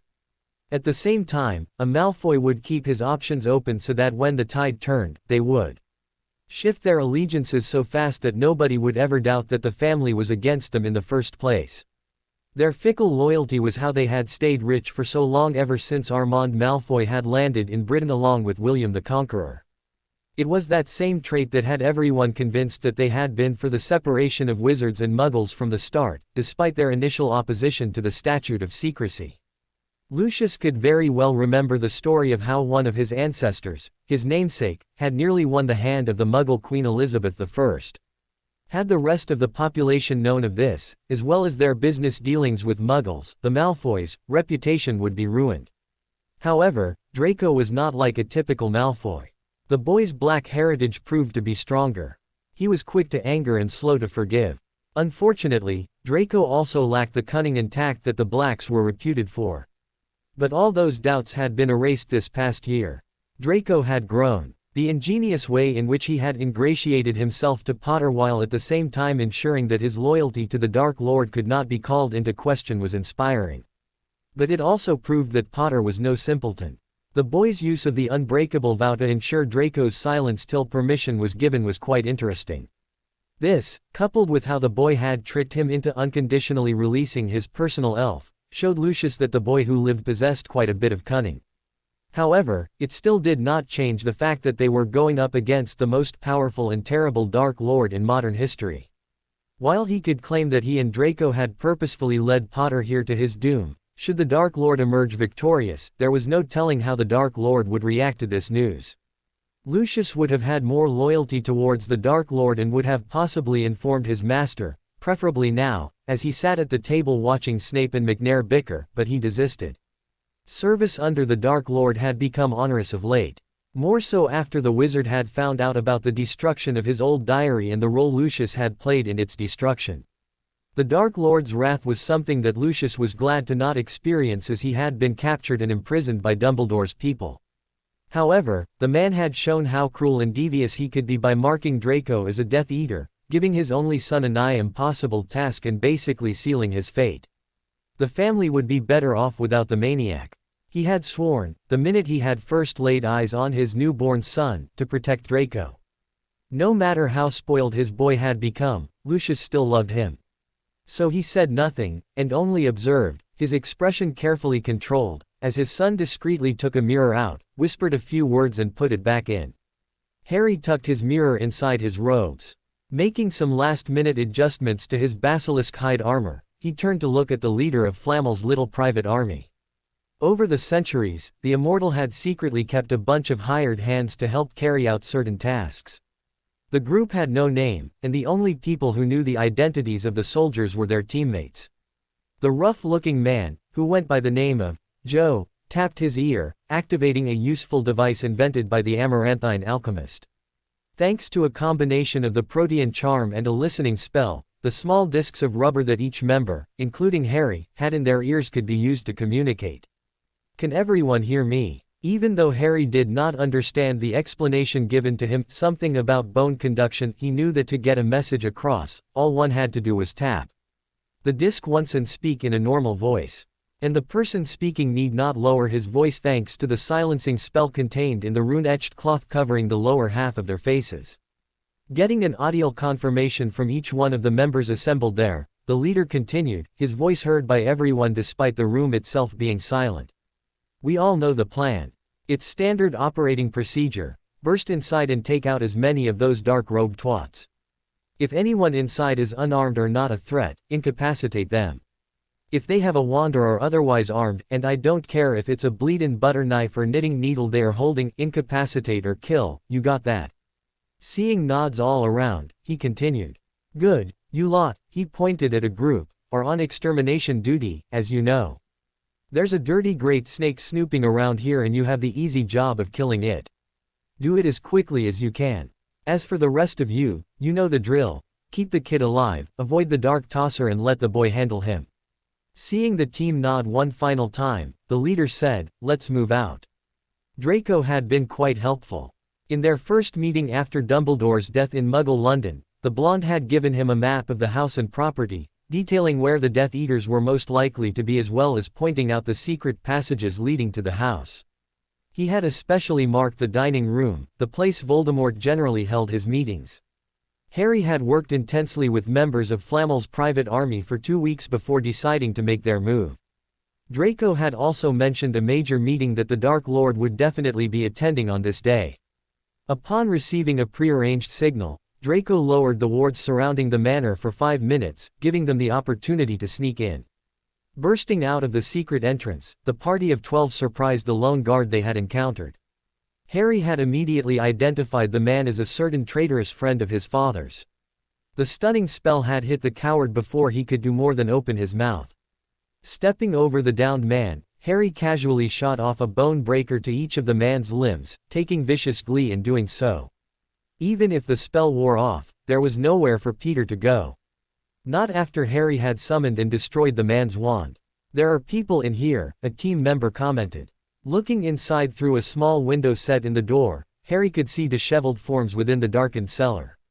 One of the wizards, who Harry recognized as Florine Fortescue in the wand light, staggered to his feet as the door opened.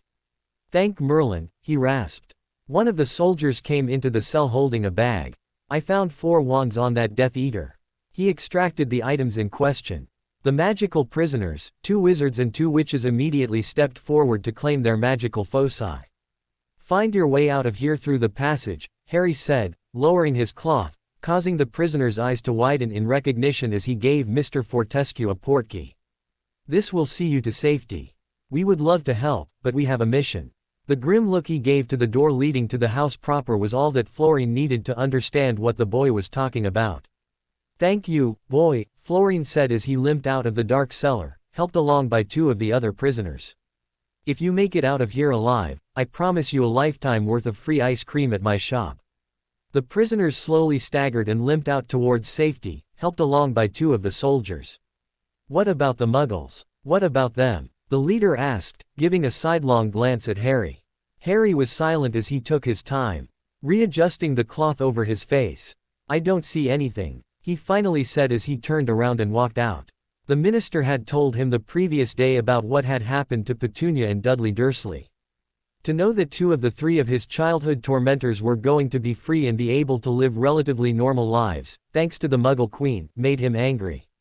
The worst bit was that Petunia would only get 7 years, which was the maximum sentence meted out in cases of child abuse, while Dudley would be put in foster care till he reached 18. This convinced him that the Muggles would always look out for each other, no matter what. So why should he look out for them? Let the Muggles handle these prisoners. Joe smirked underneath his cloth as he and the rest left the room, ignoring the feeble pleas of the Muggles. Closing the door and casting a silencing charm on it to block any sound from escaping, he turned to the rest. "Well, it isn't exactly our duty to save anybody. It certainly isn't written in our contract. Right, enough dallying, let's get a move on." He flexed his gauntlet. Harry was quite impressed with the item resting on the offhand of every one of Flamel's army. A prototype, again, developed by the alchemist, the gauntlet was made of a special alloy of gold. Reaching up to the elbow, it was etched in runes to contain 2 spells, the shielding charm, and the cutting charm. Making a fist with the gauntlet would trigger the first spell while a slashing motion would release the second. The number of spells it could hold was limited, however. In addition to that, the fingers ended in wicked sharp claws. This, along with the reinforced nature of the metal, made it a devastating weapon for close combat. A spring-loaded retractable blade attached on the back of the wrist added extra reach for stabbing. Harry refused those, stating that he was more comfortable with dual casting. He never mentioned to Flamel that both his arms were magical foci, meaning that he could theoretically cast spells with both hands. However, he had not yet perfected the art of casting without a wand, still dependent on the movements to get a spell out. It was a weakness, he knew, but there wasn't enough time, and progress was too slow. Not that it mattered. He could probably pick up a stick on the ground, or anything resembling a stick, and continue if he lost his wands. Ascending the steep stairs, they stopped at a landing where there was another shallower staircase to the right ending at a wooden doorway. Here, half of them went further up, towards the drawing room, in search of Nagini. The other half, with Harry, went right towards what they knew were the kitchens. Standing to one side of the door, Joe cast a spell with his wand, rendering the door transparent to the intruders. The spell revealed a host of Death Eaters sitting around a large rough table, feasting. Taking a moment to memorize their positions, the hardened warriors blasted the door open, diving through the smoke and using the confusion to dispatch the Death Eaters. Harry hung back. While he would love to join in on the fight, Flamel had advised against it. The alchemist had made quite a valid point. It would not do for Harry to become injured before he had to face Voldemort. But staying out of the fight did not mean that he had to be useless. Drawing his wands and lowering the cloth, Harry started chanting an incantation in Parseltongue which was more like a rhyme.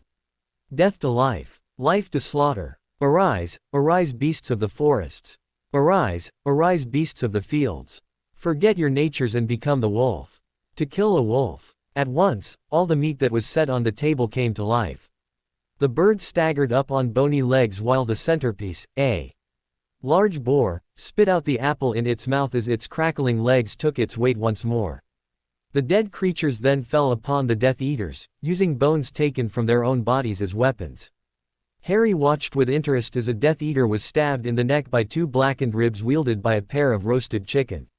The Parseltongue spells he had picked up from Slytherin's journals were archaic and long-winded, but they were undeniably powerful.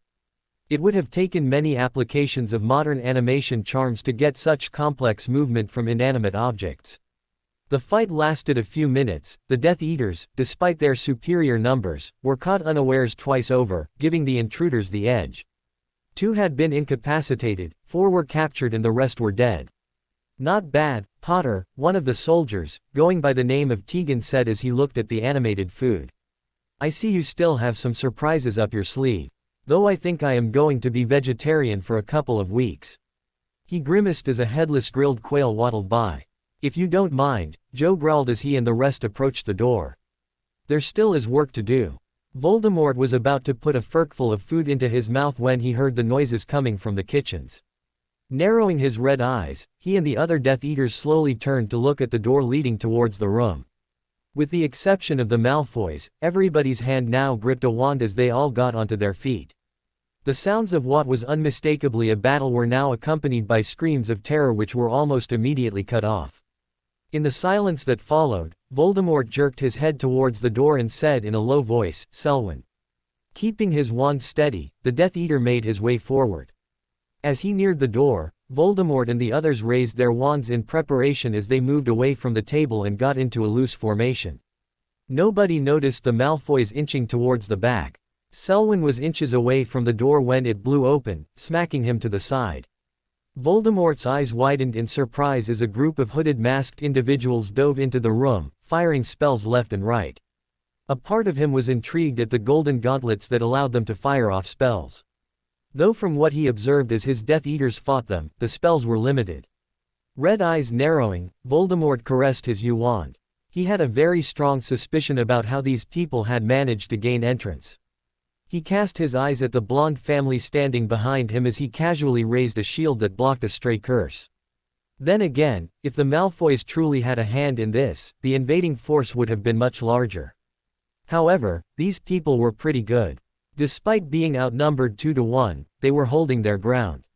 What was worse was that with the fall of Rabaston, they had already lost 2 of their number while their mysterious opponents, who clearly were not Aurors, had yet to suffer 1. With a flick of his wand, Voldemort brought a heavy platter in the path of an Avada Kedavra headed towards Bellatrix's back. With a flourish of his wand, he prepared to join the battle.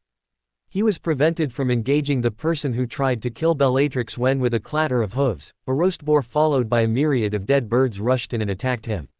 Snarling, Voldemort banished the swine into a wall with a blasting hex. Turning to the fowl without a pause, he let loose another banisher. He was surprised when one of his targets nimbly dodged aside and threw a rib towards him. This was not normal behavior for animated objects. Voldemort gracefully stepped out of the way of the flying bone fragment. With eyes aglow and a snarl, he incinerated the birds with a whip of fire. This had gone on long enough. Turning to his Death Eaters, his chilling voice rang out, "Capture them, I want to find out how they got in." A bone breaker fired from his wand caught one of the assailants in the arm, downing the man and making the Death Eaters fight with more vigor. Just then the combatants froze as they heard a hissing noise come from the kitchens. Voldemort turned in surprise. That was Parseltongue. "Men cut down in your prime. Men cut down before your time." The sight of a curse flying towards him prevented him from hearing the rest. Whipping around, Voldemort fired off an organ-liquefying curse at the person who dared attack him.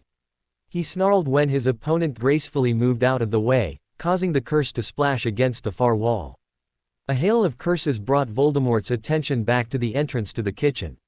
5 figures rushed into the fray, throwing curse after curse at the Death Eaters, bolstering the ranks of the invading force and leveling the playing field.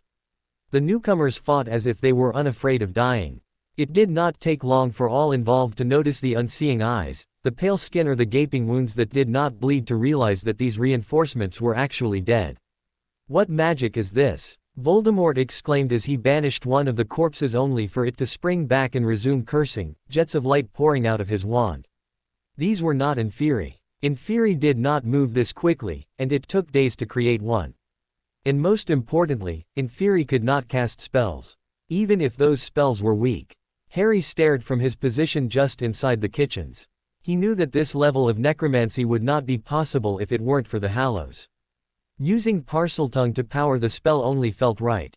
"Hello, Tom." Voldemort turned towards the voice. There, framed by the now destroyed doorway, stood Harry Potter. "Potter," he breathed. "I hope you like the little army I raised." Harry said with a sweeping gesture of his hand indicating the dead Death Eaters fighting their live counterparts. It was a little spell my ancestor, Salazar Slytherin, had learnt long ago. As you can see, he kept that a secret, passing it down only to his heirs. I hope you aren't afraid of them. Voldemort's eye twitched. He had searched high and low for Parseltongue spells, but was unsuccessful. Those who knew them had made sure to avoid him, denying him the knowledge. That Potter had such knowledge, no matter how archaic, infuriated him. This was his legacy. Salazar was his ancestor. He also did not want to admit to the thrill of fear that ran through him upon seeing the Walking Dead. How had the boy known of his secret terror? He had taken pains to ensure no one knew about it.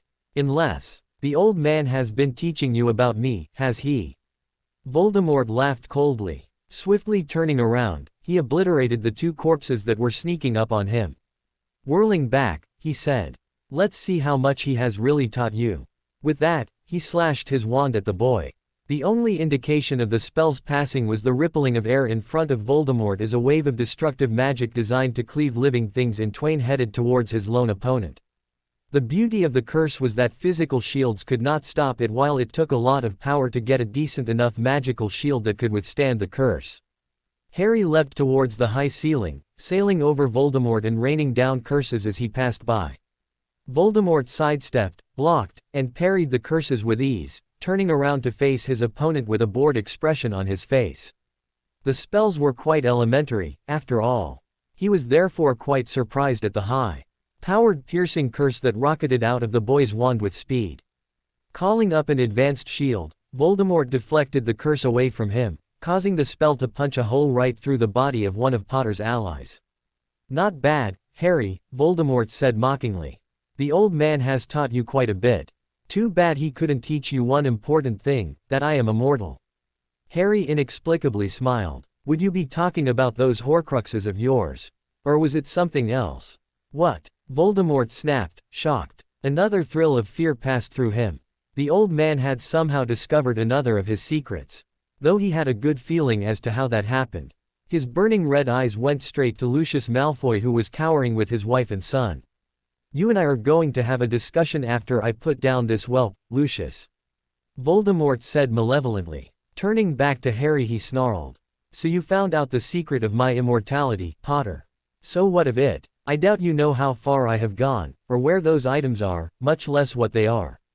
Subtly, he palmed his wand for the wand he had taken from Lucius. Slytherin's locket, Hufflepuff's cup, and Ravenclaw's diadem, Harry rattled off quickly as he conjured a slab of marble to intercept Voldemort's Avada Kedavra. "Yeah, I got them all." Absently, he transformed the debris of his conjured shield into metallic discs that took the brunt of the volley of curses that followed. "I destroyed your school diary in my second year," and Dumbledore finished off the ring. Angered by this revelation, Voldemort fired off 3 killing curses in succession. The first 2, thanks to a small twist he had designed, curved so that they would intercept at an angle, while the third one flew straight towards his target. The end effect was that Harry was now facing a phalanx of green death. Unperturbed, Harry flourished both wands, bringing his offhand to bear for the first time. The trio of killing curses were shortly stopped in their tracks as 3 objects absorbed their energy. Voldemort was brought to his knees as a high-pitched wailing filled the room. The other combatants stopped their fighting, distracted by the sound. However, the reanimated corpses, of which 2 were remaining, were not affected. The pair set upon a distracted Bellatrix Lestrange, pouncing on her and physically clawing at her, their magical cores drained. Voldemort's best Death Eater died of a broken neck, her eyes clawed out. The remaining combatants, Rodolphus and Dolohov, soon followed her as their lone opponent. Joe sent an Avada Kedavra at the former while slashing at the latter with his gauntlet. Turning to the battlefield, Joe set about securing his surroundings, reinforcing the stunning and binding spells on the lone captured Death Eater, after which he started searching for any surviving colleagues. Out of the corner of his eye, he observed Potter and the Dark Lord. He was too drained and too weak to help the boy out. Potter was on his own for now. Besides, with the way the battle was escalating, he had to find cover. Quickly dragging those that he found were even remotely alive to a corner, he placed an odd device on the ground and called up a transparent heavy-duty bunker shield. Hopefully this would tide them over for now. Harry shook his head, ridding himself of the last of the ringing in his ears. I was about to tell you that I had not destroyed those yet. He rasped. Anyway, it looks like you took care of that for me, so thanks. Seeing that his opponent was still staring at the destroyed objects in shock, he brought both his wands to bear and fired off 2 Sectum Sempra curses simultaneously. But Voldemort was not beaten yet. With a twitch of his hand, the huge table, that was inexplicably still untouched, flew to intercept the curses. With a roar of rage, Voldemort banished the splinters towards Harry, followed by a blasting curse. Harry quickly transfigured the splinters to cotton and bunched them together to form another slab of marble to intercept the blasting curse. However, the spell was too powerful. The shockwave from the resulting explosion as the stone intercepted the curse was enough to send Harry flying. Landing on the hard ground with a thump, he rolled to a stop near the doors that lead out of the room, groaning. Voldemort approached his fallen enemy, snapping one of the wands on his way. He loomed over his downed opponent. He laughed as Potter weakly raised his arm, his fingers reaching out. Slowly, he brought Lucius' wand to bear. He would show the boy mercy, all right. Suddenly, bolts of lightning shot out from Potter's fingers, catching Voldemort by surprise. The Dark Lord screamed in pain as he was blown off his feet. Shooting up to his feet in a burst of energy, Harry stalked forward. A rapidly sealing cut on his forehead had bled enough to give his face a ghastly look. Feeling the stiffness in his body fading, he silently thanked himself for having the presence of mind to do all those body-enhancing rituals. Clenching his fists, he knew in a sudden burst of clarity when he had blasted Voldemort with the lightning that he could do without the crutch of those fake wands. Suddenly everything just seemed to click. Voldemort was quick to get to his feet. The side of his face was mildly sunburnt, the rapidly fading pink patch standing out starkly against the otherwise pale skin. The wand that he was holding, however, was completely destroyed. Only a blackened stump remained. Voldemort dropped the useless shard looking at his blackened fingers in disgust. He did not feel much pain there, as his body was already healing itself, the broken fingers rearranging and the skin renewing. I see that you have done some rituals, Harry, he said as he saw his younger nemesis healing at a similarly accelerated rate. Though I also notice that they are the pathetic weaker versions of what I used. You don't heal as fast as I do. Smirking and drawing out his wand, Voldemort spread his arms and said loudly. I have done far more than anyone. You might have destroyed 5 of my Horcruxes, but so what? You don't have them all. I cannot be killed, Harry. And once I am done with you, I will, URK. He was interrupted by a sharp pain as he felt cold steel slide into his back. Snarling in anger, Voldemort whirled around, backhanding the backstabber. His eyes flashed an unholy red as he beheld the crumpled form of Draco Malfoy. You dare, he whispered in a deadly voice. You are just like your traitorous father. He shot off a Cruciatus curse, and just as incompetent. I should have ended the Malfoy line a long time back. With that he whipped his wand forward and shot off a killing curse. Draco just watched the curse approach as if in slow motion.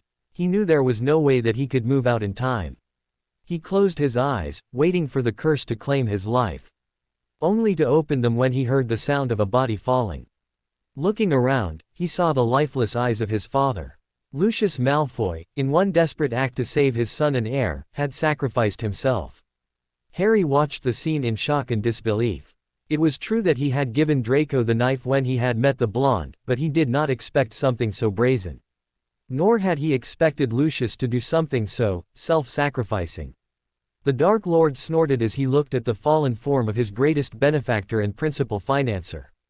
Looks like slippery Lucius does have some Hufflepuff qualities, turning back to Draco, he said. Time to die. Before Voldemort could utter the first syllable of the killing curse, Harry had recovered enough to blast the Dark Lord away. Voldemort twisted and landed on his feet. Yanking the stiletto out, he looked at the handle. The Potter crest. He gave both the boys a hate-filled glare. I see that you two have been working together.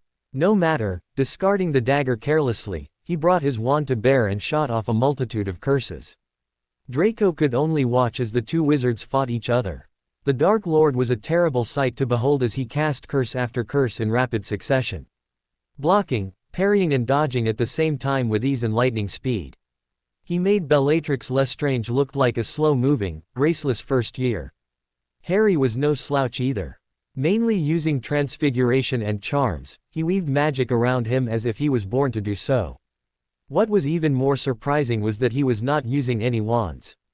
Jets of colorless magic were rippling away from his palms to Voldemort who, regardless, was quick to recover from the display of wandless magic. The magic they were throwing around flew at a furious pace. Curses were blocked in a trice by slabs of stone.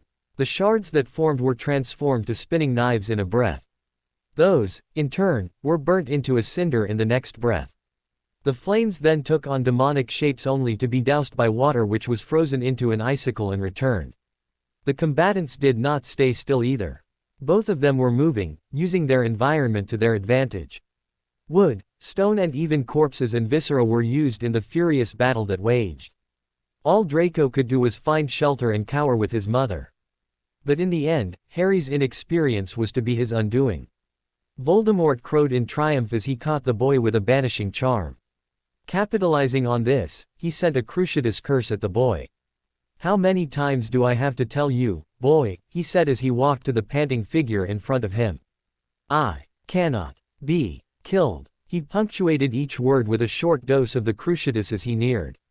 Finally thinking that he had the boy beaten, he leaned closer. He first planned on ripping the secrets the boy knew from his mind.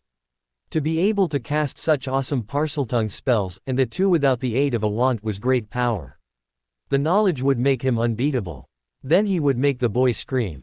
Finally, after that, he would kill the brat. Suddenly, with a burst of energy, Harry stabbed him in the stomach with another stiletto. He then fired off a wandless banishing curse with his other hand point blank, sending Voldemort flying. Both the adversaries staggered to their feet. Their enhanced bodies sported numerous bruises and cuts, the accelerated healing being unable to cope with the rigors of battle. Voldemort yanked the stiletto out. "Another one?" he asked derisively. "At the very least you could select a more suitable weapon instead of something that frail women use." He tossed the dagger aside contemptuously with a sneer. "True," Harry replied, panting holding his side. "But those were the only ones I could find with a hollow blade and goblin made. After all, nothing else," he paused to take a breath, "can withstand the effects of basilisk venom." He gave Voldemort a blood-stained grin of victory. As if on cue, Voldemort could feel a burning sensation emanate from his back where he had first been stabbed. He staggered with the pain. His body had been working overtime to rid him of the venom while he had been embroiled in battle. The second stabbing had only increased the venom inside. "Still," he said, straightening up and ignoring the pain in his stomach.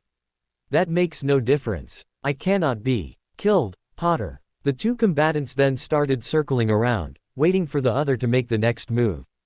Draco looked on with a hint of despair. Despite everything Potter had said, the Dark Lord seemed quite certain of his immortality. He glanced at Harry, wondering what his reluctant ally had to say. The look of confusion on his face was mirrored by the one on the Dark Lord's face as they both wondered why the black-haired wizard had stopped and stuck a finger into his ear. A big grin slowly spread across Harry's face. As he started moving again, unconsciously mirrored by the Dark Lord, he said, "So you cannot be killed, is it? Despite the fact that I destroyed 5 of your Horcruxes, you still are quite confident that you are immortal. That means, there is one more left. It's the snake, Nagini, isn't it?" Seeing the look of dread momentarily steal across the Dark Lord's face, Harry laughed. "Oh, don't worry, I won't be rushing off to hunt it down." He paused with a knowing grin on his face. "After all, you didn't think I came in with just 5 people, did you?" This time it was Voldemort who stopped in shock. "Oh yeah," Harry gloated. "A party of 6 highly trained wizards has been tracking down your snake all this time while the 6 of us have been keeping you and yours busy. And as of 5 minutes ago, Nagini has ceased to exist." With a sense of disbelief, Voldemort saw Harry's eyes shift towards the now broken windows looking outside to the grounds. Turning his gaze there, he saw, with a stab of horror, 6 more of the masked invaders holding the head of his familiar aloft. "You're mortal now." Voldemort was barely able to dodge the curse that accompanied the shout. Getting back to his feet, he reassessed his situation. The chances of victory now were slim. His Horcruxes were destroyed, his inner circle was gone, and Potter was quite able to take him on with magic that was unknown to him. He had to regroup, heal, Find more willing allies, make more precautions. He realized now that depending solely on Horcruxes was foolish, and then, he would come back. For he was Voldemort. Draco watched with a mixture of disbelief, dread and joy as the Dark Lord sprinted towards the windows and took to the skies, his robes flapping behind him as he neared the ward line. Disbelief soon took over the other two feelings when Harry followed suit, shedding his outer robe and summoning the goblin-made knives on the way. The Dark Lord knowing something as awesome as being able to fly unassisted was one thing. That his schoolmate could do the same was staggering. Slowly getting to his feet, he moved towards the open windows, followed by his mother and the last standing member of Potter's incursion group. They couldn't see much of the aerial battle, except for the flashes of spell fire that lit up the night sky. Harry was quick to catch up to Voldemort. While the Dark Wizard had a head start, Harry was a natural flyer, knowing all about the nuances of flight thanks to the frequent times he had gone on his broom.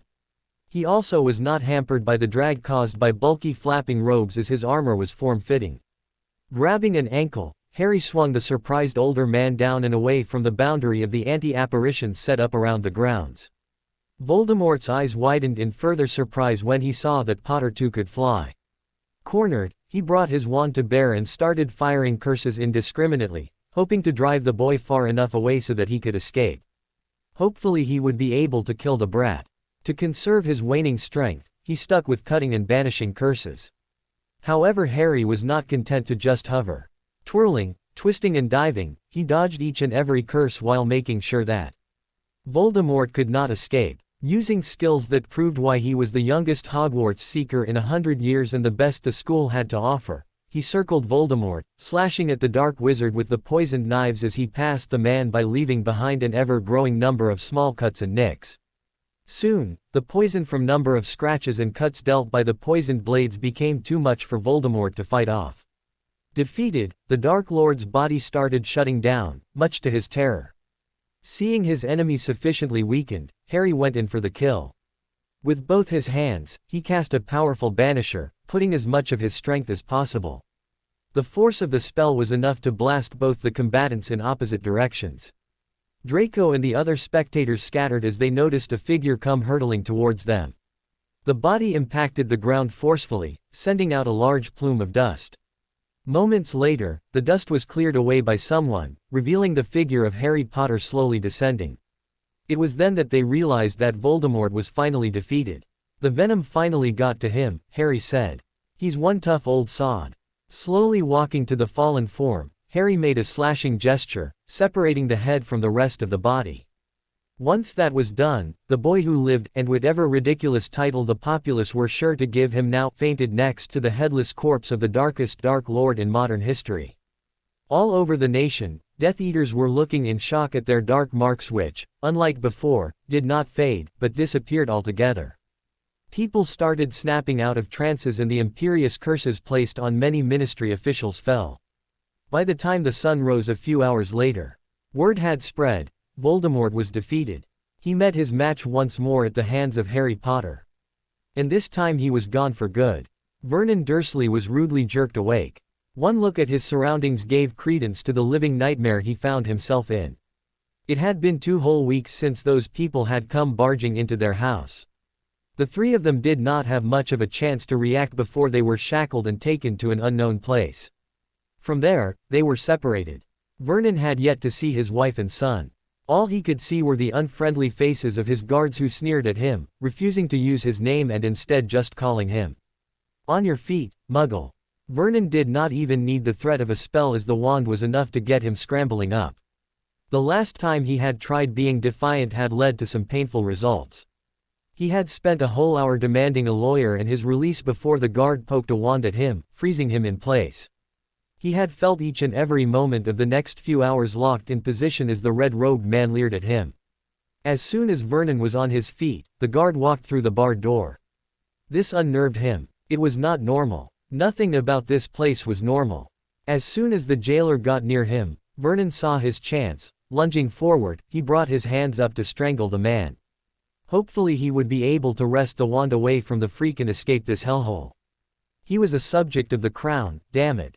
These freaks had no right to hold him. Suddenly, he crumpled in pain as agony passed from his thumbs up to the rest of his body. His victim to be smirked. You thought those rings on your thumbs were pretty baubles, did you? Stupid Muggle, he flicked his wand, sending Vernon flying into the fall behind him. Unruly aren't we? It looks like someone needs to be taught a lesson. Turning around, he shouted out, Oi, we have a hostile one on our hands. Immediately, 2 more people walked through the door. Hey, Inna, the one who loves beating up children. One of the newcomers, a large brutish man, said. Yeah, this is the scumbag that's Potter's uncle. His companion, a man with sharp bird-like features, replied. Not Harry Potter. Seeing nods, the large man became visibly angry. Harry Potter saved a lot of families twice over by talkin' care of you-know-who. I don't like it when people mess with I am. Nor do I, the bird-like man said. Thanks to Potter, my uncle's not forced to become a murderer. Let's teach him a lesson, lads. The next few moments of Vernon's life were painful as he was hexed, cursed and jinxed. I think this is enough for now, lads. The jailer said idly. He flicked his wand once, making the curse marks fade. Now that we've prettied you up, let's go, Muggle. You have a trial to attend to. Another flick and Vernon was helplessly floating along as the 3 wizards followed him. Too bad we couldn't get one of the Dementors to escort him. Where are they anyway? The bird-like man asked. I dunno, the large man shrugged. Oh well, this is you. With that, he and the bird-like man opened a large door. Vernon looked around in terror as he was led into a packed dungeon. He struggled as he was led to a menacing chair with shackles and chains wrapped around it. As soon as he was thrown onto the chair, the restraints bound him down tightly. Sorry for the delay, my lords and ladies, his guard said. But he was being uncooperative. Vernon did not hear that. He was too busy looking around him. He could not believe the number of that kind of people. A section of people to his left were writing on funny paper with funny feather pens. Reporters, he guessed. Another section to his right were whispering and gossiping as they looked at him now and then. What concerned him most was the group of people in front of him. They, like everybody else, were wearing those dresses. Only theirs were all a shade of purple that indicated a uniform. Vernon knew there and then that these were the judges. Each and every one of those people was giving him a look of deepest loathing. A look he generally directed at the boy. And speaking of which, Vernon's piggy eyes narrowed as he saw the face of his hated wife's sister's son sitting there with a superior look on his face. Now bound and shackled to the wooden chair, sleep-deprived, scared and terrified, he fell back to something familiar to him. Boy, he growled, come down and release me this instant or there will be hell to pay. In retrospect, Vernon realized that he should not have said that in such an environment. I would like the court to record the fact that the Muggle has threatened my person publicly as evidence for my case. The boy said, standing up. Duly noted, Lord Potter, a wizened old man said. The form of address was enough to shock Vernon into silence. Vernon Dursley, a strong-jawed wizard said. You have been charged with the following. Slander of a member of an ancient and noble house, theft from an ancient and noble house, long-term torture and multiple counts of attempted murder of a wizarding child, and, as of now, attacking an Auror in contempt of court. You can't do this. Vernon shouted out. I am a subject of the crown. I know my rights. I want my lawyer. The entire dungeon, including the purple-robed wizards, laughed. Those seated on his right openly jeered, making rude gestures and calling him names he could only understand due to the tone that accompanied it. Order, order, the speaker said, issuing bangs from his wand. As soon as the room had been quietened, he continued. We too are subjects of the crown, Muggle. He gestured behind him where everybody could see the royal cipher. And as it is one of ours that you have wronged, we get to try you. Her Majesty knows this and approves. Now, as I was saying, the court has seen the evidence and will be making its decision. Desperate, Vernon spoke out once more. Don't I get a say in this? What about my side of the story? I pled not guilty. I demand a fair trial. He shrank back as the gathering got vocally upset at his statement. Filthy Muggle, how dare you make demands? Off with his head, have him kissed. The Wizengamot would have heard your side of the story, Muggle, the speaker said after he managed to quieten the room, if you had bothered to come in time. However, you are too late. Due to your lateness, you have been tried in absentia. Now the Wizengamot shall make its decision. Those in favor of conviction. He roared. Each and every one of the purple-robed wizards raised a hand. Those in favor of clearing the accused of all charges. No hand went up. It was clear that the collective was unanimous in their decision. Vernon Dursley, you are hereby sentenced to spending the rest of your life in Azkaban. Your property and assets will be seized to pay the fines owed to the court and repay the most ancient and noble house of Potter. Dementors, take him. At this, the members of the public got to their feet and started clapping. The sound along with the looks on their faces lent an ominous air to the whole scene. Vernon strained against his restraints as he shouted, "No!" over and over again. His protests were cut off by the entrance of the Dementors. The magic of the restraints that had been placed on him were enough to allow the hapless Muggle to see what was coming for him. He shrank back in terror as he spied the pair of monsters coming towards him. Unbidden, the incident from 2 years back came to his mind. Petunia had spoken about them.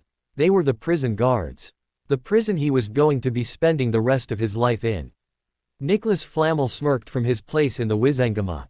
The conviction of the Muggle was the best thing to have happened to him and his cause. He knew that his fellow wizards and witches, no matter how tolerant and kind they were, had little regard for Muggles. It did not take much to turn them all into hating the Muggle. Especially with the proof that had been shown to them. While Vernon Dursley was not the first Muggle to be tried by the Wizengamot, he was the first to have been tried for such heinous crimes. Even Voldemort and the Death Eaters were not accused of that. Sure, they had killed children, but one could never accuse them of such crimes. Nicholas could capitalize on this. He definitely should capitalize on this. Severus Snape waited in the interrogation room for his visitor. Convincing the Aurors and the minister to arrange this meeting was not easy. He hoped that this meeting turned out well. The door opened to admit the person who he wanted to meet. "Listen up, Potter," Snape began without waiting for the boy to speak. "I need your help. I have been a spy for Dumbledore. It was on his orders that I had to kill him." "Really?" "Yes," Severus replied impatiently. "I have proof as well." He really did not want it to come down to this. But that surprise attack had caught him off guard. Even though he had tried to escape, he later found out Wormtail had been caught. They, along with Selwyn, were the only Death Eater survivors. "Where is it, then?" "I was getting to it," Severus growled at the impertinent brat. "It's located in my house in Spinner's End. There is a secret room behind the bookshelf. Now, since you obviously aren't too smart, let me spell out what we are going to do. Once my innocence is proven, I will be more than happy to never see your face again, Potter." He gave the boy his best look of loathing. "Okay," the boy replied after a long moment. So Snape began to outline his plan. If things worked out the way he intended them to, he would be considered a hero. Then he could move into the place Albus had set aside for him and spend the rest of his life in peace as the world spoke of his name with the same reverence as they did of Potter. The accused wishes the use of Veritaserum. Does he? The court buzzed in the background as the chief warlock raised his eyebrows. "I presume that the accused understands the risks involved. His statement under the serum will be considered to be the ultimate piece of evidence that shall decide his fate. Furthermore, he will not be able to retract whatever he said under the influence of the potion." "He does, Chief Warlock. The accused is confident that the serum will help uncover facts about the incident that will show the murder of Professor Dumbledore in a new light."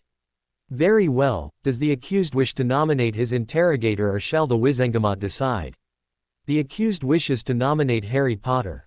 The court murmured again. Not only had Snape called a boy who had yet to claim his seat, but he had also called the one person who had destroyed Voldemort and was rumored to be very close to Dumbledore.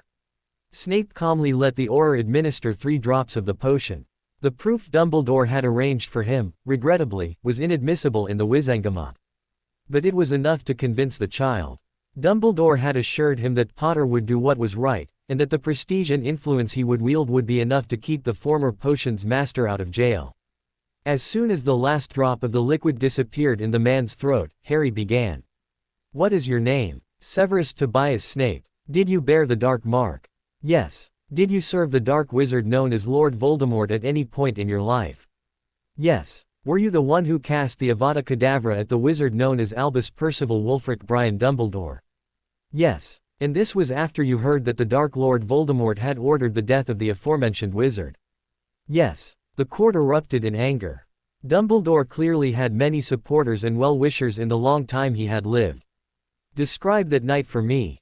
I was in my study when Professor Phileas Flitwick came rushing in squeaking about Death Eaters and an attack on Hogwarts. Even though Snape's tone was monotonous, Harry could see a glimmer of worry in his eyes. Knowing what this meant, I asked him about the whereabouts of the attack. As soon as it was revealed to me that it was in the astronomy tower, I immediately stunned Phileas and headed there. I slipped past the combatants and crossed a ward that had been erected to prevent anyone not bearing the dark mark from entering. Ascending the stairs, I burst in on the Carrow siblings, Roll, Yaxley, Greyback and Draco Malfoy surrounding Professor Dumbledore. Dumbledore looked into my eyes and pleaded, he begged me to end his life. It was then that I cast the killing curse. Harry thought he could see a look of triumph on the former potions professor. Too bad that the man did not know that Harry had seen the whole thing. Did Professor Dumbledore specifically say those words out loud? No. Oh. What did he say then? The worry had settled back in. He said, Severus, please. No further questions, Chief Warlock. The Chief Warlock signaled the Auror to lead the drugged prisoner off to a holding cell to recover from the effects of the serum. While Veritaserum compelled a person to tell the truth, it had a major limitation that the questioner had to be very specific in wording his questions. Should they be worded differently, the answer could be far from the actual truth. It was one of the reasons that the potion was not used in trials without the explicit permission of the accused. It was also a fact that Severus Snape realized just as the last of the effects of the potion wore off. You foolish boy, he snarled as soon as he saw Potter outside the bars of his cell. Did you not understand the proof that you found in my house? How moronic are you, boy? Harry waited patiently for Snape to finish and the Auror guard to leave. Once the door closed, he waved his hand and set up a few privacy wards. Turning to the greasy man, he smirked. What evidence would that be? The files of memory hidden in my house. The older man snarled, gripping the bars of the cell, and pressing his face between them in his anger. It looked like he was trying to get out so that he could strangle the person on the other side. Yeah, Harry drawled. While those memories are compelling, you also, have to factor in the following.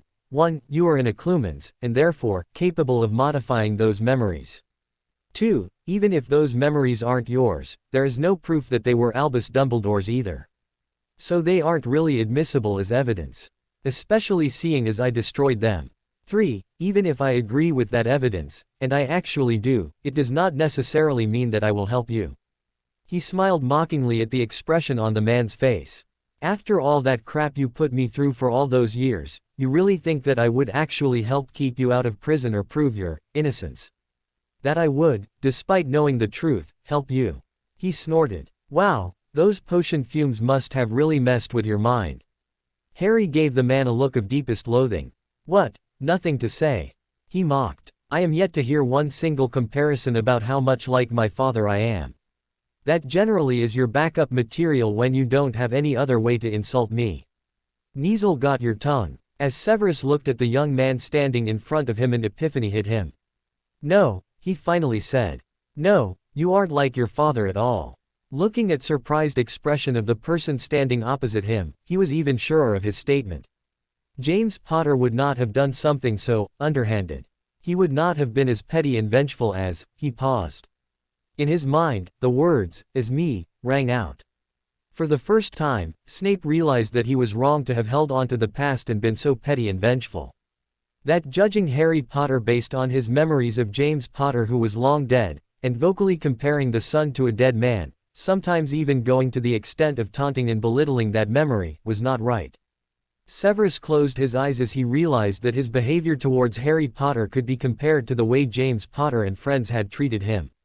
Only, the way he had acted was far worse, as at least James was his peer. Harry, on the other hand, was his student, and a child. He was worse than a bully. Even if the lad was spoiled and an attention-seeking brat, it did not excuse his behavior. As petty and vengeful as you mean? Harry's voice broke through his internal musing. Looking up, Severus could see a mocking smile on the teenager's face. Well, I did learn from the best, after all. You know, I once heard that the way an adult in a position of authority, like a parent or teacher, acts in front of a child, shapes how that individual will behave as an adult. I would suppose I would be more like James Potter, if he was alive. But unfortunately, he isn't. And we have you to thank for that. So, thanks for giving Voldemort the prophecy and causing the death of my parents." Severus was shocked. How had the boy learnt that bit of news? Albus would not have told him. He knew that much. Whatever his faults, the old man always kept the promises that he made. Oh, and one more thing. Brought back to the present, Severus focused on the boy who was now at the entrance of the cell block. "The reason I originally came down to talk to you. The Wizengamot has made their decision. It's the Dementor's kiss for you. You will be notified of the execution date an hour in advance. I believe that is the custom. Goodbye, Snape. This is the last I'll see your greasy, hook-nosed face again. And I always wanted to tell you this." Harry took a deep breath. "You are a petty, vengeful, immature, creepy, greasy, selfish, greedy, foul-mouthed, incompetent, imbecilic, biased, overgrown, bitter child in a man's body, forever trapped in the memories of your past and incapable of growing up." Taking another breath, Harry continued in a normal tone. "I hope you enjoy the first and only kiss that you will be getting in your life. Goodbye." Severus only heard the door slamming shut behind Harry Potter as he sank down on the floor. Lightning suddenly flashed outside the floor-to-ceiling windows, calling her attention to the weather outside. There were hints of a summer storm coming. A soft knock at the door interrupted her reverie. "Lord Potter to see you, ma'am." Turning around, she watched as the door opened fully to admit the young man she had last seen 2 months back.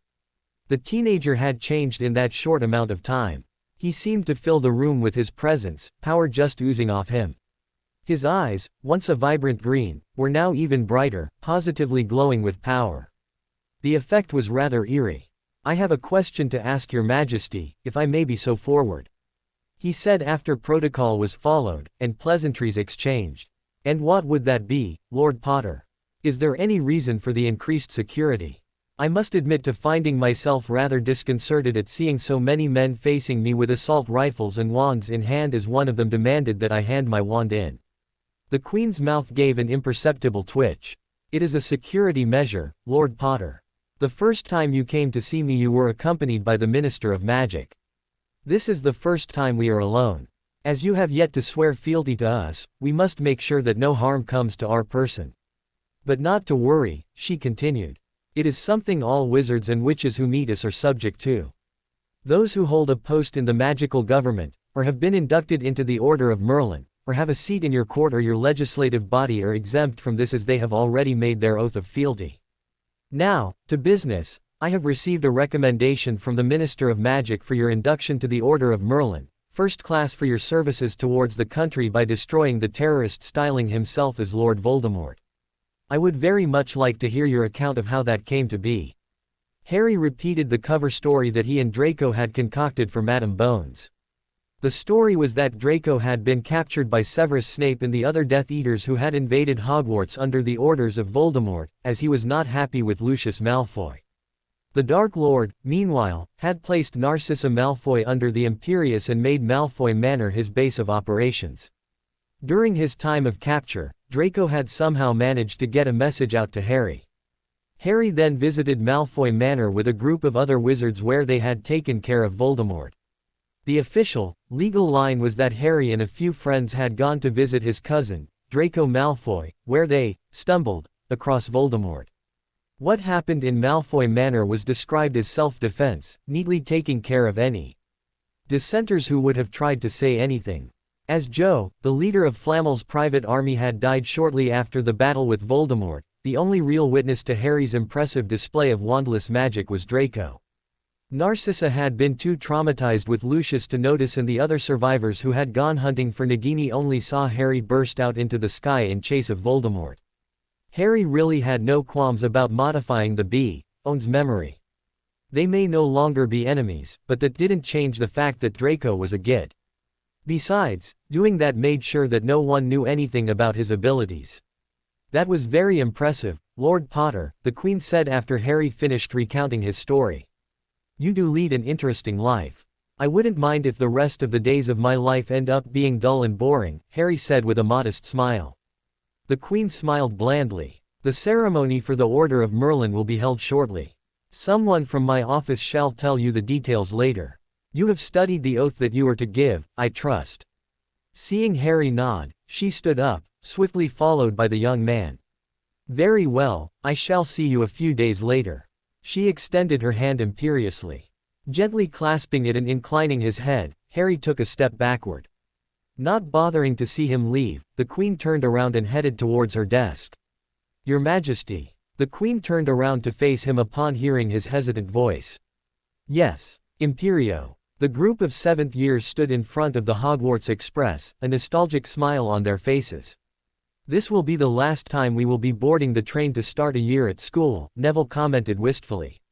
The others made noises of agreement. Don't forget that we just finished the last summer holidays as well, Susan added. Harry softly sighed in contentment. After Voldemort had been defeated, the holidays had been everything short of idyllic. All he could remember of those days was the bright sunshine, Daphne, moving into the renovated Potter ancestral home, Daphne, Neville's spectacular 17th birthday bash, Daphne, his equally spectacular birthday bash organized with the help of his future in-laws, and finally, Daphne. It was reminiscent of the summers he had before 2nd and 3rd years. The beginning was lousy, but the ending was brilliant. Of course, that wasn't to say that the latter half of the summer had been perfect. There had been some stressful situations. Nymphadora's unborn baby had been one of them. Knowing that she was going to die anyway, the healers had focused all their energies into saving the baby. To that end, upon getting the necessary approval from Harry, they all but gutted the dying woman. Carefully, they removed the entire womb, with the baby inside, and with quite a few necessary spells and other magical devices, transferred the womb to an artificial construct. Harry remembered those days as he periodically visited the hospital. The magical machine looked like a huge flesh-colored egg with veins protruding out from it. If he looked closely, he could see the baby's face through the translucent membrane. He also had to donate quite a bit of blood and magic to stabilize the baby. The demand was only halved thanks to Daphne volunteering. The healers were expecting the baby to be properly developed by the 20th of September. It was a month longer than had the baby been conceived through natural means, but they did not want to take any chances. This would be the first human born through such a method. To add to that, the baby was the godson of the person who had defeated Lord Voldemort. Failure, in the healers' minds, was not an option. Harry had initially wanted to name the boy, Teddy, to honor the mother, as he knew that it was what Nymphadora wanted to name the child.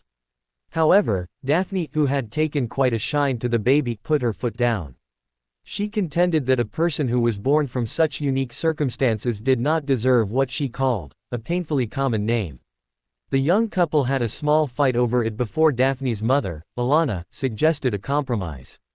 And so, in about 20 days, the world would welcome Lord Edmund Harry Potter Black, the Baron Black, informally referred to as Teddy. The other thing that was slightly tense was Bill's wedding to Fleur, which took place on the 29th of July. The new head of the Weasley clan had practically bullied Harry into coming with promises that he would keep certain members of the family out of Harry's way. Harry had eventually acquiesced, but had insisted on coming after downing some polyjuice potion.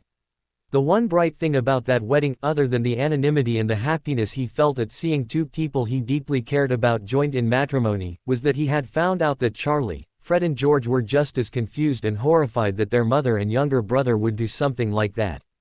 They too had no idea about the money, and the twins had actually sworn magical oaths to that effect.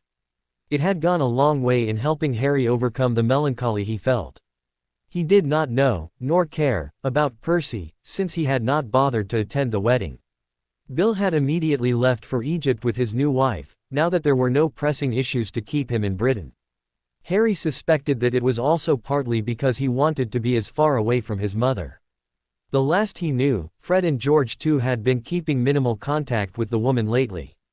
He could not help but feel a pang of guilt for being the cause of the split in the family. "Oi, get a move on," Neville's voice cut through Harry's thoughts. "We wouldn't want the head boy missing the train, now would we?" he said with a smirk. "Oh, right, coming," Harry said, hurrying towards the train. Harry sat back in the prefect's compartment once he was done with the meeting.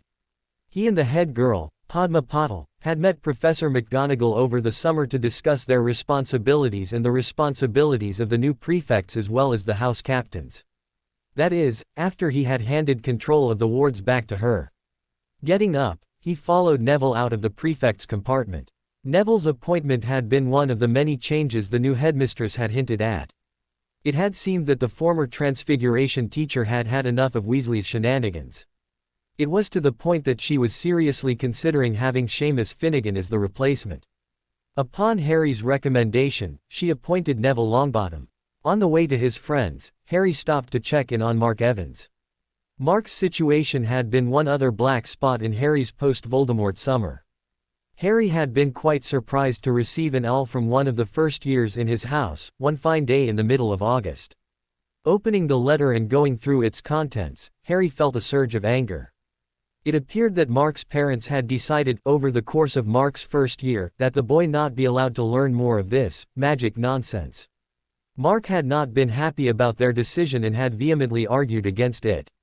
It had come to such a point that his parents had restricted him to his room for the summer, locking away his magical things, and preventing him from contacting any of his friends from the school as they set about forcing him to pursue a normal education.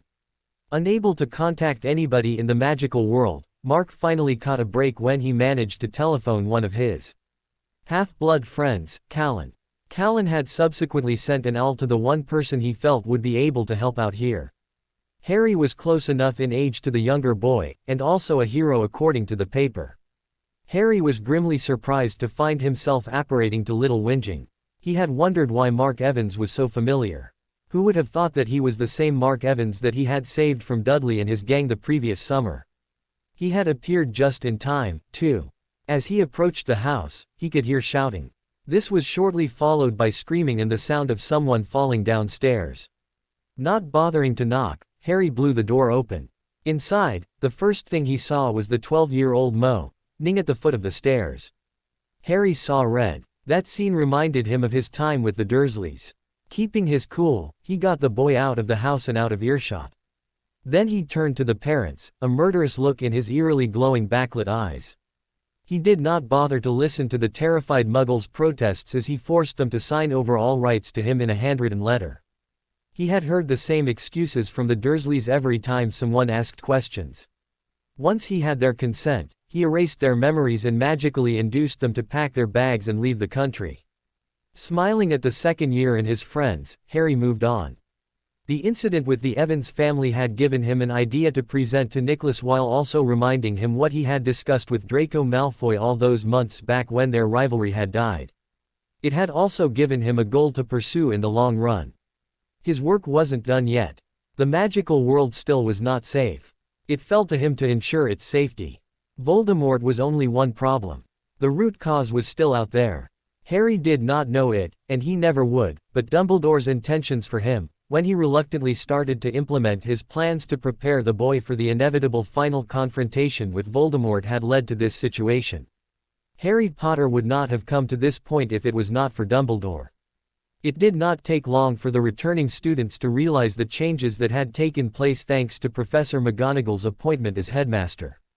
Her replacement, a Professor Olivia Tannen, was just as strict and demanding as she was, though some would call the new teacher stricter than McGonagall, while the new head of Gryffindor House was the young and beautiful Aurora Sinistra, the astronomy professor. The Slytherins had Horace Slughorn as their head of house. The unanimous opinion, even in Slytherin House, surprisingly, was that he was better than Snape. But that was nothing compared to the fact that Sybil Trelawney was no longer teaching at Hogwarts. The running theory among the upper years, who were quite familiar with the strict new headmistress' disdain for the subject and the teacher, was that Trelawney's sacking was the first thing Professor McGonagall had seen to the minute her post was confirmed. Surprisingly, it did not mean an end to divination classes. McGonagall was impressed enough with Ferenzi's teaching and methods of divining that she kept the Centaur as the teacher for the subject. Their defense against the dark arts teacher was quite engaging and competent. Moreover, he had managed to stay on the staff at the end of the year, much to the relief of his employer as well as the students. Harry married Daphne on a beautiful crisp clear winter day in December, with Neville standing by his side. He managed to fulfill Daphne's initial wish and had her screaming not only on their first night as a married couple, but many subsequent nights afterward. The ceremony was kept quiet and only friends and immediate family were invited. The public was told of this fact the next day through an announcement in the paper, and a high-profile party was organized at the Potter ancestral mansion to commemorate the union and make political connections. Harry's final year in school followed the tone of the latter half of his summer holidays. While it was busy, what with him studying for his NEWTs, headboy duties, Quidditch, and a wife, the absence of a life-threatening danger made it serene and peaceful. And his powers as the Master of Death made casting new spells a breeze. On top of that, there were the moments of pure bliss spent in Daphne's company. So much so that he had a cheerful expression on his face all throughout the NEWTs, much to the incredulity of his peers. To challenge himself, Harry had taken to learning as much as he could beyond Hogwarts while still at school. Under the tutelage of the headmistress, who had made sure to involve herself personally in the project once she heard of it, Harry learnt how to become an animagus in less than a year. It was a month longer than what McGonagall had managed, but, as she said, her teacher wasn't as busy as she was. While he would never admit it, Harry really couldn't find much use for his form, a peregrine falcon with a dark patch of feathers in a pattern mimicking his famous scar. At the most, it could be used for his amusement. Flying as a falcon was a lot like sailing, he supposed, while the other two methods could be compared to powering through on a speedboat. Though, nothing beat diving as a falcon. As head boy, Harry had done a lot for the school, going above and beyond in some cases. He had reintroduced many sports and clubs that had not been seen since the days his parents had been students thanks to the war. He also used his massive fortune to procure better brooms, upgrade the dorms of the 4 houses, and improve upon the equipment used in various subjects. His biggest contribution was towards astronomy. After getting the blessings of the Board of Governors and the headmistress, Harry had hired the best enchanters of the world to modify the astronomy tower. Once it was done, Hogwarts School of Witchcraft and Wizardry would be the first school in the entire Western world to boast of a magical planetarium, located in what was now called the Sirius Tower. The enchantments used by Rowena Ravenclaw had been cleverly adapted to show the predicted position of the stars on a particular day even during daytime. The public was impressed, while the students and Professor Sinistra were relieved at not having to stay up late at nights. Once word had gone around about Harry Potter's grand project, other wealthy old students, not wanting to be shown up by a teenager, had also chipped in. As a result, the number of scholarships had increased, as had the quality of the potions' ingredients and classroom furniture. Another greenhouse had been installed and filled with many exotic plants with the help of the Herbology Club. Plans also were made to increase the number of teaching staff. Ginny Weasley looked from afar at the boy she had a crush on ever since she had heard of his name. She knew that her initial infatuation with him had been nothing more than a little girl's crush on a celebrity, comparable in many ways to her mother's obsession with Gilderoy Lockhart. However, that infatuation had been taken along with her innocence by that thrice-cursed diary. No matter how much her parents and family denied it, a part of Ginny had died in that ancient place, as her very being was possessed by the darkest Dark Lord. It had taken her a year to get out of the depression caused by the incidents of her first year. The Dementors guarding the castle during her second year hadn't helped any. After a year, and a couple of miles away from the foul depression-inducing guards of Azkaban, Ginny felt reborn. Her very outlook had changed during that time. The new Ginny was more cynical and mature than the old. She did not smile as easily, nor was she content to stand by and do nothing. Her feelings for Harry had also changed. It no longer was the naive schoolgirl crush of old, rather a deeper feeling of affection towards the boy who braved and slayed a 60-foot monster to save her. That he did it with a sword only added to the feeling. It had taken another year and a few boyfriends for her to realize that the feeling was actually love. She would not call it infatuation, not after seeing Harry at his worst during her 4th year and still loving him. From her observations of him and the things Ron had, knowingly and unknowingly, told her, she knew all about Harry's good qualities and faults. And she loved him regardless. There was nothing that she wanted changed. Unfortunately, it was too late. She was well aware of the contract that he was bound to and the fact that he was married. After all, she was there for the ceremony along with the twins, Bill, Charlie and Fleur. But she still loved him, and she suspected that he, at least, was attracted to her. Perhaps there was a way that they could work things out. But first she had quite a bit of research to do. For one, she had noticed that Harry wasn't talking that much to her brother and Hermione anymore. What was worse was that every time he laid eyes on them, There was this underlying veneer of hatred lurking beneath his green eyes which had inexplicably become even more mesmerizing, if that was possible. It also had not escaped her notice that her mother, Ron and Hermione were not present at the wedding. Ron and Hermione, she could understand, as they had spent the winter halls in Australia trying to find Hermione's obliviated parents. But her mother's absence was a mystery. Her brothers had gone strangely quiet when she commented on that. Another thing that worried her was her family. Ron might be too clueless or wrapped up in his own world to notice, but Ginny knew that there was something wrong within the clan. Ever since her father had died, she couldn't help but feel that there was a distinct cooling in the relationship between her mother and Bill and the twins. She really did not know about Charlie, as he was wrapped up in his work in Romania. Well, she would just have to confront the three. While her first choice would have been Bill, he was out of her reach. So that left the twins. And of the two, she knew that George would crack first. "Professor, I must protest. I did what I did for the good of the school. None of this is necessary," Harry complained. It was the last week of school and the headmistress had called him into her office to break the news about the great honor to be bestowed upon him. Professor McGonagall's lips twitched as she looked at her favorite student. "True, it isn't necessary. But we, and by that I mean the Board of Governors and I, want to do it. But I don't want a portrait of me in here," Harry said in a near whine. "Not that I object to the company, of course," he hastily added to the scowling portraits. "But I'm not a headmaster, I never was. It would go against tradition." "Technically," a portrait spoke up. "You were headmaster. After all, you were the holder of the wards from the time Hogwarts had closed after the death of Dumbledore to a little after Professor McGonagall was appointed as the new headmaster. Also, one must not forget that Professor Dumbledore passed the wards on to you just before he died. When you put all these facts together, one would not be wrong in saying that you were headmaster for a total of 3 months, if my calculations are correct. While it is a short time, it isn't the shortest in Hogwarts history. I believe that record goes to a Richard Masters, who was headmaster for 6 hours.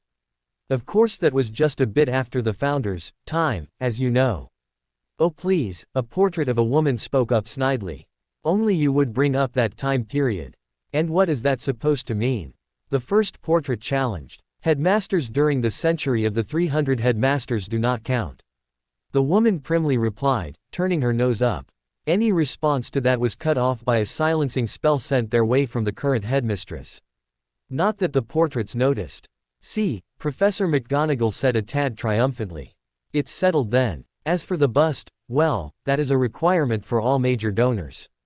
Since you have done so much for the school and the country in general, the least we can do is put up a bust and a portrait of one of the best of Magical Britain's sons." "A bust," Harry sputtered. He automatically thought of all the different busts and statues that were littered throughout the castle and the different things students used to do to them. "No," he finally said flatly, glaring at the headmistress for good measure. Professor McGonagall sighed as she regarded the boy in front of her. He really was too humble. "Harry, I would strongly recommend that you just go with the bust and the portrait." "Why?" Harry replied slowly, not liking the matter-of-fact tone the headmistress was using. "Because that idea was a compromise, born after hours of negotiating with the board." "I don't quite follow. The board's original decision was to have a house named after you." Minerva replied steadily with a straight face. There was a long moment of silence as Harry digested the news. "I beg your pardon," he finally replied in disbelief. "You heard me, Potter," the headmistress replied briskly as she took out a piece of parchment and a quill. "You can't do that," Harry spluttered. You can't." "Actually, we can," Professor McGonagall replied.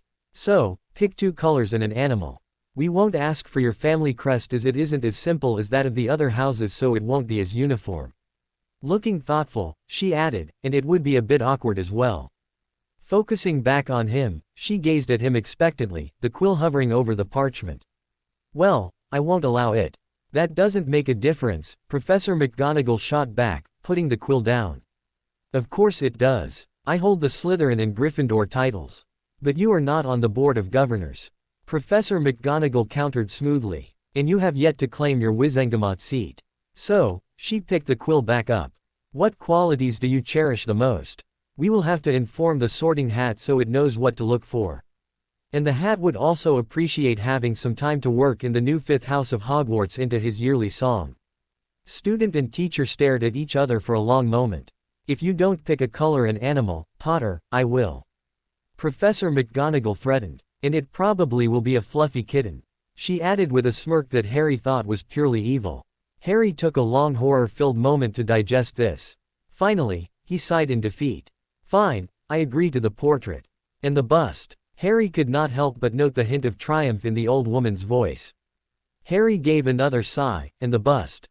He gave a dark look at the still, albeit silently, bickering portraits. My portrait self is so going to hate me. Looking at the portraits still arguing, Professor McGonagall made a sympathetic noise. They can be a handful sometimes.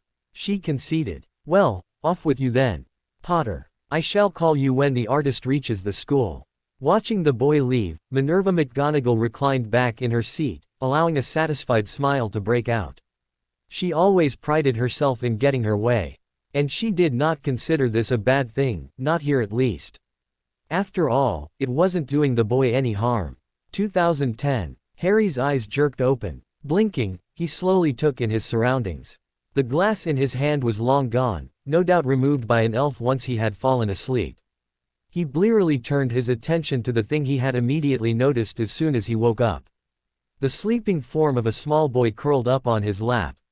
Looking at the untidy mop of dark blue hair brought memories of the boy's birth back to his mind.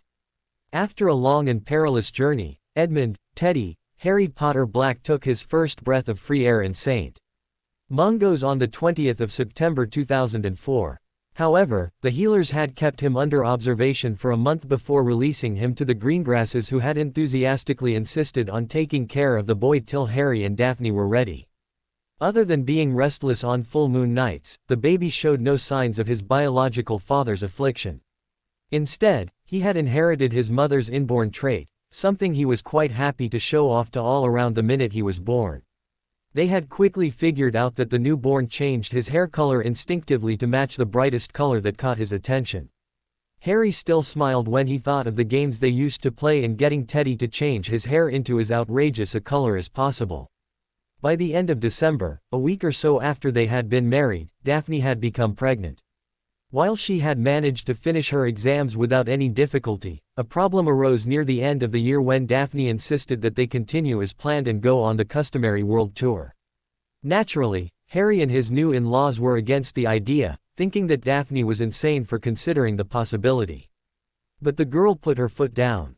Through a masterful application of cajoling, emotional blackmail, threats, tears and stubbornness, the Earl Potter found himself on his way to the continent to next to his wife and the infant Baron Black as they began their tour with no idea as to how it had come to that. Accompanied by Neville and Susan, unfortunately, Hannah had to repeat a year due to being pulled out by her father. The young family started their journey. A few weeks in, the group split when the blonde boy decided to stay in Austria for a while longer with his steady girlfriend. Now left alone, the young couple took great pleasure in exploring the world, each other and the joys of parenting. Encouraged by his wife, Harry enthusiastically took to raising Edmund and later on, James Sirius Potter Black, the Earl Slytherin, born on the 20th of August 2005, as they visited many exotic locales. Till this day, Harry had no idea how he had managed to survive first Daphne's pregnancy, and later, raising two rambunctious boys while traveling. It had taken them 2 years, a year extra than scheduled, for the Earl and Countess to come back home with a 2-year-old Baron Black and 1-year-old Earl Slytherin. They had retraced Salazar's journey across the world, and had learnt many esoteric fields of magic as well as a few languages. Chief among that was the parcel magic of the nomadic Indians, though it was now taught in a small exclusive school only for parcelmouths. When the boys grew older, Harry was planning on taking them through the same ritual to give them the ability to cast parcel magic. The boys would have the additional advantage as their father knew enough of parcel magic to teach them himself. In addition to Parseltongue, something both his sons knew instinctively, Harry now knew Murmish and Gobbledygook along with German, French, Sanskrit, the script of which he found was derived from Parseltongue, and some rudimentary Cantonese. As soon as he returned, Harry took his seat at the Wizengamot, representing all the 3 hereditary titles of Potter, Black and Slytherin. Had he combined the families, like what had been done with the Potter and Gryffindor titles, the number of votes he would have as a result would be limited to 1 even if the number of seats were plural. But this way, he would have 3, one as the Earl Potter, and the other 2 as proxies for Earl Slytherin and Baron Black. His heir apparent, James, would give the Slytherin title to his own son after he became the next Earl Potter. Around the time Harry would be able to claim the Gryffindor title, while the heir presumptive, Edmund, would keep his title of Baron Black to pass on to his own child. Thanks to Flamel's influence, and his own popularity, barely a year had passed before Harry was the chief warlock. One of the many perks of that job was getting front row seats to Snape's execution, and being the person to tell Peter Pettigrew that he would soon follow the greasy man's footsteps. Carefully placing the sleeping 5-year-old on the bed in his room, Harry looked at the boy fondly. Edmund had the same heart-shaped face of his mother. At the same time, he was generally a quiet boy, preferring to read more than anything else. Very much like his biological father was said to be, who was missing and presumed dead. James, on the other hand, was more outdoorsy. With a face that was a perfect blend of Harry's and Daphne's, James was just as unusual looking as his older brother.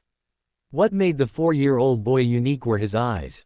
His left eye was as blue as Daphne's while his right was a stunning green resembling his father's. The healers told Harry and Daphne that it was a rare genetic condition called heterochromia iridum. They assured the parents that it was not congenital, but resulting from mosaicism where the body has 2 or more cell populations with different genotypes. While the boys were close, they also were incredibly competitive. Not a day went by without the 2 fighting each other. At first, Harry was quite befuddled with the whole thing. Surely brothers don't fight. Daphne had been quick to set him straight. Being an older sister, she understood and knew of sibling rivalry. Cyrus Greengrass had also shared stories of the numerous childhood fights he had with his late elder brother, further reassuring his son-in-law. It did not make parenting easier, though. Harry had lost track of the number of times he had to play referee as both squabbled over who pinched whom first or whose turn was it to play with which toy. Moving towards his own room, he passed by Mark's room. The 2 had a friendly relationship over the years as Harry had given the boy a home. Now 18, Mark had been accepted as an Auror trainee, helped by Harry. Once he had enough money, Mark planned on moving to a home of his own and settling down. He had solemnly refused when Harry had offered him one of the family properties, stating that Harry had done and was doing more than enough for him not only by housing him, but paying for his education as well. As he reached the master bedroom, Harry ruminated that aside from Colin Creevey, who, Harry was surprised to find out, was an upcoming professional photographer, Mark was his #1 fan. He knew that the younger man practically worshipped Harry, and would do anything asked of by him. Harry only hoped that he did not disappoint Mark. Slipping into the spacious master bedroom, Harry slowly undressed as he made his way to the bed and his sleeping wife. Despite having given birth to a child and being 2 weeks pregnant, Daphne still retained a gorgeous slim figure. His wife sleepily hummed as Harry slipped inside next to her, rubbing his bare chest against her body. Turning around, she draped an arm around him, snuggling in deeper. "Finished with your work?" she murmured. Harry only hummed in reply as he ran his hand down her back, feeling the warm flesh through the silky material of her negligee. "Sorry I couldn't meet you earlier today. How was work?" "It was all right," Harry softly replied. "I met Granger," he said after a pause. That sentence was enough to get her to open her eyes. "Oh?" she asked, more alert and interested.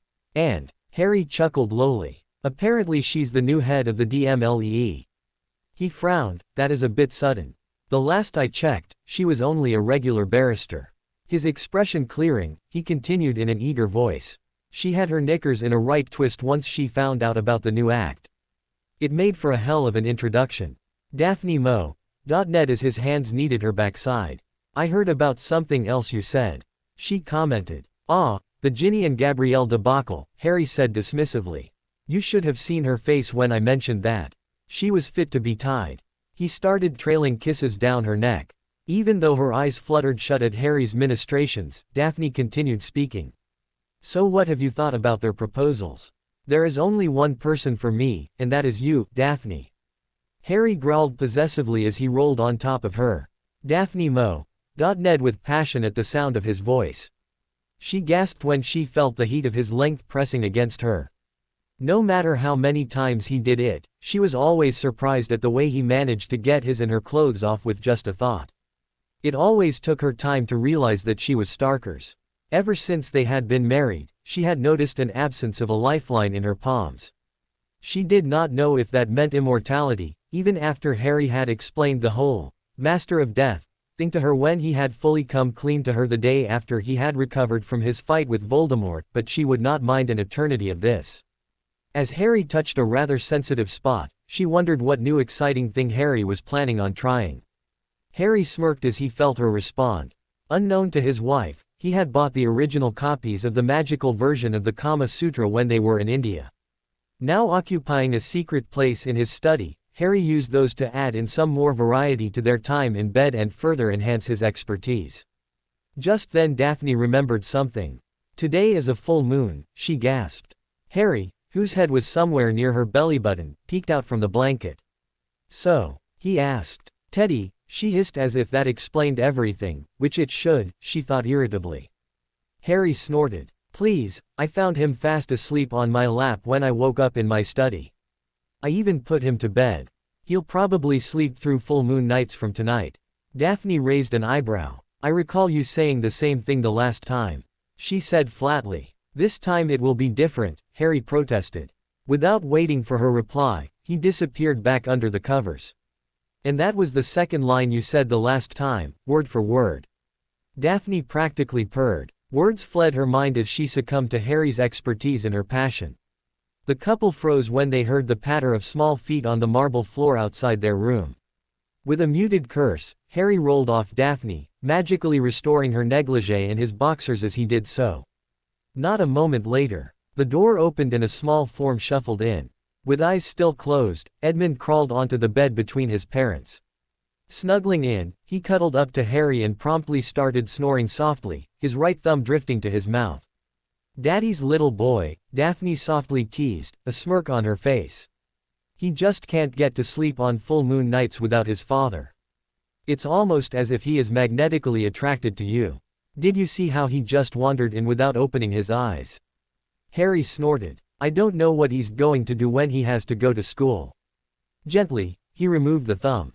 "And I don't know what you mean by daddy's little boy," he huffed. "After all, who does he go to half the time after he has done something bad, hoping to get away with it?" With a snort, Daphne turned away. "Go to sleep." Her parting comment made Harry smirk as he settled in. He knew for a fact that Daphne was a pushover as far as the boys were concerned. And the children knew it too. Pushover, he thought. Suddenly he felt her palm impact his shoulder. "Ow, what did I do?" he complained, rubbing his stinging shoulder. "I know what you were thinking," she replied. "Fair enough." The sun dawned on the large mansion and expansive grounds, bathing three figures in its light. Harry had never stopped his morning routine from his 6th year despite having no reason to do so.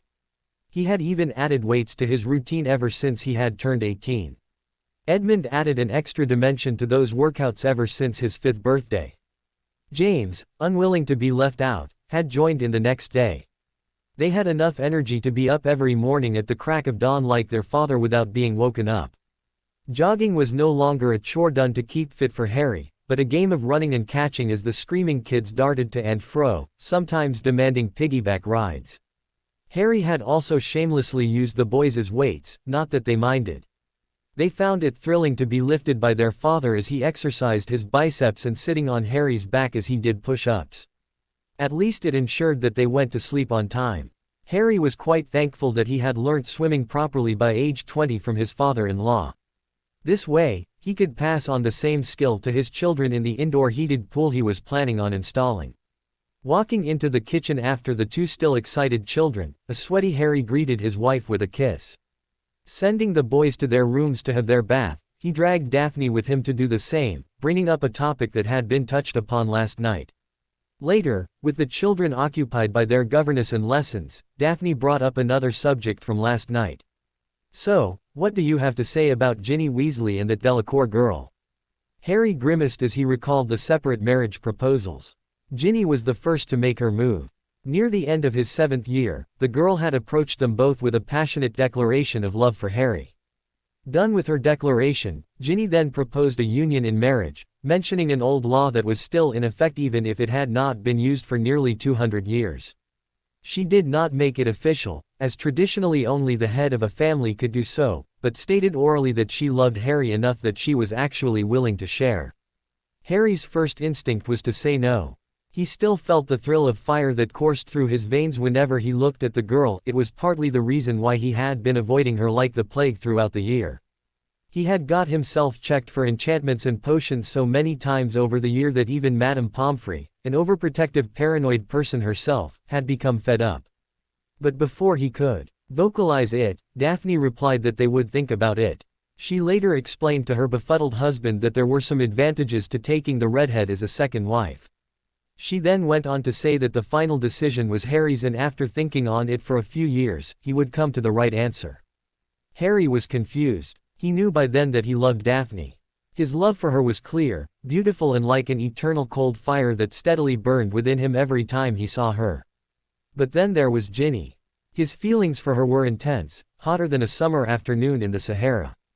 It scared him. Damn woman. He personally blamed the red hair. It was so fiery, so long and soft looking that he just wanted to run his hands. Damn woman. Like I said last night, Harry said with passion burning in his eyes. You are the only one for me. Face flushing, Daphne kissed her husband. You are sweet, she said with feeling. But what did you say all that to Granger for? Oh, that, Harry said with a sneaky grin. I only mentioned the possibility of marrying the two. I never said that it would happen. Seeing her raise an eyebrow, he continued.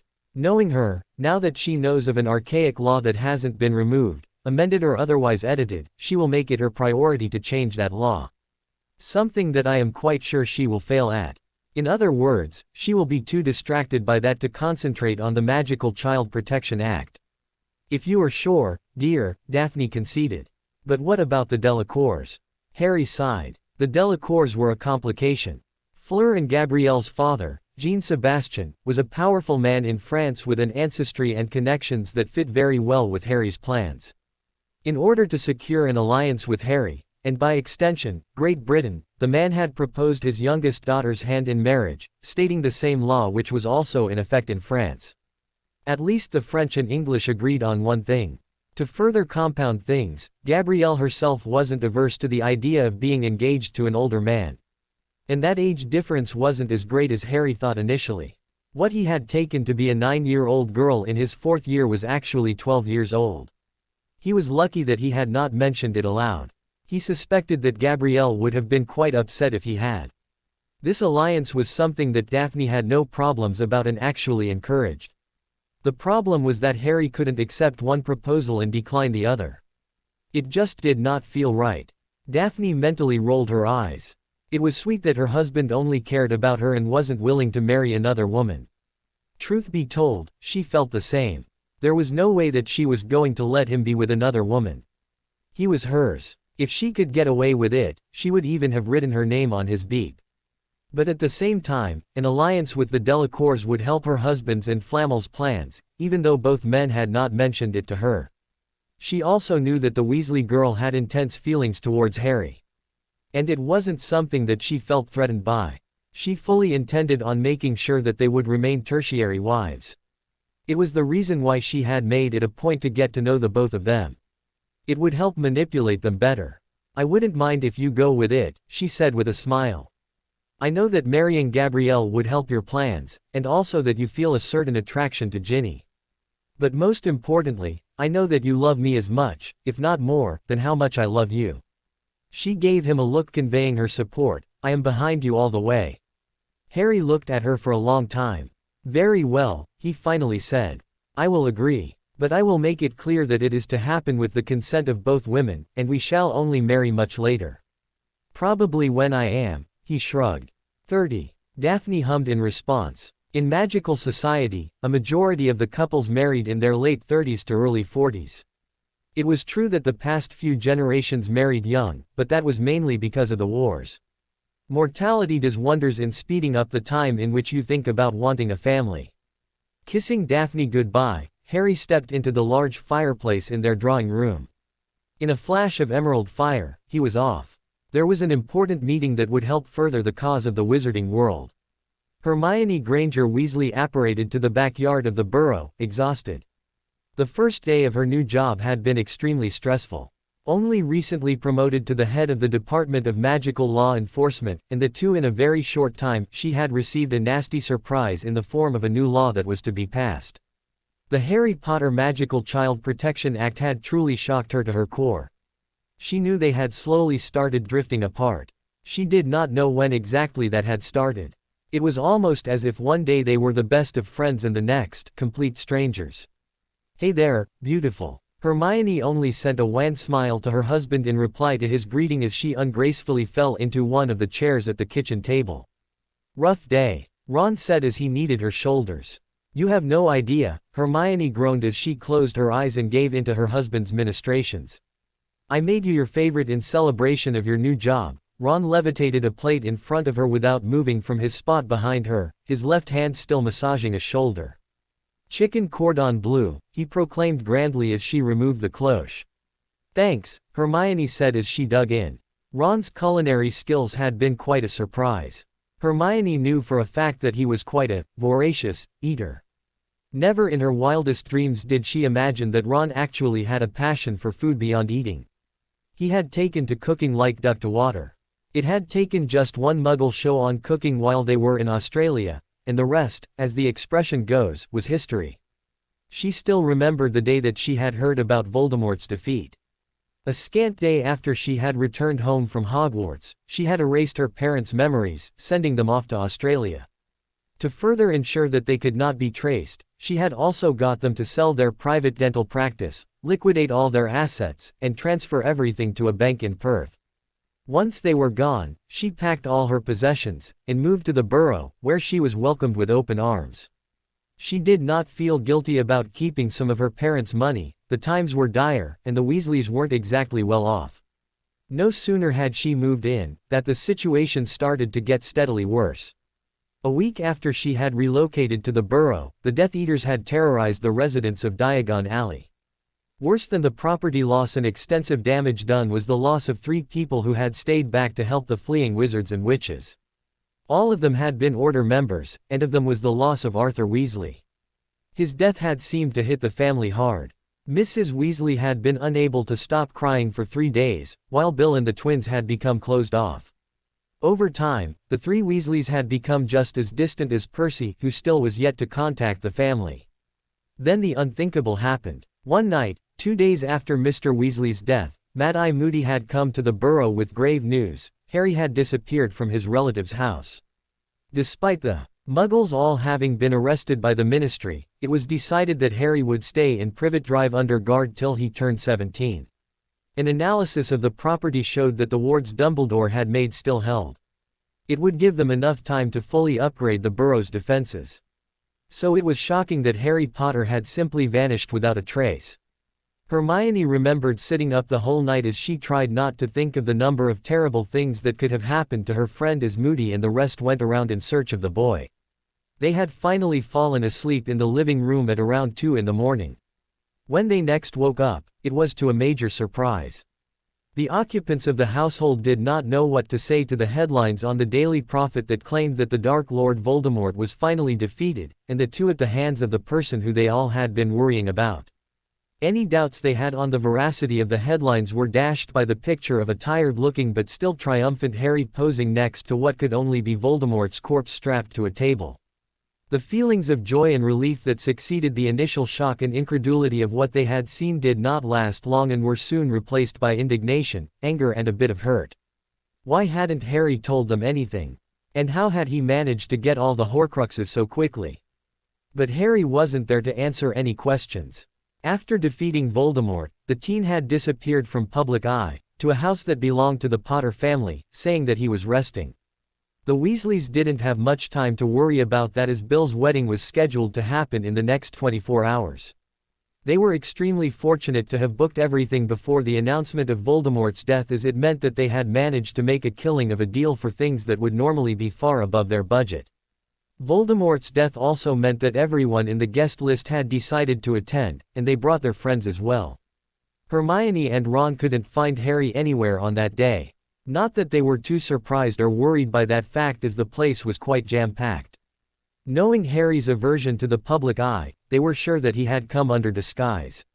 Feeling a sense of urgency, Hermione convinced Ron to go to Australia the next day to retrieve her parents and restore their memories.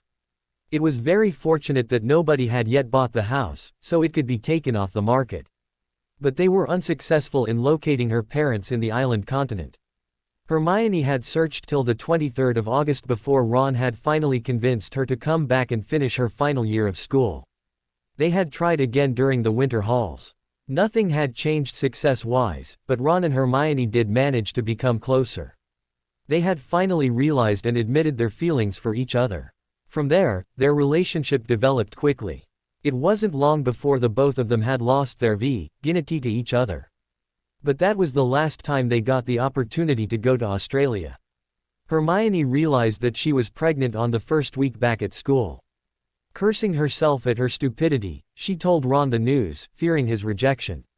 She was thus overjoyed to find Ron being supportive instead of scornful or afraid. Bathed by the light of the full moon on top of the North Tower, the redhead had proposed to his steady girlfriend and lover of 6 months. They had a simple private ceremony in the burrow when school let out for Easter. Even though the family didn't seem particularly enthused about their union, the couple was too happy to notice. Hermione gave birth to Rose Weasley on the 25th of September 2005, 6 days after her own birthday. As she had spent the last of the money of her parents, and since there was no breadwinner, things at the burrow were tight. Hermione was forced to sell her parents' large house. It was too impractical to move into the Muggle neighborhood as the family she was marrying into would stick out like a sore thumb as they not only were unfamiliar with Muggles but weren't as affluent as the rest of the neighborhood. Besides, she had seen enough of Ron's jealousy at Harry to care for having it directed at her.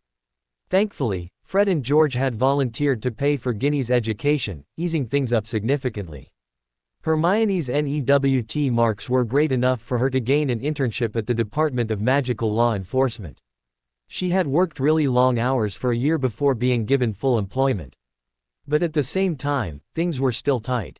While Fred and George had volunteered to help with Ginny, offering the girl the opportunity for higher education which she had taken and gone to France, much to Hermione's jealousy and lightening the financial strain, there was still the issue of taking care of an infant and an old woman. Molly Weasley might be middle-aged as far as magical standards were concerned, but the loss of her husband seemed to have aged her. After Arthur's death, the woman had lost a lot of weight. And while Hermione loved her mother-in-law deeply, she found that living with the woman every single day was quite a different matter. Only a month after her marriage did she realize that Molly Weasley could be quite a bossy woman. Molly Weasley also had a very old-fashioned view on things. This basically meant that she was not pleased to learn that her son was the homemaker while her daughter-in-law was the breadwinner. Hermione had gone blue in the face trying to explain to the obstinate woman that it was not possible for Ron to get a decent job as his marks weren't exactly up to par. He did not have enough NEWTs to gain a position in the Auror Corps, and his skills on a broom while good weren't professional quality. Even the Chudley Cannons had rejected him, and that was saying something. Hermione was quite thankful that Ron had taken a liking to cooking, keeping the house and raising their little daughter. She shuddered to think what life would be like if he wasn't. She already had to fight one battle with her mother-in-law. She would not be able to deal with Ron as well. "How's Rose?" she finally said once she finished her meal. Sitting opposite her, Ron smiled contentedly. "She's great. Takes after her mother, she does. It's scary how fast she learns things." Taking out his wand, he floated the dishes out to the sink. "So how was your first day as the new head?" Hermione bristled at the reminder of the day. "You won't believe what just happened," she growled. Launching into a description of her day, she explained the new act that was passed by the Wizengamot, its name and who had sponsored it. "That is," Ron paused for a long time. "Wow," he breathed, gobsmacked. "I cannot believe that Harry would do that." Hermione snorted. "Well, he did. He showed me the memory of the whole thing. You should have seen the smug grin on his face. Harry has really changed," Ron said as they moved towards their room. They had claimed Fred and George's old room for theirs as it was the biggest in the house. It had taken months, but the stench of gunpowder had finally been removed. "The things he said to me, you won't believe, Ron," Hermione said indignantly. Can you believe that he actually said that I deliberately erased my parents' memories because they were abusing me? He used that as justification for the act. Ron's ears went red at this. How dare he? Wait till I get my hands on him. He growled. Ronald Bilious Weasley, you will do no such thing. Hermione reprimanded, her voice coming out in a hiss because of the lateness of the night. All right, Ron raised his hands in surrender. Geez, I wonder why he became so hateful towards us, though, he added thoughtfully. I'd expect something like that from Malfoy, you know. I think I know why, Hermione replied. At least, I think I know why he was sort of ignoring us all throughout 7th year. Steeling herself, she continued in a hollow voice. He found out about Dumbledore paying us. What? Ron said sharply. Yes, Hermione said in a small voice. Apparently, he's known for a really long time, but didn't say a thing. But, we gave that money back. Ron stuttered. Still, doesn't change the fact that we took it in the first place. Hermione said. Besides, I doubt he knows about that fact. And I doubt that he will be willing to listen to us if we even told him. Changing into her pajamas, Hermione got into bed, taking out a tube of lotion, squeezing some onto her palms and rubbing it on her arms vigorously as Ron himself got ready for bed. Slipping in, he extinguished the lights, plunging the room into darkness. As she lay down, Hermione turned to her husband, remembering something, her indignation returning. Can you believe that the prick actually claimed that we never invited him to our wedding? She whispered heatedly. Hearing Ron snort next to her, she huffed. How dare he accuse us of not sending him an invitation? I get that he is angry at us for taking Dumbledore's money, but to accuse us of that, I wonder what he would call that card you sent to him then. An uncomfortable silence met her proclamation. Picking up on it, she sat back up and looked at her husband with narrowed eyes and asked, what is it? She could hear Ron gulp noisily. I thought you had sent the invitation. It took Hermione a very long moment for Ron's words to register in her brain. With a mental groan she sank back into the bed. Suddenly she felt something snaking up around her. Slapping the arm, she hissed, not now, damn it. But, I thought that we were going to celebrate, Ron whined. I've got a headache. Besides, I have to get up early tomorrow. Or didn't you get the memo? With this snide remark, Hermione turned around and closed her eyes, ignoring the soft groan of frustration coming from behind her. To be continued. I hope you enjoyed this story. Also remember to subscribe and like this video. See you in the next video.